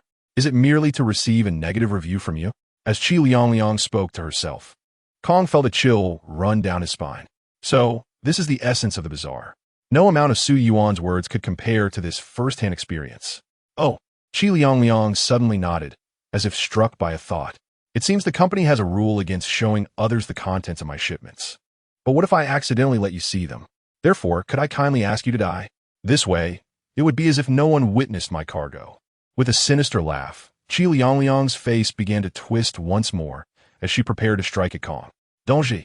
Dada Leah's voice rang out as he unleashed his pure water structure, brandishing a water blade and charging towards Qi Liang, aiming a heavy blow at her head. Dada Leah possessed an acute sense for formidable foes, and the peculiar Qi Liang stirred the battle-hungry blood within him. However, Qi Liang showed no intention of evading Dada Leah's fierce assault, allowing the water blade to strike her head without resistance. "Dada Leah, be careful. Elemental power has no effect on her," Kong shouted, desperately trying to distance himself from Qi Liang to avoid interfering with Dada Leah. "Elemental power is ineffective?" Dada Leah realized, feeling his attack on Qi Liang's head yield no result. "You dare to attack me?" Qi Liang exclaimed, her face contorted with fury. "You intend to seize my cargo, do you? I shall not forgive such an act." In the next moment, sharp claws sprouted from her hands, and she lunged at Dada Leah. Although Dada Leah reacted swiftly, he still bore deep gashes across his chest. A premonition gripped him. If he did not unleash his full power now, he would perish here. Evil Eye Release. Demon King Armament. Yet, Qi Liang offered Dada Leah no opportunity. As a creature of the feline variety, she was inherently agile, and being a yokai, she moved with an unbelievable swiftness, enhanced further by the power of the bazaar. With the sound of flesh being sliced, Qi Liang's claws shimmered, and before Dada Leah could transform, he was reduced to mere chunks of meat, falling to the ground. Paimon, witnessing this brutal scene, covered her eyes and hid behind Kong, who was equally horrified, his clothes soaked with sweat.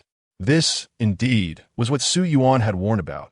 Never engage with the bazaar, but rather utilized the bizarre to defeat the bizarre. Qi Liang, her claws dripping with Dada Lia's blood, slowly approached Kong. In the next moment, a sharp pain pierced Kong's neck, and the world began to spin. His final gaze turned towards the sky. Was it not raining just moments ago?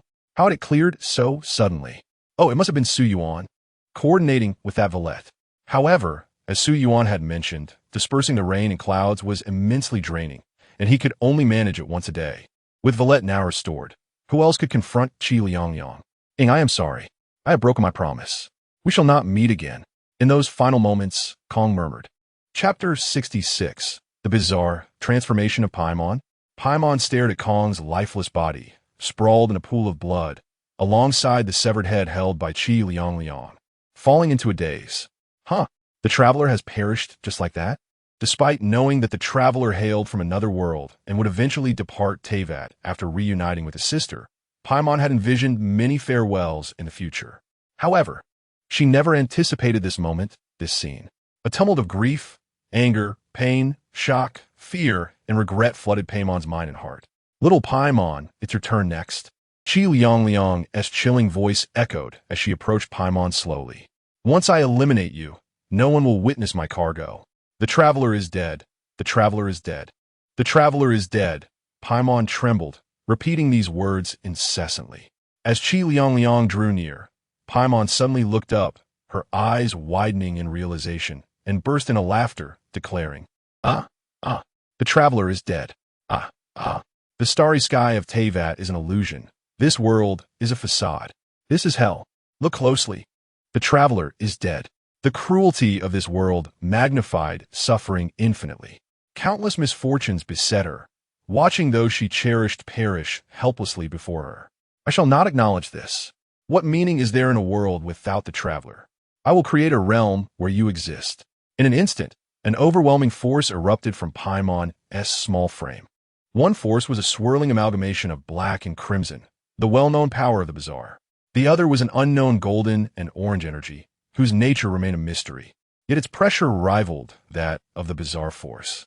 Qi Liang gazed in astonishment at this spectacle, a profound sense of dread enveloping her. At that moment, Paimon wore a faint smile. Her eyes transformed into a pair of distinct hues. One eye, a deep black, was sunken and oozing with crimson, foul liquid, while the other dazzled with radiant golden-orange light, difficult to behold. Ordinarily, those under the control of the bizarre would become frenzied and fearless.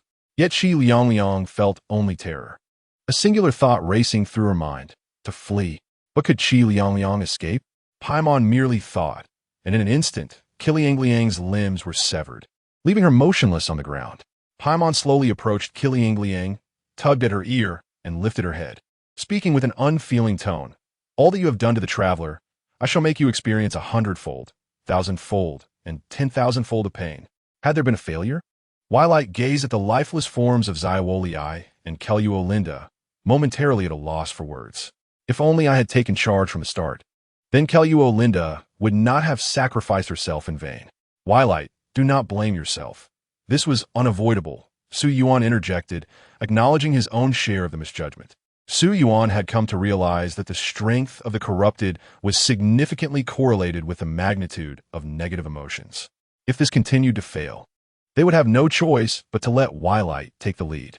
Just then, both Wylite and Su Yuan sensed a powerful surge of eerie energy erupting not far from the hospital, accompanied by an unknown force. Wylite, Su Yuan. They both called out each other's names simultaneously. Let us depart. Upon reaching the ground floor outside the hospital, they discovered the decapitated traveler and a heap of dismembered flesh, indiscernible in identity. However, judging by the fragments of clothing, it was highly likely to be Dada Lia. Nearby, Paimon, enveloped in an aura of the strange and the unknown, was methodically peeling the flesh from the mutilated Qi Liang as if tearing apart dried meat, reminiscent of a slow and torturous execution. Su Yuan and Wylite both sensed the eerie energy emanating from Qi Liang. The situation was now quite apparent. Someone had given Qi Liang a low rating, leading her to corruption. Subsequently, the corrupted Qi Liang had slain Dada Lia and Kong. The condition for Paimon's corruption seemed to be tied to Kong's demise. Su Yuan inhaled deeply, It appeared that the character he had always recognized was not truly Paimon. Kong had always placed his trust in Paimon. Indeed, a game he had once played had imparted a critical truth: to be wary of Alicia-style traps. Not all white-haired or pink-haired beings are malevolent, nor do those who accompany and care for you always harbor ulterior motives. Yet, besides the eerie energy, what was the nature of the golden-orange force within Paimon? Twilight, weep, Su Yuan directed towards her. But today you cannot dispel the rain and clouds a second time, Twilight replied with concern. It is fine, with effort. It can be achieved once more, Su Yuan reassured, though he was fully aware that a second attempt was beyond his capabilities. Nevertheless, he needed to temporarily reassure Twilight to unleash her power. Su Yuan wished to ascertain the extent of Paimon's strength after her corruption. Very well, Twilight nodded, and soon, dark clouds gathered, and light rain began to fall once more. Su Yuan promptly adjusted his stance, kneeling to avoid being targeted by Twilight. Hee. Twilight gazed at Paimon, emitting a peculiar, haunting laugh. I am the peak dragon of Teyvat, the unparalleled emperor of this world. You show me no respect, nor do you bow in reverence. Yet you dare to hover before me? You are indeed unique, the first of your kind throughout history. Kneel before me. With Twilight's furious roar, Paimon remained unmoved, as if his words had no effect. Confused, Twilight scrutinized Paimon once more. Kneel? The one who should kneel is you. Paimon's cold and detached voice rang out. In the next moment, with a thud, Twilight's knees crashed to the ground. Su Yuan looked up, bewildered by the turn of events.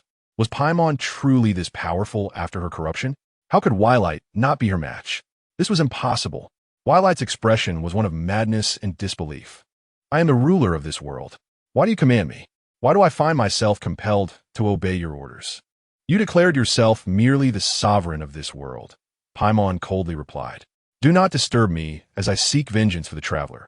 Farewell, elemental dragon of Teyvat.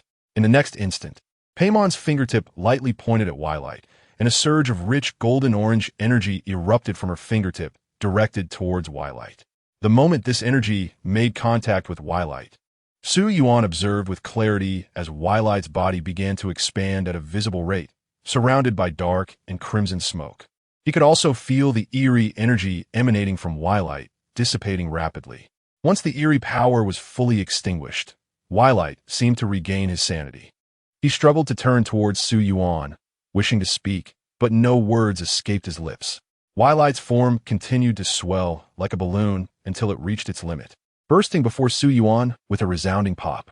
Twilight's flesh and blood splattered across Su Yuan's face and body, leaving him bewildered by the unfolding events. It seemed that Paimon had indeed been tainted and controlled by the strange energy, yet within her, another force appeared to exist. This golden-orange energy seemed to possess a formidable counter against the eerie power, akin to the very antidote Su Yuan had been searching for. Why did Paimon harbor such a force? Paimon, what is this golden-orange energy you possess? Paimon appeared to notice Su Yuan's gaze and voice. She turned to him, smiling, and placed her finger to her lips, signaling for silence. In the next moment, Su Yuan lost consciousness. Suddenly, Su Yuan awoke, feeling that familiar and disquieting sensation. As he felt a sharp pain in the palm of his left hand, he realized he had died once again. Lying in bed, he lifted his left hand, gazing at his palm with an expression of confusion and shock. What was happening? This had never occurred before. On his palm, hastily scrawled words read, "This is your first death today, yet it equates to your third death." The initial sentence left Su Yuan perplexed. What had he experienced before that had cost him 3 lives in one go? Xiaoliai's father is undergoing treatment in the hospital. His condition is highly unstable. If he were to die, Xiaoliai would fall into permanent corruption. If this method fails, Twilight must take direct action. In this unique situation, Keluolinda is not a match for Xiaoliai. Additionally, be cautious. Was there crucial information obscured or erased? Regardless, dwelling on it would yield no results. He needed to find Twilight and hasten to Xiaoliai's father's side. Xiaoliai sat at her father's bedside, grasping Mr. Donatello's hand with concern. "Father, do you feel any better?" "Mr." Donatello gently caressed Xiaoliai's cheek and replied, "Rest assured, I feel much improved now." Nurse Shiga, Wen's care has indeed made a significant difference. Had it not been for my sudden fall last night, I would not be here in the hospital.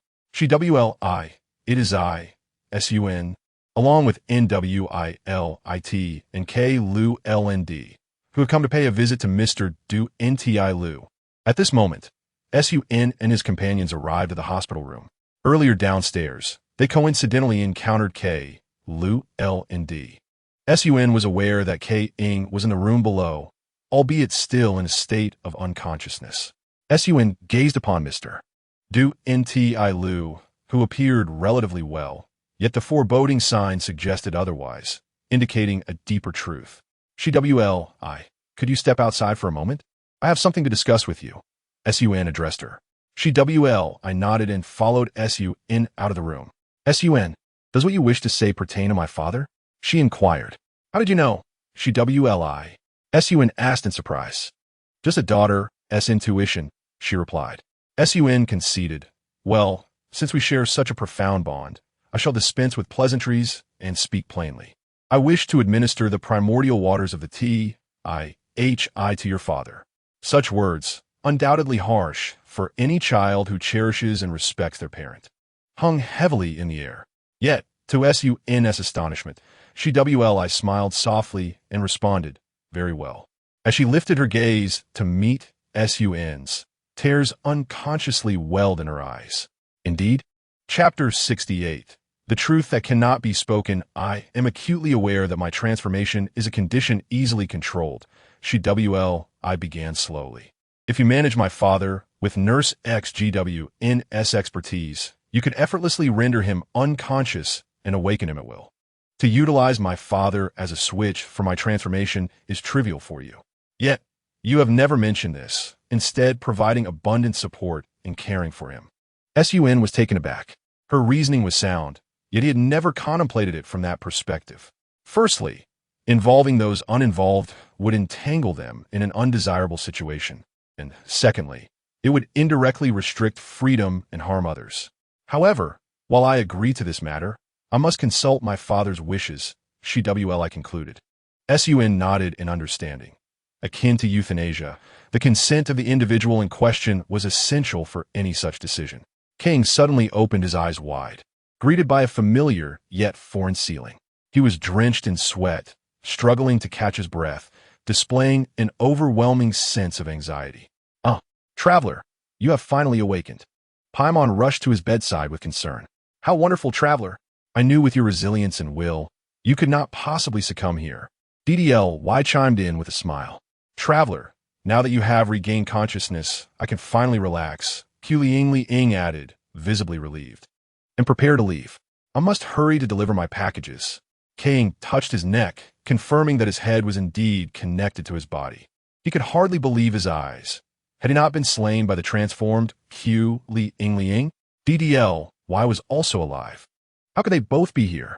The scene mirrored the moment he was injured by the strange hill creatures and subsequently awakened in the hospital. Had time reversed, and yet he retained his memories? King exclaimed anxiously, You cannot go deliver those packages. Poised to leap from the window, looked back at Ing in confusion. Why not, Traveler? Many of my deliveries are overdue. I must take them immediately. King felt compelled to divulge everything, believing transparency was crucial for their safety. Ling, listen to me. I think I died once. I was killed by your beauty. Paimon. Even Ing himself bore a peculiar expression. Let me go to thee. What I meant to convey is that an evil force known as the strange exists in this world, and we are all susceptible to its control. Yet what emerged was... Liang. Let me reiterate. I wish to express that in this world, there exist perfect beings, and you are one of them. Might I inquire when we shall wed? Liang's tail shot upright. Her cheeks flushed as she stammered, Traveler, what nonsense are you speaking? DDLY chuckled. Traveler, why are you so adept at this? Don't you feel any shame in saying such things? How many girls have you spoken to in this manner? DDLY, it is not like that. You have also been killed by the transformed Liang while trying to save me. Ing frantically explained, but what came out was, DDLY, it is not like that. You heartthrob. When will you genuinely enter my heart to extinguish the flames? Ddy. Kang felt as if he were losing his mind. Was there something preventing him from articulating the truth? What if he wrote it down instead? He requested paper and pen from Paimon, intending to write. Listen to me. I feel as though something is restraining me. I cannot express what I wish to say. Yet what appeared on the paper was, listen to me. I feel as though I am enchanted by something, and that is your damn charm. The others, including Kang himself. Kang gave up, overwhelmed and despairing, sensing an inexplicable force thwarting his efforts to reveal the truth. Traveler, have you hit your head or something? Your words are quite abstract, Paimon observed with concern. Traveler, you should really rest. Time is of the essence. I truly must deliver my packages. Liang insisted, transforming into her catbox form and leaping out the window. Ddy, please assist me. Follow Liang. If anyone attempts to leave her a negative review, you must intervene. Kang urged Ddy, and miraculously, those words came forth normally. Though puzzled by Kang's request, Ddy nodded. Very well, traveler, I understand. With that, Ddy also leaped out the window. Kang pondered. Could it be that as long as he did not mention the experience of rebirth with memories, or restrictions, he could speak freely? Why did he possess this ability to be reborn with memories, yet unable to share it with anyone? Had he never died before, and thus remained ignorant? Or was everything connected to Sun? Furthermore, was someone missing? Wasn't Lund in his room last time? Had the world shifted due to his memory-laden rebirth? At that moment, two knocks echoed, and the door to Kang's hospital room swung open. Nwlit, Shwli, Lund, and Sun appeared at the threshold. Ganode, hello. Sun greeted him with a warm smile. It is a pleasure to meet you. My name is Sun. Sun was puzzled. Kang had even interrupted, introducing himself. He glanced at Lund, wondering if she had informed him. Lund, sensing Sun's gaze, shook her head and replied, I said nothing. When I first encountered him, he was already injured and unconscious. Chapter 69. The calm before the storm, Yuan engaged in a conversation with Kang regarding the bizarre news and intelligence circulating. Observing Kang's remarkably composed demeanor, he found himself puzzled. Despite the explosive nature of their discussion, Kang remained unfazed. Could it be said that he truly exemplified the essence of a protagonist, remaining unflappable amidst chaos? Moreover, he had just articulated the meaning of his own name, as if he possessed foresight into all that was to come. Currently, we lack a definitive answer regarding the conditions surrounding Xia Wei's transformation. We can only preliminarily deduce that it is linked to the unconscious state of his beloved father. I have already entrusted Liang to Dad Aliyah to prevent any negative reviews from surfacing. Kang's words astonished Yuan once again. How could Kang appear to possess knowledge of the future? Kang, do you know something? Yuan squinted, regarding Kang with a look of bewilderment. Indeed, Yuan. Kang affirmed with a nod. I know, and I am very fond of you. So much so that I find myself unable to extricate myself from it. Yuan was taken aback. Had Kang been rendered senseless by the bizarrely transformed hilichurls, or had he succumbed to some strange corruption? How could he utter such abstract sentiments? Meanwhile, Kang wore an expression of profound disillusionment, unwilling to utter another word or provide any further explanations. The more he explained, the greater the misunderstandings grew, complicating matters further. My Lord Duke, this visit has proven to be highly fruitful, Kamisato Ayato remarked with a smile, gripping the hand of Lyosli tightly. Lyosli returned the smile gently, glancing at a beautifully adorned small box in Kamisato Ayato's hand as he spoke. I hope the gift I have prepared for that esteemed individual will be to her liking. Ha ha ha. Rest assured, my Lord Duke. Kamisato Ayato laughed heartily, quickly realizing that such mirth was inappropriate, and continued in a more subdued tone. She will undoubtedly appreciate this gift. The entourage accompanying Kamisato Ayato observed the exchange with curiosity, whispering among themselves, what is happening here? Have you ever seen the family head smile in such a manner? Furthermore, weren't we here to learn? Why are we leaving after less than an hour? Indeed, according to the arrangement, we are here to learn medical techniques from Nurse Haijuan. Yet I have not seen her at all. Enough of that. The family head has his reasons for his arrangements. Besides, we cannot be certain if any spies have been placed among us by the family head. Be cautious not to draw unwanted attention. Family head Commissado. Now that you are in Fontaine, would you consider accompanying me to meet the esteemed individuals Valette and Furina? Lyosly inquired, gazing at Commissado Ayato with anticipation. Safe travels. I shan't keep you. Lyosly waved gently, bidding farewell to Commissado Ayato. After Commissado Ayato and the Inazuma group departed from Melipid Castle, Lyosly instructed those remaining. I shall make a trip to Fontaine Court. As for Nurse Hyjuan, there is no need to search for her any longer. She submitted her resignation yesterday and has permanently left her position. The remaining individuals listened with puzzled expressions, particularly the nurses from the medical office, who clearly remembered seeing Nurse Hyjuan earlier that morning. Knock, knock, knock. Qiliang Liang knocked on the door, urgently calling out, "Sir, your delivery has arrived. Please open the door to sign for it." The door soon opened, revealing an individual with a furrowed brow, who exclaimed, "You're the renowned courier Qiliang Liang from Kamaha House."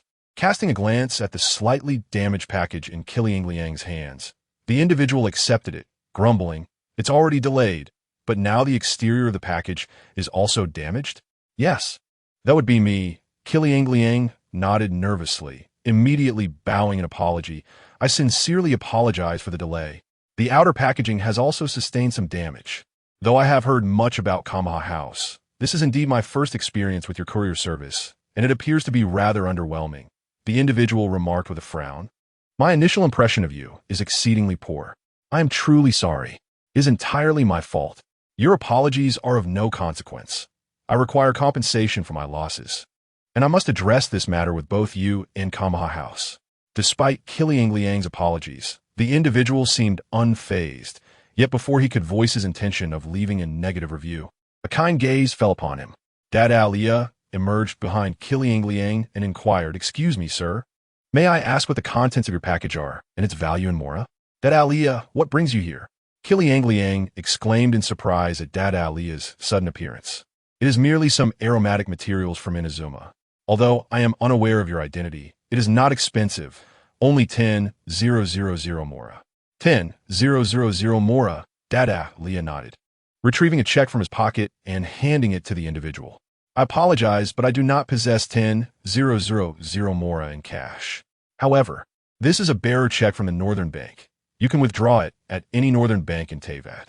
The individual regarded the check with confusion, noticing the amount stated, 10,000 Mora. Dada Alia has activated his financial prowess. Surely, this check cannot be authentic. The individual gazed in disbelief at the check in his hands. "Authentic? Do I have any reason to deceive you?" Dada Alia replied with a gentle smile.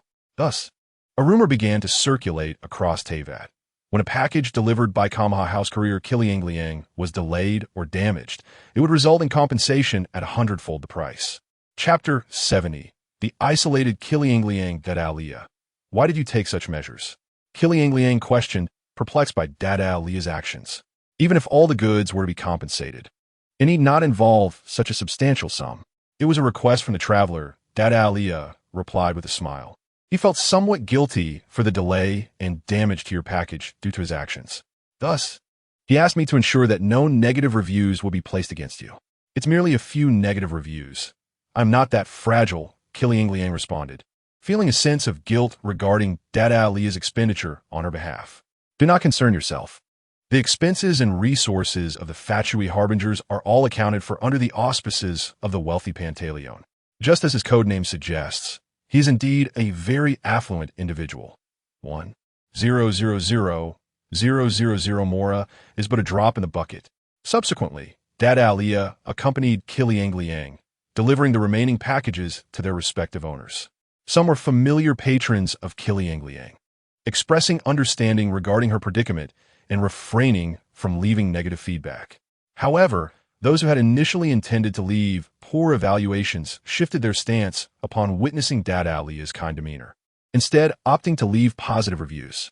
Dada Alia could not comprehend why his gentle gaze seemed to instill fear rather than comfort in others. Having intended to offer them some compensation, they all declined.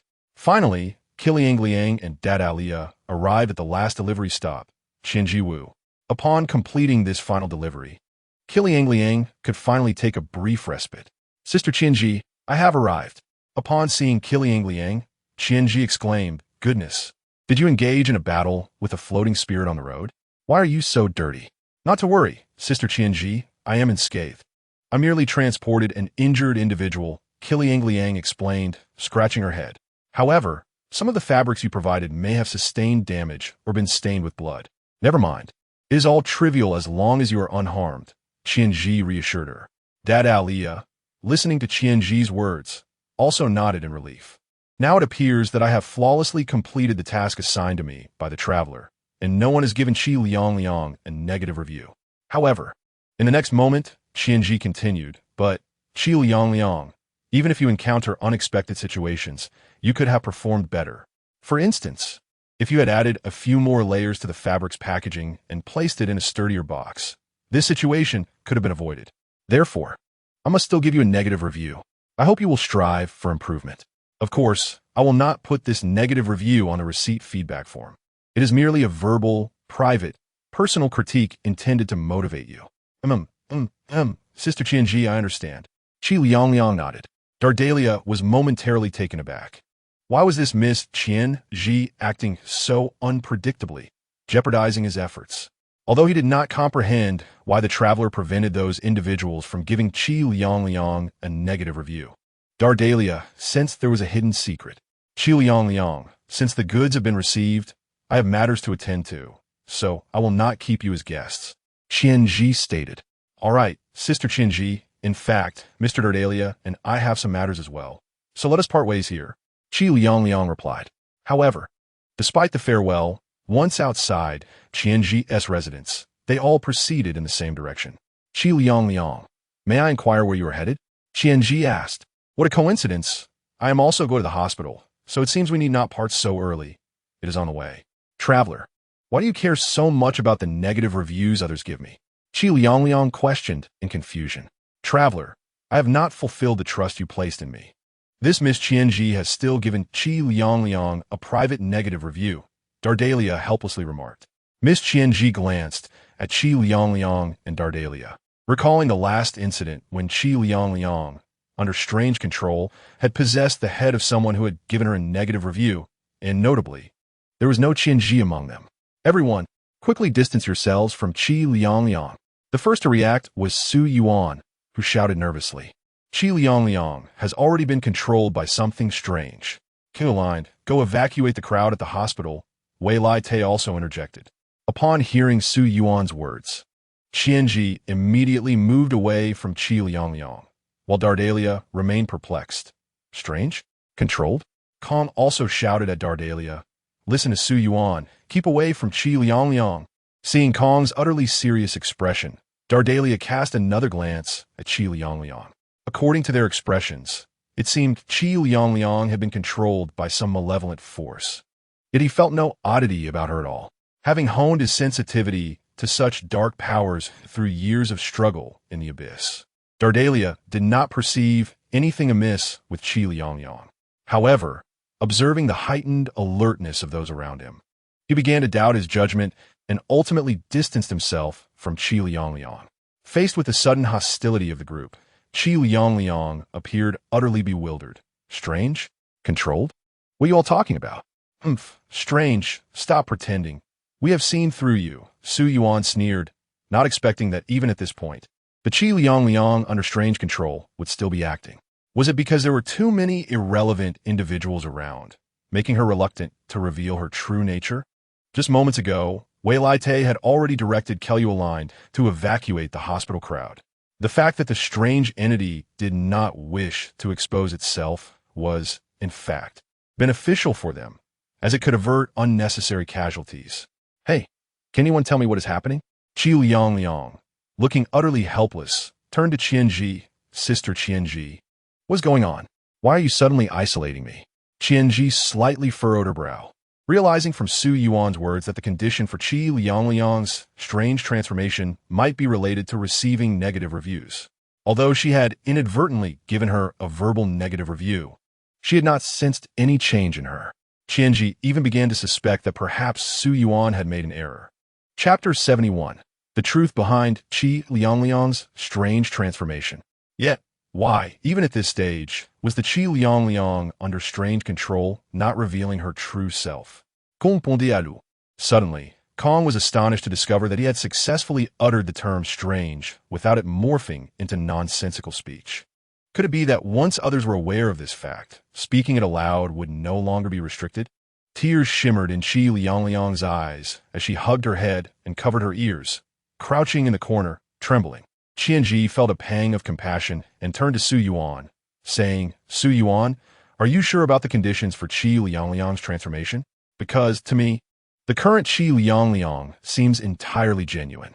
However, the strange can disguise itself." Xiao Lei, though also puzzled by the current situation, spoke up. But how could someone as innocent as Qi Liangliang possibly disguise herself so intricately, without me noticing at all? Qianji questioned. Su Yuan was also somewhat at a loss for the situation.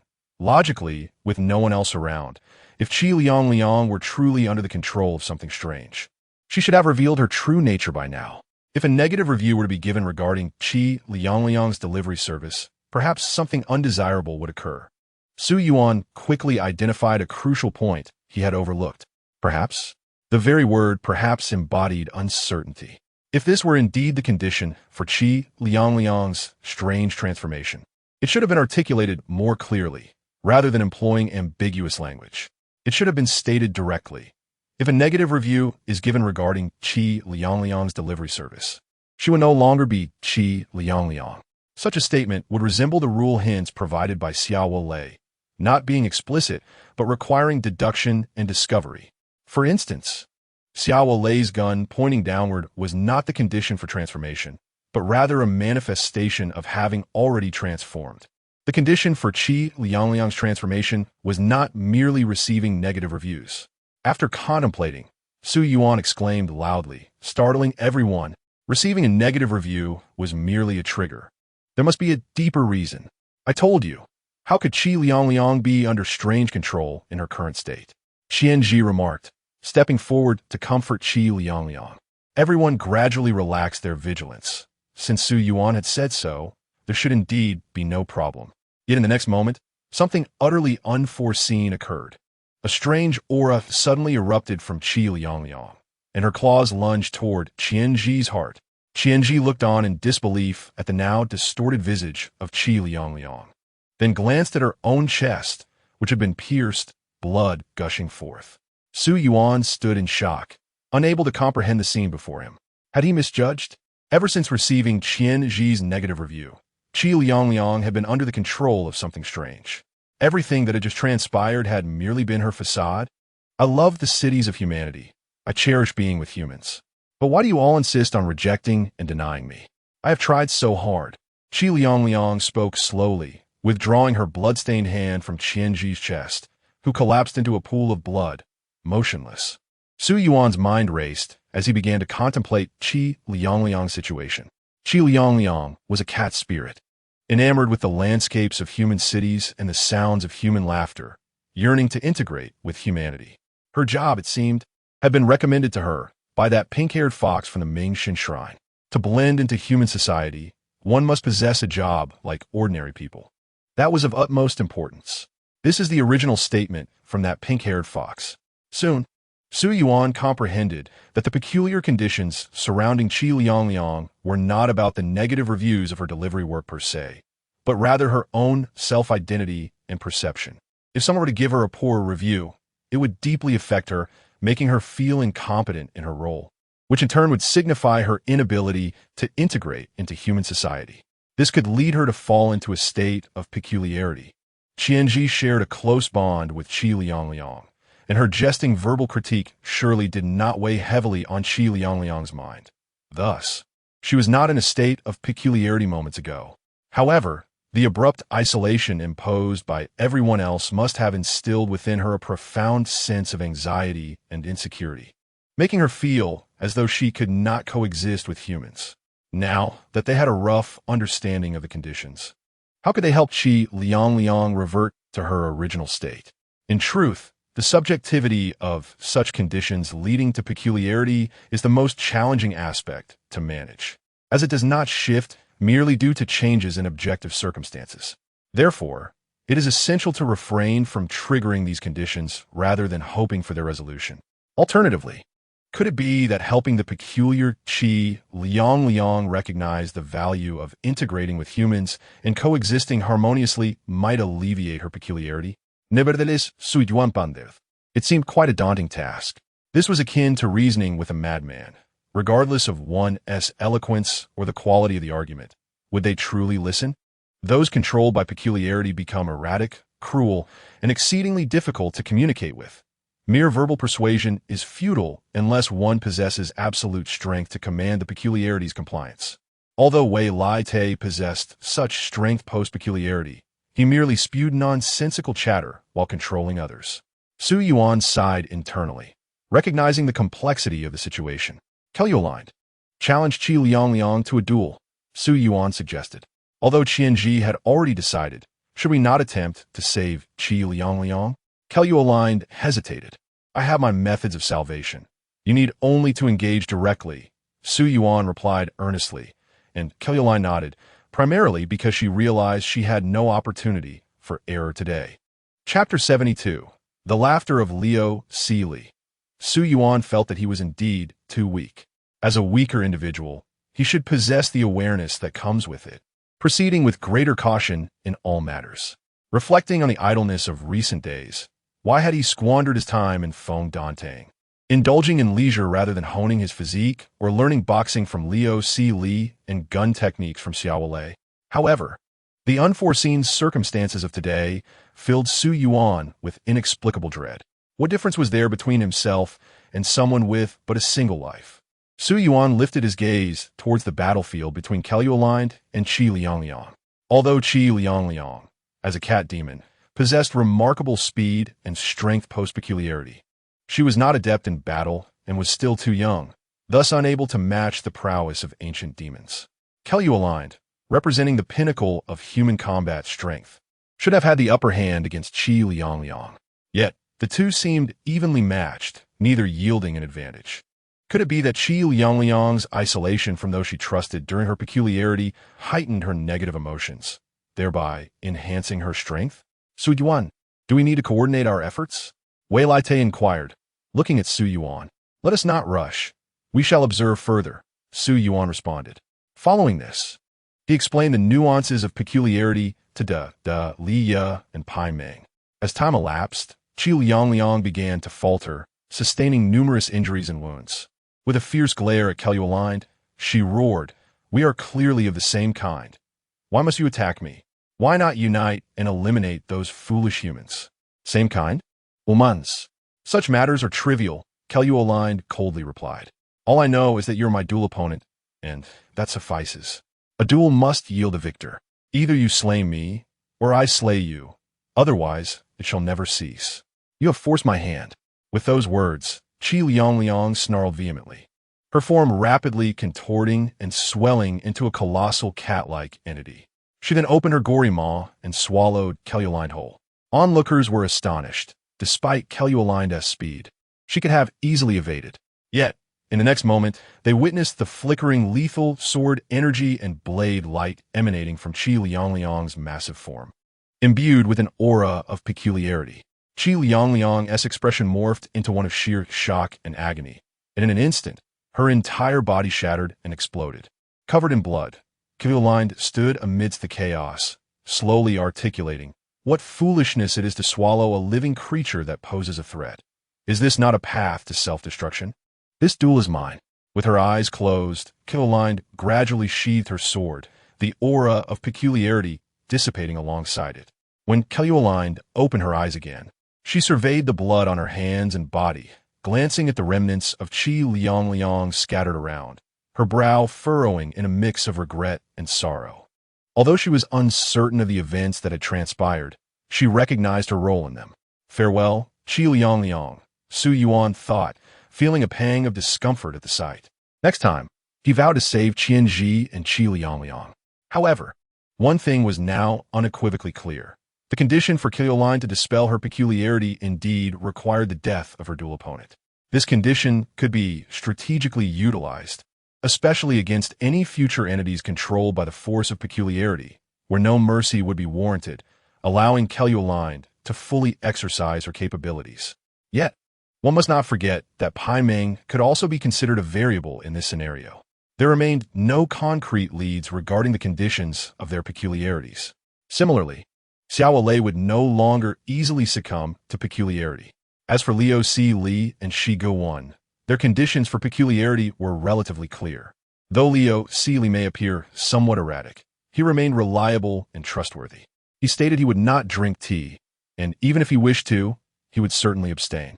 Perhaps noticing Su Yuan's gaze, the Liu remarked, "If I were to have a condition for peculiarity, it would likely relate to my family. If anything were to happen to Dong and Aya, Tuoku, or Anton, I would find it unbearable.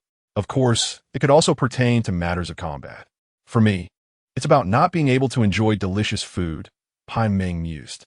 No, it must be connected to the traveler. If he were to depart from me unexpectedly, I would surely be devastated. For me, it must surely be related to my sister, Kong chimed in. As the group continued their discussion, footsteps echoed from outside the infirmary, followed by the creaking of the door. It was Liu Li. I knew it. Even after evacuating the hospital, how could anyone still be here? It turns out to be His Grace, the Duke, Xiao Lei remarked. Haha, Liu Li chuckled. Greetings to you all. Su Yuan sensed something amiss. Was this truly the tone Liu Li typically employed? He approached Wei Lai Te, who frowned slightly and inquired, Liu Li, why are you alone? Where is she going? Wei Lai Te, you shall meet Shi Guan soon, Liu Li replied with a slight smile. Bevada ve aite. Donji. Su Yuan shouted, but it was already too late. In Chapter 73, the final battle of Dada Lia, Liu Li's right hand, enshrouded in an eerie aura, swiftly struck the chest of Wei Lai Te, creating a gaping hole that pierced through to the other side. Following this, Liu Li delivered a powerful left hook that obliterated half of Wei Lai Te's head, blood and brain matter splattering everywhere. All of this transpired in mere moments. Before anyone could react, Wei Lai Te lay lifeless in a pool of blood. Wei Lai Te, I am aware of the impressive synergy you share with Su Yuan. Thus you had to be dealt with first, Liu Li remarked with a chilling smile, gazing down at the lifeless Wei Lai Te. Though you possess the formidable physique of an ancient dragon, a gaping hole in your chest and head surely means your end. Su Yuan stared in disbelief at the scene unfolding before him. When had Liu Li come under such strange control? If he had no desire for tea, who could compel him to drink it? Where was she going? Had she already? Liu Li, come and duel with me, Kei Luo Linda declared, her expression grave as she drew her sword and faced Liu Li. I refuse. I concede. Both Liu Li and Kei Luo Linda responded in unison. Kei Luo Linda stood there, momentarily stunned, as she felt the strange power within her body attempting to seize control. Hee. Liu Li let out a peculiar laugh. A duel requires the consent of both parties. Otherwise, it is not a duel. Since you can reject a duel request, I too can refuse yours. So perish. The eerie power coalesced in Liu Li's hand as he unleashed a rapid straight punch. Kei Luo Linda attempted to evade, but her speed fell short. Liu Li's blow created a large cavity in her abdomen, and she collapsed to the ground, blood gushing forth, devoid of life. Su Yuan was astounded by this turn of events, realizing that the peculiar rules governing Kei Luo Linda's duel had vulnerabilities. A duel must be accepted by both parties to be valid. It was likely that Kei Luo Linda had previously initiated a duel because her opponent did not explicitly refuse, thus tacitly agreeing to the terms. Once a clear rejection was stated, the current predicament arose. However, Kei Luo Linda's demise was not entirely in vain. It had at least bought Dada Lia some time. As soon as Kong sensed something amiss, he urged Dada Lia, do not hesitate. Unleash your full power, and spare us the theatrics. Quietly bring forth your Demon King armament. Also, abandon elemental powers and strike with pure physical force. Thus, clad in violet battle armor, the Demon King armament materialized before Liu Li.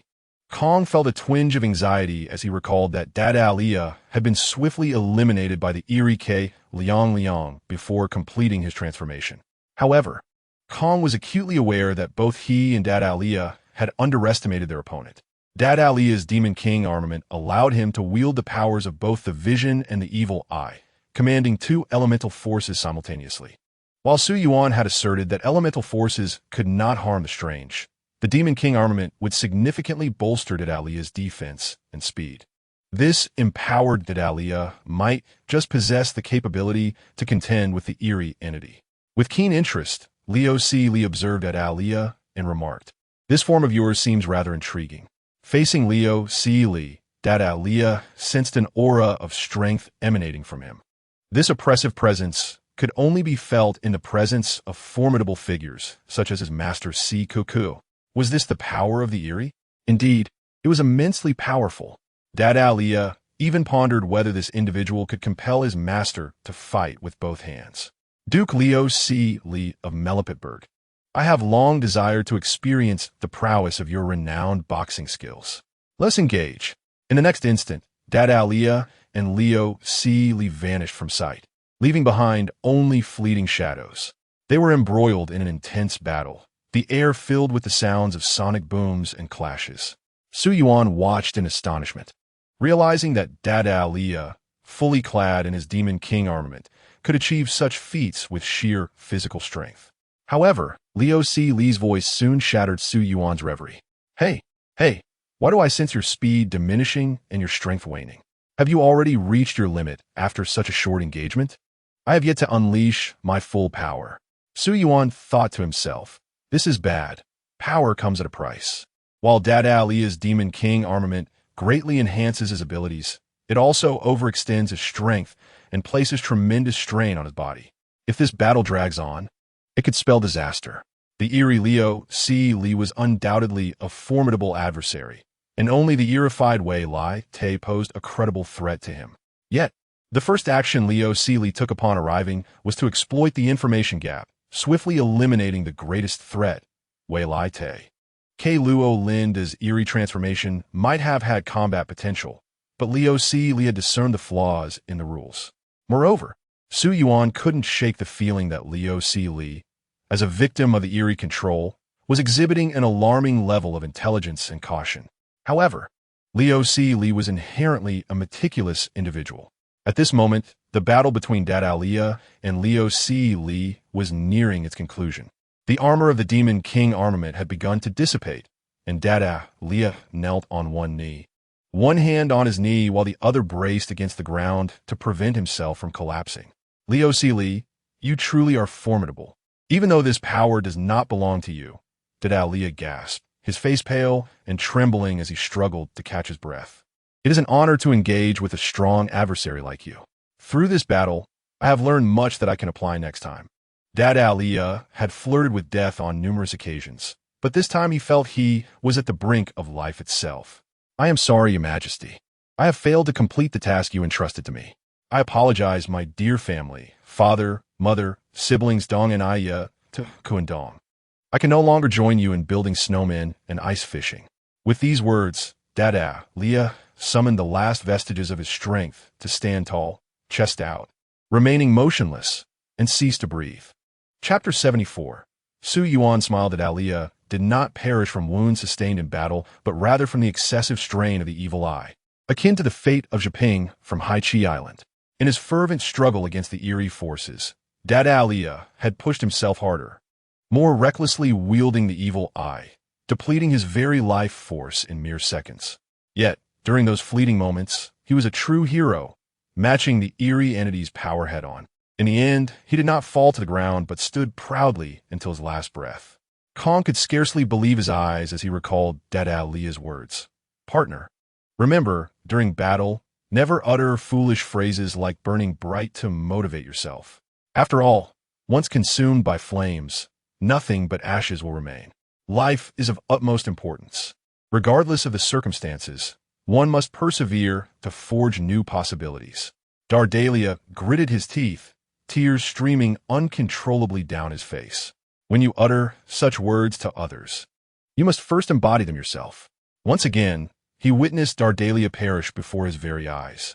Amidst the anxious gazes of the crowd, Lyosli produced a small teacup from seemingly nowhere and retrieved some tea leaves from his pocket, placing them into the cup.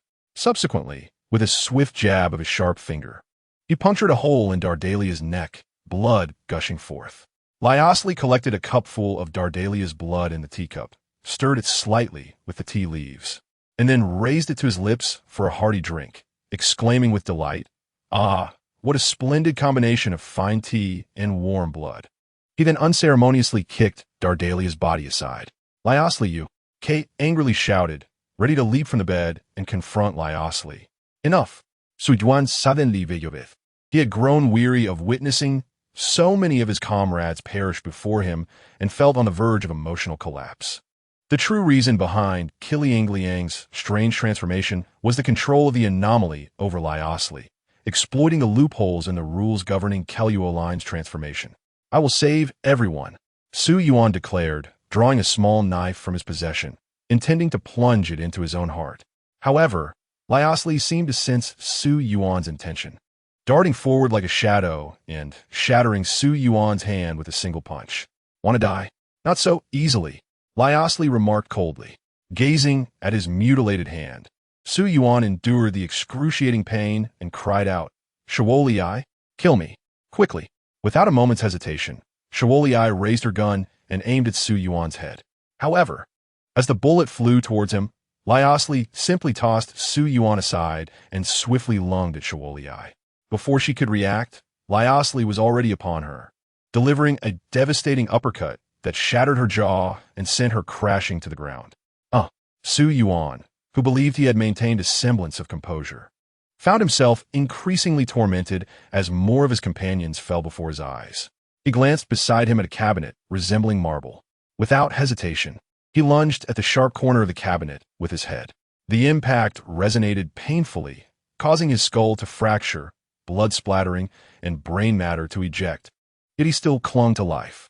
Struggling to raise his head for another blow, he found Lyosli beside him, gripping his hair. "So ruthless? Why do you wish to die so desperately? Do you truly believe that your death will save everything and change everything?" Lyosli's words blurred Su Yuan's consciousness, prompting him to smile faintly.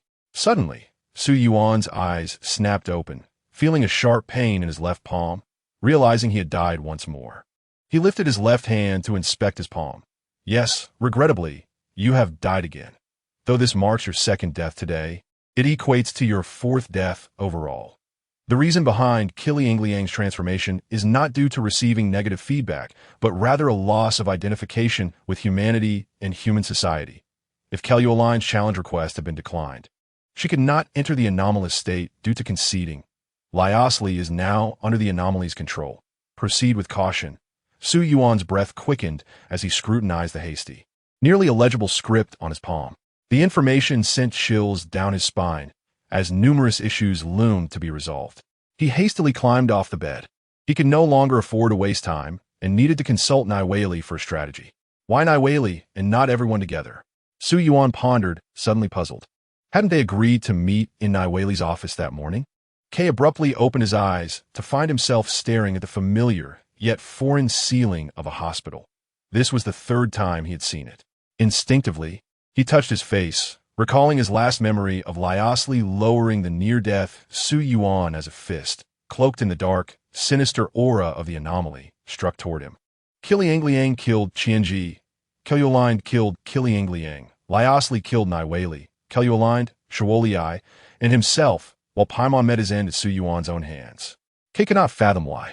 Despite the seemingly hopeless situation, Su Yuan still believed he could save everyone. Moreover, what compelled Su Yuan to wish for his own demise? Based on their previous conversations, Su Yuan did not strike Kay as someone given to despair. Most perplexing was the smile Su Yuan wore at the moment of his death, as if he had finally achieved his purpose. Victory assured. Chapter 75. I want to leave. Can you stop me? Naiwali arrived at the beach on the northern edge of Fontaine, gazing at the clear, azure waters, his emotions in turmoil. The frantic words Su Yuan had spoken earlier that day weighed heavily upon him, presenting a myriad of troublesome and complex challenges. Shawoliai, Kiliangliang, Liasli. Each was positioned in different locations, each harboring the potential for transformation. Among them, Liasli's predicament was the most perplexing. His conditions for transformation were unmistakably clear. Simply refrain from drinking tea, and nothing would occur. Thus, Su Yuan and Niwali had split their efforts. Su Yuan would address Shuoliai's father's situation at Fontaine Hospital, while Niwali would head to Petersburg to ascertain the circumstances and attempt to thwart Liasli's transformation before it transpired.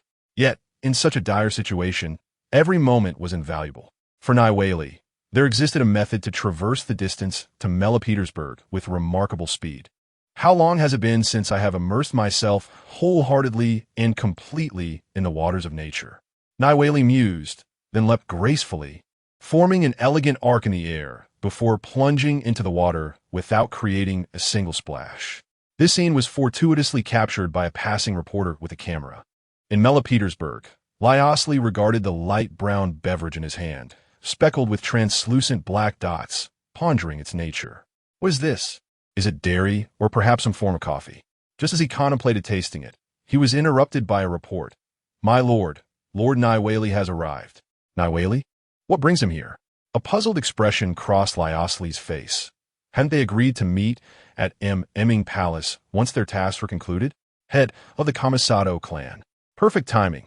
Supreme Judge of Fontaine, Lord Niwali has arrived. You should accompany me to greet him, Liasli suggested to Kamisado Ayato. He had initially intended to find a suitable occasion to visit Emming Palace and pay respects to Lord Niwali and Lady Furina. Kamisado Ayato cast a sidelong glance at the untouched milk tea in Liasli's hand, smiling as he remarked, but this is a fortuitous occasion. There is no time like the present. This is fate. Subsequently, Shunli Ayato followed Leo Si Li into a conference room, where they encountered Nawei Te. Upon their first meeting, Leo Si Li casually tossed a drink to Nawei Te, who effortlessly caught it. Allow me to introduce you, Leo Si Li said. Gesturing towards Shunli Ayato, this gentleman beside me is the head of the Kamisado clan from Inazuma, Mr. Shunli Ayato. This beverage was originally intended for me, but knowing your fondness for drinks, I selflessly decided to let you savor this exotic flavor. Nawei Te did not rush to taste the drink, but instead turned his gaze to Shunli Ayato, calmly stating, head of the Kamisado clan. I have heard whispers of your name. However, your presence in Fontaine has gone unnoticed by me. Typically, inter-country exchanges require formal requests and processes. My apologies, Lord Nawei Te, but I am here not as a representative of Inazuma, but in a personal capacity, hence no prior notification or application was made. Shunli Ayato replied with a faint smile. Nawei Te regarded Shunli Ayato with suspicion, recalling that the last individual who covertly entered Fontaine was the doctor. Dotor. Moreover, Shunli Ayato was not alone. He had brought numerous individuals from Inazuma, which raised significant concerns for Nawei Te. He then glanced at Leo Si Li, who at that moment showed no signs of transformation. The condition for Leo Si Li's transformation involved tea. Could it be? Nawei Te pondered, looking at the drink in his hand, then back at Shunli Ayato. He inquired, head of the Kamisado clan. May I ask the name of this beverage and its composition? Haha, Shunli Ayato chuckled, narrowing his eyes at Nawei Te. You don't suspect I poisoned this drink, do you? I would never commit such an act that jeopardizes the peace between our nations. Very well, Lord Nawei Te. Please do not be upset. I shall enlighten you. Shunli Ayato continued.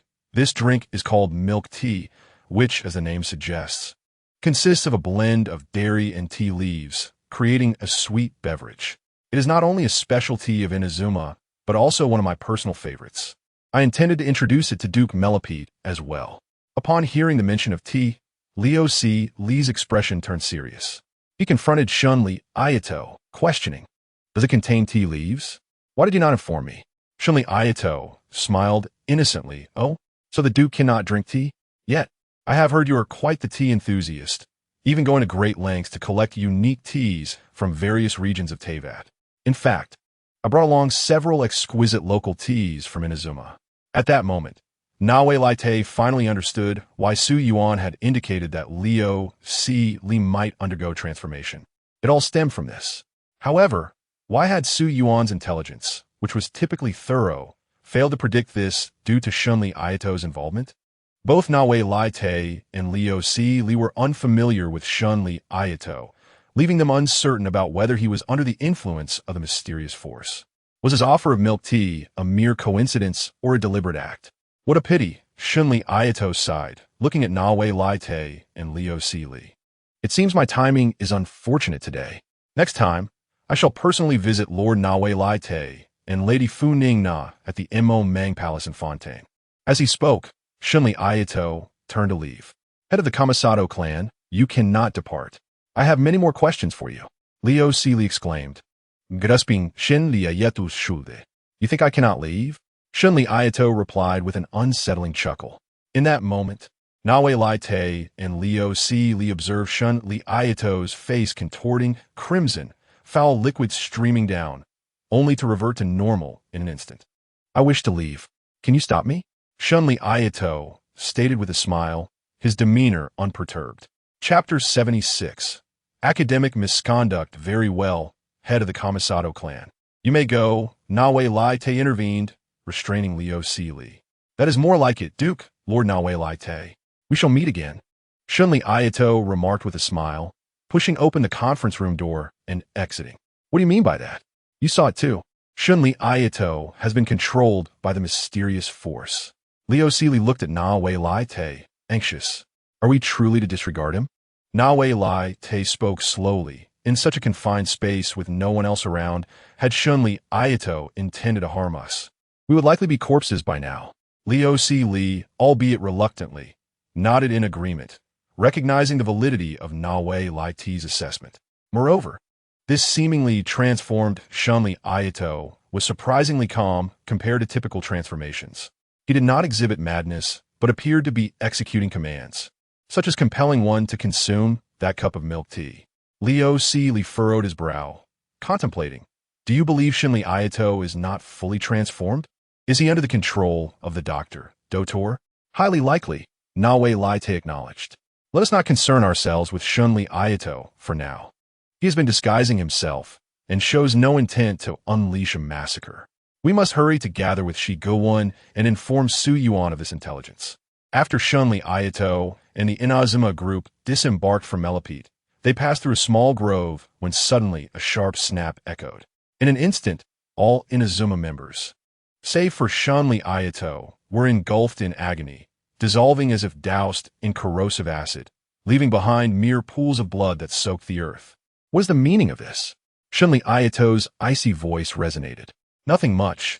I merely wish to ensure our conversation remained private.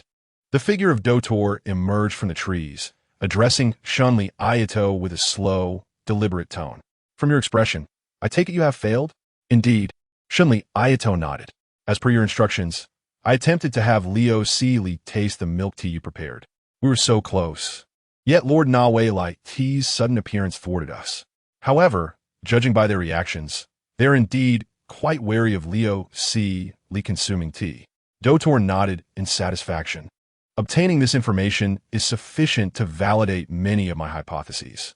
However, without the precious eyes, how shall I rescue my sister? Shunli Ayato looked at Dotor. You promised me that as long as I followed your arrangements, you would save her. Ah, but Ayaka must perish by my hand, not that of Raiden Shogun. Dotor laughed heartily. As an exceptional researcher, one must consider every possible existence. Yet should you fail, I have contingencies prepared. Dotor handed Shunli Ayato a small box, cautioning, do not open it during your journey. Shunli Ayato examined the box in his hand and then glanced back at Dotor. You appear to have aged significantly since your time in Inazuma. Perhaps you are merely mistaken, Dotor replied with a non-committal smile. After Shunli Lingren departed, Duochuo lay leaned against a small tree, lost in contemplation. To truly master a certain power, one must first comprehend its essence. Duochuo raised his right hand, and in an instant, a pitch-black and crimson flame ignited within his palm. Just a few days prior, he could only conjure a flame the size of his fingertip.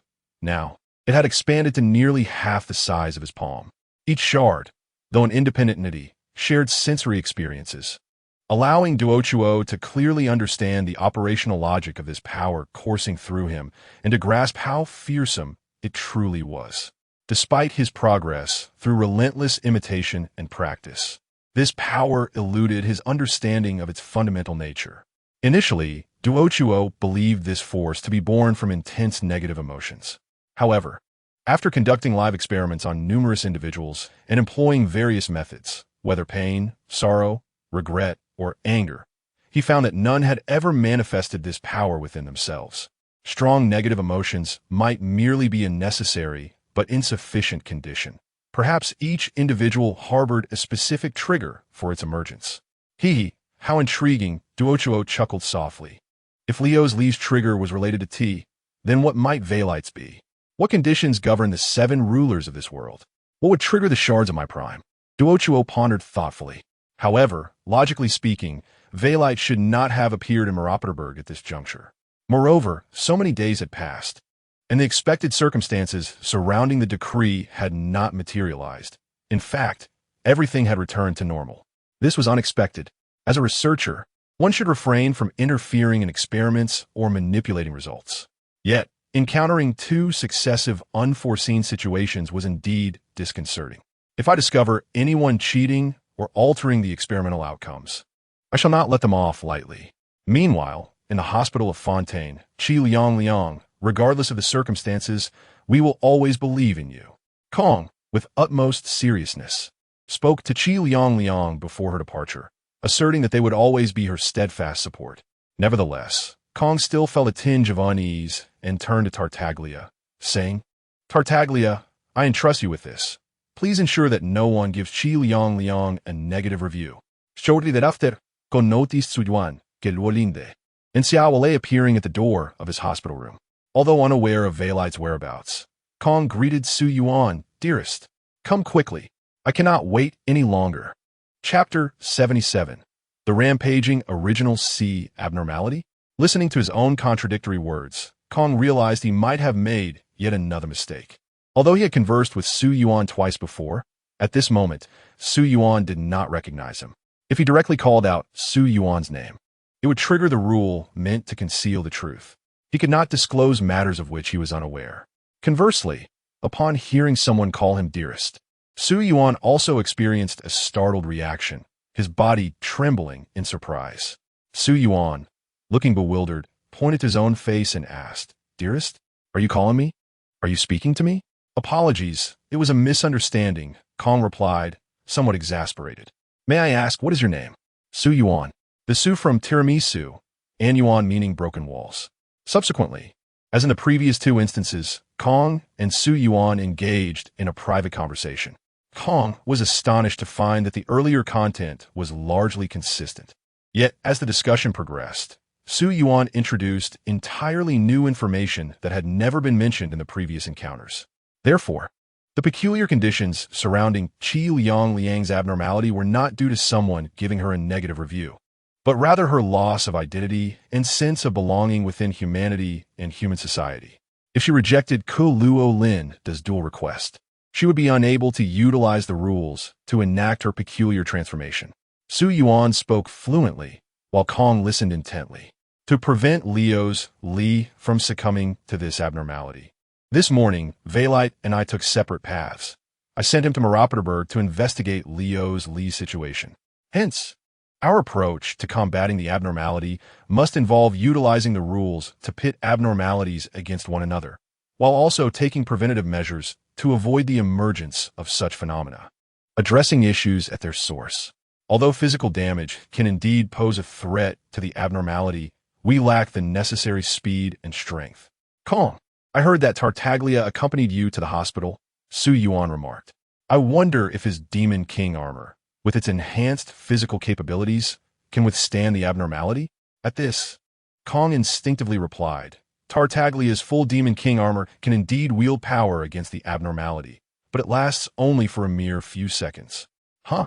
How do you know such detailed information? Su Yuan questioned, his expression one of confusion. I guessed, Kong said helplessly, knowing that claiming first-hand experience would lead to strange discourse. Kong observed Su Yuan calmly, sensing that he too harbored many secrets.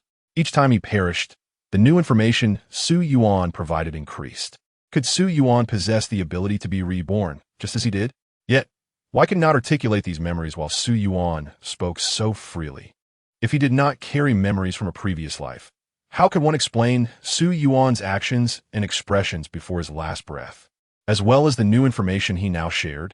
Very well, let us conclude our discussion here, Su Yuan said, retracting the water element barrier.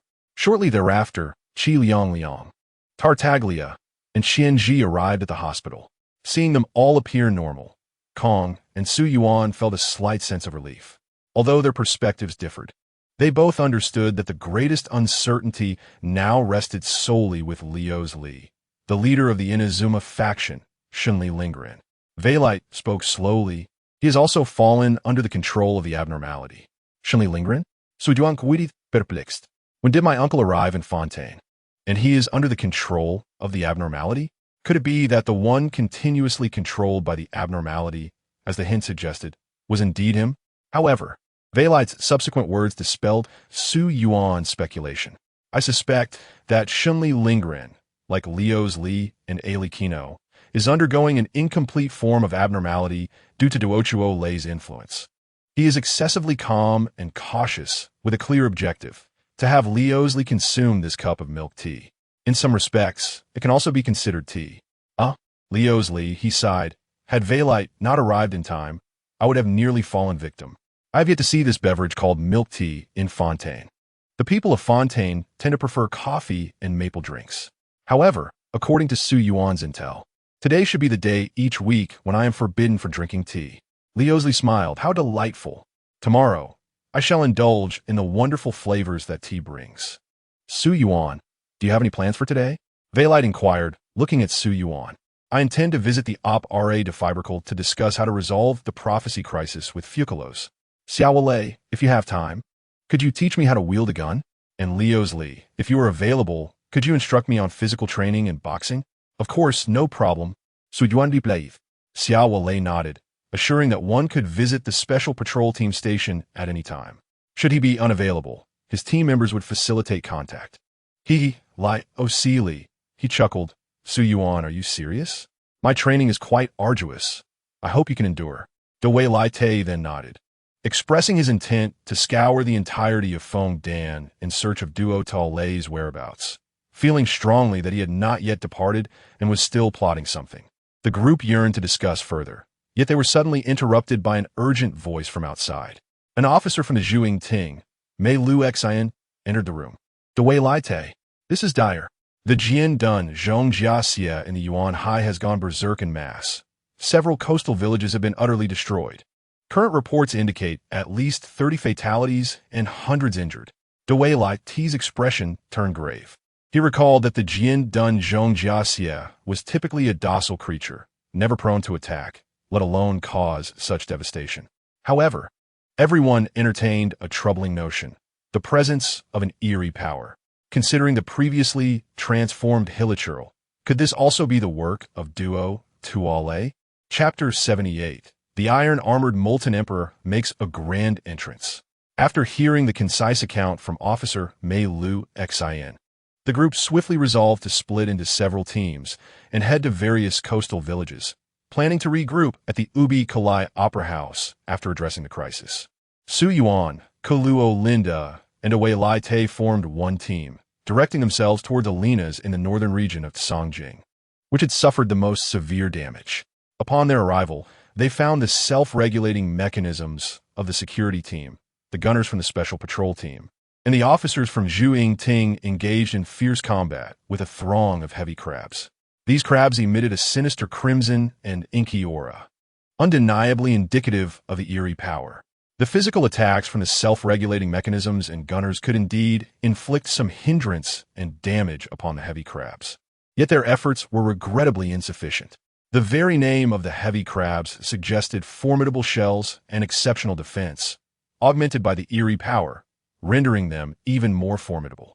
The devastation in the coastal villages was stark, with debris scattered and bloodstains visible among severed limbs. According to Officer Mei Lu Xian, most of the deceased were elderly individuals unable to escape in time, as the younger populace had ventured to the urban center of Fontaine in search of better employment, leaving only the elderly behind. Davei Laichi, Kilu Linji, someone exclaimed upon noticing the arrival of Su Yuan and his companions. Wonderful! With both of you here, we shall surely withstand this onslaught of the Yuan high aberrations. We must unite our efforts to protect the people and safeguard Fontaine. However, a puzzled expression crossed another's face as they questioned, but Dewey Laite, the number of these rampaging Yuan high aberrations is immense. Can you manage with only a few of you? Our strength may be limited, yet we can still offer assistance. Oh, why fret so? Another interjected. With Dewey Laite and Koluo Linda present, how can anything go awry? Regardless of how many aberrations there are, aren't they still just crabs? We ought to swiftly depart and assist other afflicted villages. Before long, the others departed, leaving only Su Yuan and his two companions to gaze at the advancing swarm of heavy crabs that seemed unstoppable. This scene inadvertently reminded Su Yuan of a free-spirited dove, intent on leveling the world. However, the oppressive force exerted by these heavy crabs was of an entirely different magnitude. Koluo Linda, I leave this to you. Dewey Lai Te directed, turning to her. Koluo Linda nodded, stepping forward to unsheathe her slender sword. Yet, she appeared somewhat uncomfortable, never having envisioned a day when she would duel a horde of crabs. Let the duel commence. I concede. In the next moment, a dense aura of eerie power erupted from Koluo Linda. What followed was a one-sided massacre. A mere few transformed heavy crabs stood no chance against the eerie-empowered Koluo Linda. As the final heavy crab was cleaved in two, Koluo Linda gradually sheathed her sword, her eyes returning to normal. With this, the immediate crisis is averted. Now, let's inspect other affected areas. However, Dewey Lai Te furrowed his brow, acutely sensing a powerful presence rapidly approaching beneath the nearby sea. Kilwolinde, retreat quickly, he shouted, prompting her to step back hastily. The next moment, a massive splash erupted from the sea, revealing a colossal figure. As the water cascaded down, they beheld a gigantic Jin Dunjong Jiaxia, its shell a striking purple. Su Yuan recognized it immediately. This was the legendary heavy crab dwelling beneath the waters of Fontaine. Could have been transformed as well. This would prove to be a formidable adversary, with both immense bulk and high damage output. Su Yuan worried whether other afflicted areas might also encounter such powerful heavy crabs, and if they could withstand them. Furthermore, this eerie corruption seemed confined to the heavy crab species. Had the apex of the heavy crab evolution, the iron-armored molten emperor, also been tainted? Koluo Linda, gazing at the imposing figure before her, drew her sword once more. Now this feels right. Come, let's engage in a fair duel. With a sigh of relief, Xiao Lei surveyed the scattered heavy crab corpses, exhaling deeply. Though only a dozen transformed heavy crabs have been dealt with, continuing the fight would deplete his ammunition. Well, it is good that the situation is resolved, Qianji concurred. Let us now proceed to assist elsewhere. As Xiao Lei and Qianji prepared to depart, they were met with another towering purple figure emerging from the tumultuous waters. It seems the battle is not yet concluded, Qianji murmured. Le Usili, panting and smiling at the corpses of the heavy crabs around him, exclaimed, It's been ages since I've savored the pure joy of unadulterated combat. Come, Duke, after our exertions, allow me to offer you a refreshing milkshake I crafted myself to replenish your energy. Shigo won, presenting a cup of milkshake to Lai Oc Li, watched as he chuckled and drank it heartily. However, in the next moment, a colossal purple figure emerged from the sea once more. Shigoin, this one is yours. I need a moment's respite, Lai Oc Li stated. Shigoin nodded, retrieving a small cookie, and approached, addressing the heavy crab. Would you care to sample the delightful cookie I have prepared? Ha! Battle! What exhilaration! Daliu wielded a long sword in his left hand and a spear in his right, adeptly employing various weapon techniques to unleash a fierce assault upon the heavy crabs. The thrill of combat, relying solely on his physical prowess and skill without the use of elemental forces, was truly exhilarating. Kong, Pai Meng, and Qi Liang stood aside, observing Daliya's relentless onslaught with awe, unsure of what to say. They were entirely sidelined from a fight, Truly, the liawasa combat enthusiast, displaying mastery over all weapons with remarkable finesse. Not long after, all the heavy armored crabs in the area were effortlessly defeated by Dadalia. Traveler, how were you able to match Dadalia before? Paimon asked, her face filled with confusion. Kong awkwardly chuckled and replied, I wasn't aware that I should use physical attacks against the peculiar creature. That hilichurl did not adhere to the rules of combat. I was ambushed and deceived, which is why I was unable to defeat it. Once I recover, I will show you my true strength. However, in the next moment, everyone suddenly felt a wave of heat rising from beneath the sea. ISNT seawater, typically cold? Why does it feel so warm? Could it be a volcanic eruption under the sea? Subsequently, accompanied by a surge of steam and mist, an enormous figure with horns, pincers, and engulfed in black flames emerged before them. The iron-armored molten emperor, tainted by the bizarre pollution, made its grand entrance. Chapter 79, Drawing the Tiger from its Den, Sir. The op-ra de Ubiclay isn't open yet. Please leave promptly. A few guards stationed at the entrance of the opera house began, but their words fell short as they collapsed to the ground. Such a nuisance, muttered Dottle, observing the fallen guards. I spared your lives out of consideration. After all, you're officials of the Fontaine court. With that, Dottle moved freely into the op-ra de Ubiclay, arriving before the imperative judgment mechanism. Gazing at the mechanism, Dottle couldn't help but marvel. The imperative judgment mechanism. What a beautiful and exquisite creation. The true Hydro Archon must be a genius.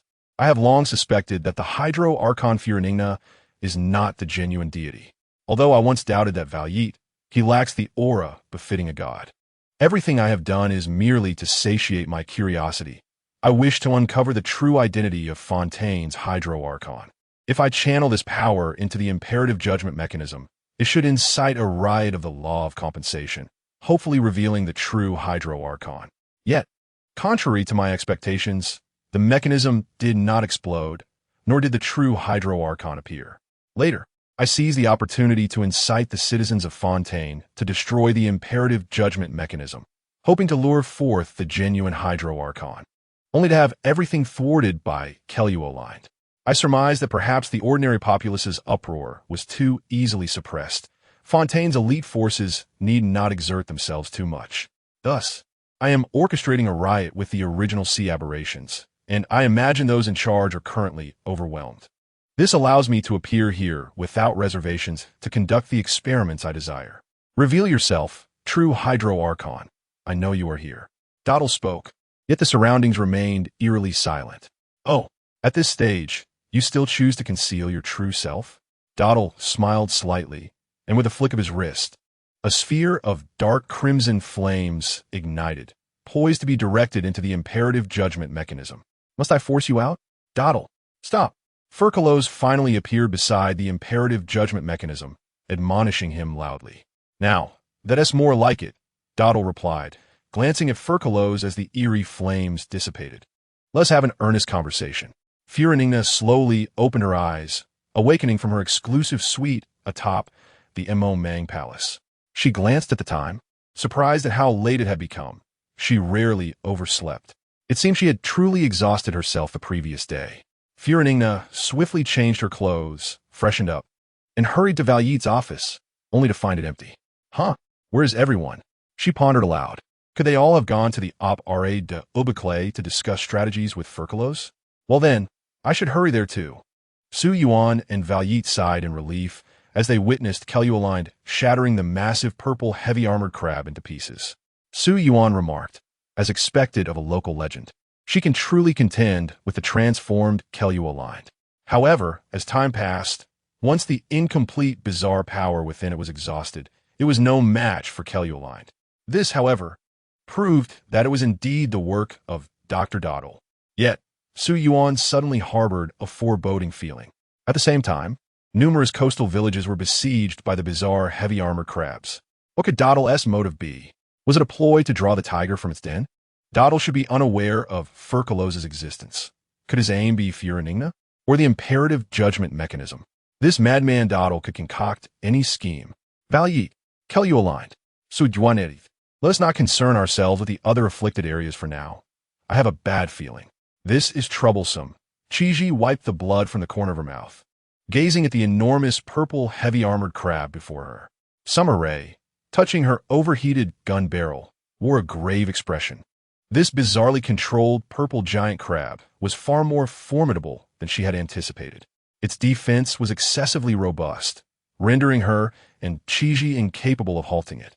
Miss Chiji, Miss Sumeru, we have come to assist you. At that moment, Chiji and Sumeru heard voices from behind. What are you doing here? It's dangerous. Sumeru exclaimed. We are here under the orders of our father to prevent this disaster.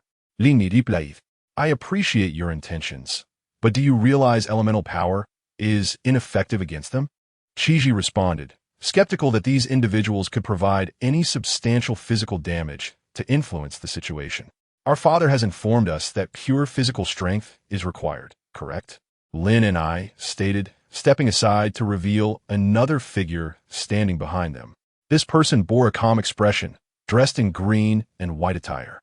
Just moments ago, neither Sumeru nor Chiji had sensed her presence at all. She had no aura. Our father has made certain sacrifices to summon Miss Catherine into action. Lin and I smiled. Dadalia knelt on the ground, gasping for breath, as the Demon King's armor gradually dissipated. Dadalia, are you all right? The others rushed to his side. That crab shell was incredibly tough. Dadalia chuckled helplessly, rising to his feet. Fortunately, it was only partially transformed. Once its bizarre power was expended, it naturally returned to normal. My apologies for being of little help, Qi Liang remarked.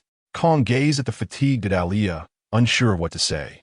Just moments ago, he had nearly believed Dadalia would perish before him.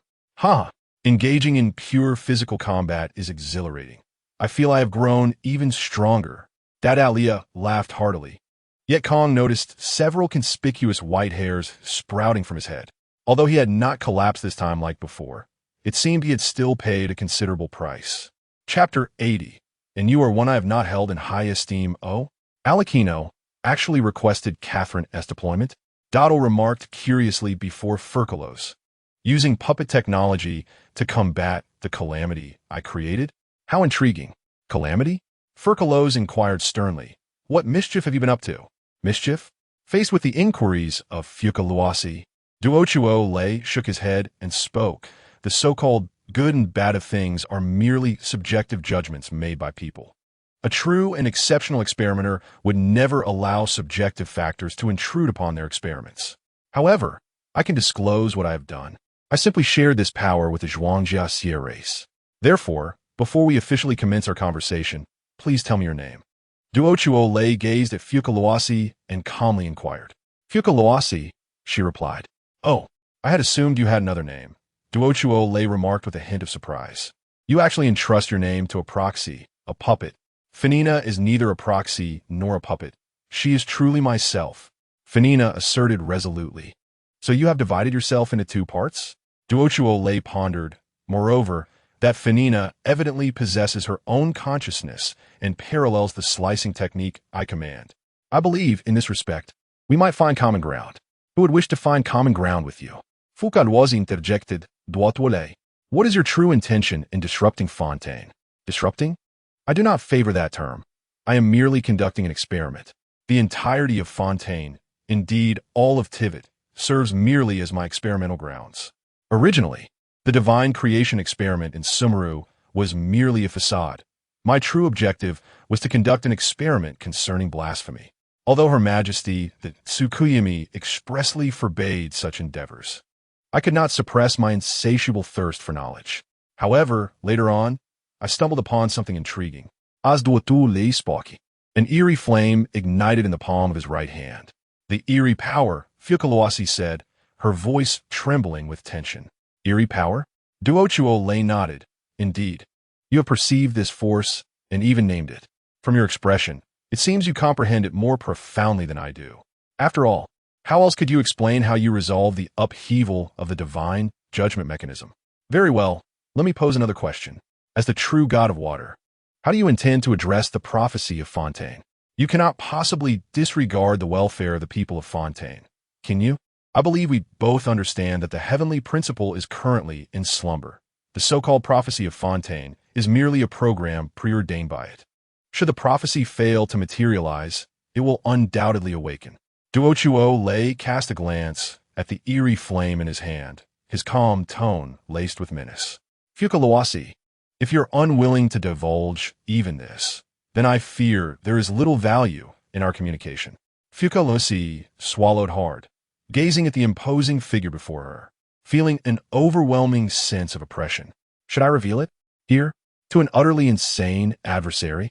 Vilite? Yuan? Fukalawasi? Are you there? At that tense moment, Furina's voice suddenly rang from outside the door. Why are the guards outside, lying unconscious on the ground?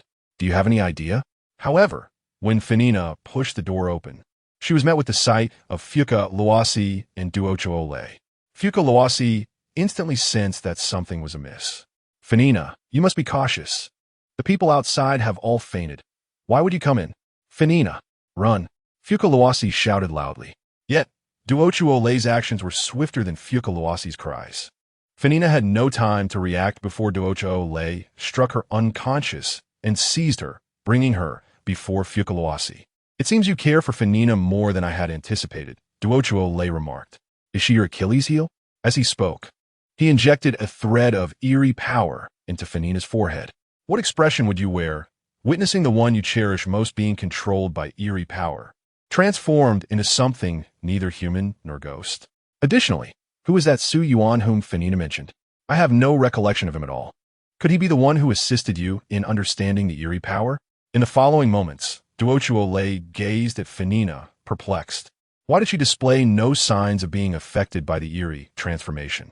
Thus, he injected another thread of eerie power into her forehead, yet it proved fruitless. Strange. The eerie power is purportedly an exceedingly difficult force to resist. Why does it have no effect on Furina? Unyielding, Duochuo Lei infused more eerie power, but Furina remained unchanged. Ha, this is truly fascinating. Upon confirming this fact, Duochuo Lei burst into laughter. What perfect experimental material, untainted and uncorrupted by eerie power, with her. I can delve deeper into the mysteries of eerie power and validate many of my hypotheses. Duochuo Lei turned to Fukalawasi and said, Fukalawasi, your reluctance to speak now matters little. I have discovered something far more intriguing and worthy of study. Whenever I tire of her, or my conjectures are validated, I shall return to converse with you and, incidentally, return her. As Duochuo Lei prepared to depart the Op-Ra de Pickle, he cautioned, I advise you not to attempt to impede me. I possess countless methods to instantaneously bring Furina to her demise. Feeling the gathering elemental force of water emanating from Fukalawasi, Duochuo Lei coldly stated, though I have no penchant for combat, the assurance of my experiments necessitates the use of force. Even when confronted by the 7 earthly governors, there are a few I do not regard highly. You, water god Fukalawasi, happen to be one of them. Chapter 81, Deadlock, the collapse of Yuan. According to the accounts of others, Furina seemed to have ventured to the Op-Ra de Pickle. However, when Yuan and his companions arrived at the entrance of the Op-Ra de Pickle, they discovered the guards lying unconscious on the ground, which filled them with a sense of foreboding. Upon entering the Op-Ra de Pickle and arriving before the divine judgment mechanism, the sight of Fukalawasi sitting on the ground, weeping and hiding her face, confirmed their grim suspicions. Furina has been forcibly abducted by the Dr. Duochuo Lei. It is all my fault for failing to protect her. I am powerless. Through Fukalawasi's intermittent sobs and confessions, Yuan and his group learned of the unfolding events. Vilite clenched his fists, unable to conceal his simmering anger. Duochuo Lei, Fukalawasi, you care for Furina so deeply. If you were to undergo eerie transformation, it would undoubtedly be connected to her. Yuan spoke, uncertain if his words offered any solace. The fact that you have not yet been controlled by the eerie power indicates that Furina is still alive.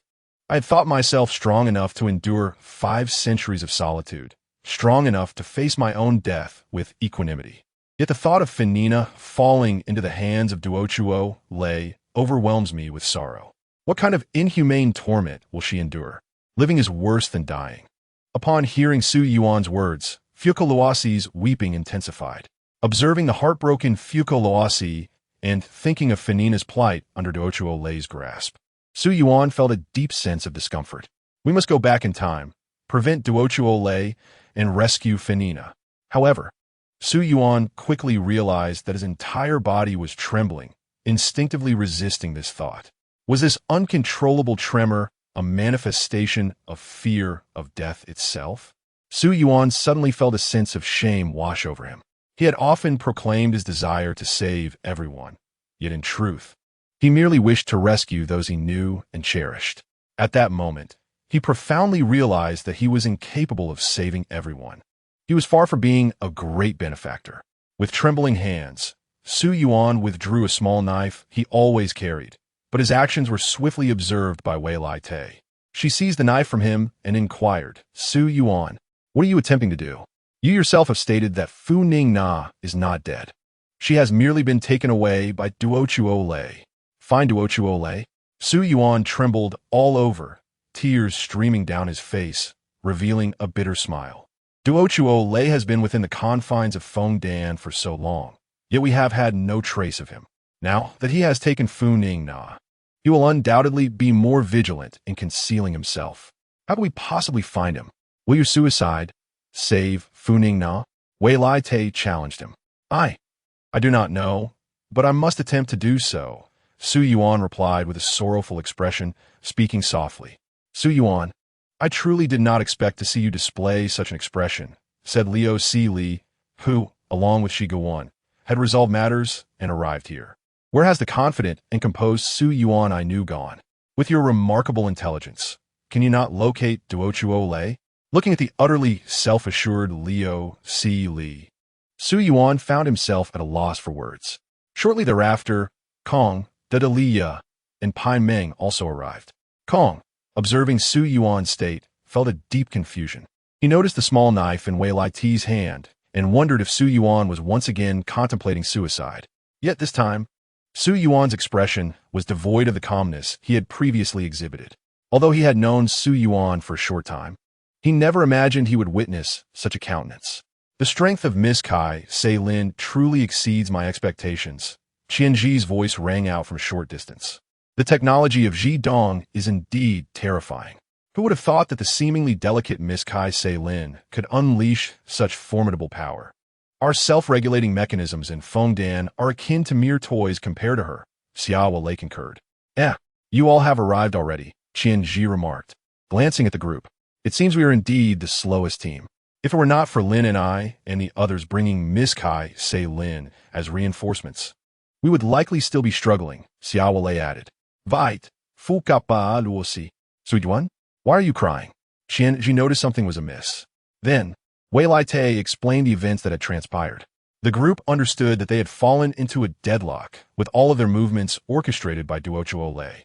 However, everyone was perplexed as to why the usually strong and confident Su Yuan was displaying such vulnerability. Su Yuan, do not cry," Shiguan said as she retrieved soft tissues from her bag to wipe Su Yuan's tears. "We are all here. Let's think of a solution together." "Su Yuan, this is not like you. The person I know would not shed such unnecessary tears," Qianji remarked, feeling a pang of discomfort at Su Yuan's distress. "Su Yuan, I never expected you to cry like this," said a voice from behind, revealing Ale Chi Nuo, accompanied by Lin and I Te, Femi and I, and Na Weiya. "Apologies for my tardiness," Na Weiya said, bowing slightly, clearly apologetic. Ale Chi Nuo approached Su Yuan, lifting his chin with 2 fingers, locking eyes with him through her red-patterned gaze. "If I were to say that I could locate Duochuo Lei, would that revive your spirits?" Chapter 82. Duochuo Lei esse experimentina dim underground chamber. Funing Enya regained consciousness. She felt herself firmly bound to a reclining chair, while the doctor, Duochuo Lei, sat nearby, perusing his research notes and reports. Wei Lai Te, help me!" Fu Ning Na cried out, tears welling in her eyes. "There is no need to shout. Lady Fu Ning Na," Duochuo Lei calmly replied, setting aside his materials to regard her. "Here, no one will find us. Although you are merely an experimental subject to me, you are an exceedingly precious one. If you cooperate with me, I may grant you certain privileges." Realizing that crying would yield no benefit, Fu Ningna ceased her tears. Recognizing that she had fallen into Duochuo Lei's clutches, destined to be his sacrificial lamb. She looked at Duochuo Lei, her voice trembling as she inquired, Dr. Duochuo Lei, what do you intend to do with me? Nothing much. I merely wish to understand why you remain unaffected by the anomalous power, Duochuo Lei stated, as a swirling mass of pitch-black and crimson flames ignited in his palm. Fu Ningna gazed in astonishment at the spectacle. Indeed, had Duochuo Lei already mastered the anomalous power to some extent? While you were unconscious, I injected you with the anomalous power 3 times, yet had no effect. I wonder if your awakening will produce any change. You see, I am quite benevolent towards such a valuable experimental subject as you. I did not wake you forcibly. Rather, I awaited your natural awakening to ensure you were in good spirits. In the next moment, Duochuo Lei directly infused a surge of anomalous power into Fu Ningna's forehead. Fu Ningna let out a cry of anguish, yet there were still no signs of her being affected by the anomaly. Oh, it appears you do respond to the anomalous power after all. This allows us to eliminate the variables of consciousness and unconsciousness, Duochuo Lei remarked, jotting down notes. However, why do you remain immune to the anomalous forces? He mused, removing his mask to scrutinize Fu Ningna with his crimson eyes. Are you aware of your condition? Can you reveal anything unknown to me? Why do you seem so frightened? Do you think I am also under the anomaly's control? No, rest assured. I am quite lucid at present. My eyes have always been red. If you choose not to speak, that is acceptable.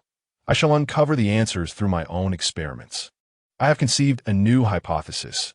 Your immunity to the anomalous power may exist due to a threshold of resistance. If the dosage per instance, or the cumulative total injected, surpasses this threshold, then you will be susceptible to the anomaly. The group followed Ale Chinua as she spoke. All of our Fatui harbingers have received the authority granted by Her Majesty the Queen, bestowing upon them powers that transcend the mortal realm. Although the overwhelming majority of harbingers refrain from utilizing this power lightly, our positions and actions may well be under Her Majesty's watchful gaze. However, Duochuo Lei is currently attempting to erode and expel this power from within himself, presumably employing the anomalous forces. Duochuo Lei's failure to complete his mission to acquire the Raiden Shogun's heart and the Dendro Archon's heart has already displeased other harbingers and Her Majesty. His current actions can be viewed as treachery. Although I had long suspected that Duochuo Lei's allegiance to the Queen was insincere, merely seeking resources for his experiments, I never anticipated he would choose such a perilous path. Did he truly believe that by grasping a mere thread of this enigmatic power, he could become invincible? Yet, such behavior aligns perfectly with his deranged persona. Alakino spoke as he halted his steps. Here lay the ruins of Kabuti's fort in the Fontaine region. According to Her Majesty's directives, Dorotor was concealed beneath. The group swiftly descended the staircase. When Valette inquired, Al-Hakino, your assistance must surely stem from some ulterior motive, correct? Life in this world is inevitably driven by various purposes. My reasons for acting thus are threefold. Firstly, to vent my own frustrations and those of the children. Secondly, to punish Dorotor for betraying Her Majesty. And thirdly, to have you owe me a favor, which may serve as leverage in future negotiations. Before long, they arrived at the base of the Kabuti's fort ruins, facing a rusted, locked door. Is this the door? Liasli exclaimed eagerly. Watch me smash it. No, it is over here, Al-Hakino replied, turning his gaze to the wall beside the door, summoning the power of fire elements, and striking it with a forceful palm. The dilapidated wall crumbled, revealing a dark chamber within. The figures of Dorotor and Fontaine emerged from the shadows. Dorotore! Valette's water element power erupted in an instant. Her face contorted in fury. All present could clearly see that Funina's facial skin had completely eroded, leaving only bloodied muscle tissue, while Dorotor held a scalpel, fiddling with something on Funina's head. Oh, you managed to find this place? Dorotor expressed mild surprise at the sudden appearance of the group. However, upon seeing Al-Hakino, his demeanor shifted to one of nonchalance. Al-Hakino, we are both harbingers of the fools, and yet you conspire with outsiders against me? What more is there to say? You traitor to Her Majesty?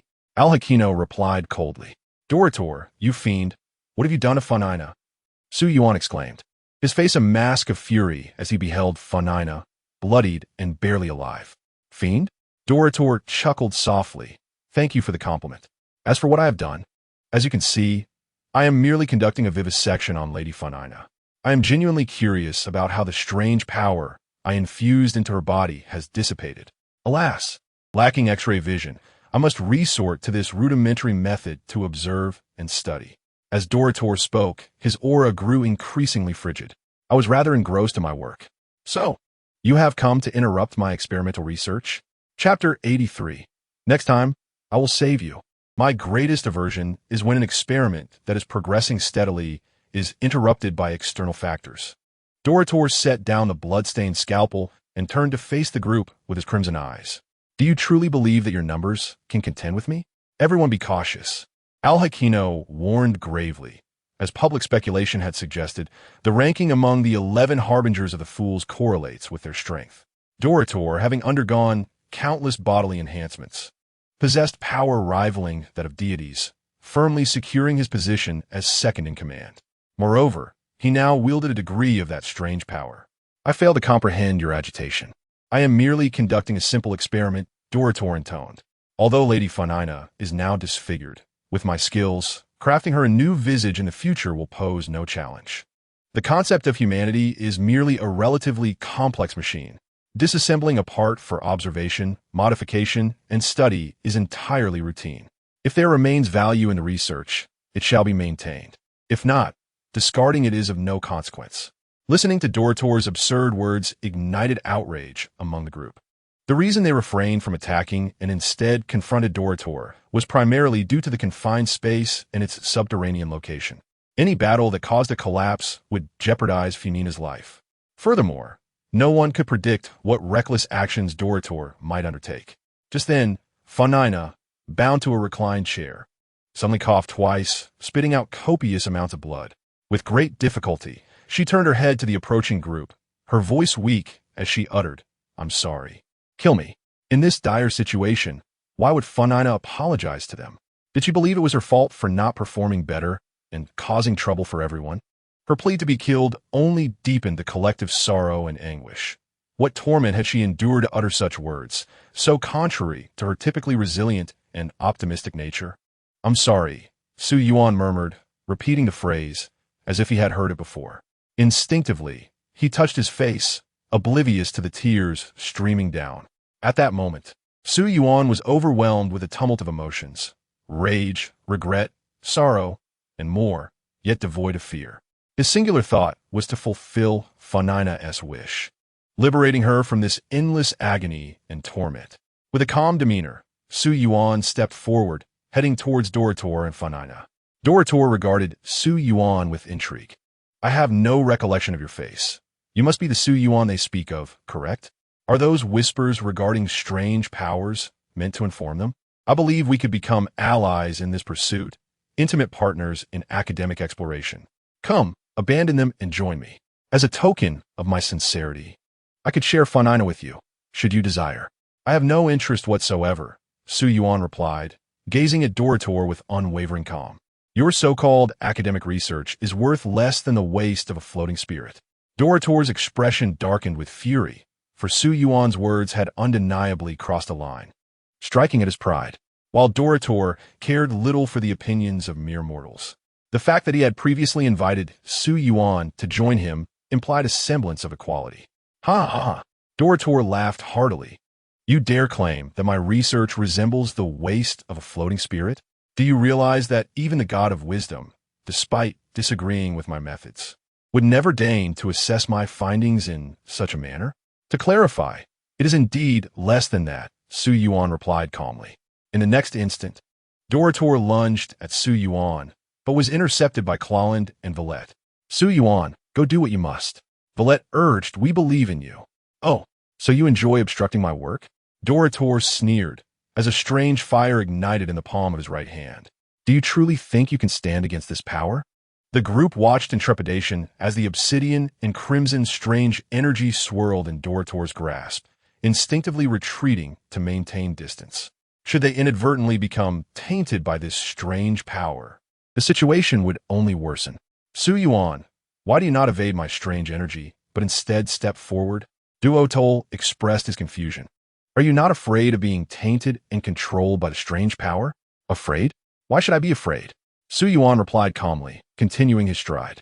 When a strange power flows into your body, you shall experience fear yourself. Duotol declared, pouring all the strange power in his hands into Su Yuan's body. While Su Yuan made no attempt to evade. Ha! Using the strange power to incite you to turn against each other is truly delightful. However, to Duotol's astonishment, despite the influx of strange power into Su Yuan, there was not a single sign of aberration. In fact, Su Yuan did not even display a change of expression, as if the strange power had never entered him at all. What is this?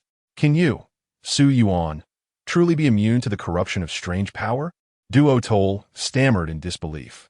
Moreover, your resistance threshold is even higher than Funingna's. Silence your foul mouth and remain still, Su Yuan said, glancing at Duotol with serene composure. To Duotol's shock, he found himself unable to speak, his body frozen in place. Subsequently, Su Yuan drew forth a small knife he carried and, without hesitation, plunged it into Fu Ningna's heart. The corner of Fu Ningna's skinless mouth curved into a faint smile. Fu Ningna, next time, I will surely save you, Su Yuan vowed, driving the knife, stained with Fu Ningna's blood, forcefully into his own heart. Chapter 84. The fifth reset. Su Yuan abruptly opened his eyes, yet this time, it was not akin to the strange sensation from before. This time, he felt dizzy, fatigued, and weak, as though he might faint at any moment. Additionally, his left palm was not merely tinged with slight pain, but rather engulfed in waves of excruciating agony. He quickly raised his left hand to inspect it, where he saw a series of haphazard, scrawled words. Diwu si yao xiao accent duo tuale yi ding yao zheng jiu fu ning na. These newly appeared characters, in stark contrast to the previous ones, did not appear to be etched with a blade, but seemed instead to be scars left by some form of laser or high heat that had ravaged his skin. What do these words signify? They are utterly incomprehensible. Just as Su Yuan pondered the meaning of the characters, a flustered Zhuing Ting Mailuoxin burst into the room. My Lord Violet, it is dire. The armored crab from the original sea species has gone berserk en masse, destroying several coastal villages. Current reports indicate at least 30 fatalities and hundreds injured. Which coastal villages were affected? My Lord Violet inquired. Several villages scattered across Fontaine, Mailuoxin replied, providing detailed information to My Lord Violet. After listening, My Lord Violet nodded and addressed the group, requesting, although this is not your mission, I implore you to lend a hand. Help me, help Fontaine through this sudden crisis. What mere pleasantries are you uttering, My Lord Violet? In the face of such calamity, even if you do not ask, we would not stand idly by. Liasli asserted. Protecting Fontaine is indeed one of our special task force's duties, Zyavali added. Excellent. Another opportunity for battle. Dada, Leah exclaimed, his eyes gleaming with excitement. Everyone expressed their agreement, discussing how to divide into teams and rush to various disaster zones. Yet, Su Yuan remained fixated on the message in his left palm, contemplating its meaning. Di Wu Si I Lu, taken literally, suggests that the emperor was killed by me, and I feel elated. But how could I, being in Fontaine, be connected to the old Master Zhong in Liyue? Di Wu Chile, Di Wu Chile, Di Wu Chile. Su Yuan repeated the phrase until a sudden realization struck him. The fifth time, understanding the potential pattern, Su Yuan's thoughts opened up, invigorated. Xiao Duo Ta'ale, be cautious of Duotol. Does this imply that the recent chaos among the original sea species was indeed orchestrated by Duotol? Iding Yao Zeng Zhu Fu Ning Ennea Imast Sei Funinxia. As he attempted to interpret the final phrase, Su Yuan's mind exploded with clarity. I must say Funingna. An ominous premonition loomed larger in his heart as he turned to My Lord Violet, urgently exclaiming, My Lord Violet, Funingna is in danger. Observing Su Yuan's expression, My Lord Violet's demeanor grew grave. Su Yuan, do you know something again? My Lord Violet, you should accompany Su Yuan to Lady Funingna, Kelioline suggested. Although the disaster zone is severely affected, I possess the capacity to handle alone. No one is more suitable for this task than I. Kong looked at Su Yuan with confusion, pondering why Su Yuan had been staring at his left palm and murmuring strange phrases. Though Kong wished to converse further with Su Yuan, the urgency of the situation left no time for idle chatter. To the Opikla Opera House, Su Yuan declared without hesitation. Upon arriving at the entrance of the Opikla Opera House, my Lord Violet and Su Yuan found Fu Ningna crouched on the ground, poking the face of a fallen guard with a puzzled expression. Huh, why are they all lying on the ground asleep? They're snoring so loudly and seem to be sleeping quite soundly. But isn't it work time? Sleeping on the job means a pay cut. Fu Ningna. Huh, Su Yuan? My Lord Violet, are you just arriving? I thought you would have gone to discuss strategies with Fu Kalos by now. Fu Ningna remarked, gesturing to the fallen guards. Do you have any insights into their behavior? Fu Ningna, I am so relieved to see you unharmed and well. With relief washing over him, Su Yuan finally exhaled. Looking at the fallen guards, my Lord Violet remarked, their current condition is clearly artificial. I sense that the enemy has infiltrated the opera house. The enemy? Then Fu Kalos is in grave danger. Fu Ningna expressed her concern. If it were merely an ordinary enemy, it would suffice. But the one within the opera house is likely the Dr. Duval. Fu Ningna, please head to the guard or the special task forces station. It is somewhat safer there. Alternatively, find a secluded spot to hide. I will accompany my Lord Violet to assess the situation. Su Yuan insisted, believing Fu Ningna should not remain in danger any longer. However, Fu Ningna hesitated. Fu Ningna, please heed Su Yuan's advice. Let us handle the rest. My Lord Violet assured her, as you are aware of our synergy. If we can eliminate the threat of duotol here, it would be most fortuitous. Thus, Su Yuan and my Lord Violet cautiously enter the opera house. Chapter 85. Observe. This is how to utilize strange power within the Opikla Opera House. Before the judgment mechanism, duotol addressed Fu Kalos. So, Fu Kalos, please tell me, in your original plan, how did you intend to save the people of Fontaine?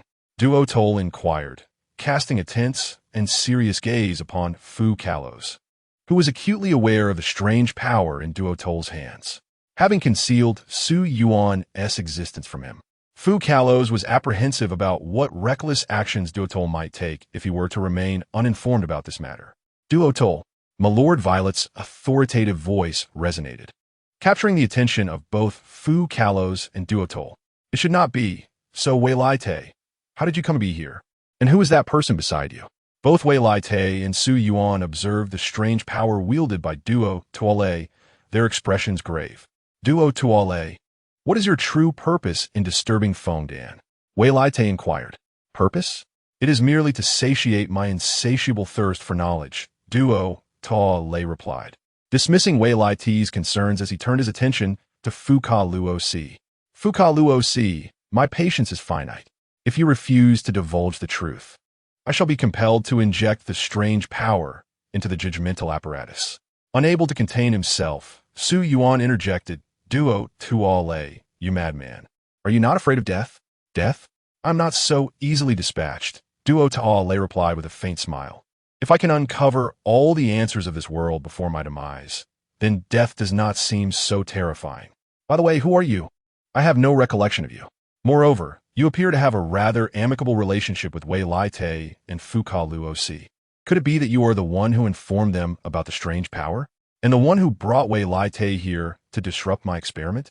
I have no obligation to inform you, Su Yuan retorted, exchanging a glance with Wei Lai Te, who nodded in understanding.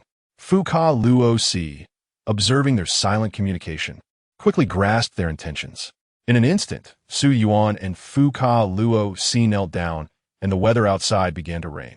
Suddenly, a powerful surge of strange power erupted from Wei Lai Te. Duotol watched in astonishment and delight, exclaiming, ha ha ha. Wei Lai Te, you can also manipulate strange power? How utterly surprising. Vile mortal, who permits you to stand before me and speak in such a tone? Kneel before me. With a resounding crash, Duotol's legs buckled, forcing him to kneel as he pondered. No, you are not Wei Lai Te. You're like the others, merely a weakling controlled by the strange power. I had expected you to astonish me. Unfazed by his predicament, Duotol continued, I can feel the rain falling outside. So, Your conditions for transformation are weather-related? Excellent. I have acquired yet another piece of information. He then turned his gaze toward the kneeling Fu Ka Luo Si and Su Yuan, contemplating.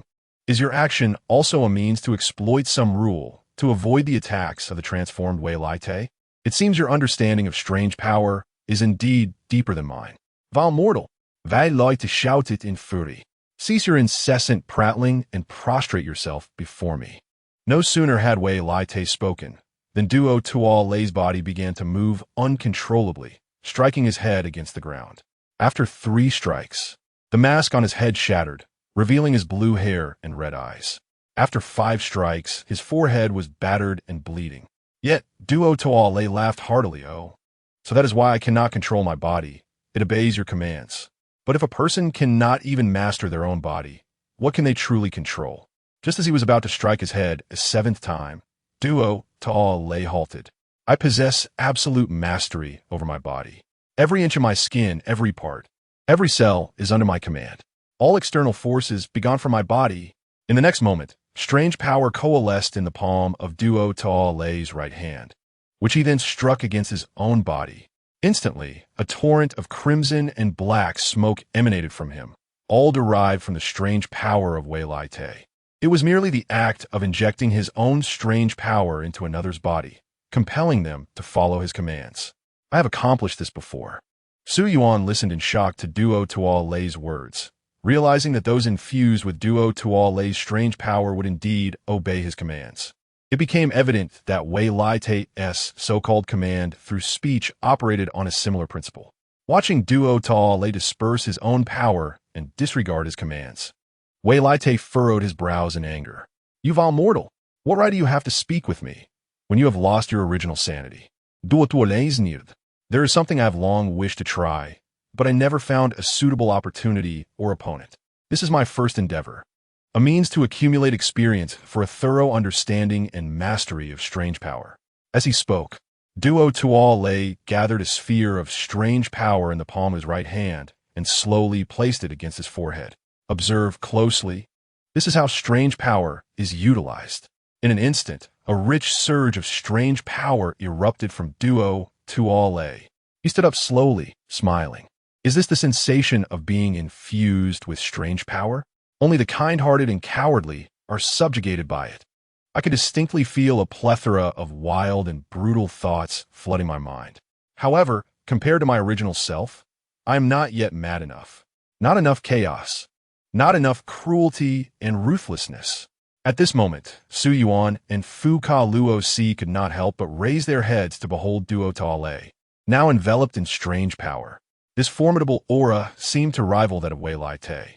Duo Tuol Lei had indeed achieved the remarkable feat of retaining his sanity and consciousness while harnessing strange power. Tuepter kahdeksankymmentä kuusi, Wei Lai Te vs Duo Eli. Wei Lai Te and Duo Tuol Lei faced each other, both radiating potent strange power. Vile mortal, do you truly believe that with your incomplete powers, you can defeat me, the emperor of this world? Wei Lai Te's gaze bore into Duo Tuol Lei, filled with malice. I am aware that in terms of endurance, I cannot match you. Duo Tuol Lei replied gradually. Thus, I must seek a swift resolution. In the next moment, Duo Tuol Lei transformed into a blur, appearing directly before Wei Lai Te. His fist, enveloped in strange energy, struck towards Wei Lai Te's face. Wei Lai Te, however, merely raised his hand, effortlessly blocking the attack as strange energy surged forth. Is this the extent of your assault? Wei Lai Te scoffed, lightly waving his other hand, summoning 2 torrents of inky black and crimson energy that violently slammed into Duo Tuol Lei. The immense force knocked Duo Tuol Lei to the ground, causing a trickle of blood to escape from his lips. Ha! Indeed, when it comes to sheer power, I am currently outmatched, Duo Tuol Lei said, wiping the blood from his mouth as he rose once more. Now, allow me to demonstrate some of my inventions. As he spoke, 2 silver-gray spikes materialized behind him, entwined with dark crimson, strange energy. These are some of my previous creations. Although they are swift, their destructive capability was somewhat lacking. However, now, the strange power compensates for that flaw, rendering them a rather effective weapon. In the next instant, The spikes infused with strange power vanished from sight, followed by the sounds of flesh being sliced and blood splattering. Despite Wei Late's heightened vigilance, his shoulder and waist were still grazed by the spikes. The speed was so astonishing that Wei Late barely had time to employ his peculiar powers for defense. Could he have evaded the attack? Initially, I aimed for your head and chest.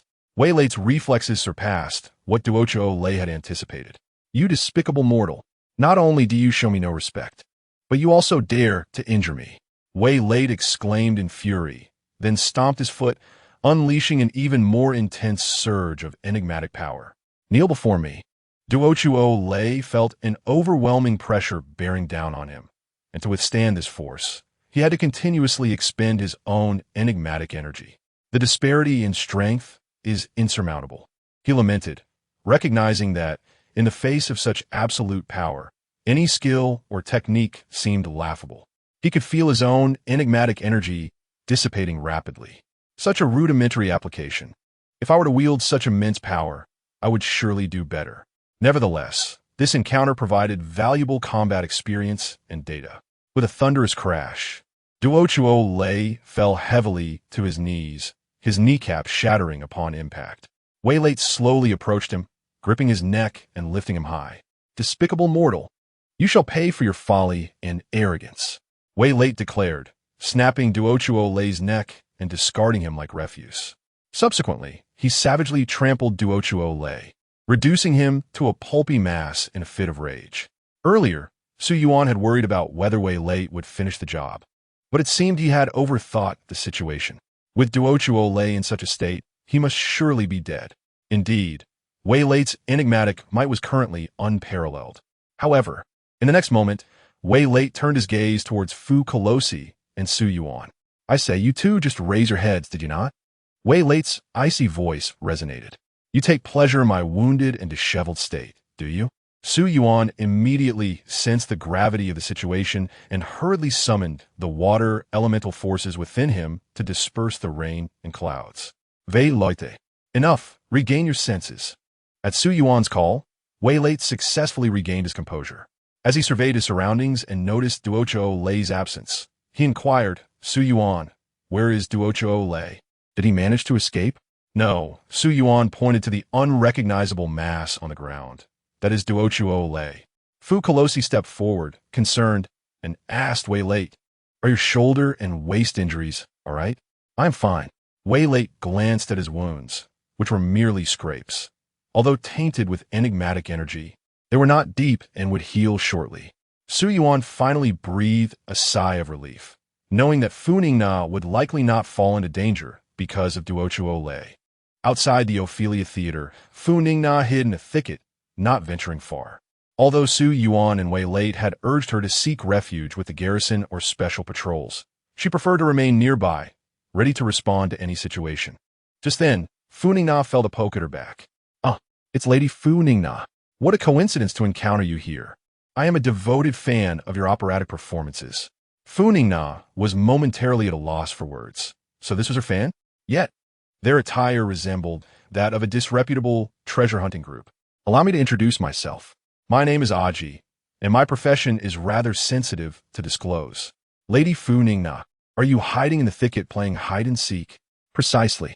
If you wish to conceal yourself, this method is insufficient, Aji stated confidently. You see, I was able to easily discover your hiding spot. If someone with ill intentions found you here, it would be disastrous. So, Lady Fu Ningna, would you like me to assist in hiding you? I assure you, no one will find you. Within our organization, I am known as the master of concealment. You could trust my skills completely. Observing the self-assured individual before her, who was also her fan, Fu Ningna contemplated whether to follow his guidance and learn some concealment techniques. It could enhance her self-preservation skills in future perilous situations. Chapter 87. Transforming a bug into a new water deity? Just as Fu Ningna was about to accept Aji's offer, she heard a voice nearby. Fu Ningna, are you still around? The situation has been temporarily resolved, and all is safe for now. You need not hide any longer. It was Su Yuan's voice. Fu Ningna exclaimed, stepping out from the thicket, feeling a bit embarrassed as she addressed Aji. Apologies, Aji, but I no longer need to hide. I'll come to you for lessons another time. Su Yuan, I'm here. Funing now waved and jogged towards him. In no time, she reunited with Su Yuan. Funing na, I knew you wouldn't wander far, Su Yuan said with a smile. Indeed, Su Yuan, I was just hiding nearby, Funing na replied. I thought I was concealed well enough, but unexpectedly encountered a fan of mine. He even offered to teach me how to hide. I was about to accept his offer when you called my name, so I had to decline. Su Yuan's heart sank, and his right eyelid twitched twice as he asked. The individual's name wouldn't happen to be Aji, would it? Huh? How did you know Su Yuan? Is he someone quite notable? Funing na asked, surprised. Funing na, where were you hiding? Take me to see, Su Yuan urged anxiously. Funing na, I made a grave error. I neglected to inform all of you earlier, Su Yuan said, suddenly feeling a chill run down his spine. It's not just us who may fall under the control of the enigmatic pollution. Even ordinary people could be susceptible to it, and Aji is one of them. His condition may hinge on persuading others to assist in hiding them. Upon hearing this, Funing na was taken aback. She had nearly breached this rule herself, but fortunately, Su Yuan had arrived in time to call her back. After resolving the chaos caused by the original sea aberrant armored crab, the group reconvened at the judgment and ruling mechanism. Lai Osi looked at the grotesque mass on the ground that required pixelation, unable to restrain himself. Way late, you truly are ruthless. You reduced Duochuo Lei to this state? I had hoped we could capture him alive to extract some intelligence. Alrechi no, Duochuo Lei has committed many transgressions within the Fontaine region, but ultimately, he is an executive of the Fatui. If your majesty has any objections to my actions, I shall be at your service, Wei Late replied. No, Lord Wei Late. You need not worry. This is all Duochuo Lei's own doing, Alrechi no slowly responded. Currently, both the Fatui and the Winter have regarded Duochuo Lei as a traitor. The Queen shall not only absolve you of blame, but will also express gratitude for your efforts in cleansing the ranks. It is truly unfortunate that Duotol has met his demise. I had yet to engage him in combat. Dad Alia also lamented, yet he still possesses numerous slices. So there will be ample opportunities in the future. Regardless, everyone momentarily breathed a sigh of relief due to the death of Duotol's slice. Fukaloosi, I had a sudden thought last night. Su Yuan directed her gaze towards Fukaloosi and spoke. After a moment of contemplation, she ultimately rejected the proposal. Su Yuan, your method is indeed feasible to some extent, but it merely addresses the symptoms rather than the root cause. If Tianli continues to slumber, this may serve as a viable approach. However, Tianli will eventually awaken, and all of this will only plunge us into an endless cycle of tragic repetition. To truly resolve this matter, we must transform the people of Fontaine into genuine humans. Listening to Fukaloossi's discourse, the crowd fell into silence.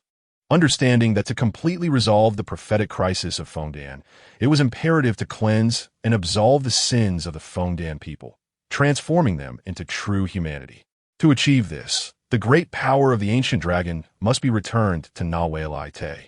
At that moment, El Chino interjected, You have amassed 500 years of Li Chong mixed energy, solely to transcend the rules and restrictions of Sky Island, to dismantle the water god's throne, and restore the great power of the ancient dragon to Nawei Te.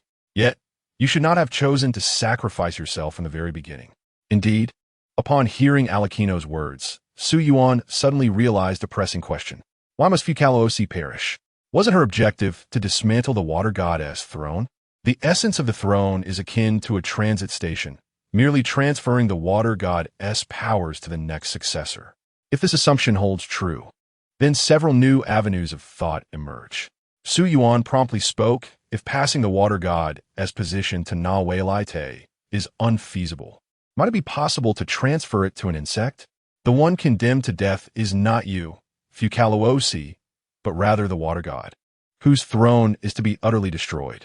If that insect were to become the new water god, and we subsequently eliminate it and dismantle the throne, could we then return the great power of the ancient dragon to Nawei Te? Upon hearing Su Yuan's audacious and reckless idea, everyone was taken aback. Even Fukaloosi stood there, dumbfounded, her expression a blend of disbelief and intrigue directed at Su Yuan. This possibility had never crossed her mind. Although there had never been any indication that an insect could ascend to become the water god, equally, There had never been confirmation that it could not. Chapter 88. Doubts and Reflections. Ha ha ha. It turns out Fukalosi intended to employ this method to resolve the prophetic crisis of Fontaine. By the way, your name is Su Yuan, correct? Su Yuan, your thoughts are unique and quite mad. I truly admire and appreciate them. The notion of making an insect the water god is simply delightful.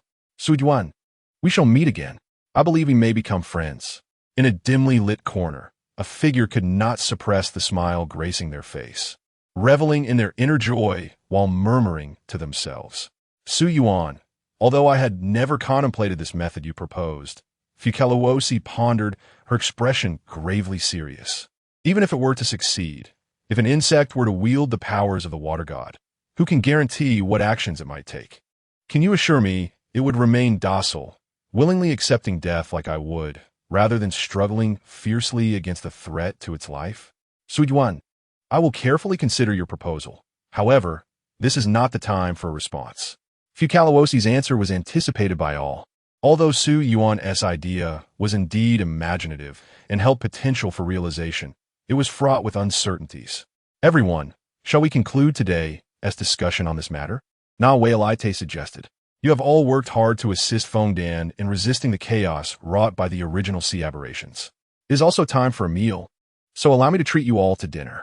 At the entrance of the de Beau Grand Hotel, a waiter was beckoning customers. Then, she noticed a formidable group approaching. Lady Furina, Lord Na Wayalite, Duke Leo Silly, Lady Keluo Linda, Captain Zyval, and many other prominent figures of Fontaine. How could they all arrive at de Beau Grand Hotel simultaneously? Moreover, the individual walking alongside them, isn't that the Mr. Su Yuan whom I mistakenly thought had dined and dashed. Boss, this is terrible. You must come out and greet them at once. The pressure is overwhelming. I cannot bear it any longer. Esteemed guests, it is my honor to welcome you to de Beau Grand Hotel. The proprietor, Vanagum, personally attended to the gathering. As you may know, one of the hallmarks of de Beau Grand Hotel is our tradition of inviting artists to perform within the restaurant. Initially, I intended to invite Mr.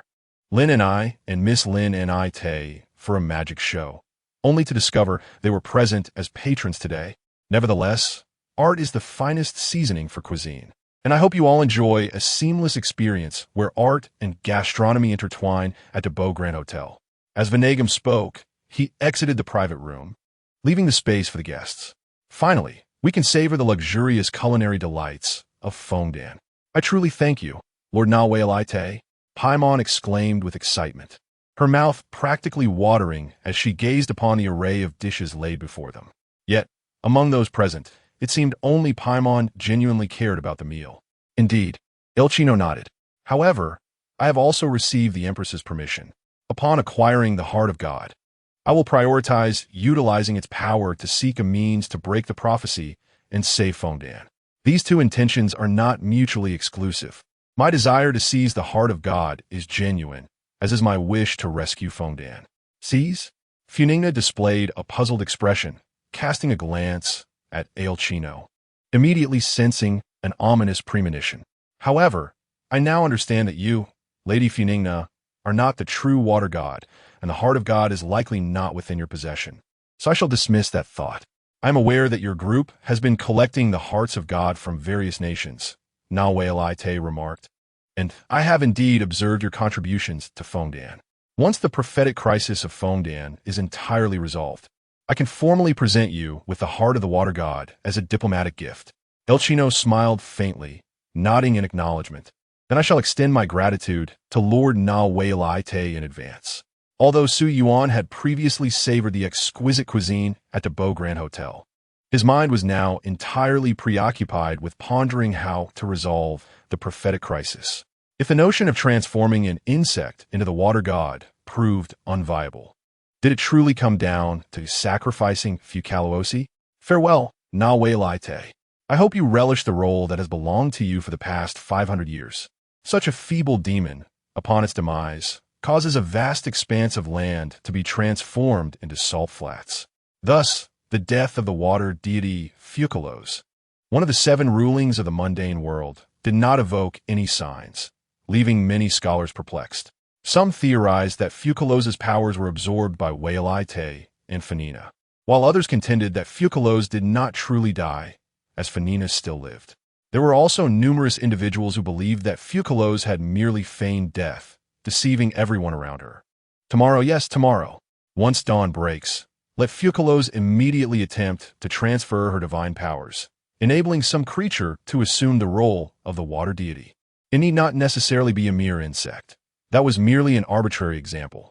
The crucial aspect is to relocate Furina's identity and abilities elsewhere. Having contemplated this, Yuan found himself pondering another matter: the peculiar rules surrounding Furina's transformation. While the underlying reasons for other transformations could be somewhat discerned, Furina remained an exception. She claimed to be her sole confidant for centuries. Yet had she not recently traversed in a Teyvat?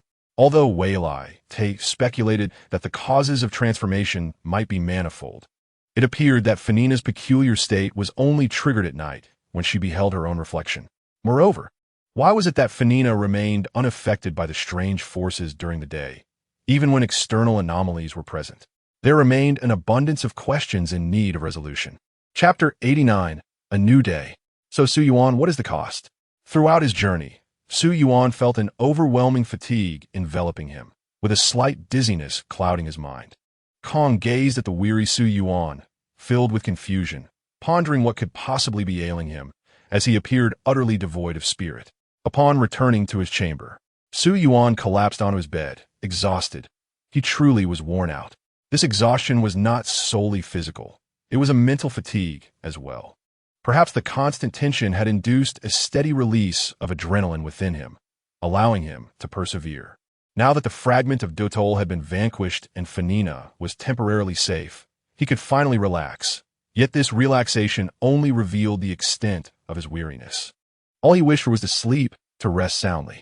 Thus, with a weary body and mind, Yuan succumbed to slumber. The afternoon passed uneventfully, and when dinner time arrived, Te glanced at the slumbering Yuan and chose not to disturb him. Yuan slept soundly until the break of the next day. Feeling the sunlight streaming through the window, he realized he had slept for quite some time. The sting in his right palm signified that a new day had dawned, bringing with it new rules and prompts. Therefore, Yuan slowly raised his right hand to examine his palm. First and foremost, congratulations on enduring your 6th night. Currently available information omitted. The initial piece of information left Yuan utterly astonished. With a sigh, he continued to read. 17. If faced with an interview request from Charlotte, do not refuse. Following the interview, unless you remain silent, ensure that your words are unerringly truthful. Charlotte? Is she not the renowned reporter from the Steenberg Gazette? Is her transformation condition related to interviews? Moreover, one must either remain silent or speak only the truth. This implies that Charlotte is inherently a reporter of divine stature. One cannot refuse a request for an interview or utter falsehoods in her presence. To be candid, this condition for transformation is rather extraordinary. Yuan continued his reading. 18. Exercise caution regarding the star-eating whale. 19. Important information will be unlocked after surviving the 7th night. The star-eating whale? Suddenly, Yuan recalled that in the original Game-S narrative, Dardalia was mistakenly identified as the perpetrator behind a series of missing persons cases involving young girls and was imprisoned in Melapeterburg. Shortly thereafter, he disappeared from Melapeterburg, having gone to confront the star-eating whale. Now that the world line has undergone significant alterations, with Dardalia's absence, might the star-eating whale rise in rebellion prematurely? Is that why the warning advises caution regarding the star-eating whale? Truly, Skirk, what are you doing? Keep an eye on your master's pet. This strange phenomenon is already difficult to contend with, and now I must face an enormous whale as well. Yuan felt an ominous premonition. The star-eating whale is notoriously challenging to handle. If it too were to succumb to some strange corruption, how could one possibly combat it? Thankfully, the fragment of Dotol had been thoroughly obliterated by Te, so it should not bring about any further incomplete anomalies. Yet, Yuan harbored concerns that Duotol might possess more than one fragment in Fontaine, which would complicate matters significantly. And tomorrow, would he finally unlock new, important information? He hoped that this forthcoming crucial information would prove more beneficial. The immediate priority was to expedite his experiments to ascertain whether Fukalos could transfer her identity and powers to another entity, thereby dismantling that entity alongside the water deity's divine seat, restoring the ancient dragon's authority to Whale-Ite. As a complete dragon, Whale-Ite should pose little challenge against the star-eating whale. Yuan made his way to Whale-Ite's office, only to discover that both Whale-Ite and Furina were already present. An attendant from Moma Palace was engaged in conversation with Whale-Ite.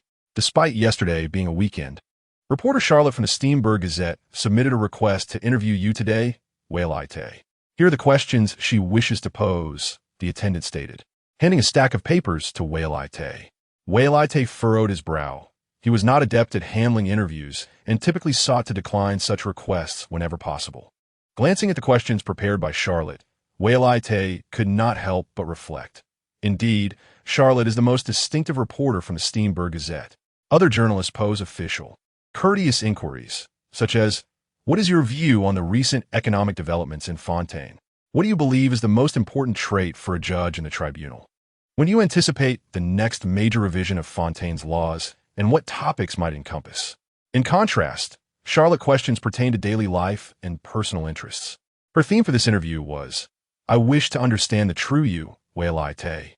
However, as Whale-Ite was not skilled in interviews and lacked both time and energy to engage in one, he turned to the attendant and said, please inform Miss Charlotte that I am currently unavailable. I will seek an opportunity to accept her interview at a later time. No, Yuan exclaimed passionately. You must accept Charlotte's request for an interview. Chapter 90, Charlotte's interview. So that is how it is.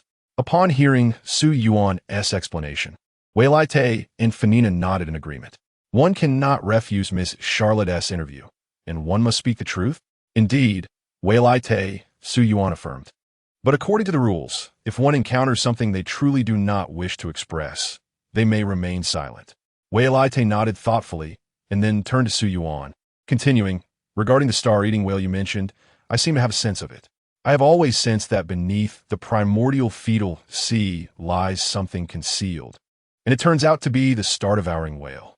According to your account, this magnificent creature has been continuously absorbing the energy of the planetary fetal sea, gradually growing larger, which is indeed a primary reason for the rising sea levels.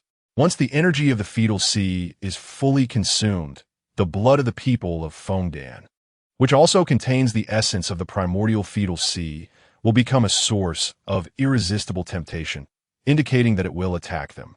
However, Furina expressed her concerns, stating that we have yet to discover a definitive method to save Fukalos. No worries, trust me. Once Charlotte's interview concludes, we shall hasten to find Fukalos for experimentation. Not long after, Charlotte arrived at the office of Whale-Ite, accompanied by her mister when hinting. Upon entering, Charlotte's face was lit with uncontainable joy and excitement. Lord Whale-Ite, I am astounded that you truly accepted my interview. To be honest, I had prepared myself for rejection, yet you have surprised me. Had I known, I would have had Mr. when hinting dress more formally today. There's no need for such formality. Let us treat this as a casual conversation among friends, Whale-Ite replied with a gentle smile. Very well. Charlotte nodded in agreement, then noticed Furina beside her and could not resist exclaiming, Lord Furina, I did not expect to find you here. If you could also consent to my interview, that would be splendid. Upon hearing this, Furina's lips trembled slightly. Was Charlotte implicitly requesting an interview with her? To interview both Lord Whale-Ite and Lord Furina in one go is indeed a stroke of double fortune, Charlotte exclaimed joyfully. Furina felt a twinge of regret for lingering out of curiosity. Did she truly wish to comprehend the real Whale-Ite? All right, let us commence the interview, Charlotte declared, retrieving a stack of photographs from her small bag. Lord Whale-Ite, I am genuinely intrigued by what you are doing here. Your diving posture is exceptionally graceful, and when you entered the water, there was hardly a splash, more impressive than those professional divers. Whale-Ite gazed at the photographs, uncertain of how to respond. It was a mere coincidence that he was captured during his visit to Melopiteberg yesterday. Whale-Ite. I never knew you possessed such charm. Furina chuckled as she observed the photographs. Whale-Ite recalled Yuan's words. either remain silent or speak the truth. He had instinctively uttered a word just now, which could hardly be deemed silence. Therefore, he spoke candidly. I was en route. I have pressing matters to attend to in Melopiteburg. Pressing matters? What might they be? Charlotte inquired. In response to this question, Nawe Lete chose to remain silent. Charlotte quickly realized her error and apologized profusely. I apologize. I pried too deeply. I ought to respect and safeguard your privacy. Thus, Lord Nawe Lete, I have another question. If you're in a hurry to reach Melopiteburg, would it not be quicker to travel by airship or boat? Why did you choose to swim? Indeed, our esteemed Supreme Judge of Fontaine is truly remarkable. Observing the exchange between Charlotte and Nawe Lete, Yuan fell into contemplation. Should he disclose the existence of the anomaly to Charlotte? She possessed the capability to uncover the truth and felt a duty to reveal it to the world. If Charlotte were to learn of the anomaly, would she resolutely uphold her beliefs and make it public? Yuan was uncertain of the choice Charlotte would make. However, at present, making the existence of the anomaly known was not advisable, as it could provoke unnecessary tension and chaos. Thus, he remained vigilant, contemplating whether to inform Charlotte about the anomaly and invite her to join the team opposing it. Moreover, Yuan pondered another dilemma. Unlike others, Charlotte was merely an ordinary person, a reporter, lacking formidable combat skills and self-defense capabilities. Was it wise to involve such a person in the perilous struggle against the anomaly? While Yuan was deep in thought, the door to Nawe Lete's office was abruptly pushed open. Ha! Lai O.C. Li and Shiguin have arrived. Nawe Lete, we are here. Yuan sensed that Lai O.C. Li's tone was somewhat off. Oh, it is none other than the Duke of Melopiteburg, Charlotte exclaimed, astonished to see Lai O.C. Li. What a fortunate day. I find myself encountering yet another person I desperately wish to interview. And the individual beside you is head nurse Shiguin. I would love to interview her as well. Could it be that today brings a quadruple blessing, allowing me to interview 4 distinguished figures at once? Therefore, Duke, head nurse Shiguin, may I request a brief interview? Au hiver, les aussi li brusquely replied. Interview? Who would wish to be interviewed by you? Leave at once. I have matters to discuss with Nawe Lete. Yuan felt an immediate sense of unease upon witnessing this exchange. Lai O.C. Li would never speak to others in such a manner. Had he fallen under the influence of the anomaly? Furthermore, had he just rejected Charlotte's request for an interview? Shiguin quickly agreed to Charlotte's request for an interview. Although Shiguin was unaware of the situation, she complied with Yuan's directive, nodding and stating, "Of course, Miss Charlotte. I would be happy to accept your interview." Then, Yuan hastily pulled Shiguin closer and inquired, "Has the Duke had tea today?" "Indeed, the Duke has certainly had tea today," Shiguin replied. "Yesterday was Sunday, and according to your intelligence, it was a day when tea cannot be consumed. With the new week commencing, it is only natural to have tea today. Lord Duke, you rejected my interview, and I am truly saddened by it," Charlotte lamented, her expression contorting with distress. "I am undeniably the best, most exceptional, and most dedicated reporter in this world. Why did you refuse my request? Who do you think you are? Why should I acquiesce to your interview?" Both individuals emanated a dense, dark, crimson power of the anomaly, confronting one another. Yet, it was evident that Lai O.C. Li's strength surpassed that of Charlotte. Nawe Lete and Fu Ningna also sensed that something was amiss. And while the two were momentarily distracted, they swiftly approached Yuan and Shiguin. Fu Ningna, looking perplexed, remarked, "The day on which you cannot have tea each week was yesterday, which was Sunday, was it not?" Yuan inhaled deeply and slowly responded, "I should have realized earlier. All these rules are riddled with wordplay and traps. Lai O.C. Li has one day each week when he cannot drink tea, and we naturally assume that this day is fixed. However, if that were the case, the rule should have been articulated as, Lai O.C. Li has a specific day each week when he cannot drink tea. How careless of me to overlook this and fall into the trap." Yuan felt the urge to slap himself for his numerous oversights. As Yuan elucidated, the crowd nodded in sudden understanding. Meanwhile, he pondered how to unravel the peculiar transformation of Xiaoluodi and Lai Usulai. The battle between Lai Usulai and Xiaoluodi had commenced. Lai Usulai swiftly advanced, his fist imbued with an eerie aura, aimed directly at Xiaoluadi's head. In response, Xiaoluadi promptly produced Wenhangtan Xiansheng and captured a photograph of the approaching light Usulai. The flash of Wenhangtan Xiansheng was not an ordinary white light. Rather, it emanated a striking, dark crimson glow akin to the ominous power itself.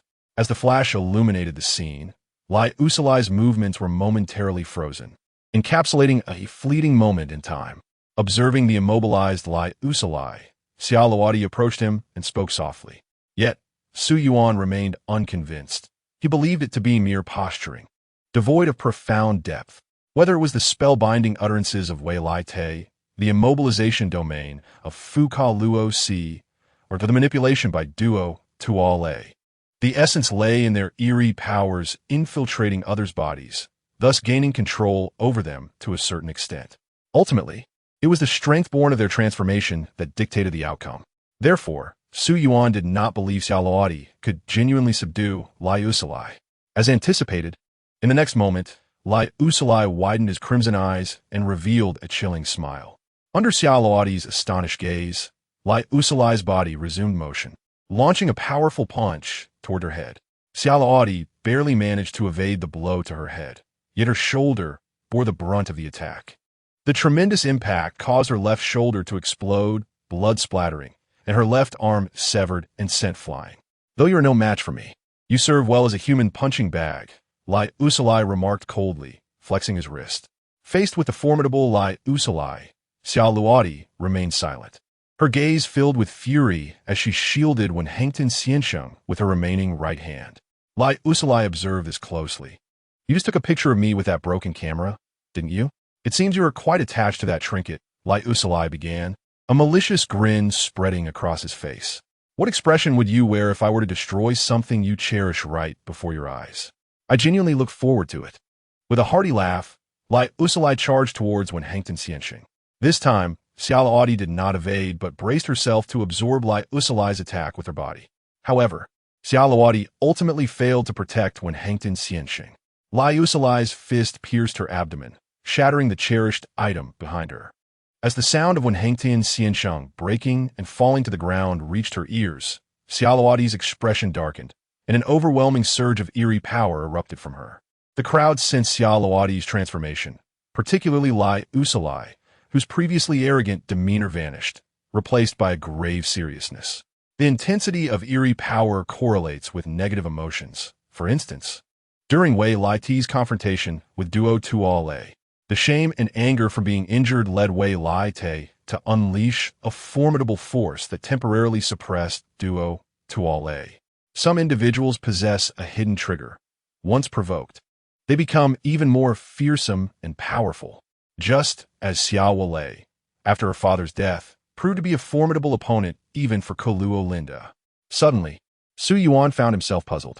He recalled Xiao Wei's battle with Koluo Linda, speculating based on the previous hint from his left palm. Yet, why did he seemingly recall that moment vividly? Were non-existent memories resurfacing? Or was his imagination simply extraordinary? Chapter 92. Fear, not the manipulation of rules against the eerie. Dread the eerie's use of rules against you. Lai Usulai attempted to withdraw his fist from Xiaoluadi's abdomen, but was startled to discover it seemed ensnared, rendering it immovable. In a dire situation, he resorted to severing his arm to distance himself from Xiaoluadi.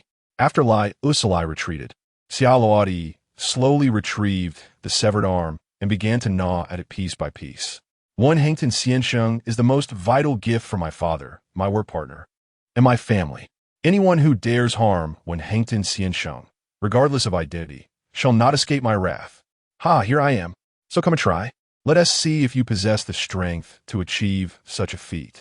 Lai Usulai replied, now we both have but one arm. This makes for a fair contest. Subsequently, Lai Usulai and Xiaoluadi became mere shadows as they engaged in a fierce battle. Yet, after a brief duration, it became apparent to all that Xiaoluadi struggled, gradually falling behind. She was no match for Lai Usulai. How foolish to use your own body to shield a broken machine. What does it matter if you unleash greater power? Can your shattered form endure? Ultimately, The clash between Lai Usalai and Xiao Luodi concluded with Lai Usalai delivering a devastating blow that obliterated Xiao Luodi's head. Though victorious, Lai Usalai appeared less than triumphant. Xiao Luodi's furious death throes had left him somewhat disheveled. Tilting his head, Lai Usalai glanced at Wei Lai Te, expressing a hint of regret. Wei Lai Te, what a pity. I thought I could catch you off guard, yet this unexpected turn of events transpired. As he spoke, Lai Usalai attempted to make his exit. Wei Lai Te, act now, Su Yuan shouted, promptly kneeling alongside the others. Lai Usalai's expression shifted subtly as he remarked, TSK, using that combination technique against me. Are we? He too knelt. Outside, dark clouds gathered, and a light rain began to fall as an overwhelming eerie power erupted from Wei Lai Te. You wretched mortal, who permitted you to stand before me? Wei Lai Te instinctively exclaimed, only to be astonished to find no one standing before him. All were respectfully kneeling. Su Yuan dared not raise his gaze but turned his eyes to the side, discovering Lai Usalai also kneeling. Lai Usalai seemed to sense Su Yuan's scrutiny, a smirk tugging at the corners of his mouth. Su Yuan felt overwhelmed. How could this eerie Lai Usalai be so cunning? Was it not said that those under eerie control would become irrational and reckless? With such intelligence, how could one possibly contend? Only the kind-hearted and timid fall prey to the eerie's influence. Was the degree of rationality retained after such control related to one's character?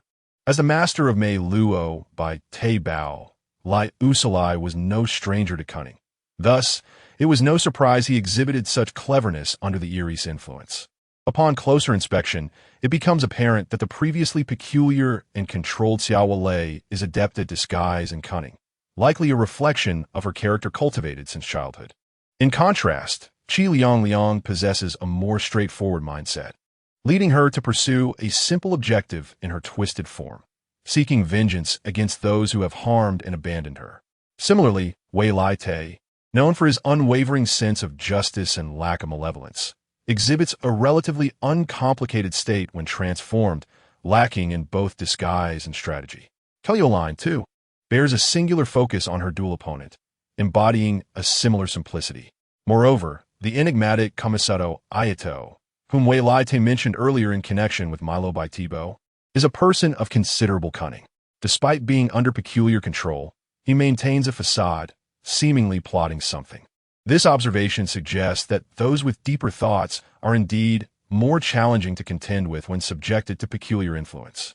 Wei Lai Te surveyed the kneeling figures around him, nodding in satisfaction as he proclaimed, "Excellent. This is the demeanor expected of you when facing me, the sovereign of this world, the pinnacle dragon of Teyvat." To be candid, Su Yuan found himself at a loss regarding the next course of action. Could they remain in this stalemate indefinitely? However, Wei Lai Te's subsequent utterance led Su Yuan utterly astounded. Your display of behavior pleases me, but it does not suffice. I yearn for some melodious music.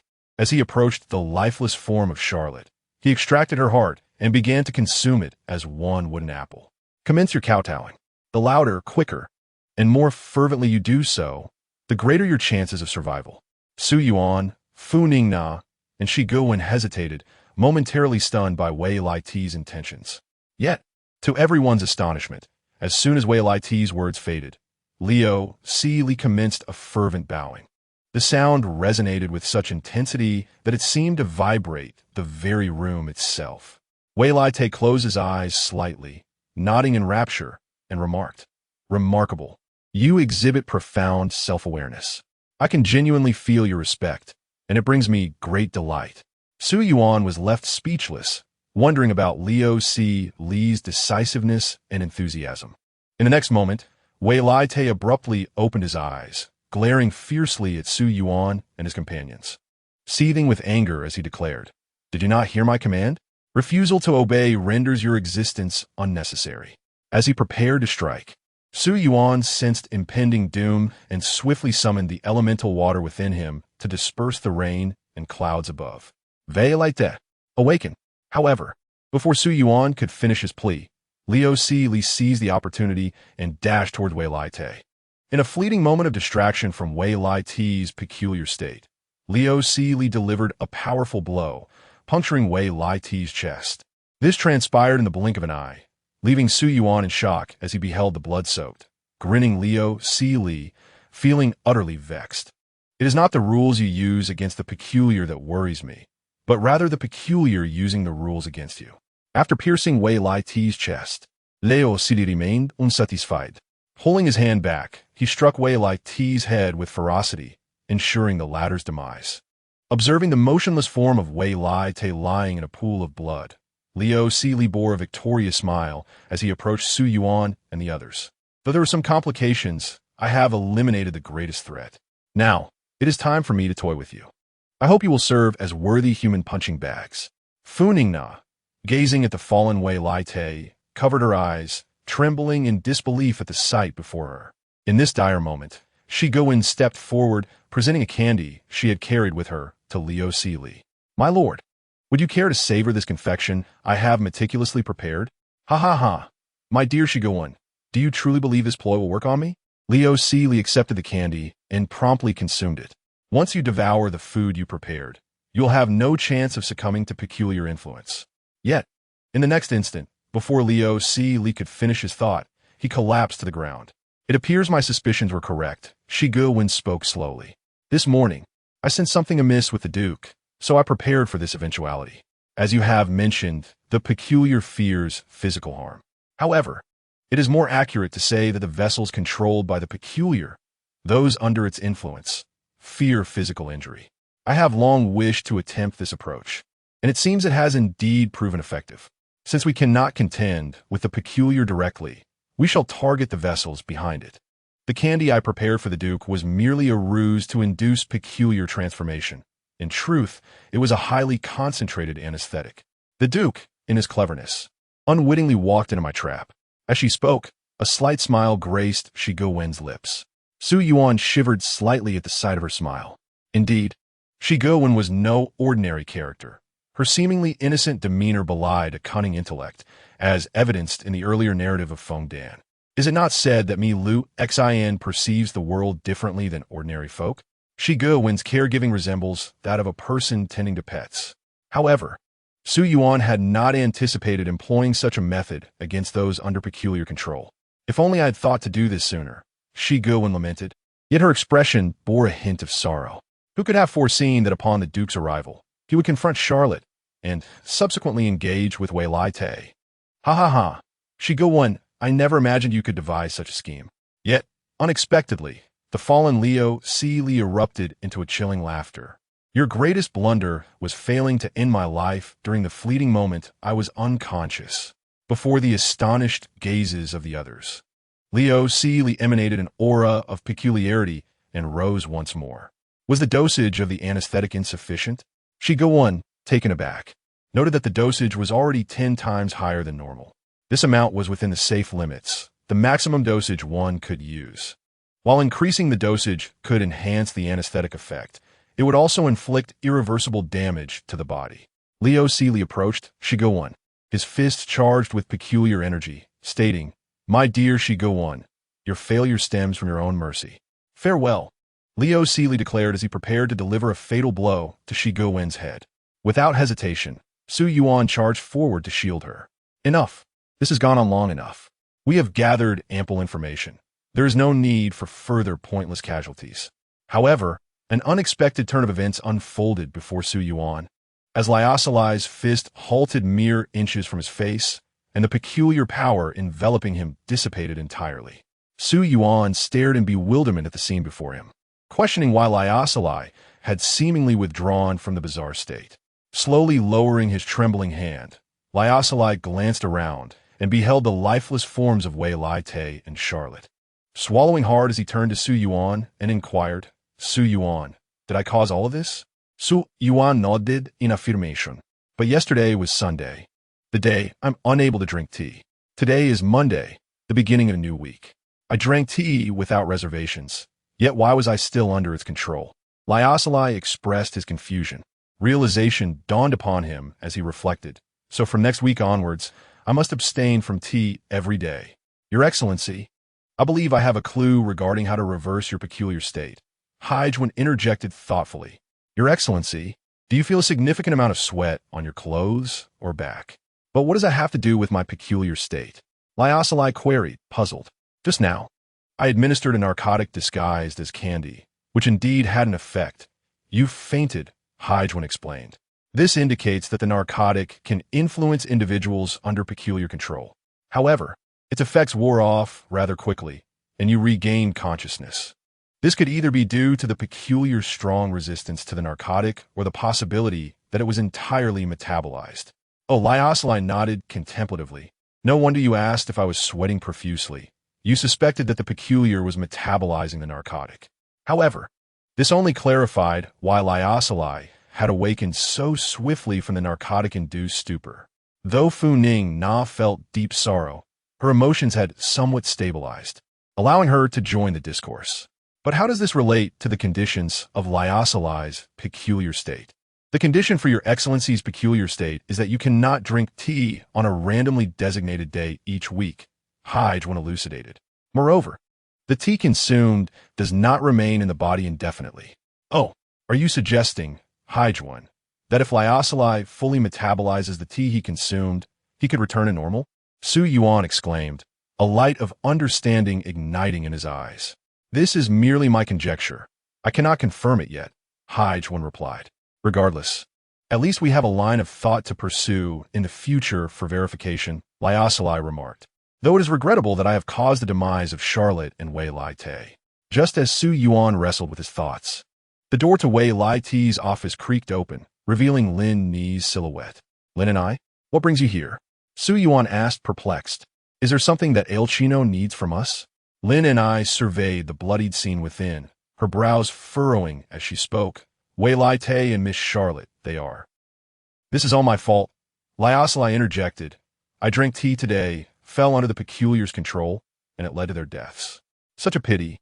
Lin and I sighed before turning her gaze to Su Yuan. Indeed, Su Yuan, it is true. Father entrusted me with an important item to show you. A sense of unease crept into Su Yuan's mind as he pondered Lin Ni's solitary appearance. Where is Lin and I Te? Why is she not with you? Oh, I found it. Lin and I exclaimed joyfully, turning to Su Yuan, who says my dear sister, Lin and I Te, isn't with me? As everyone stared in shock, Lin and I produced a bloodied head from her magician's hat, declaring, here it is. Donji, Lyosali shouted, rushing forward as an eerie aura erupted from Lin and I. In an instant, Lin and I conjured several playing cards entwined with a strange energy, hurling them towards Lyosali. Although he exerted every effort to defend himself with one remaining arm, one card struck his forehead directly. Lin and I wore a radiant yet sinister smile, her sharp teeth grinding together as she surveyed the room, announcing, next, it is time for a magic show. The act will be how to turn the living into the dead. Su Yuan suddenly opened his eyes wide, the familiar, heart-pounding sensation overwhelming him. Feeling a sharp pain in his left palm, he realized he had perished once more that day. He swiftly raised his left hand to inspect it. Regrettably, you have died again. This marks your first death today. Charlotte will interview Wei Lai Te this morning. Please prepare accordingly. During the interview, Lyosali and Hyjwen will arrive at Imomang Palace. Note that the condition for Lyosali's peculiar state is not that he cannot drink tea on a fixed day each week, but rather that it is a randomly designated day. Hyjwen can utilize her special methods to address Lyosali's peculiar state. Lyosali's return to normalcy may hinge upon metabolizing the tea from his system. Additionally, Lin and I has succumbed to the peculiar's control. Su Yuan stared in disbelief at the message in his palm, particularly the last line. Without a moment's hesitation, he dashed to Wei Lai Te's office to confer on a strategy. Inside Wei Lai Te's office, Fu Ningna was present, and a staff member was engaged in conversation with Wei Lai Te. Your Excellency, although yesterday was the weekend, reporter Charlotte from the Steambird newspaper submitted a request to interview you today, the staff member stated, bewildered as he glanced between Su Yuan and Wei Lai Te, unsure of how to proceed. Observing Su Yuan's anxious yet earnest expression, Wei Lai Te nodded and said, let's proceed as Mr. Su Yuan suggests. With Wei Lai Te's approval, the staff member nodded and exited the office. Taking a deep breath, Su Yuan proceeded to share the newly acquired information with Wei Lai Te and Fu Ningna. After listening to Su Yuan's account, Wei Lai Te nodded in understanding. I believe we must reveal the truth about the peculiar's existence to Miss Charlotte, Fu Ning Na proposed.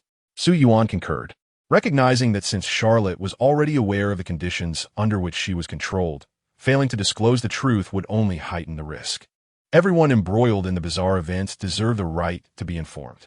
While Charlotte was a diligent reporter who valued the truth, she would undoubtedly realize the chaos and instability that could arise from exposing the existence of the peculiar. Trusting that Charlotte would exercise her judgment rather than make assumptions about the situation, Su Yuan awaited her arrival. Before long, Charlotte entered Wei Lai Ti's office, her face alight with joy and excitement. "Wonderful! Your Excellency Wei Lai Ti, I cannot believe you truly accepted my interview request. I am absolutely thrilled." However, in stark contrast, Na Wei Lai Ti's expression and words appeared considerably more solemn. "Miss Xia Luo Ti, before we commence the formal interview, I implore you to attentively listen to what I am about to convey. This could potentially be an utterly shocking revelation for you. Yet I sincerely hope that upon hearing it, you will choose to keep this secret." As Na Wei Lai Ti spoke, Xia Luo Ti's expression grew increasingly astonished and exaggerated. It turned out that such events were indeed unfolding in the present Fontaine and Teyvat.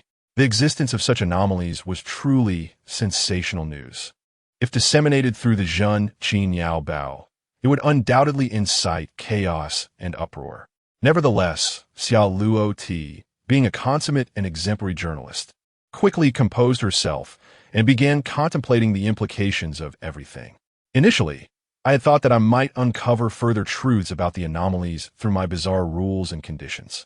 However, this method proved to be utterly ineffective, as we were entirely unaware of the consequences that my transformation might entail. Nor did we comprehend the prerequisites for reverting from this state. Perhaps, to the casual observer, Xia Luo Ti's peculiar rules did possess a semblance of conceptual causality, yet they were fraught with limitations. It might indeed be possible to utilize Xia Luo Ti's peculiar conditions to unveil more truths about these anomalies. Nevertheless, our immediate priority remained to address the peculiarities surrounding Liu Si, Li, and Lin and I.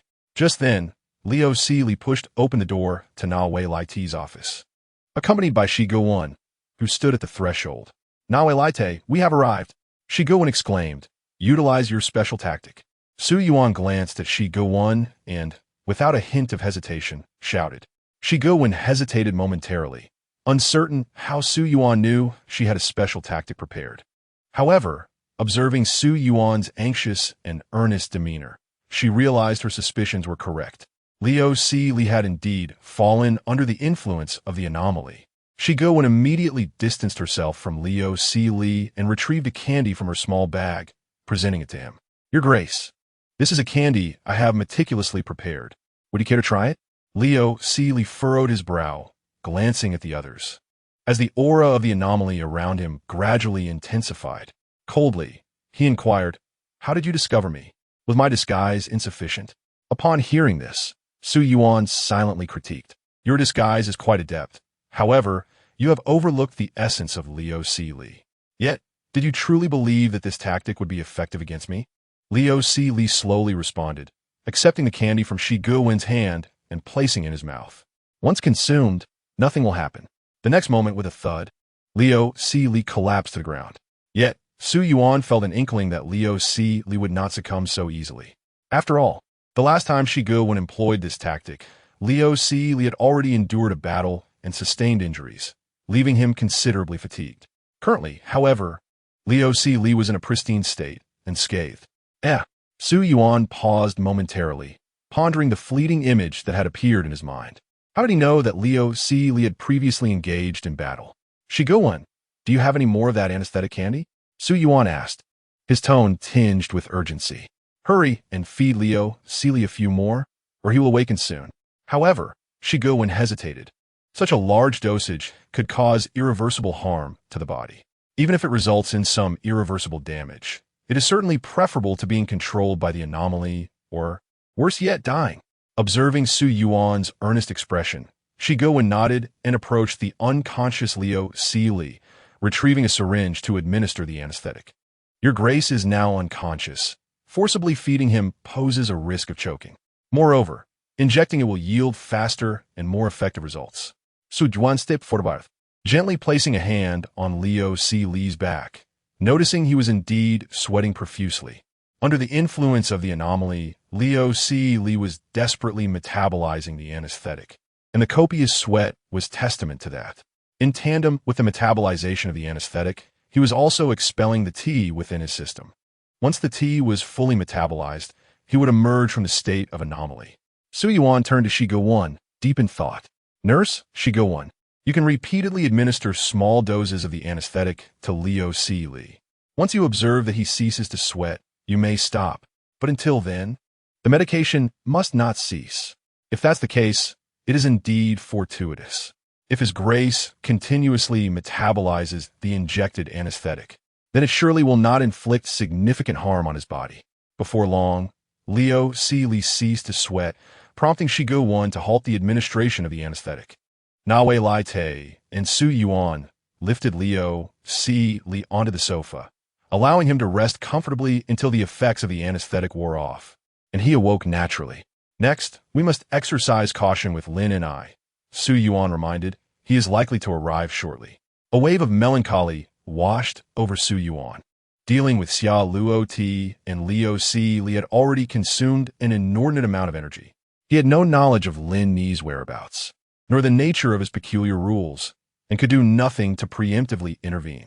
Could it truly be, as the hint suggested, that Lin and I must perish?